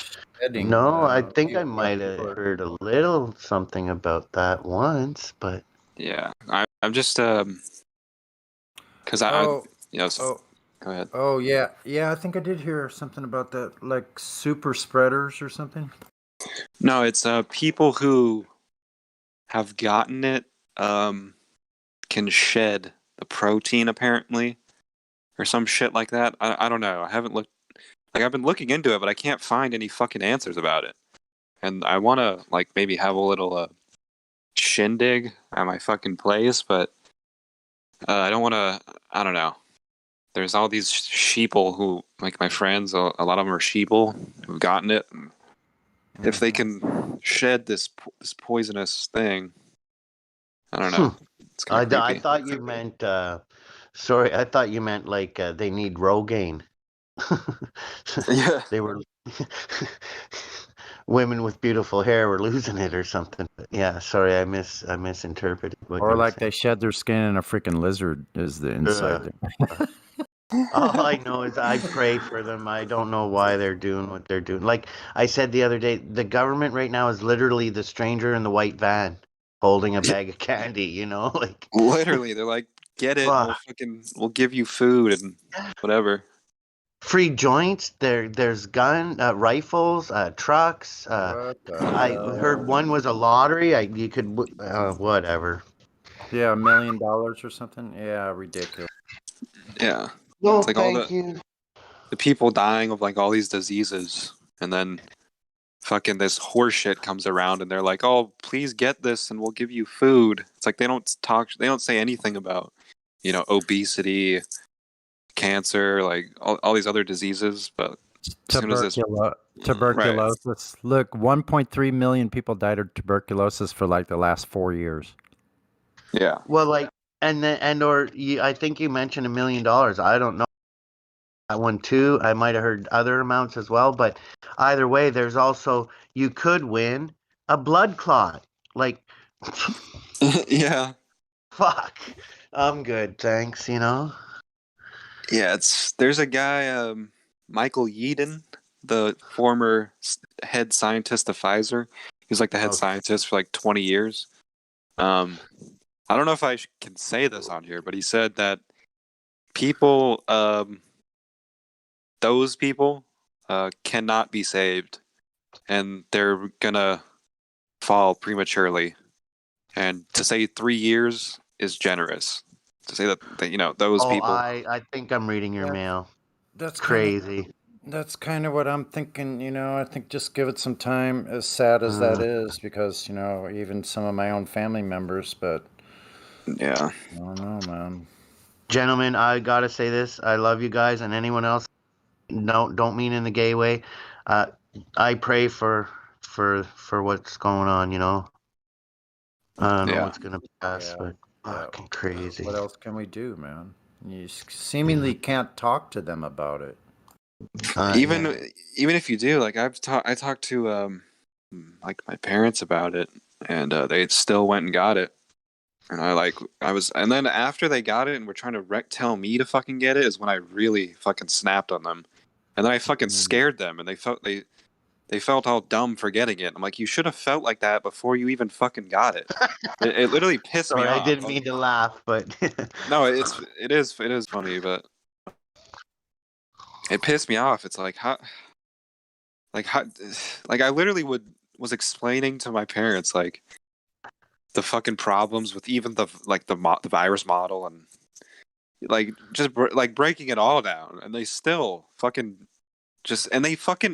they literally lied to me because I remember they didn't even tell me they got it, but I know they got it because I overheard them on the phone talking about it. But yeah, I remember I went out and they were like leaving somewhere, and I was like, "Hey, where are you guys going?" And then they said they're just going to somewhere. And when I think back, I'm like, oh, that's when they went and got it. But they fucking didn't tell me where they were going because they knew I was gonna be like, yeah, don't. And they just lied. What you're saying is you realize now when they said, "Oh, we're going to the corner store," that particular day, that was when they went and got it. Right. Yeah. Fuck. Yeah, my own brother, same thing. Yeah. Spent some time with me. Spent like a month with me down here. Got flat smacked like every freaking day. Was listening to numpty clips, like listening to the Discord, like the whole thing. And just like, I don't know, man. Then people just don't understand that it's a lot worse than what they even think. Like, it's really bad. Like they think like, well, I mean, there's probably a chance you can have a reaction to it and get, have problems, but this is not like anything that's been used before. Like this is not, well, whatever. Yeah, we should move on the topic. We can move along. Yeah. I'm getting kind of tired. I'll probably be bowing out in the next few minutes here.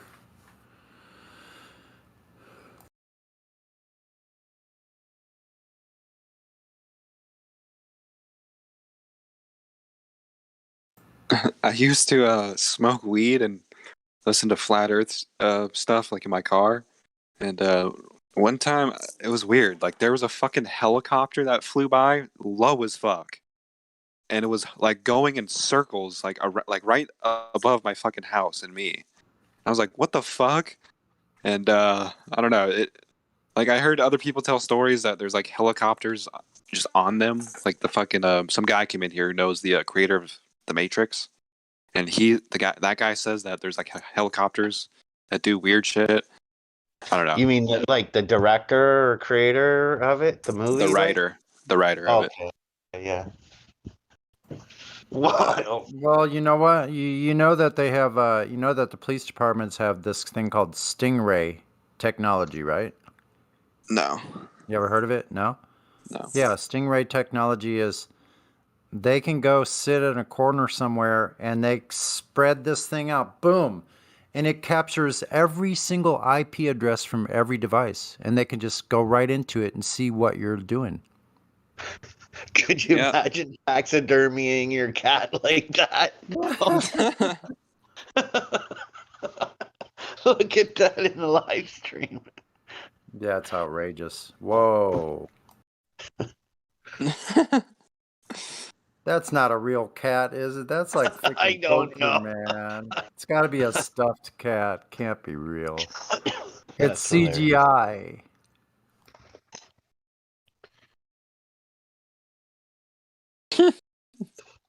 Dude, Miguel's going off. He goes off, dude. He puts a lot. A cat's eye lens instead of a fish eye lens. That little orange cat is badass, man. Look at that. Whack. Like in my area. I know. Yeah, on the staircase. Hey, what if speaking of stingrays, what if Steve Irwin actually like we found out that he was like getting into flat Earth, and that's why they like, staged his doom. He didn't actually get hit with a stingray; they just faked it because he's fucking got a big mouth and big outreach. This stuff would make really great little stories, man. I've thought about that myself, like writing like I thought about writing a flat Earth novel actually about somebody that could be like any one of us, you know, but just a character, right? Yeah. Let's call his name. Let's call him. We don't have a Steve. Travis. I got it. I got a new name I've been on. If you want to borrow it, Okay, what name should we use? Dale Westbush. So Dell. Damn, that's a fucking good Dell name. Westbush is just an ordinary character, man. He didn't know what was going to happen when, you know, he did discover this flat Earth truth, you know, and found out that there was no curvature ever measured, and all the things. And so Dell was on the flat Earth server for many months and doing lots of research. And then you could just take the story there. You know, you could take the story like he had no idea that where he would be in 3 months' time. You know, he would meet people that were putting a expedition together, that they were going to go to Antarctic after all. They had special technology. So think of what a good story that would be, man. To me, it's pretty freaking interesting. I have an idea for that as well, and it's kind of similar. It's kind of based on me a little bit, and it would basically be like a kid who like is researching flat Earth and learning about it, like a super conspiracy theorist kid, and then they realize like, wait a minute, the space agencies, and they learn about flat Earth, and the big thing about this would be that this kid's dad actually works for NASA, so he would basically just stow away in his dad's car or something when he goes to work, and then go into like some warehouse, and then find like a fucking UFO. But you know, it wouldn't trick him. He'd be like, "Oh, they're trying to stage this alien shit." Whatever. He hijacks the UFO, and then I don't know, Right, figures out that the Earth is flat and does some whatever, like goes and you know, neat. Actually, freaking flies it. Yeah. Yeah. A one-way desperate mission. Would he make it across the ice plain?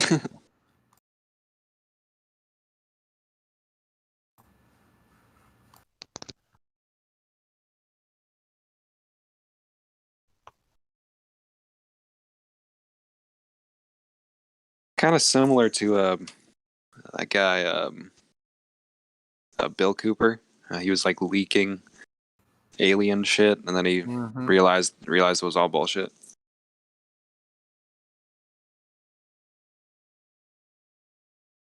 Who's that? Sorry. William Cooper. Oh. Didn't he die mysteriously or something? Yeah, he got like shot in front of his house. Yeah, he worked for the Office of Naval Intelligence, and he like was leaking like alien like he was handling documents, and he was like, oh, they're fucking leaking, or he was like, oh, they're covering up alien stuff, and he was like leaking aliens, like alien information, and he realized that he was like a protected whistleblower, so they actually wanted him to leak that shit, and he realized I think I saw that in the sorry. Keep talking. I'll remember it. I just watched a documentary that I think had that guy in it. Yeah, I might have to revisit that. I do remember watching some of that stuff. Yeah, he had there's like there's like videos of him too, like, talking about stuff, like talking about the Kabbalah, like mysticism. There's like, I think he had like a show. I forget. But yeah, Mirage Man, that was the documentary. Huh. Yeah, I think he might have been in that. Yeah.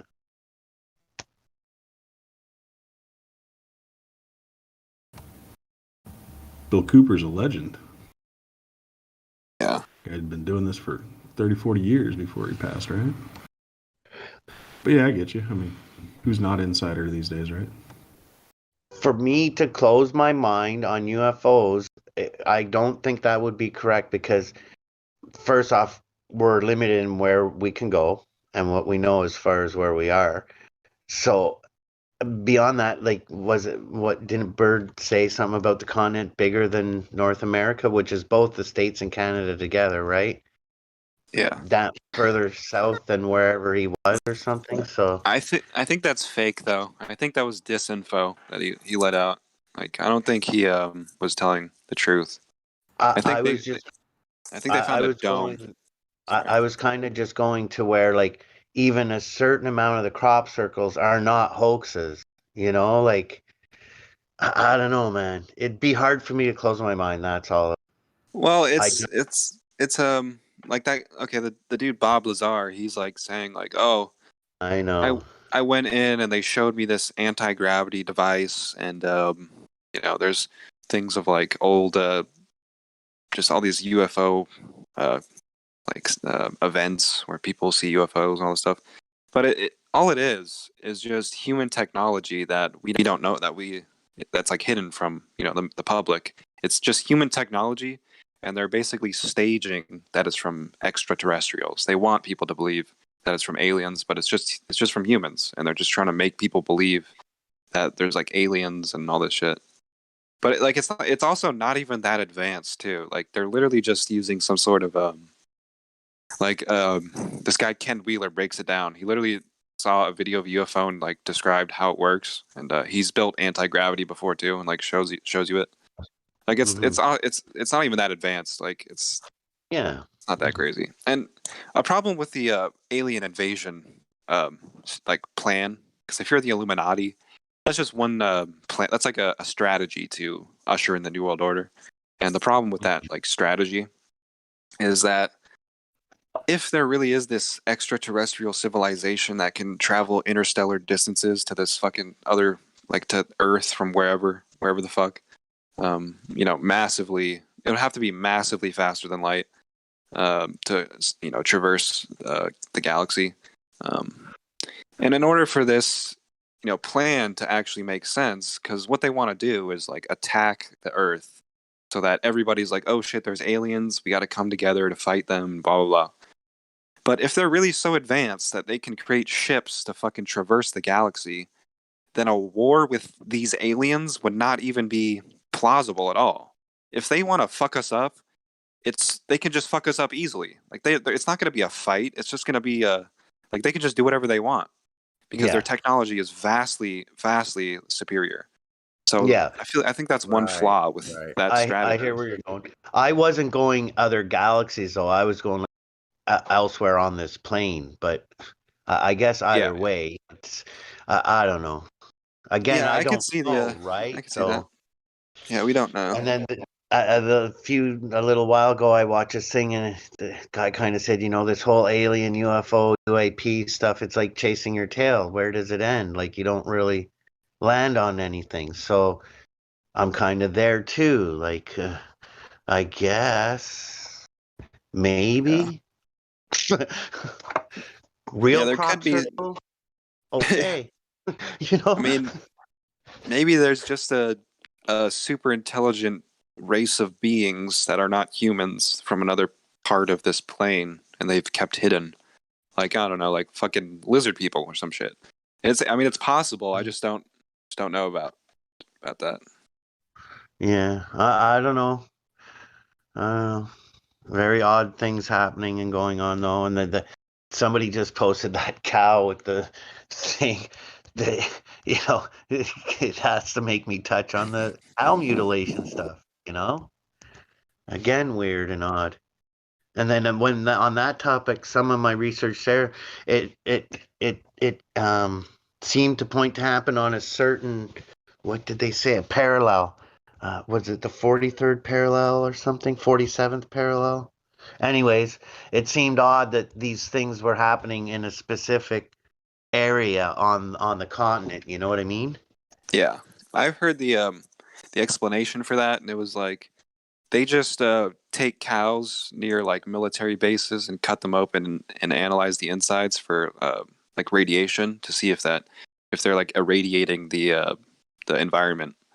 And then they just cut the cow up and then leave it and just, kill two birds with one stone. Scare people that maybe it's aliens, and also survey the environment for radiation. Again, Seems more. I can neither confirm nor deny. Yeah. Strange stuff. I just like my steak medium rare.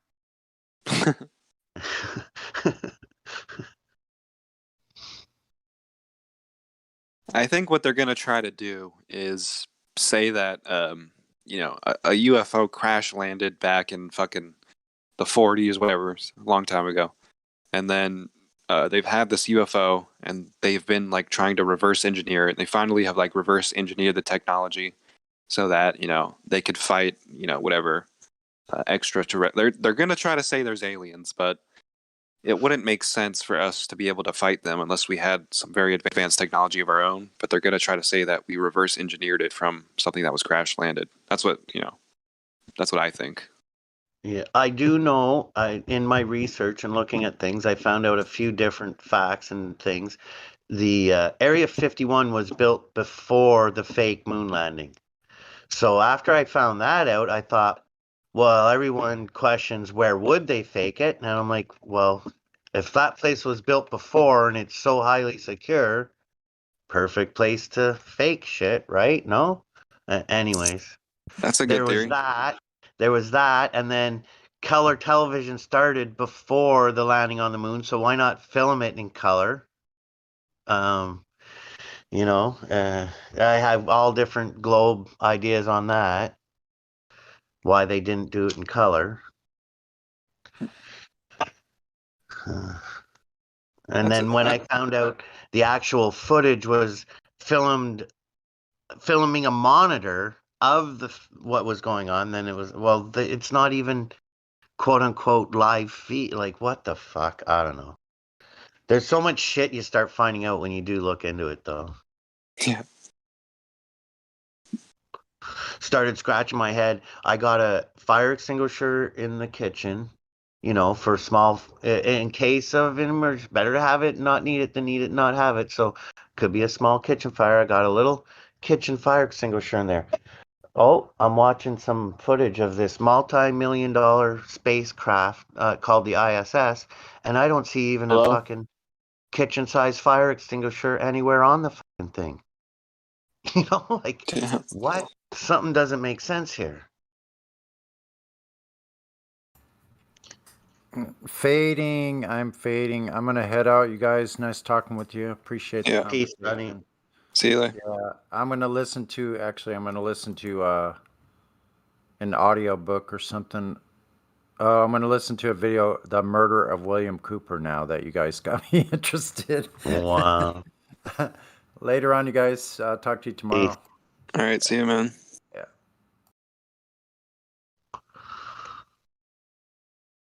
Somebody just said hi in here. Hi. Hey. Welcome to the server.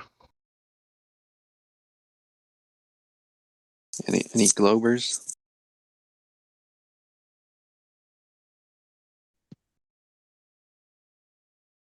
Any Flat Earth questions?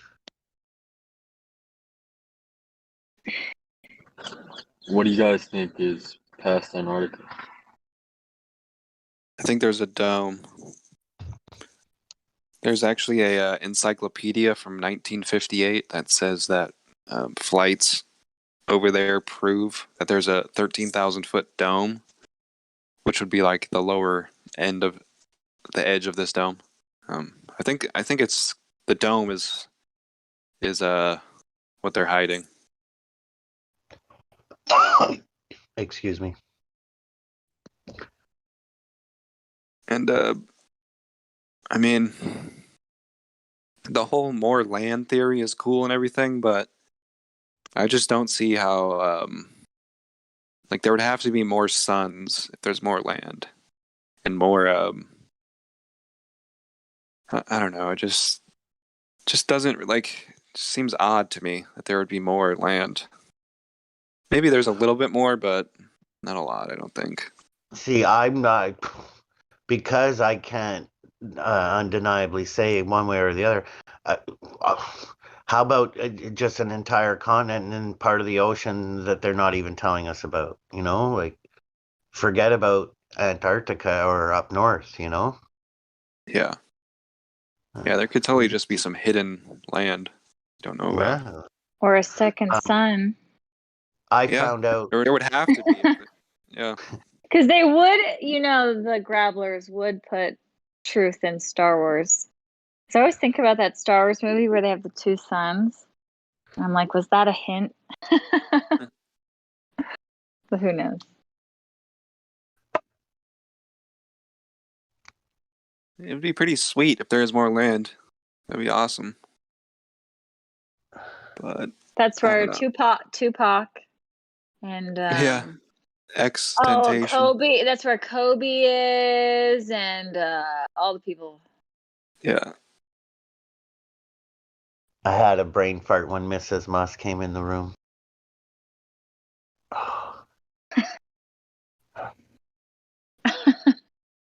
Was that your example of gas pressure without a container? A brain fart? Well, I guess your brain is contained, though, so. Yeah.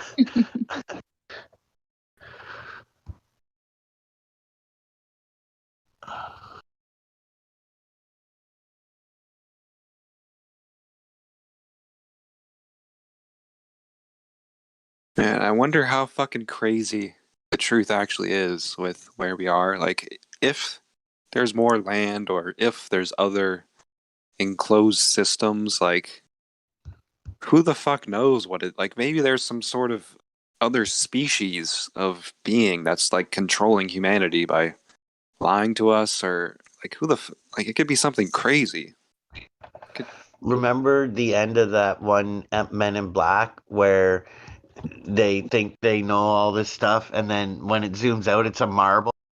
This big alien playing with the marble, and inside the marble, the galaxy and everything. Yeah. Holy fuck. CGI, eh? Have you guys seen the video? There are no forests on flat Earth yet. Yeah, or I've seen a little bit of that. I saw like a couple days ago. That blew my mind. If trees were super, super big Yeah. in the day, Avatar level.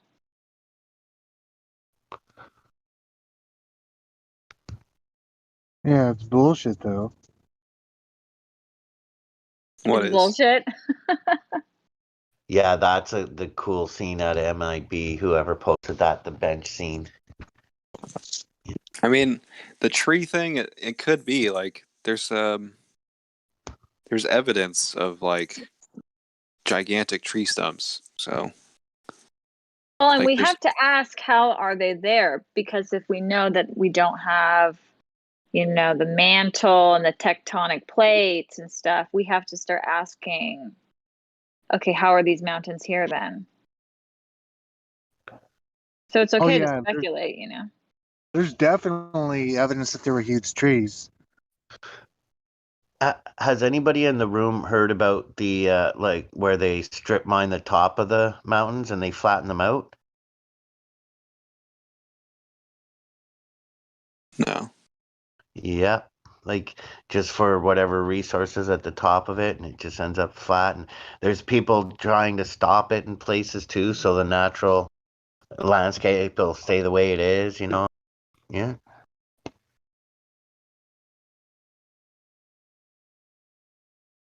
Different companies wanting to just like blow up the tops of the mountains and leave them flat.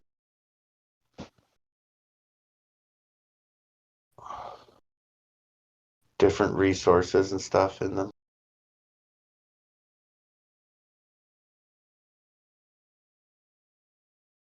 I don't know, it just makes more sense to me that there may be like petrified tree stumps versus, I don't know, I've heard other theories about mountains are like dead giants or something. I don't really think that. I've heard a theory that mountains are melted buildings, like Tartarian buildings are melted. Actually, I could see that. Here, I'll post it. There's this canyon I go to where they have these like strange looking mountains, and if you zoom in at the bottom, there's like a foundation. Who just was here today? You can't really tell in the second photo with it zoomed in, but it's literally like perfect cut stone, like stacked on top of each other. And it's the foundation of this thing. So it's just really sus because what is that thing doing under there?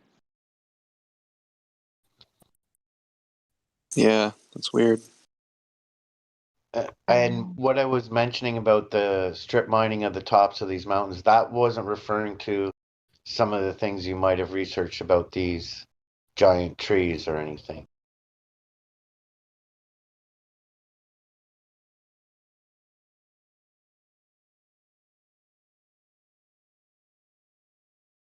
Yeah, I can't say, that that's what it is. It's just good to think about things because now we have to wonder, like, how do mountains get there? Or were the continents all like a Pangea kind of thing, but tectonic plates are bullshit? So is it just separated because of the flood? Or I don't know, Did God just want the countries to be like continents to be like that, like super random looking, or I'll give you this: that Pangea stuff really does look different. Like, I don't know, man. Some of those pieces, when you see them merge the way they do it or pull them apart, it's like, I don't know. But then if it was together, then what caused it to move, right? Because it's not tectonic plates, so it's just kind of fun to speculate.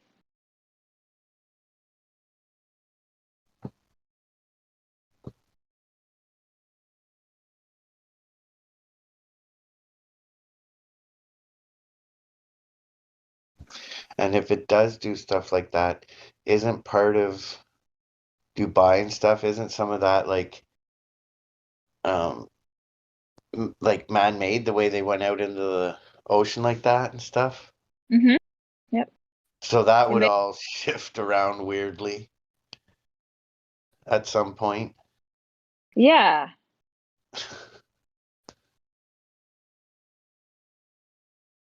I don't know. It's fun though. The world is a very mysterious place. I just saw a thing the other day. I didn't watch the clip, but I think I noticed it there in my YouTube feed about that they plugged the deepest hole ever dug. So I guess it's that Kola borehole in Russia. They plugged it up somehow. Interesting.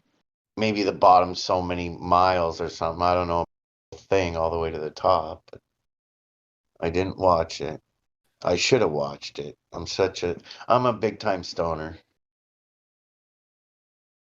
I was like, oh, they plugged it up. Weird. And kept scrolling. I feel you.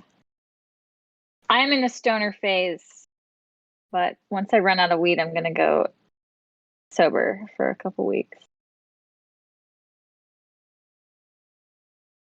My sobriety is like the seasons. Yeah, me too. I'm high as fuck right now. Hi, Vlad. How Yeah. is So China? China does sucks. Yeah. Positive news. Hopefully everything's gonna become normal again. It's starting to look like it. You know what I mean? Hopefully. Vlad's gonna build Toronto back better. Yo, listen, I don't want to get into politics. Like, that's the last thing I want to do is become a politician. But I could listen, just by talking to people, I could fucking make shit happen. But I don't want to do it. I just don't. Oh, it's true. It's like, listen, there's a couple of people that just need to get the fuck out of there. Reform all of Canadian politics essentially. Anybody that is on the left and is pushing this agenda erase them out of the fucking picture. Like, you gotta get rid of these people. These are like the plague. You know what I mean? And what's good in America, in the United States, when Fauci got fucked up, right, after the whole Fauci, now disclosures happening about the CDC, and how now the CDC is admitting that this whole thing is a sham. Now the CDC came out, like I think it was yesterday, saying that this wasn't really a pandemic. Oopsies. Really? Oh my Yeah, god! Finally. Yeah. yeah. Apparently, there's like legal proceedings against them, and like there's evidence that they ordered like thousands of PCR machines like a year, like 2 years before the pandemic, and also Carrie Mullis, the inventor of the PCR test, died like 3 months before the whole COVID thing. Yeah, they killed Mullis. Kerry Yeah, Mullis got they murdered. totally killed him. And I have videos of him. I took all his videos, like all the videos I found of Kerry Mullis saying that the PCR test is not meant to diagnose for like coronaviruses and all kinds of shit. It's not meant for Right. that, he said. He literally Yeah. said it in a fucking video. Yeah, I have those videos. He says that with PCR, you could find anything and anybody, and Exactly. that claiming that just because you test for something is it can be misused by claiming that it's meaningful just because you test for something.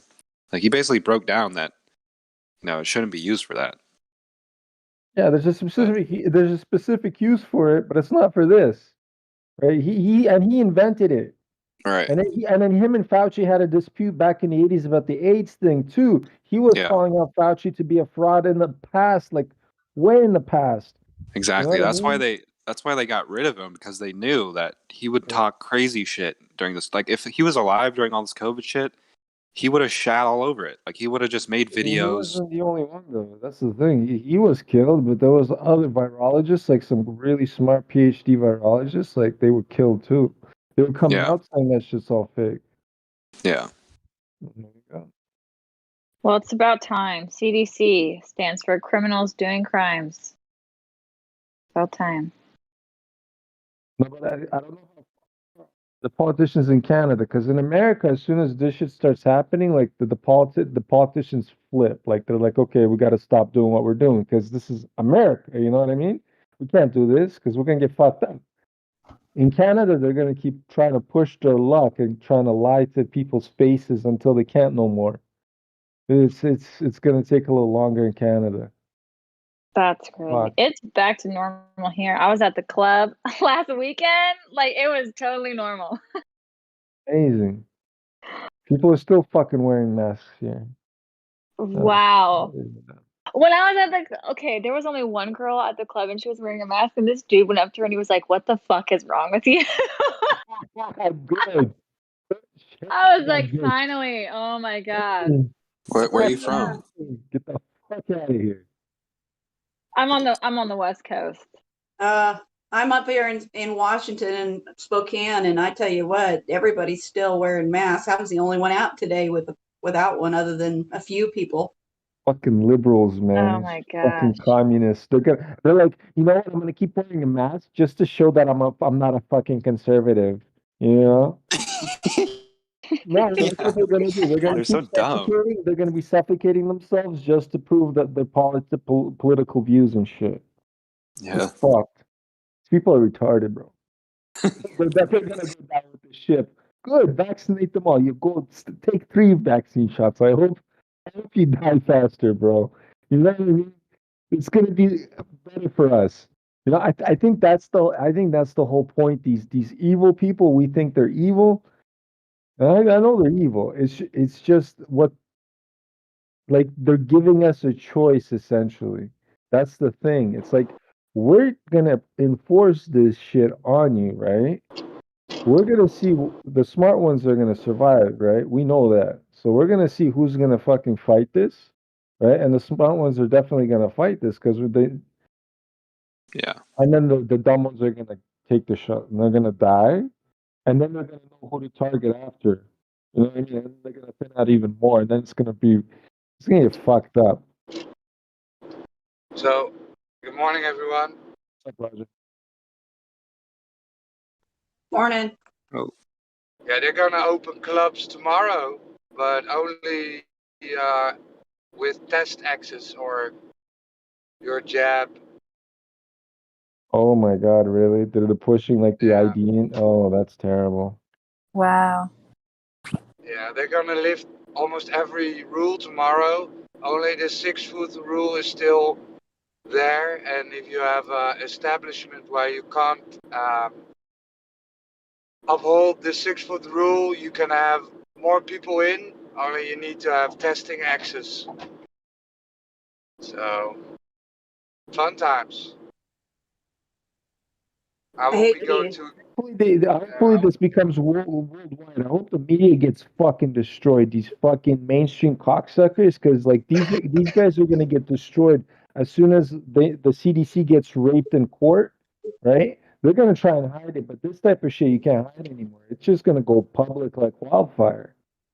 You know what I mean? Because people are fed up with the fucking conforming, right? And Yeah, you're everybody's cutting looking in for and out, an Vlad. Am I cutting out? God damn. Well, we can certainly hope so, but I don't know. I'm a little more pessimistic than you guys on this. I don't think they're going to allow it to come out like you think, maybe. Or if they do, they're going to pull a fast one on us. Yeah, I think they just have more layers to this plan. Like they They just have. thought, yeah, they thought this through well enough to do this. It's going to go a lot further, I think, than any of us really have thought it could. Yeah, could be a good time to pull out the aliens when everyone starts getting pissed off. Yeah. Hey, yeah, did you see the new incoming comet? Huge one, supposedly coming in. Yeah, that's a good. And then Scientific America put out an article today or yesterday saying that remember that big asteroid that they claim came through from interstellar for the first time and sped up on its way out. They're saying it could possibly have dropped or was receiving signals from previously dropped probes from whatever. And so even Scientific America was making claims that all the UAPs and that interstellar object was probably aliens, and yeah, we're not alone. I think they want to induce like some sort of a chaotic, apocalyptic type situation where everyone just, by their own decision, like starts like shooting people, and all this like chaos ensues, where like just infrastructure breaks down, people start shooting people in the streets, and all this bullshit. I think they want something like that. And some sort of apocalyptic event combined with, cutting the power, because there's something where the government is saying that they're let me find it. They're finding something to do with like some sort of cyber attack. They're trying to find measures against a cyber attack that could bring down the infrastructure. Yeah, if they already told us that, they're planning it, and Exactly. It's going to happen. It's going to happen. Yeah. Get ready for the rolling.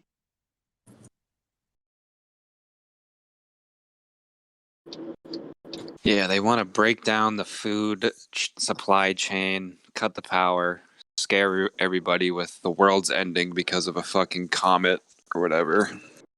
Just then maybe aliens after.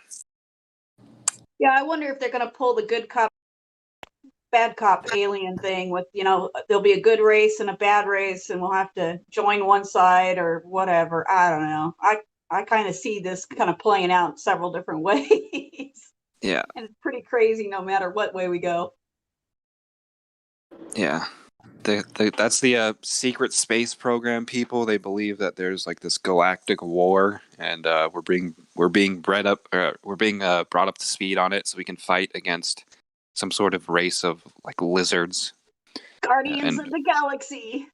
Yeah, pretty much. Well, they called them Guardians. That's what the name of the new Space Force, instead of airmen or seamen. Yeah. It's Guardians. Yeah, Guardians of the Galaxy. Oh my God. Took them a year. Took them a year to get that name. Yeah, so People fucking. eat it up. All Star Trekky, all the Star Wars, Star Trek, and all this references to all the aliens movies that we can think of. I mean, it's just all there. Yeah, it's just so dumb. Well, that means we gotta party it up, go to a steakhouse, eat as much good food while we can. Before Billy. That's what I'm doing. Before Billy takes your steaks away. I know. Toilet green. I was freaking out at Whole Foods. They didn't have my ribeyes this week, and I was like, Bill Gates.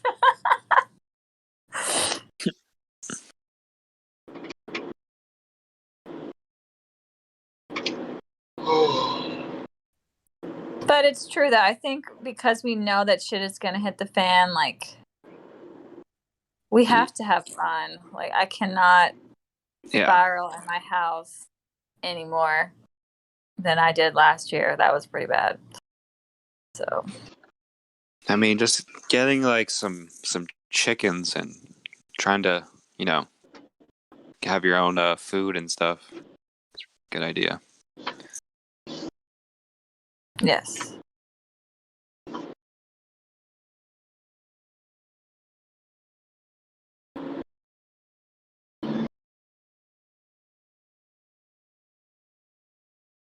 I don't think it's. No, sorry. Oh, I was just gonna say, although I told my neighbor that it's like we should get food stuff just in case. He's like, I don't need food. I just need a gun. Because if you have food, and then I have a gun, then I'll have food too. So that was funny. But you're right, though.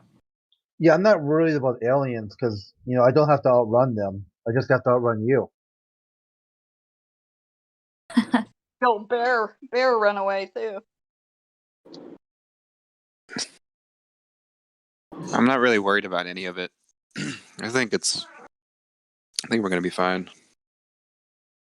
Like, I don't think any of this horse shit they're gonna do is gonna really work on us, at least, because we don't believe all this bullshit. But Tomorrow at let's see if I got converted.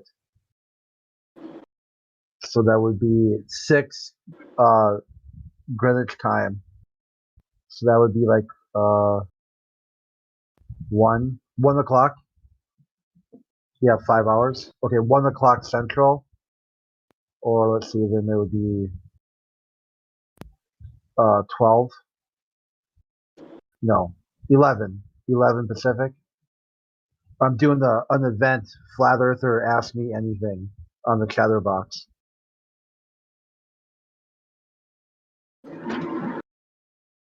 They do like a stage where anyone on Discord can join.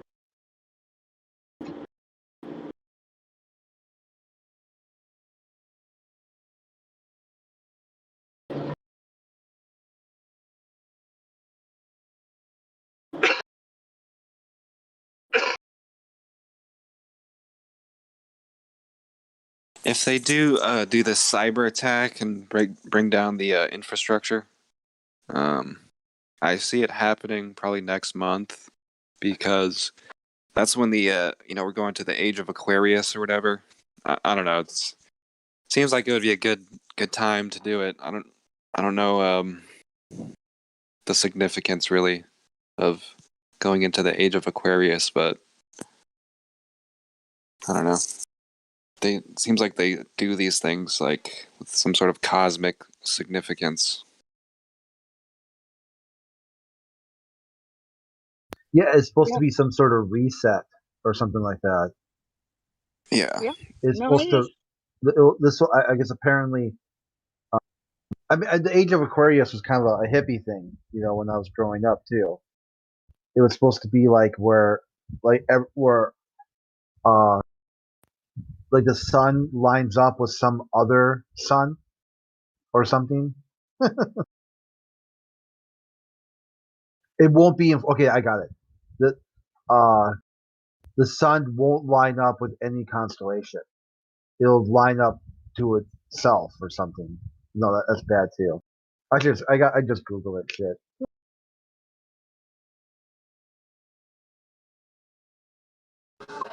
Testing 1, 2, 3. Yep, gotcha. Yep.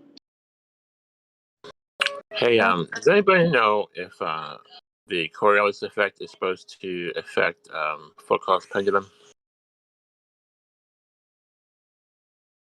Isn't that supposed to be like a display of Coriolis? Yeah, I don't think so because it's attached, right? It's attached to Yeah, the there's ground. friction on the line on the. So because it swings, you supposedly can see Coriolis because it swings, but isn't it still attached to the ground technically? Yeah, people have to get it swinging too. Like it doesn't just start swinging on its own.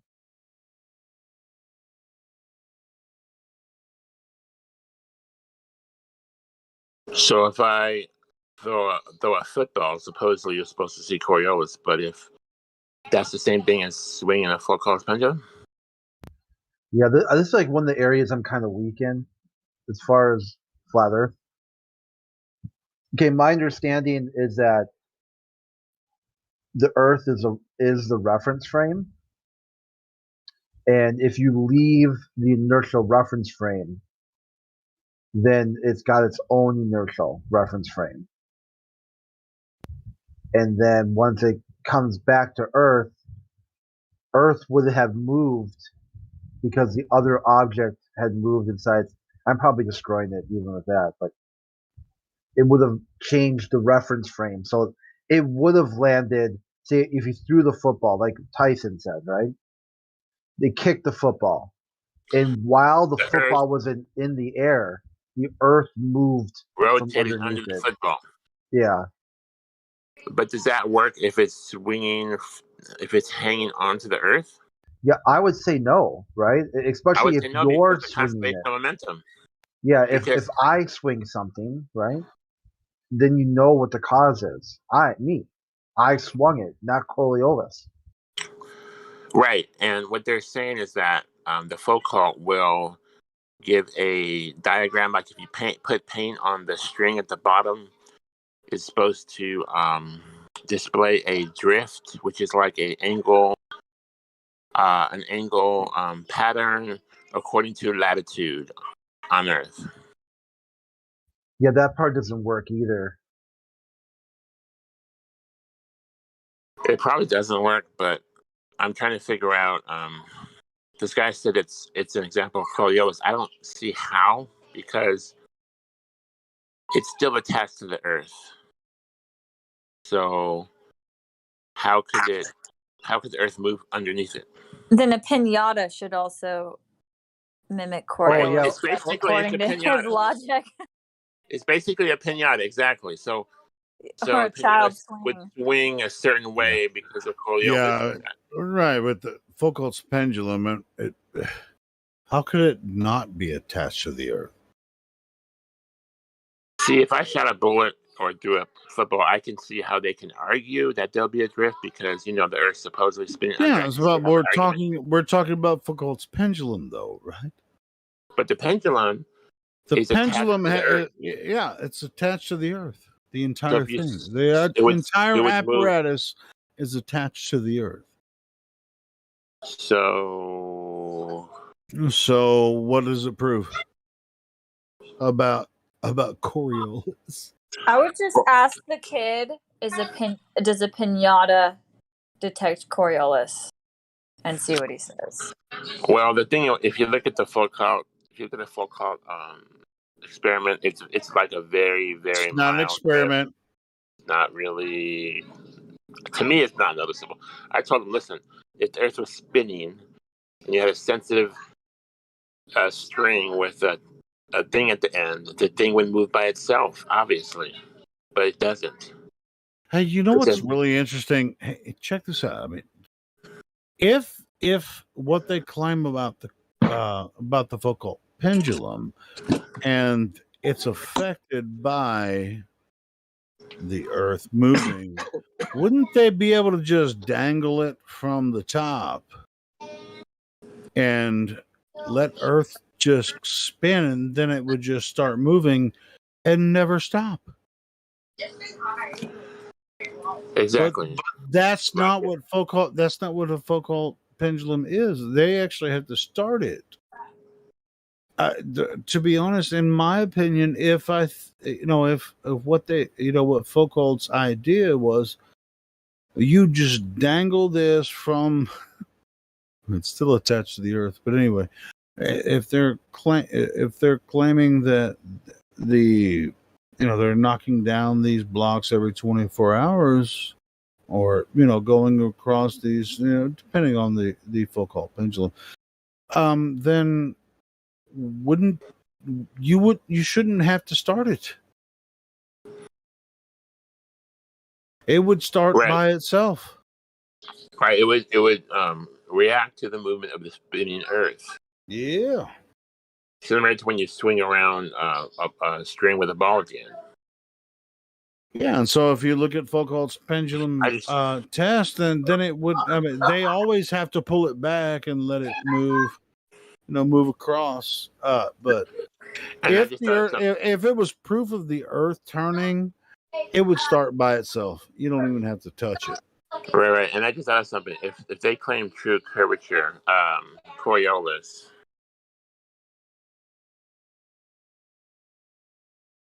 If they claim Coriolis, wouldn't the plane have to adjust to the Coriolis? Because obviously the Earth is moving beneath it. Right? Wait, yeah. It was like, what planes do when they before they take off? They adjust the gyroscope that on the plane to the artificial horizon. Right, so no, I mean the artificial horizon is just where they're level on the runway, and when they take off, they want to make sure that they're maintaining level flight due to the original artificial horizon prior to takeoff, right?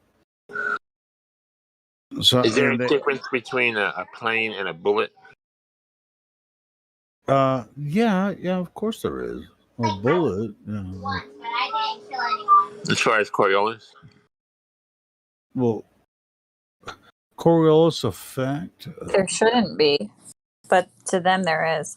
So if they got a sniper shooting out of a window of an airplane, then the Coriolis effect is. Yeah, right. It's like a treadmill on the runway.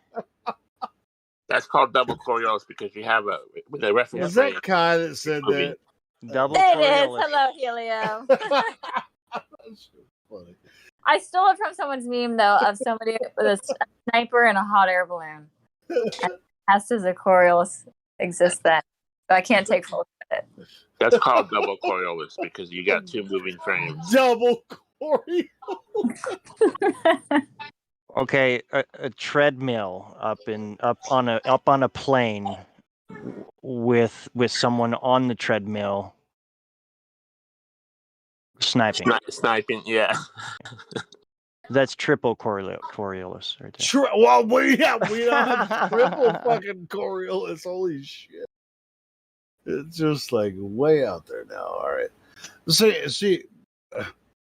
Let's get back to the definition of because the conveyor belt is also independent too. I know, right? I know. For all the people that might be confused, I mean, let's get back to the original definition of the Coriolis effect, which is just it only has it's the apparent deviation of an object between two reference frames. So one of them is rotating, the other one is not, right? So say you're sitting on a merry-go-round, you're holding a ball. When you're rotating on the merry-go-round, you throw the ball, that freaking ball is going in a straight line, but when you perceive it, it looks like it's curving away from you, right? But when you throw it away from you, it's going in a straight line. Because it can't, I mean, unless you're freaking a baseball player or whatever, it's like, whoo, maybe there's some wind stuff. It's like, I'm spinning this ball, woo. But anyway, if you just launch it in a straight line, boom, I'm sitting on the merry-go-round and I have a ball in my hand and I'm spinning around at a constant speed and I throw it away. What I see, I know that ball is going in a straight line, but when I see it move away from me, it looks like it's curving. That's Coriolis. Yeah, it's an apparent deviation, not an actual deviation. Yeah, the ball's going in a straight line. You're spinning. Beneath. Yeah, that's it. There is no Coriolis. I mean, people say this Coriolis force. There's no such thing. But if you flipped it around, okay, and you're throwing a baseball to somebody on a merry-go-round, somebody's on a merry-go-round, you're gonna throw a baseball to them. You'd have to time it, like you'd have to throw it before they've arrived. Yeah. To get it. And that's not Coriolis, that's the plane moving, right? I think it would kind of work the same way, right? You're gonna have to time it. Right. You're gonna throw it in a straight line, then you're gonna plus the plane moving. Both, So, actually. so then it's like how it does. So it's like the plane. So if this is the case, then the plane would have to like prepare itself to land while while the landing strip is like arriving beneath it. That's the shit. That's like they'd have to do though if it was truly moving. It would be like shooting a deer on the run. You called leading in the target. So you shoot ahead of the target. You would have to shoot ahead of the target as it would come up underneath you. You would hopefully hit it at the right point. That's how crazy it would be. Like leading a deer or another animal that it's called leading the target. You have to shoot ahead of it if it's in a run. And maybe they could argue that if it's a flight that's just around like the equator or you're going from like New York to Paris, you wouldn't have to do this. But if you are flying from like Alaska to the equator and you have 300 miles per hour difference in axle rotation, then they absolutely would have to, like you said. Around the world already know, but they don't want you to know it. So I'm going to tell. Oh, sorry. Open. Oh, no, you're good. But it's exactly like you said. Yes. Yeah. They would have to do that. Yeah, that's what they do in shooting, any kind of shooting, even when it's with humans. If somebody's running, you have to shoot ahead of them if you're got a fast-moving target. So. But all deer hunters know that shit. Right? Oh yeah, it becomes pretty natural once you figure it out. So the other thing is too that most people forget is that the Coriolis and all that crap, you got a pendulum that's also affected by solar eclipses. It does all kinds of weird, wacky movements when there's an eclipse. So there's something up with that. It's called the Alias effect, I think is what it's called. ALLIEIS or something like that. Why would a pendulum act up during an eclipse? Nobody knows. Is it because it's magnetic? Because would a folk clock work if it was like made of ice or made of stone or earth? Well, that's what we wonder. We don't know. Nobody has explained that. But yeah, you can Google the effect. It's Alias effect, LLALLIS, I think, or Isis. Helios, like helio? No, like alias with a A. A is an apple. Can you see if we can find it and link it for us in the ALIAS, right? Yeah, it's something like that. But it's called the Alias effect, and it happens to pendulums during eclipses. Yeah, it's like the pendulums turn the other way during a solar eclipse. Makes all kinds of weird movements. They say depends on where you're at and what's the eclipse doing. I've heard of it, but I've never experienced it myself. But yeah, I've heard of the effect. One of the videos I posted for the Coriolis actually talks about it a little bit.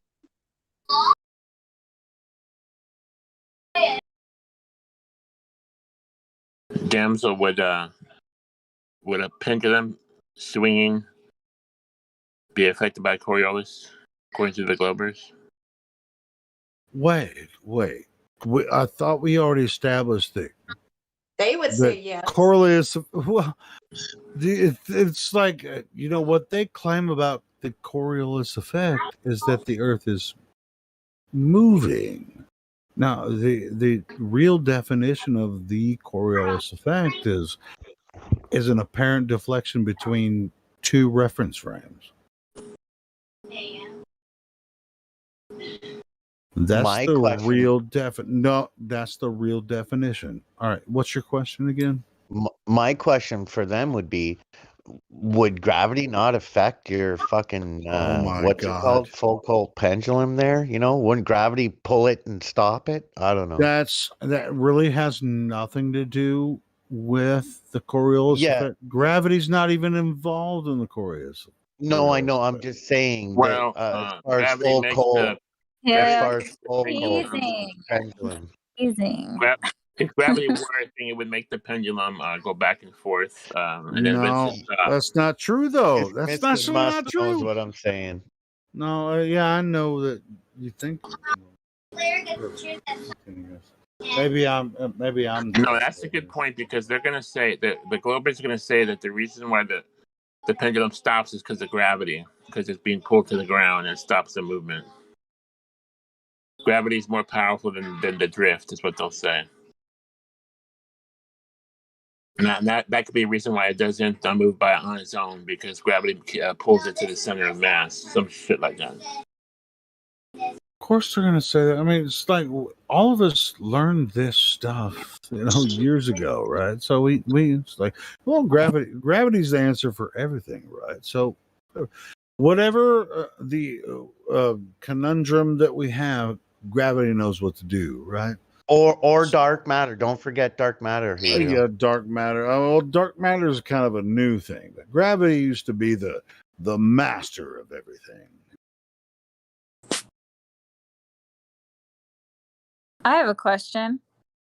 If Globers love to credit Al-Biruni to calculating the radius, and he did this supposedly by measuring the dip of the horizon, but Globers will also say at the same time that the horizon is always being refracted or affected by refraction.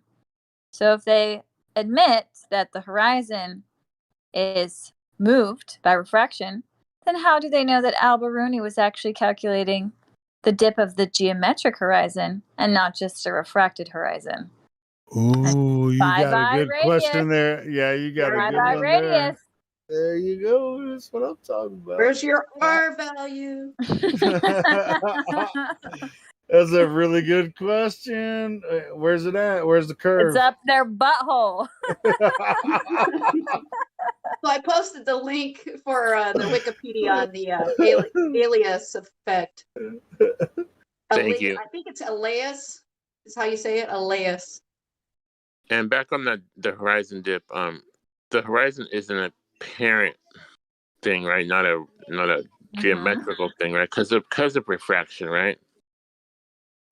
Exactly. So even if they want to, use those good old calculations, you can just remind them, hey, you said the horizon's refracted though, and that's why we see too far. So maybe Al-Biruni was seeing too far and his calculations were completely off. And then he would have had to find a situation where there's zero refraction for his measurement to be correct. Yeah, and we had this one kid, femboy, who's like, well, if you go up high enough, well, how high up is high enough? And how do you know?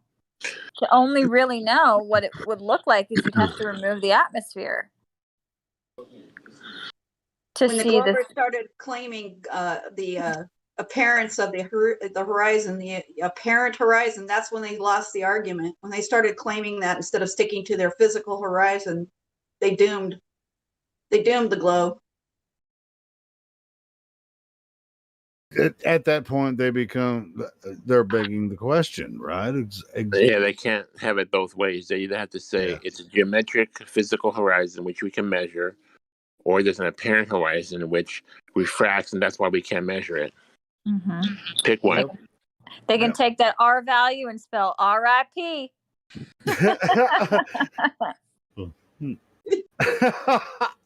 They can spell what? Say that again. R.I.P. R.I.P. Right? R.I.P. Rest in peace. Or There is rest no in freaking pieces, radius. globe. Rest in pieces, globe. Yeah. There's no freaking radius of Earth. Yep. Yep. Exactly. Yeah.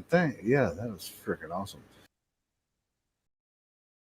Wow, man. It's very simple. I mean, it's like everyone on Earth experiences the Earth is flat, but most people believe it's a globe because someone told them it is. And when they try to come in here and say, I know the Earth is a globe because so and so, and say, hey, you don't know the Earth is a globe. You just believe it because here's why you believe it. We actually have to tell them why they believe the Earth is a globe. We don't have any evidence for it. So They believe in Santa Claus too. That's when they tell you the same time. Santa Claus, globe, all about the same time, right? well, I mean, most people are above 8, 9 years old. That's about when you find out Santa Claus isn't real. But I mean, it's really kind of the same thing. It's like, hey, I see what you're saying. It's like, it's like you could have your friend like, hey, man, Santa Claus ain't real. It's like, I put cookies out and milk, and when I woke up in the morning, there was a bite out of the cookies. So I know Santa Claus came to my house.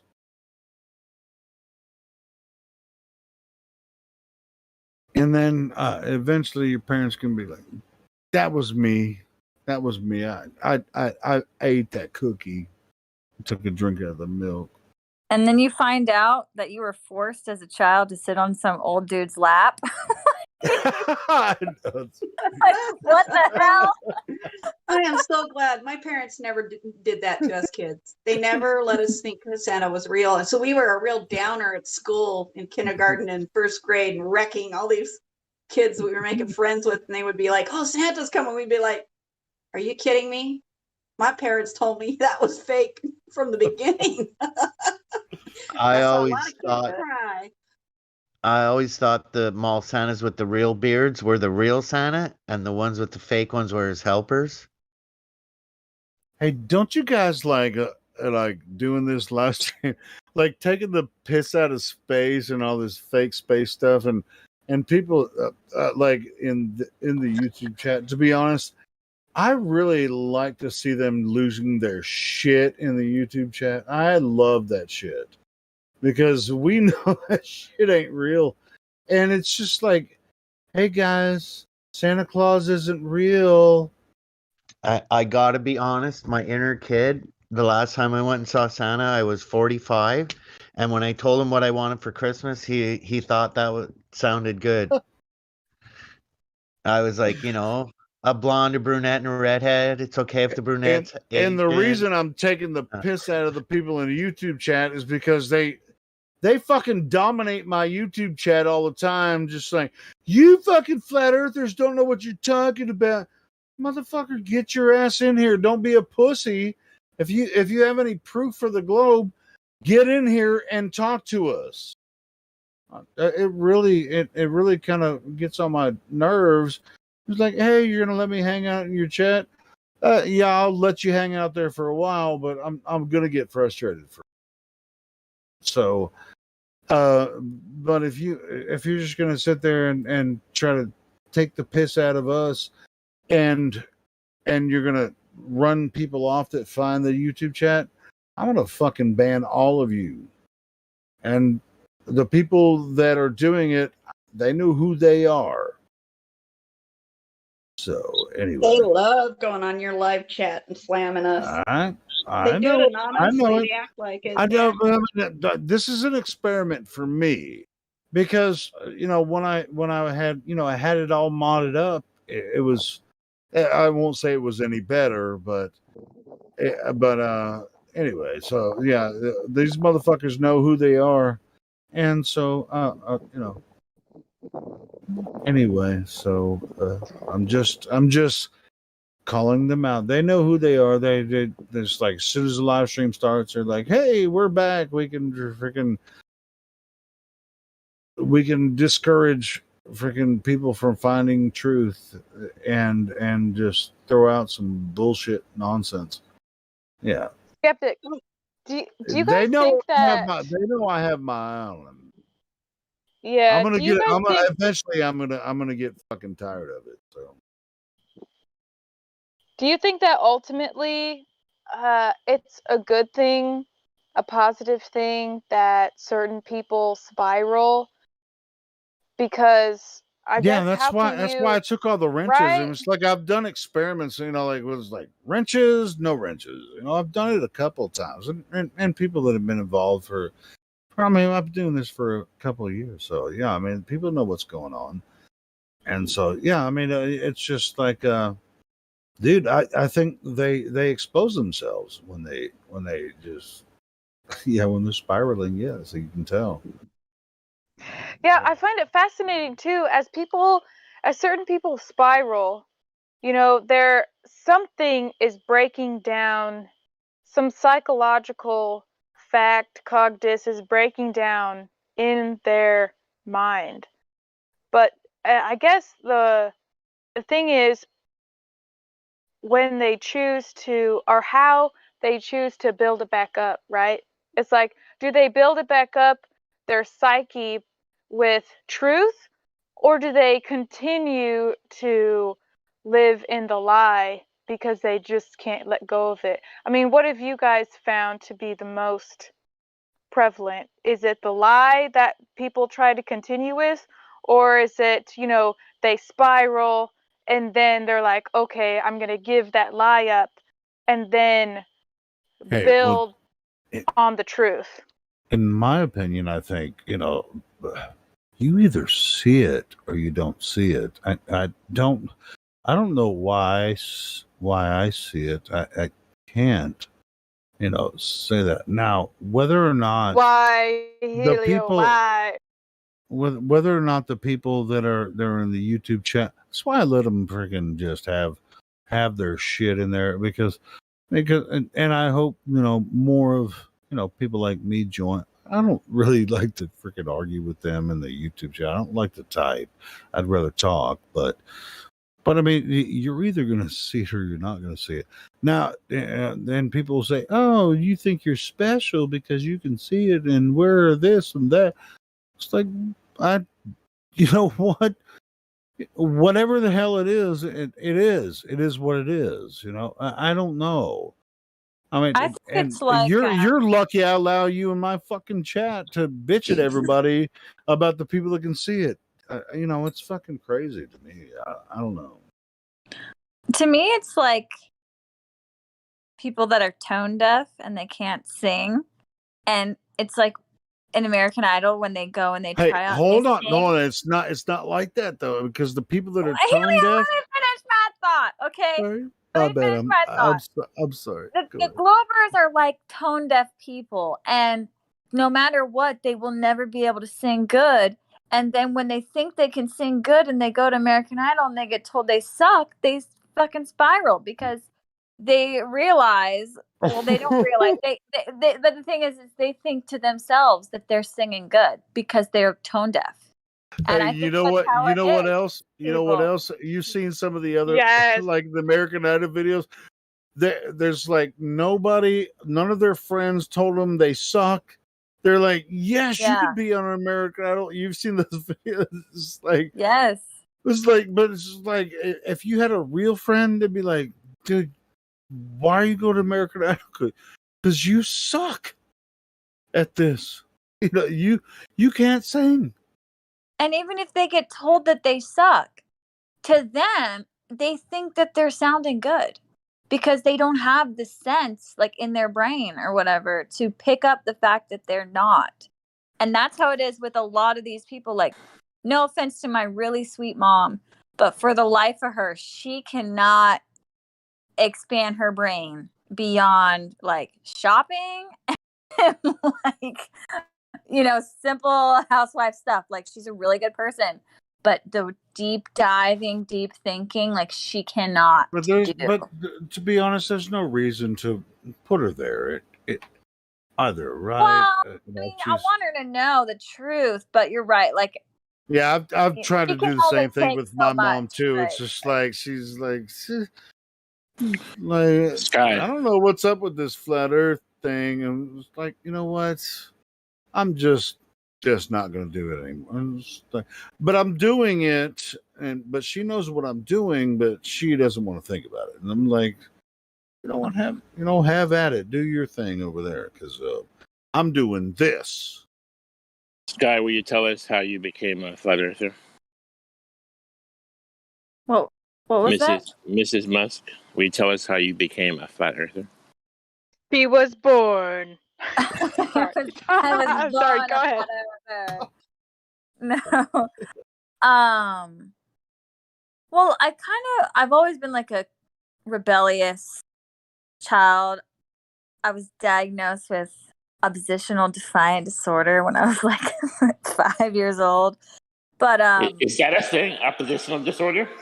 Oppositional defiant disorder, which to me is AKA your brain is just not fit for the matrix. Like that's what I think the disorder is. Wait, can't fit so in was that because your parents took you to a doctor? Yeah, I went to a psychiatrist because I was a therapist. a really bitchy child. Like I was oppositional. Wait, at defiant. 5 years old, they took you to a therapist? Oh yeah, I was a wild child. Tell us what it's called again. Oppositional defiant disorder. Now, ODD. there's different levels. You were odd then. You were very odd. Yeah, but really I'm just messing with you. Go ahead. Sorry. But there's different levels. Like I never had a problem at school. Well, when I was young. When I was in high school, I was always getting kicked out of school.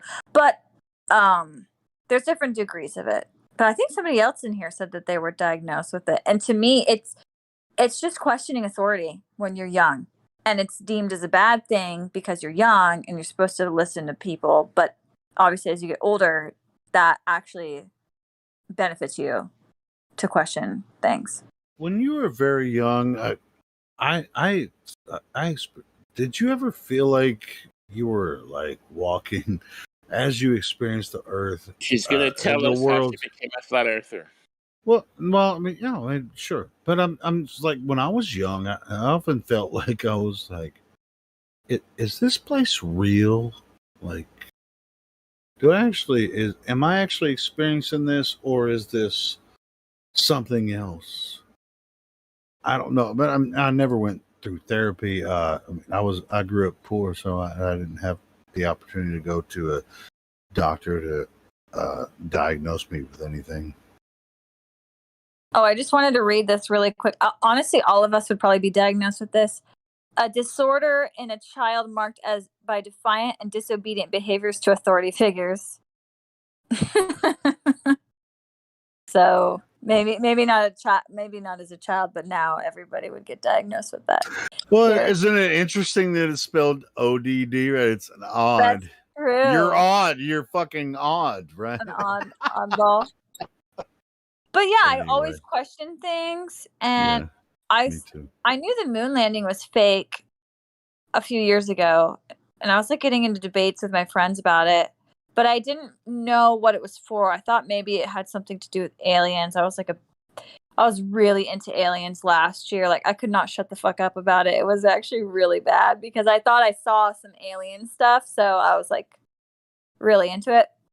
But then right before I decided to research flat earth, I did start questioning things. I was like, why in space pictures do we never see the stars, but then we see them here? Like it was like my brain was already kind of wanting to know about it, and then I was just like, okay, I want to research flat earth. Like it just came into my mind, and I started watching a lot of Eddie Bravo stuff because he was the only one I'd ever heard of being a flat earther.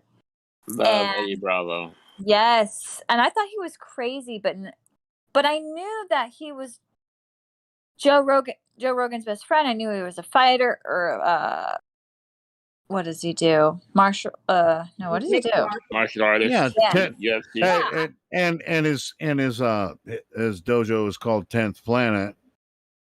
That's right. Yeah, and I knew he was really smart, and I was like, okay, how does somebody like him, who's friends with a celebrity, become a flat earther? So I was just like, from a psychological curiosity point of view, I was like, let me learn about Eddie Bravo. So I just watched a bunch of tinfoil hat podcast episodes, and I saw one with David Weiss on there, and I was like, holy shit, this is interesting. And it took me a while till I finally watched a debate with this guy named Allegedly Dave against a particle physicist. And I was like, holy shit. Okay, flat earth. This is not just something like that kind of could be true, could possibly be it. This is like absolutely true. And after a few weeks of that, I found the server, and it was the best thing ever. So shout out to Helio for streaming it on YouTube, because that's how I found it. So You had like the fast lane. It took me like way longer. what? Really? What? How long did it take you? Like, Well, I mean, I caught on in 2016, but I guess I wasn't really active back then. I was just going through some busy times. Yeah. But you like jumped in the fast lane because you're like recent, but you're like all flat earth leader already. well, I like to debate, so this After was a short time. just like it worked out. But also, this was like the last conspiracy I feel like that was waiting at the end, because I had already researched a lot about like vaccines, and I'd done the whole alien 360, Pizzagate, like all the stuff. Like, So you were already familiar with most of these topics before you came across Flat Earth. So when you first heard about Flat Earth, you were like, probably like me, just like, yes. I don't know if I want to look into that. I mean, I think it's kind of weird. And then, but eventually you had to, right? And then you found it. Yeah. It's like you always hear about it. I heard about it. It didn't like set off anything in me. That's what's weird about people that genuinely get pissed off when they hear flat earth. Like, I didn't feel that way. Like, I'm just like indifferent about it. I'm like, oh, those people, it's like Amish people. Like, that's what you kind of just think. Like, oh, they're like Amish. Like, they're just hella old school. I was kind of triggered when I first saw it. I was like, flat earth. When David Wise started talking about flat earth, I was, because I've been following him for a long time. I was like, oh shit. All right. Flat earth. No, I'm not into that shit. Flat earth? I mean, seriously? And eventually I did, and here we are. But it's crazy. I mean, I'm so grateful. Like, every day I pray and I say I'm grateful to know this now, because it. Yeah, I mean, just look. I mean, when you know this, and I don't care if people, whether you're Christian, atheist, or whatever, all the people that listen to us, I don't care what you think about us. Look at what is happening to this world. This is not. This world is not what they described it as. You think that we're just like, hey, we're just here like flat globe, flat globe, flat globe. We're gonna fucking argue about flat globe all day. No, we do this because we know that the Earth is not a globe. This realm that we live in is it's very important. The way that the governments are manipulating this realm that we live in, most of our leaders don't get me started. Anyway, most of the leaders I won't actually most of the leaders probably think it's a globe too. But this place is not a globe. This is Earth. Helio, This is the only place that we know. tell us what you really think. Do you really want me to tell you what I really think? No, you don't. I'll do that somewhere else. Anyway, but yeah, I mean, it's just like, and I feel like a lot of people here are trying to say the same thing. It's like, hey, we're not here to like argue about flat globe, curve, freaking 8 inches per mile squared, back and forth. It's really like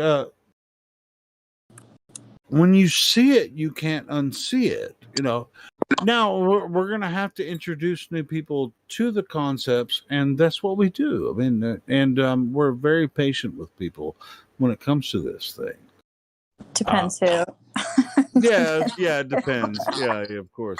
But we do it. We put up, I put up with people calling me like what a bitch, a fat bitch. I'm pretty sure that happened like about 2 minutes ago. Yeah, like somebody like 2 weeks ago was like, I hate women, blah blah blah. Like the reason I'm doing this is because all I want for people too, I just want to give you that like escape, like a little window in your prison cell. So you can, look outside, even though you can't go anywhere. You can't get out of the prison cell. And I'm not asking anybody to change their life. Didn't someone just like accuse me of being like the kingpin of the flat earth or something? I mean, it's not fucking weird. Like I don't know. I'll own the asshole role. I mean, because I am an asshole. But it's like a lot of people be like, "Hey, man, he's like, just because I host a live stream doesn't mean I own everything that everybody says. I mean, you guys all freaking say what you want, man. But the people that are moderators and people on this channel, we trust each other, So we're just we're pretty much holding down the fort because we have thousands and thousands of people trying to say Earth ain't flat. It's like, and we're like, yes, it is. And here's why. And when they come in with here's why it's not, they don't have anything. So then they're just broken, and they get pissed off and then start calling everybody names.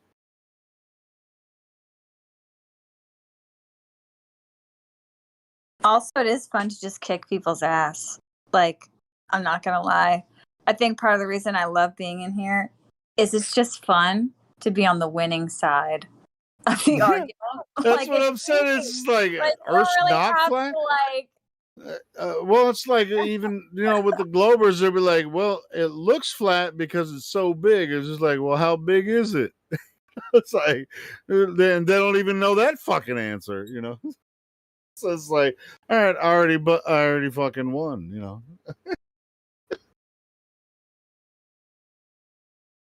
So there it is. It's like, there you go. When it looks flat because it's so big, and then you say, "How big is it?"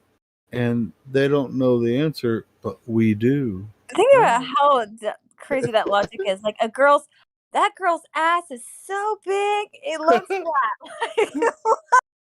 Like your mama's ass so big she got her own goddamn zip code. Got her own radius. Got her own radius. Anyway, so yeah, I mean, it's just like I mean, we have serious discussions. Sometimes we have a lot of fun, just cutting up and everything. But yeah, it's you know, it is what it is. And a lot of people have questions about the nature of reality. Don't you think that that is why we're here? Freaking crazy to me. Helio, I got a question for you again. All right, what's your question? Well, and tell me if this is an inappropriate question. One of my favorite dudes on here, I heard a rumor that they're not allowed here anymore. I'm not going to give. I'm not going to talk about rumors about anyone else. I thought you were going to ask me a direct question. It sounds like gossip girl shit. I don't do I'll that. ask you a direct question. When was do you know the last time Jedi was online? Because I haven't seen him in a while. Is it gossip? I heard a rumor that I just told him right? What is this grown man trying to ask some gossip shit? Does anybody else want to talk about how they found flat Earth? Okay, cool. Why don't you share how you found flat Earth? You didn't know platypus was a bitch? I was just gonna say. Relate to flat Earth. No, the really, I was gonna say that the only thing that I had a problem with when I first heard of flat Earth was the actual words flat Earth. I was like, clearly, it's not flat because there are mountains and there are hills.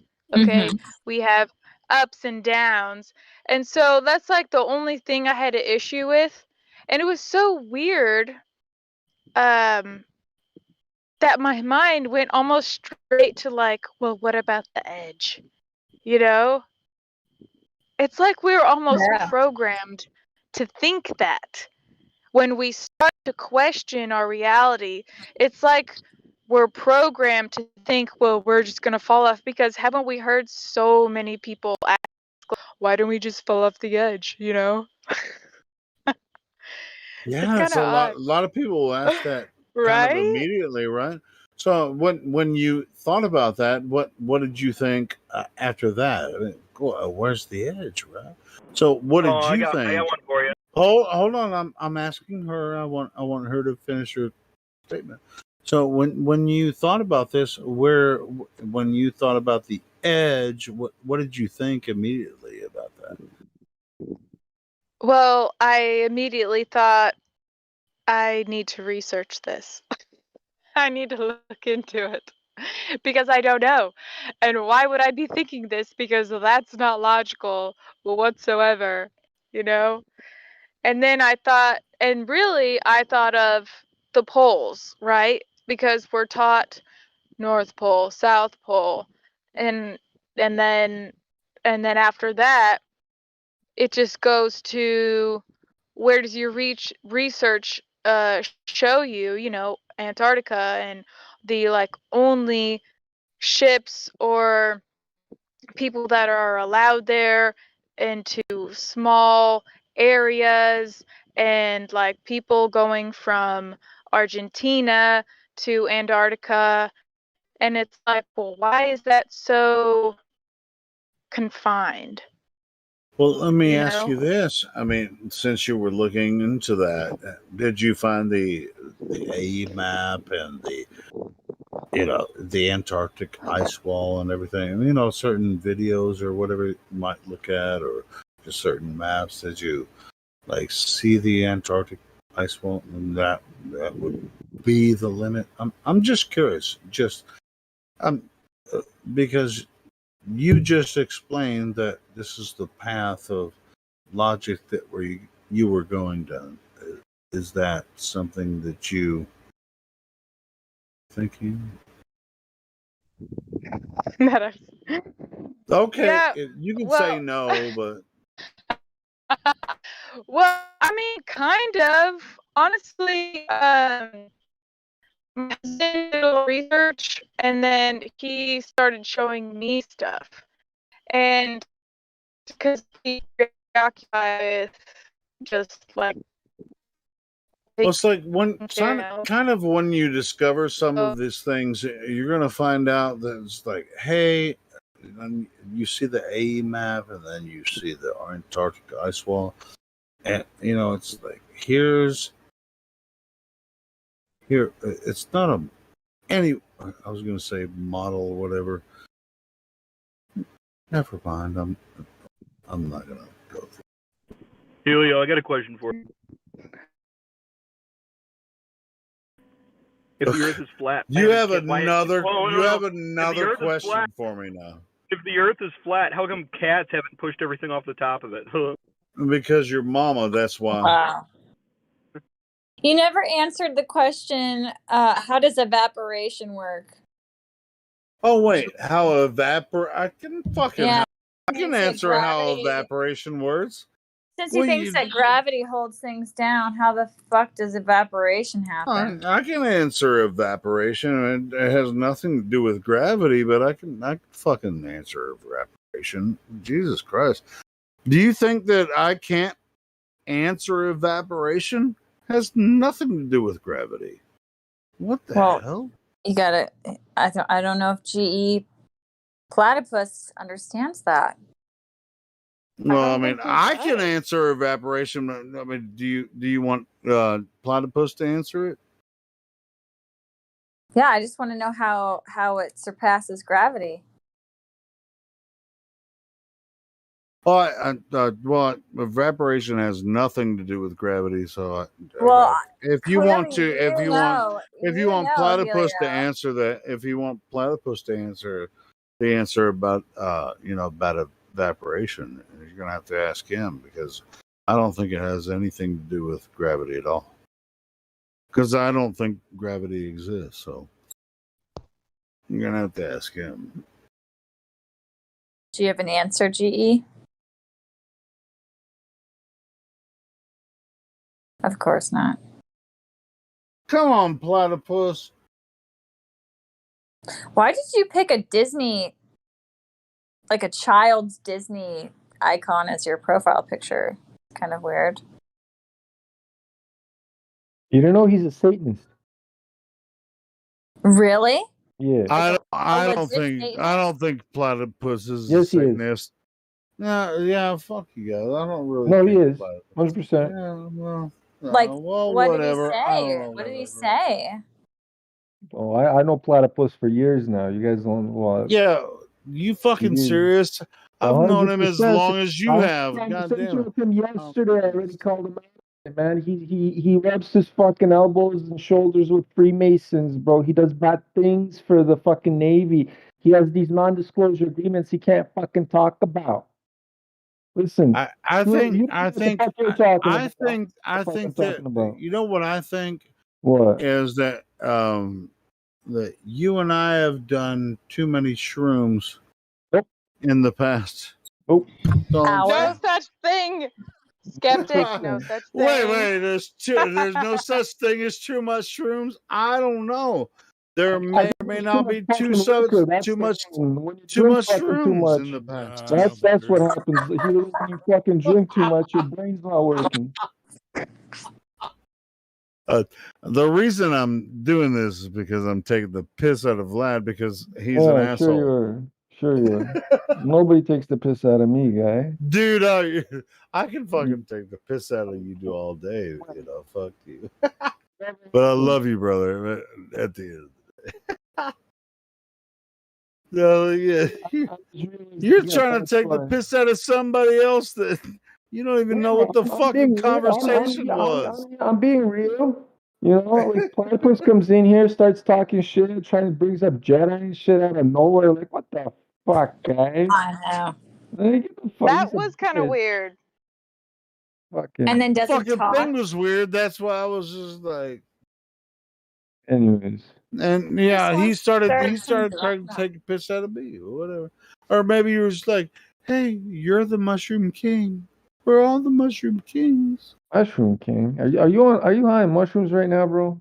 No, I haven't taken mushrooms in several years. So Sounds like a stripper name. Hey, Mushroom King. wait, what's your favorite stripper name? Hold on, that is really cool. What's your favorite stripper name? You're asking me because I don't have a fucking stripper name. I don't know. I'm trying to think if I had a stripper name, what I would name myself. Let me think. Nah, I wouldn't even try to embarrass you. I mean, it would be wrong for me to even. You don't think I can take a joke, Helio? Oh, shit! If you think, dude, I'm a fucking joker. So let me think. I'm trying to think of like a flat earth stripper name. Kai's stripper name would be, holy shit, Kike. No. How about that one? Goddamn! See, I told you I could fucking do it. That's great. Kike is coming out. But you probably met a Kike. Jew, right? So it doesn't even fucking matter. Pike the Kike. Kike. Yeah, you thought I couldn't do it, but goddamn it, I did. Oh man, if only I could change my name to that. Oh well. I'm on my phone right now. Nobody can do it on Discord because all of the shit will be shut down on YouTube. Everything will be fucking shut down. Yeah, you think I'm fucking around now? Okay, King Mushroom. I love you. I fucking love all you guys. Anyway, and to be honest, I'm gonna go eat dinner and I'll see you guys this week. That was so fucking funny. I can't fucking believe I actually He's gonna said go that. eat dinner at King Mushroom's house. That was fucking hilarious. Everybody has to admit that was fucking funny. That was good. You better be streaming this so I can play this back. Dude, yeah, but it's on YouTube now. Okay, perfect. I kept you up, Helio. Aren't you glad? yeah, but dude, I have to work tomorrow. I know you were gonna go to bed, but I know, but that was funny.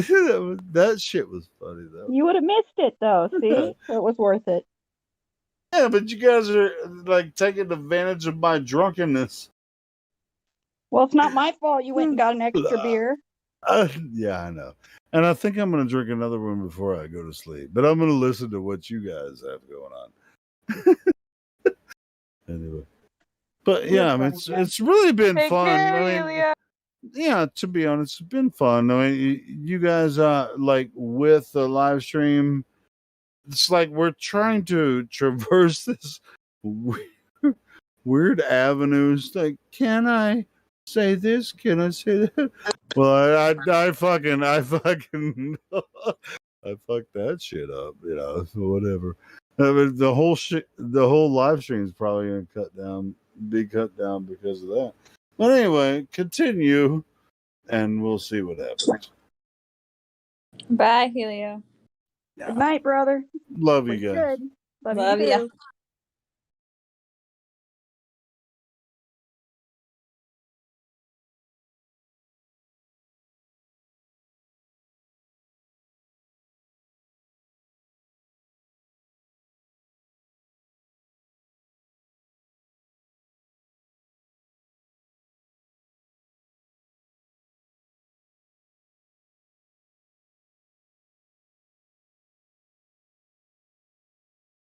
too.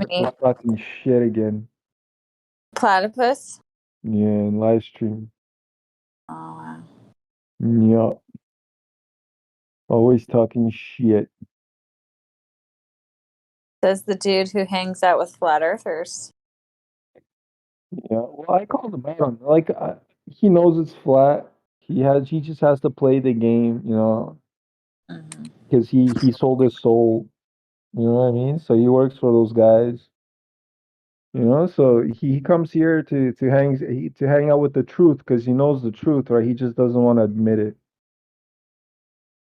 And he's a real bad guy. This guy, you know, pure Satanist guy. He lies to your face with a smile. You know, it's those type of people. Like they act like kind, like right. You know, but when you turn, as soon as you turn your back, there's a fucking knife in your back. Doesn't That's he the have kind of kids? person. I don't. I think he said he has kids. I think it's RC Meisty because I get those two cocksuckers confused. They sound the same. They have this nasally fucking voice, you know. Hmm. Well, if he does have kids, why the freak are you in Discord then, bro? I don't think. Yeah, I don't think Platypus has kids. Does he? The Platypus, you there, man? You're listening, guy. You have kids or not? Like right there, listening, typing a fucking. Mhm. Yeah, I think he does actually. Does he really? That's it. Yeah, Okay. it's 3 That's, kids. yeah. See, Damn. if you got kids, why the hell are you on Discord, dude? Like, Damn. take care of your kids. But I'm not saying people can't be on Discord if they have kids, but it's like, bro, I if mean, you're a Glober, and you got kids. well, he's a You Glober. got better shit to do than hang out with flat earthers. He Like, you lets the have stuff to government do. take care of the kids. That's what he's a Glober. Send the kids to the government schools. You know, they're just like public schooling takes care of it. You know, they don't take care of the kids, bro. Not Let the anymore. TV does the rest. Let And the TV, yeah, cheat when they come home, the TV does the rest. Yeah. And then And maybe again, they get the internet time. I'm not saying if you have kids. Sorry, I don't want to offend anyone. If you have kids and you're a flat earther, I get why you're on here. But if you are not a flat earther and you have kids, I have no idea why the hell you're on here, because you have shit to do. Like, With children you have 3 kids. they have to know the truth, man. I mean, that's why, like I said, Platypus knows it's fly. He's just a liar. He's a straight up fucking lie. He lies through his teeth about everything, right? So I'm pretty sure that I don't know, the whole 3 kids even could be a fucking lie. You know what I mean? That's how much I don't trust this guy. You know what I mean? I never heard his. Oh, I never. Every time we ever spoke with this guy, there was never a female voice in the background ever talking to him, right? If he had a wife or kids, they'd usually have some background noise. Like for example, Hank. I've heard Hank's kids. I've heard fucking Michael's kids. I've heard fucking pretty much everybody's kids that have kids, right? Do we hear Platypus's kids? No, right? How the fuck does he have 3 kids? You get what I'm saying? I nothing in this guy. He's a fucking straight up liar. I've known this guy for too long.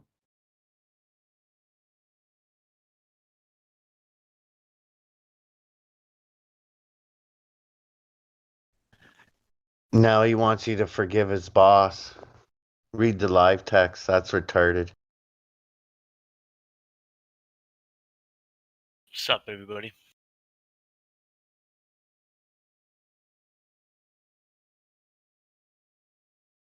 Hello. See, look at this guy. I told you, Platypus is. He's not even defending anything I say. Like because everything I say is true. No matter how, even if it sounds fucking outrageous, what I'm saying, it's true. Fuck. I was listening to the live stream on YouTube, and heard Helios had a few too many beers, and I thought I'll quickly hop in here, but I'm a bit too late because I think we'll get along just fine. I'm also a beer guy. Yeah, don't encourage it, bro. Alcohol is evil, bro. Alcohol's not good. Yeah, beer's good. Yeah, but the world is a fucked up place, so. No, that's why there's sometimes I break my sobriety and I smoke some weed. You know, I still have like fucking like 4 trips worth of mushrooms in my freezer and like maybe 2 hits of acid just chilling there, and I don't want to touch them. I don't feel like doing psychedelics at all. But if there's like if you want to get fucked up, that's the way to do it. You know what I mean? Alcohol's bad for you. I don't know, man. A little mojito by the pool. No, that's just lazy. When you're tripping balls on acid, like I don't know, like there's nothing else like it. You know, it's I never had like even if the worst trip, worst trip of my life, right? But it's still the best trip of my life.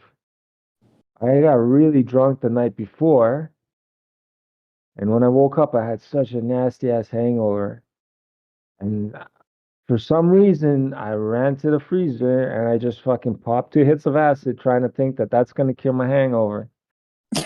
Boy, was I ever fucking wrong. Yeah, you can only I could have imagine how told you that. that. You can imagine how that felt. See, this is why I like alcohol. You have a sip of alcohol and you look at yourself in the mirror and you're like, I look cute today. And then reverse the situation. You take a hit of acid, you look at yourself in the mirror and you're like, oh, good God, what the hell Trippy, is bro. wrong You don't with look in my the mirror. face? It's trippy. It's trippy. You look like a demon or something. It's Yeah, weird.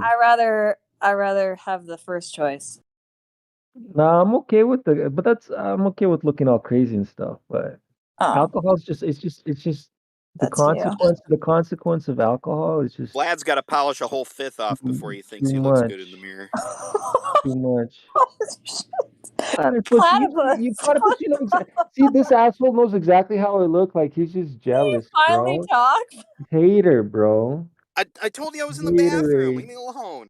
Haterade, man. You're on Discord He's just shitting. drinking from fucking vats and vats of haterade, bro. That's all you do. Fucking haters. Well, I wasn't gonna. If Vlad hadn't spoken, I was going to dish that out in the direction of the woman who made the comment about looking in the mirror and being like, "Oh, I look cute."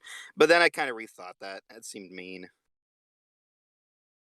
I know Vlad can take You're a not joke. you're not even funny, bro. Like, get out of here. Fucking, you're lamer than lame, bro. I mean, like, cornier than corny. Like, I don't know how else to explain it. It's bad. Bad. It's terrible. And corn is GMO, dude. Yeah, man. Like, you're like GMO corn. It's terrible. That's how corny you are, bro. It's bad.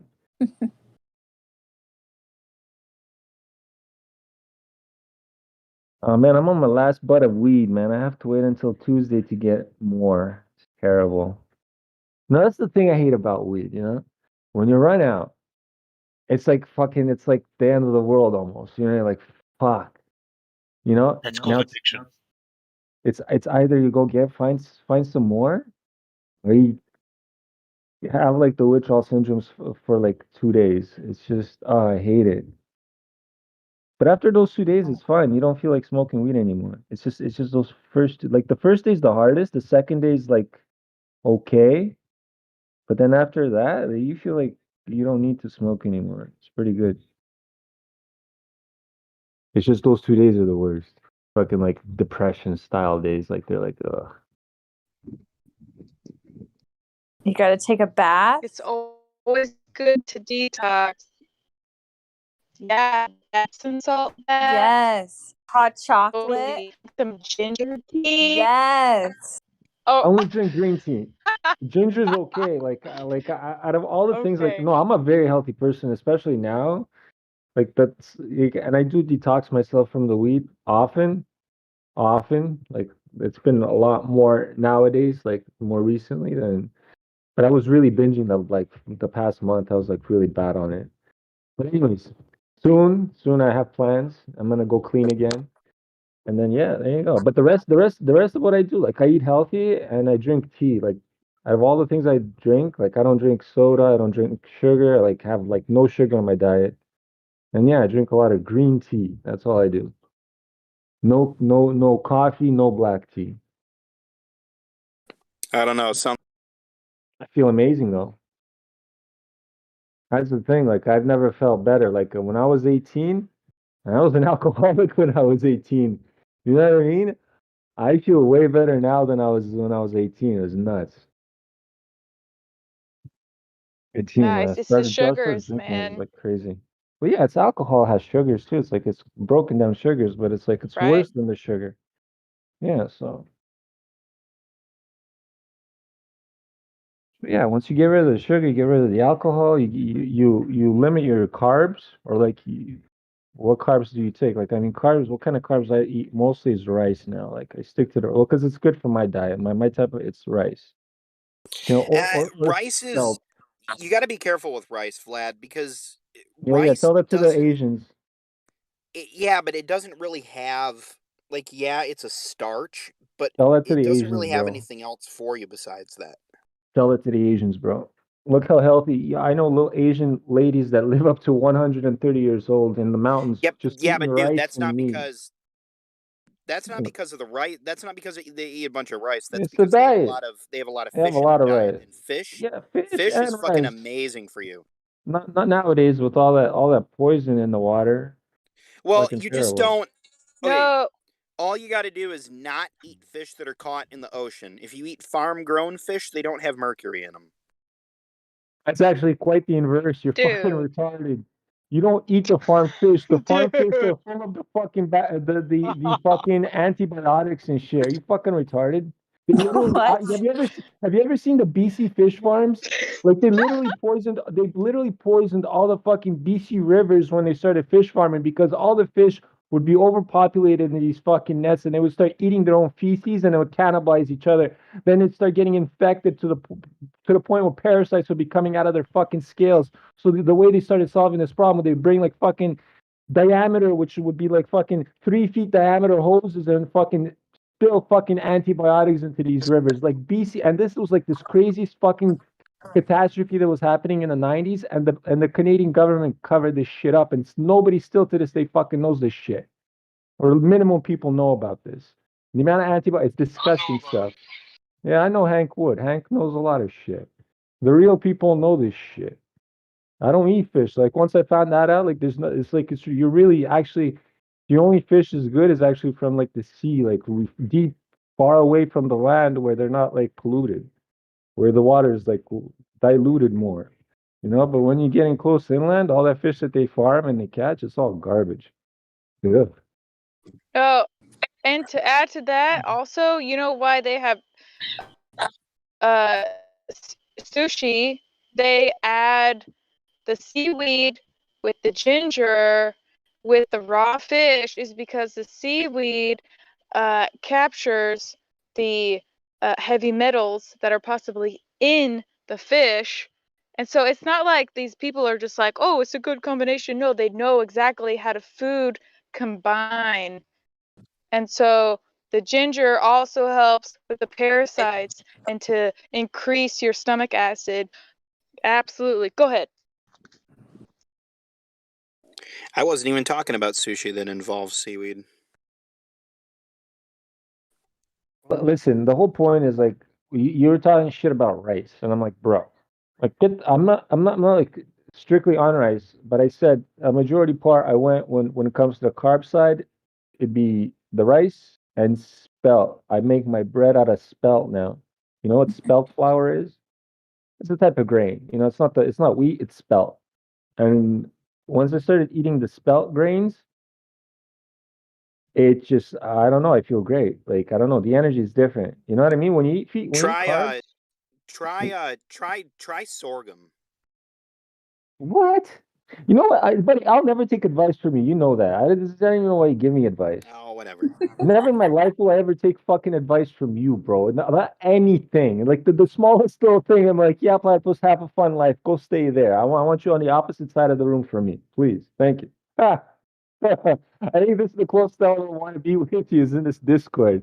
You know, miles away, like fucking millions of miles away from me, bro. They're talking on Discord. You know, like, cause I'll probably get very angry just in real life with you. You know.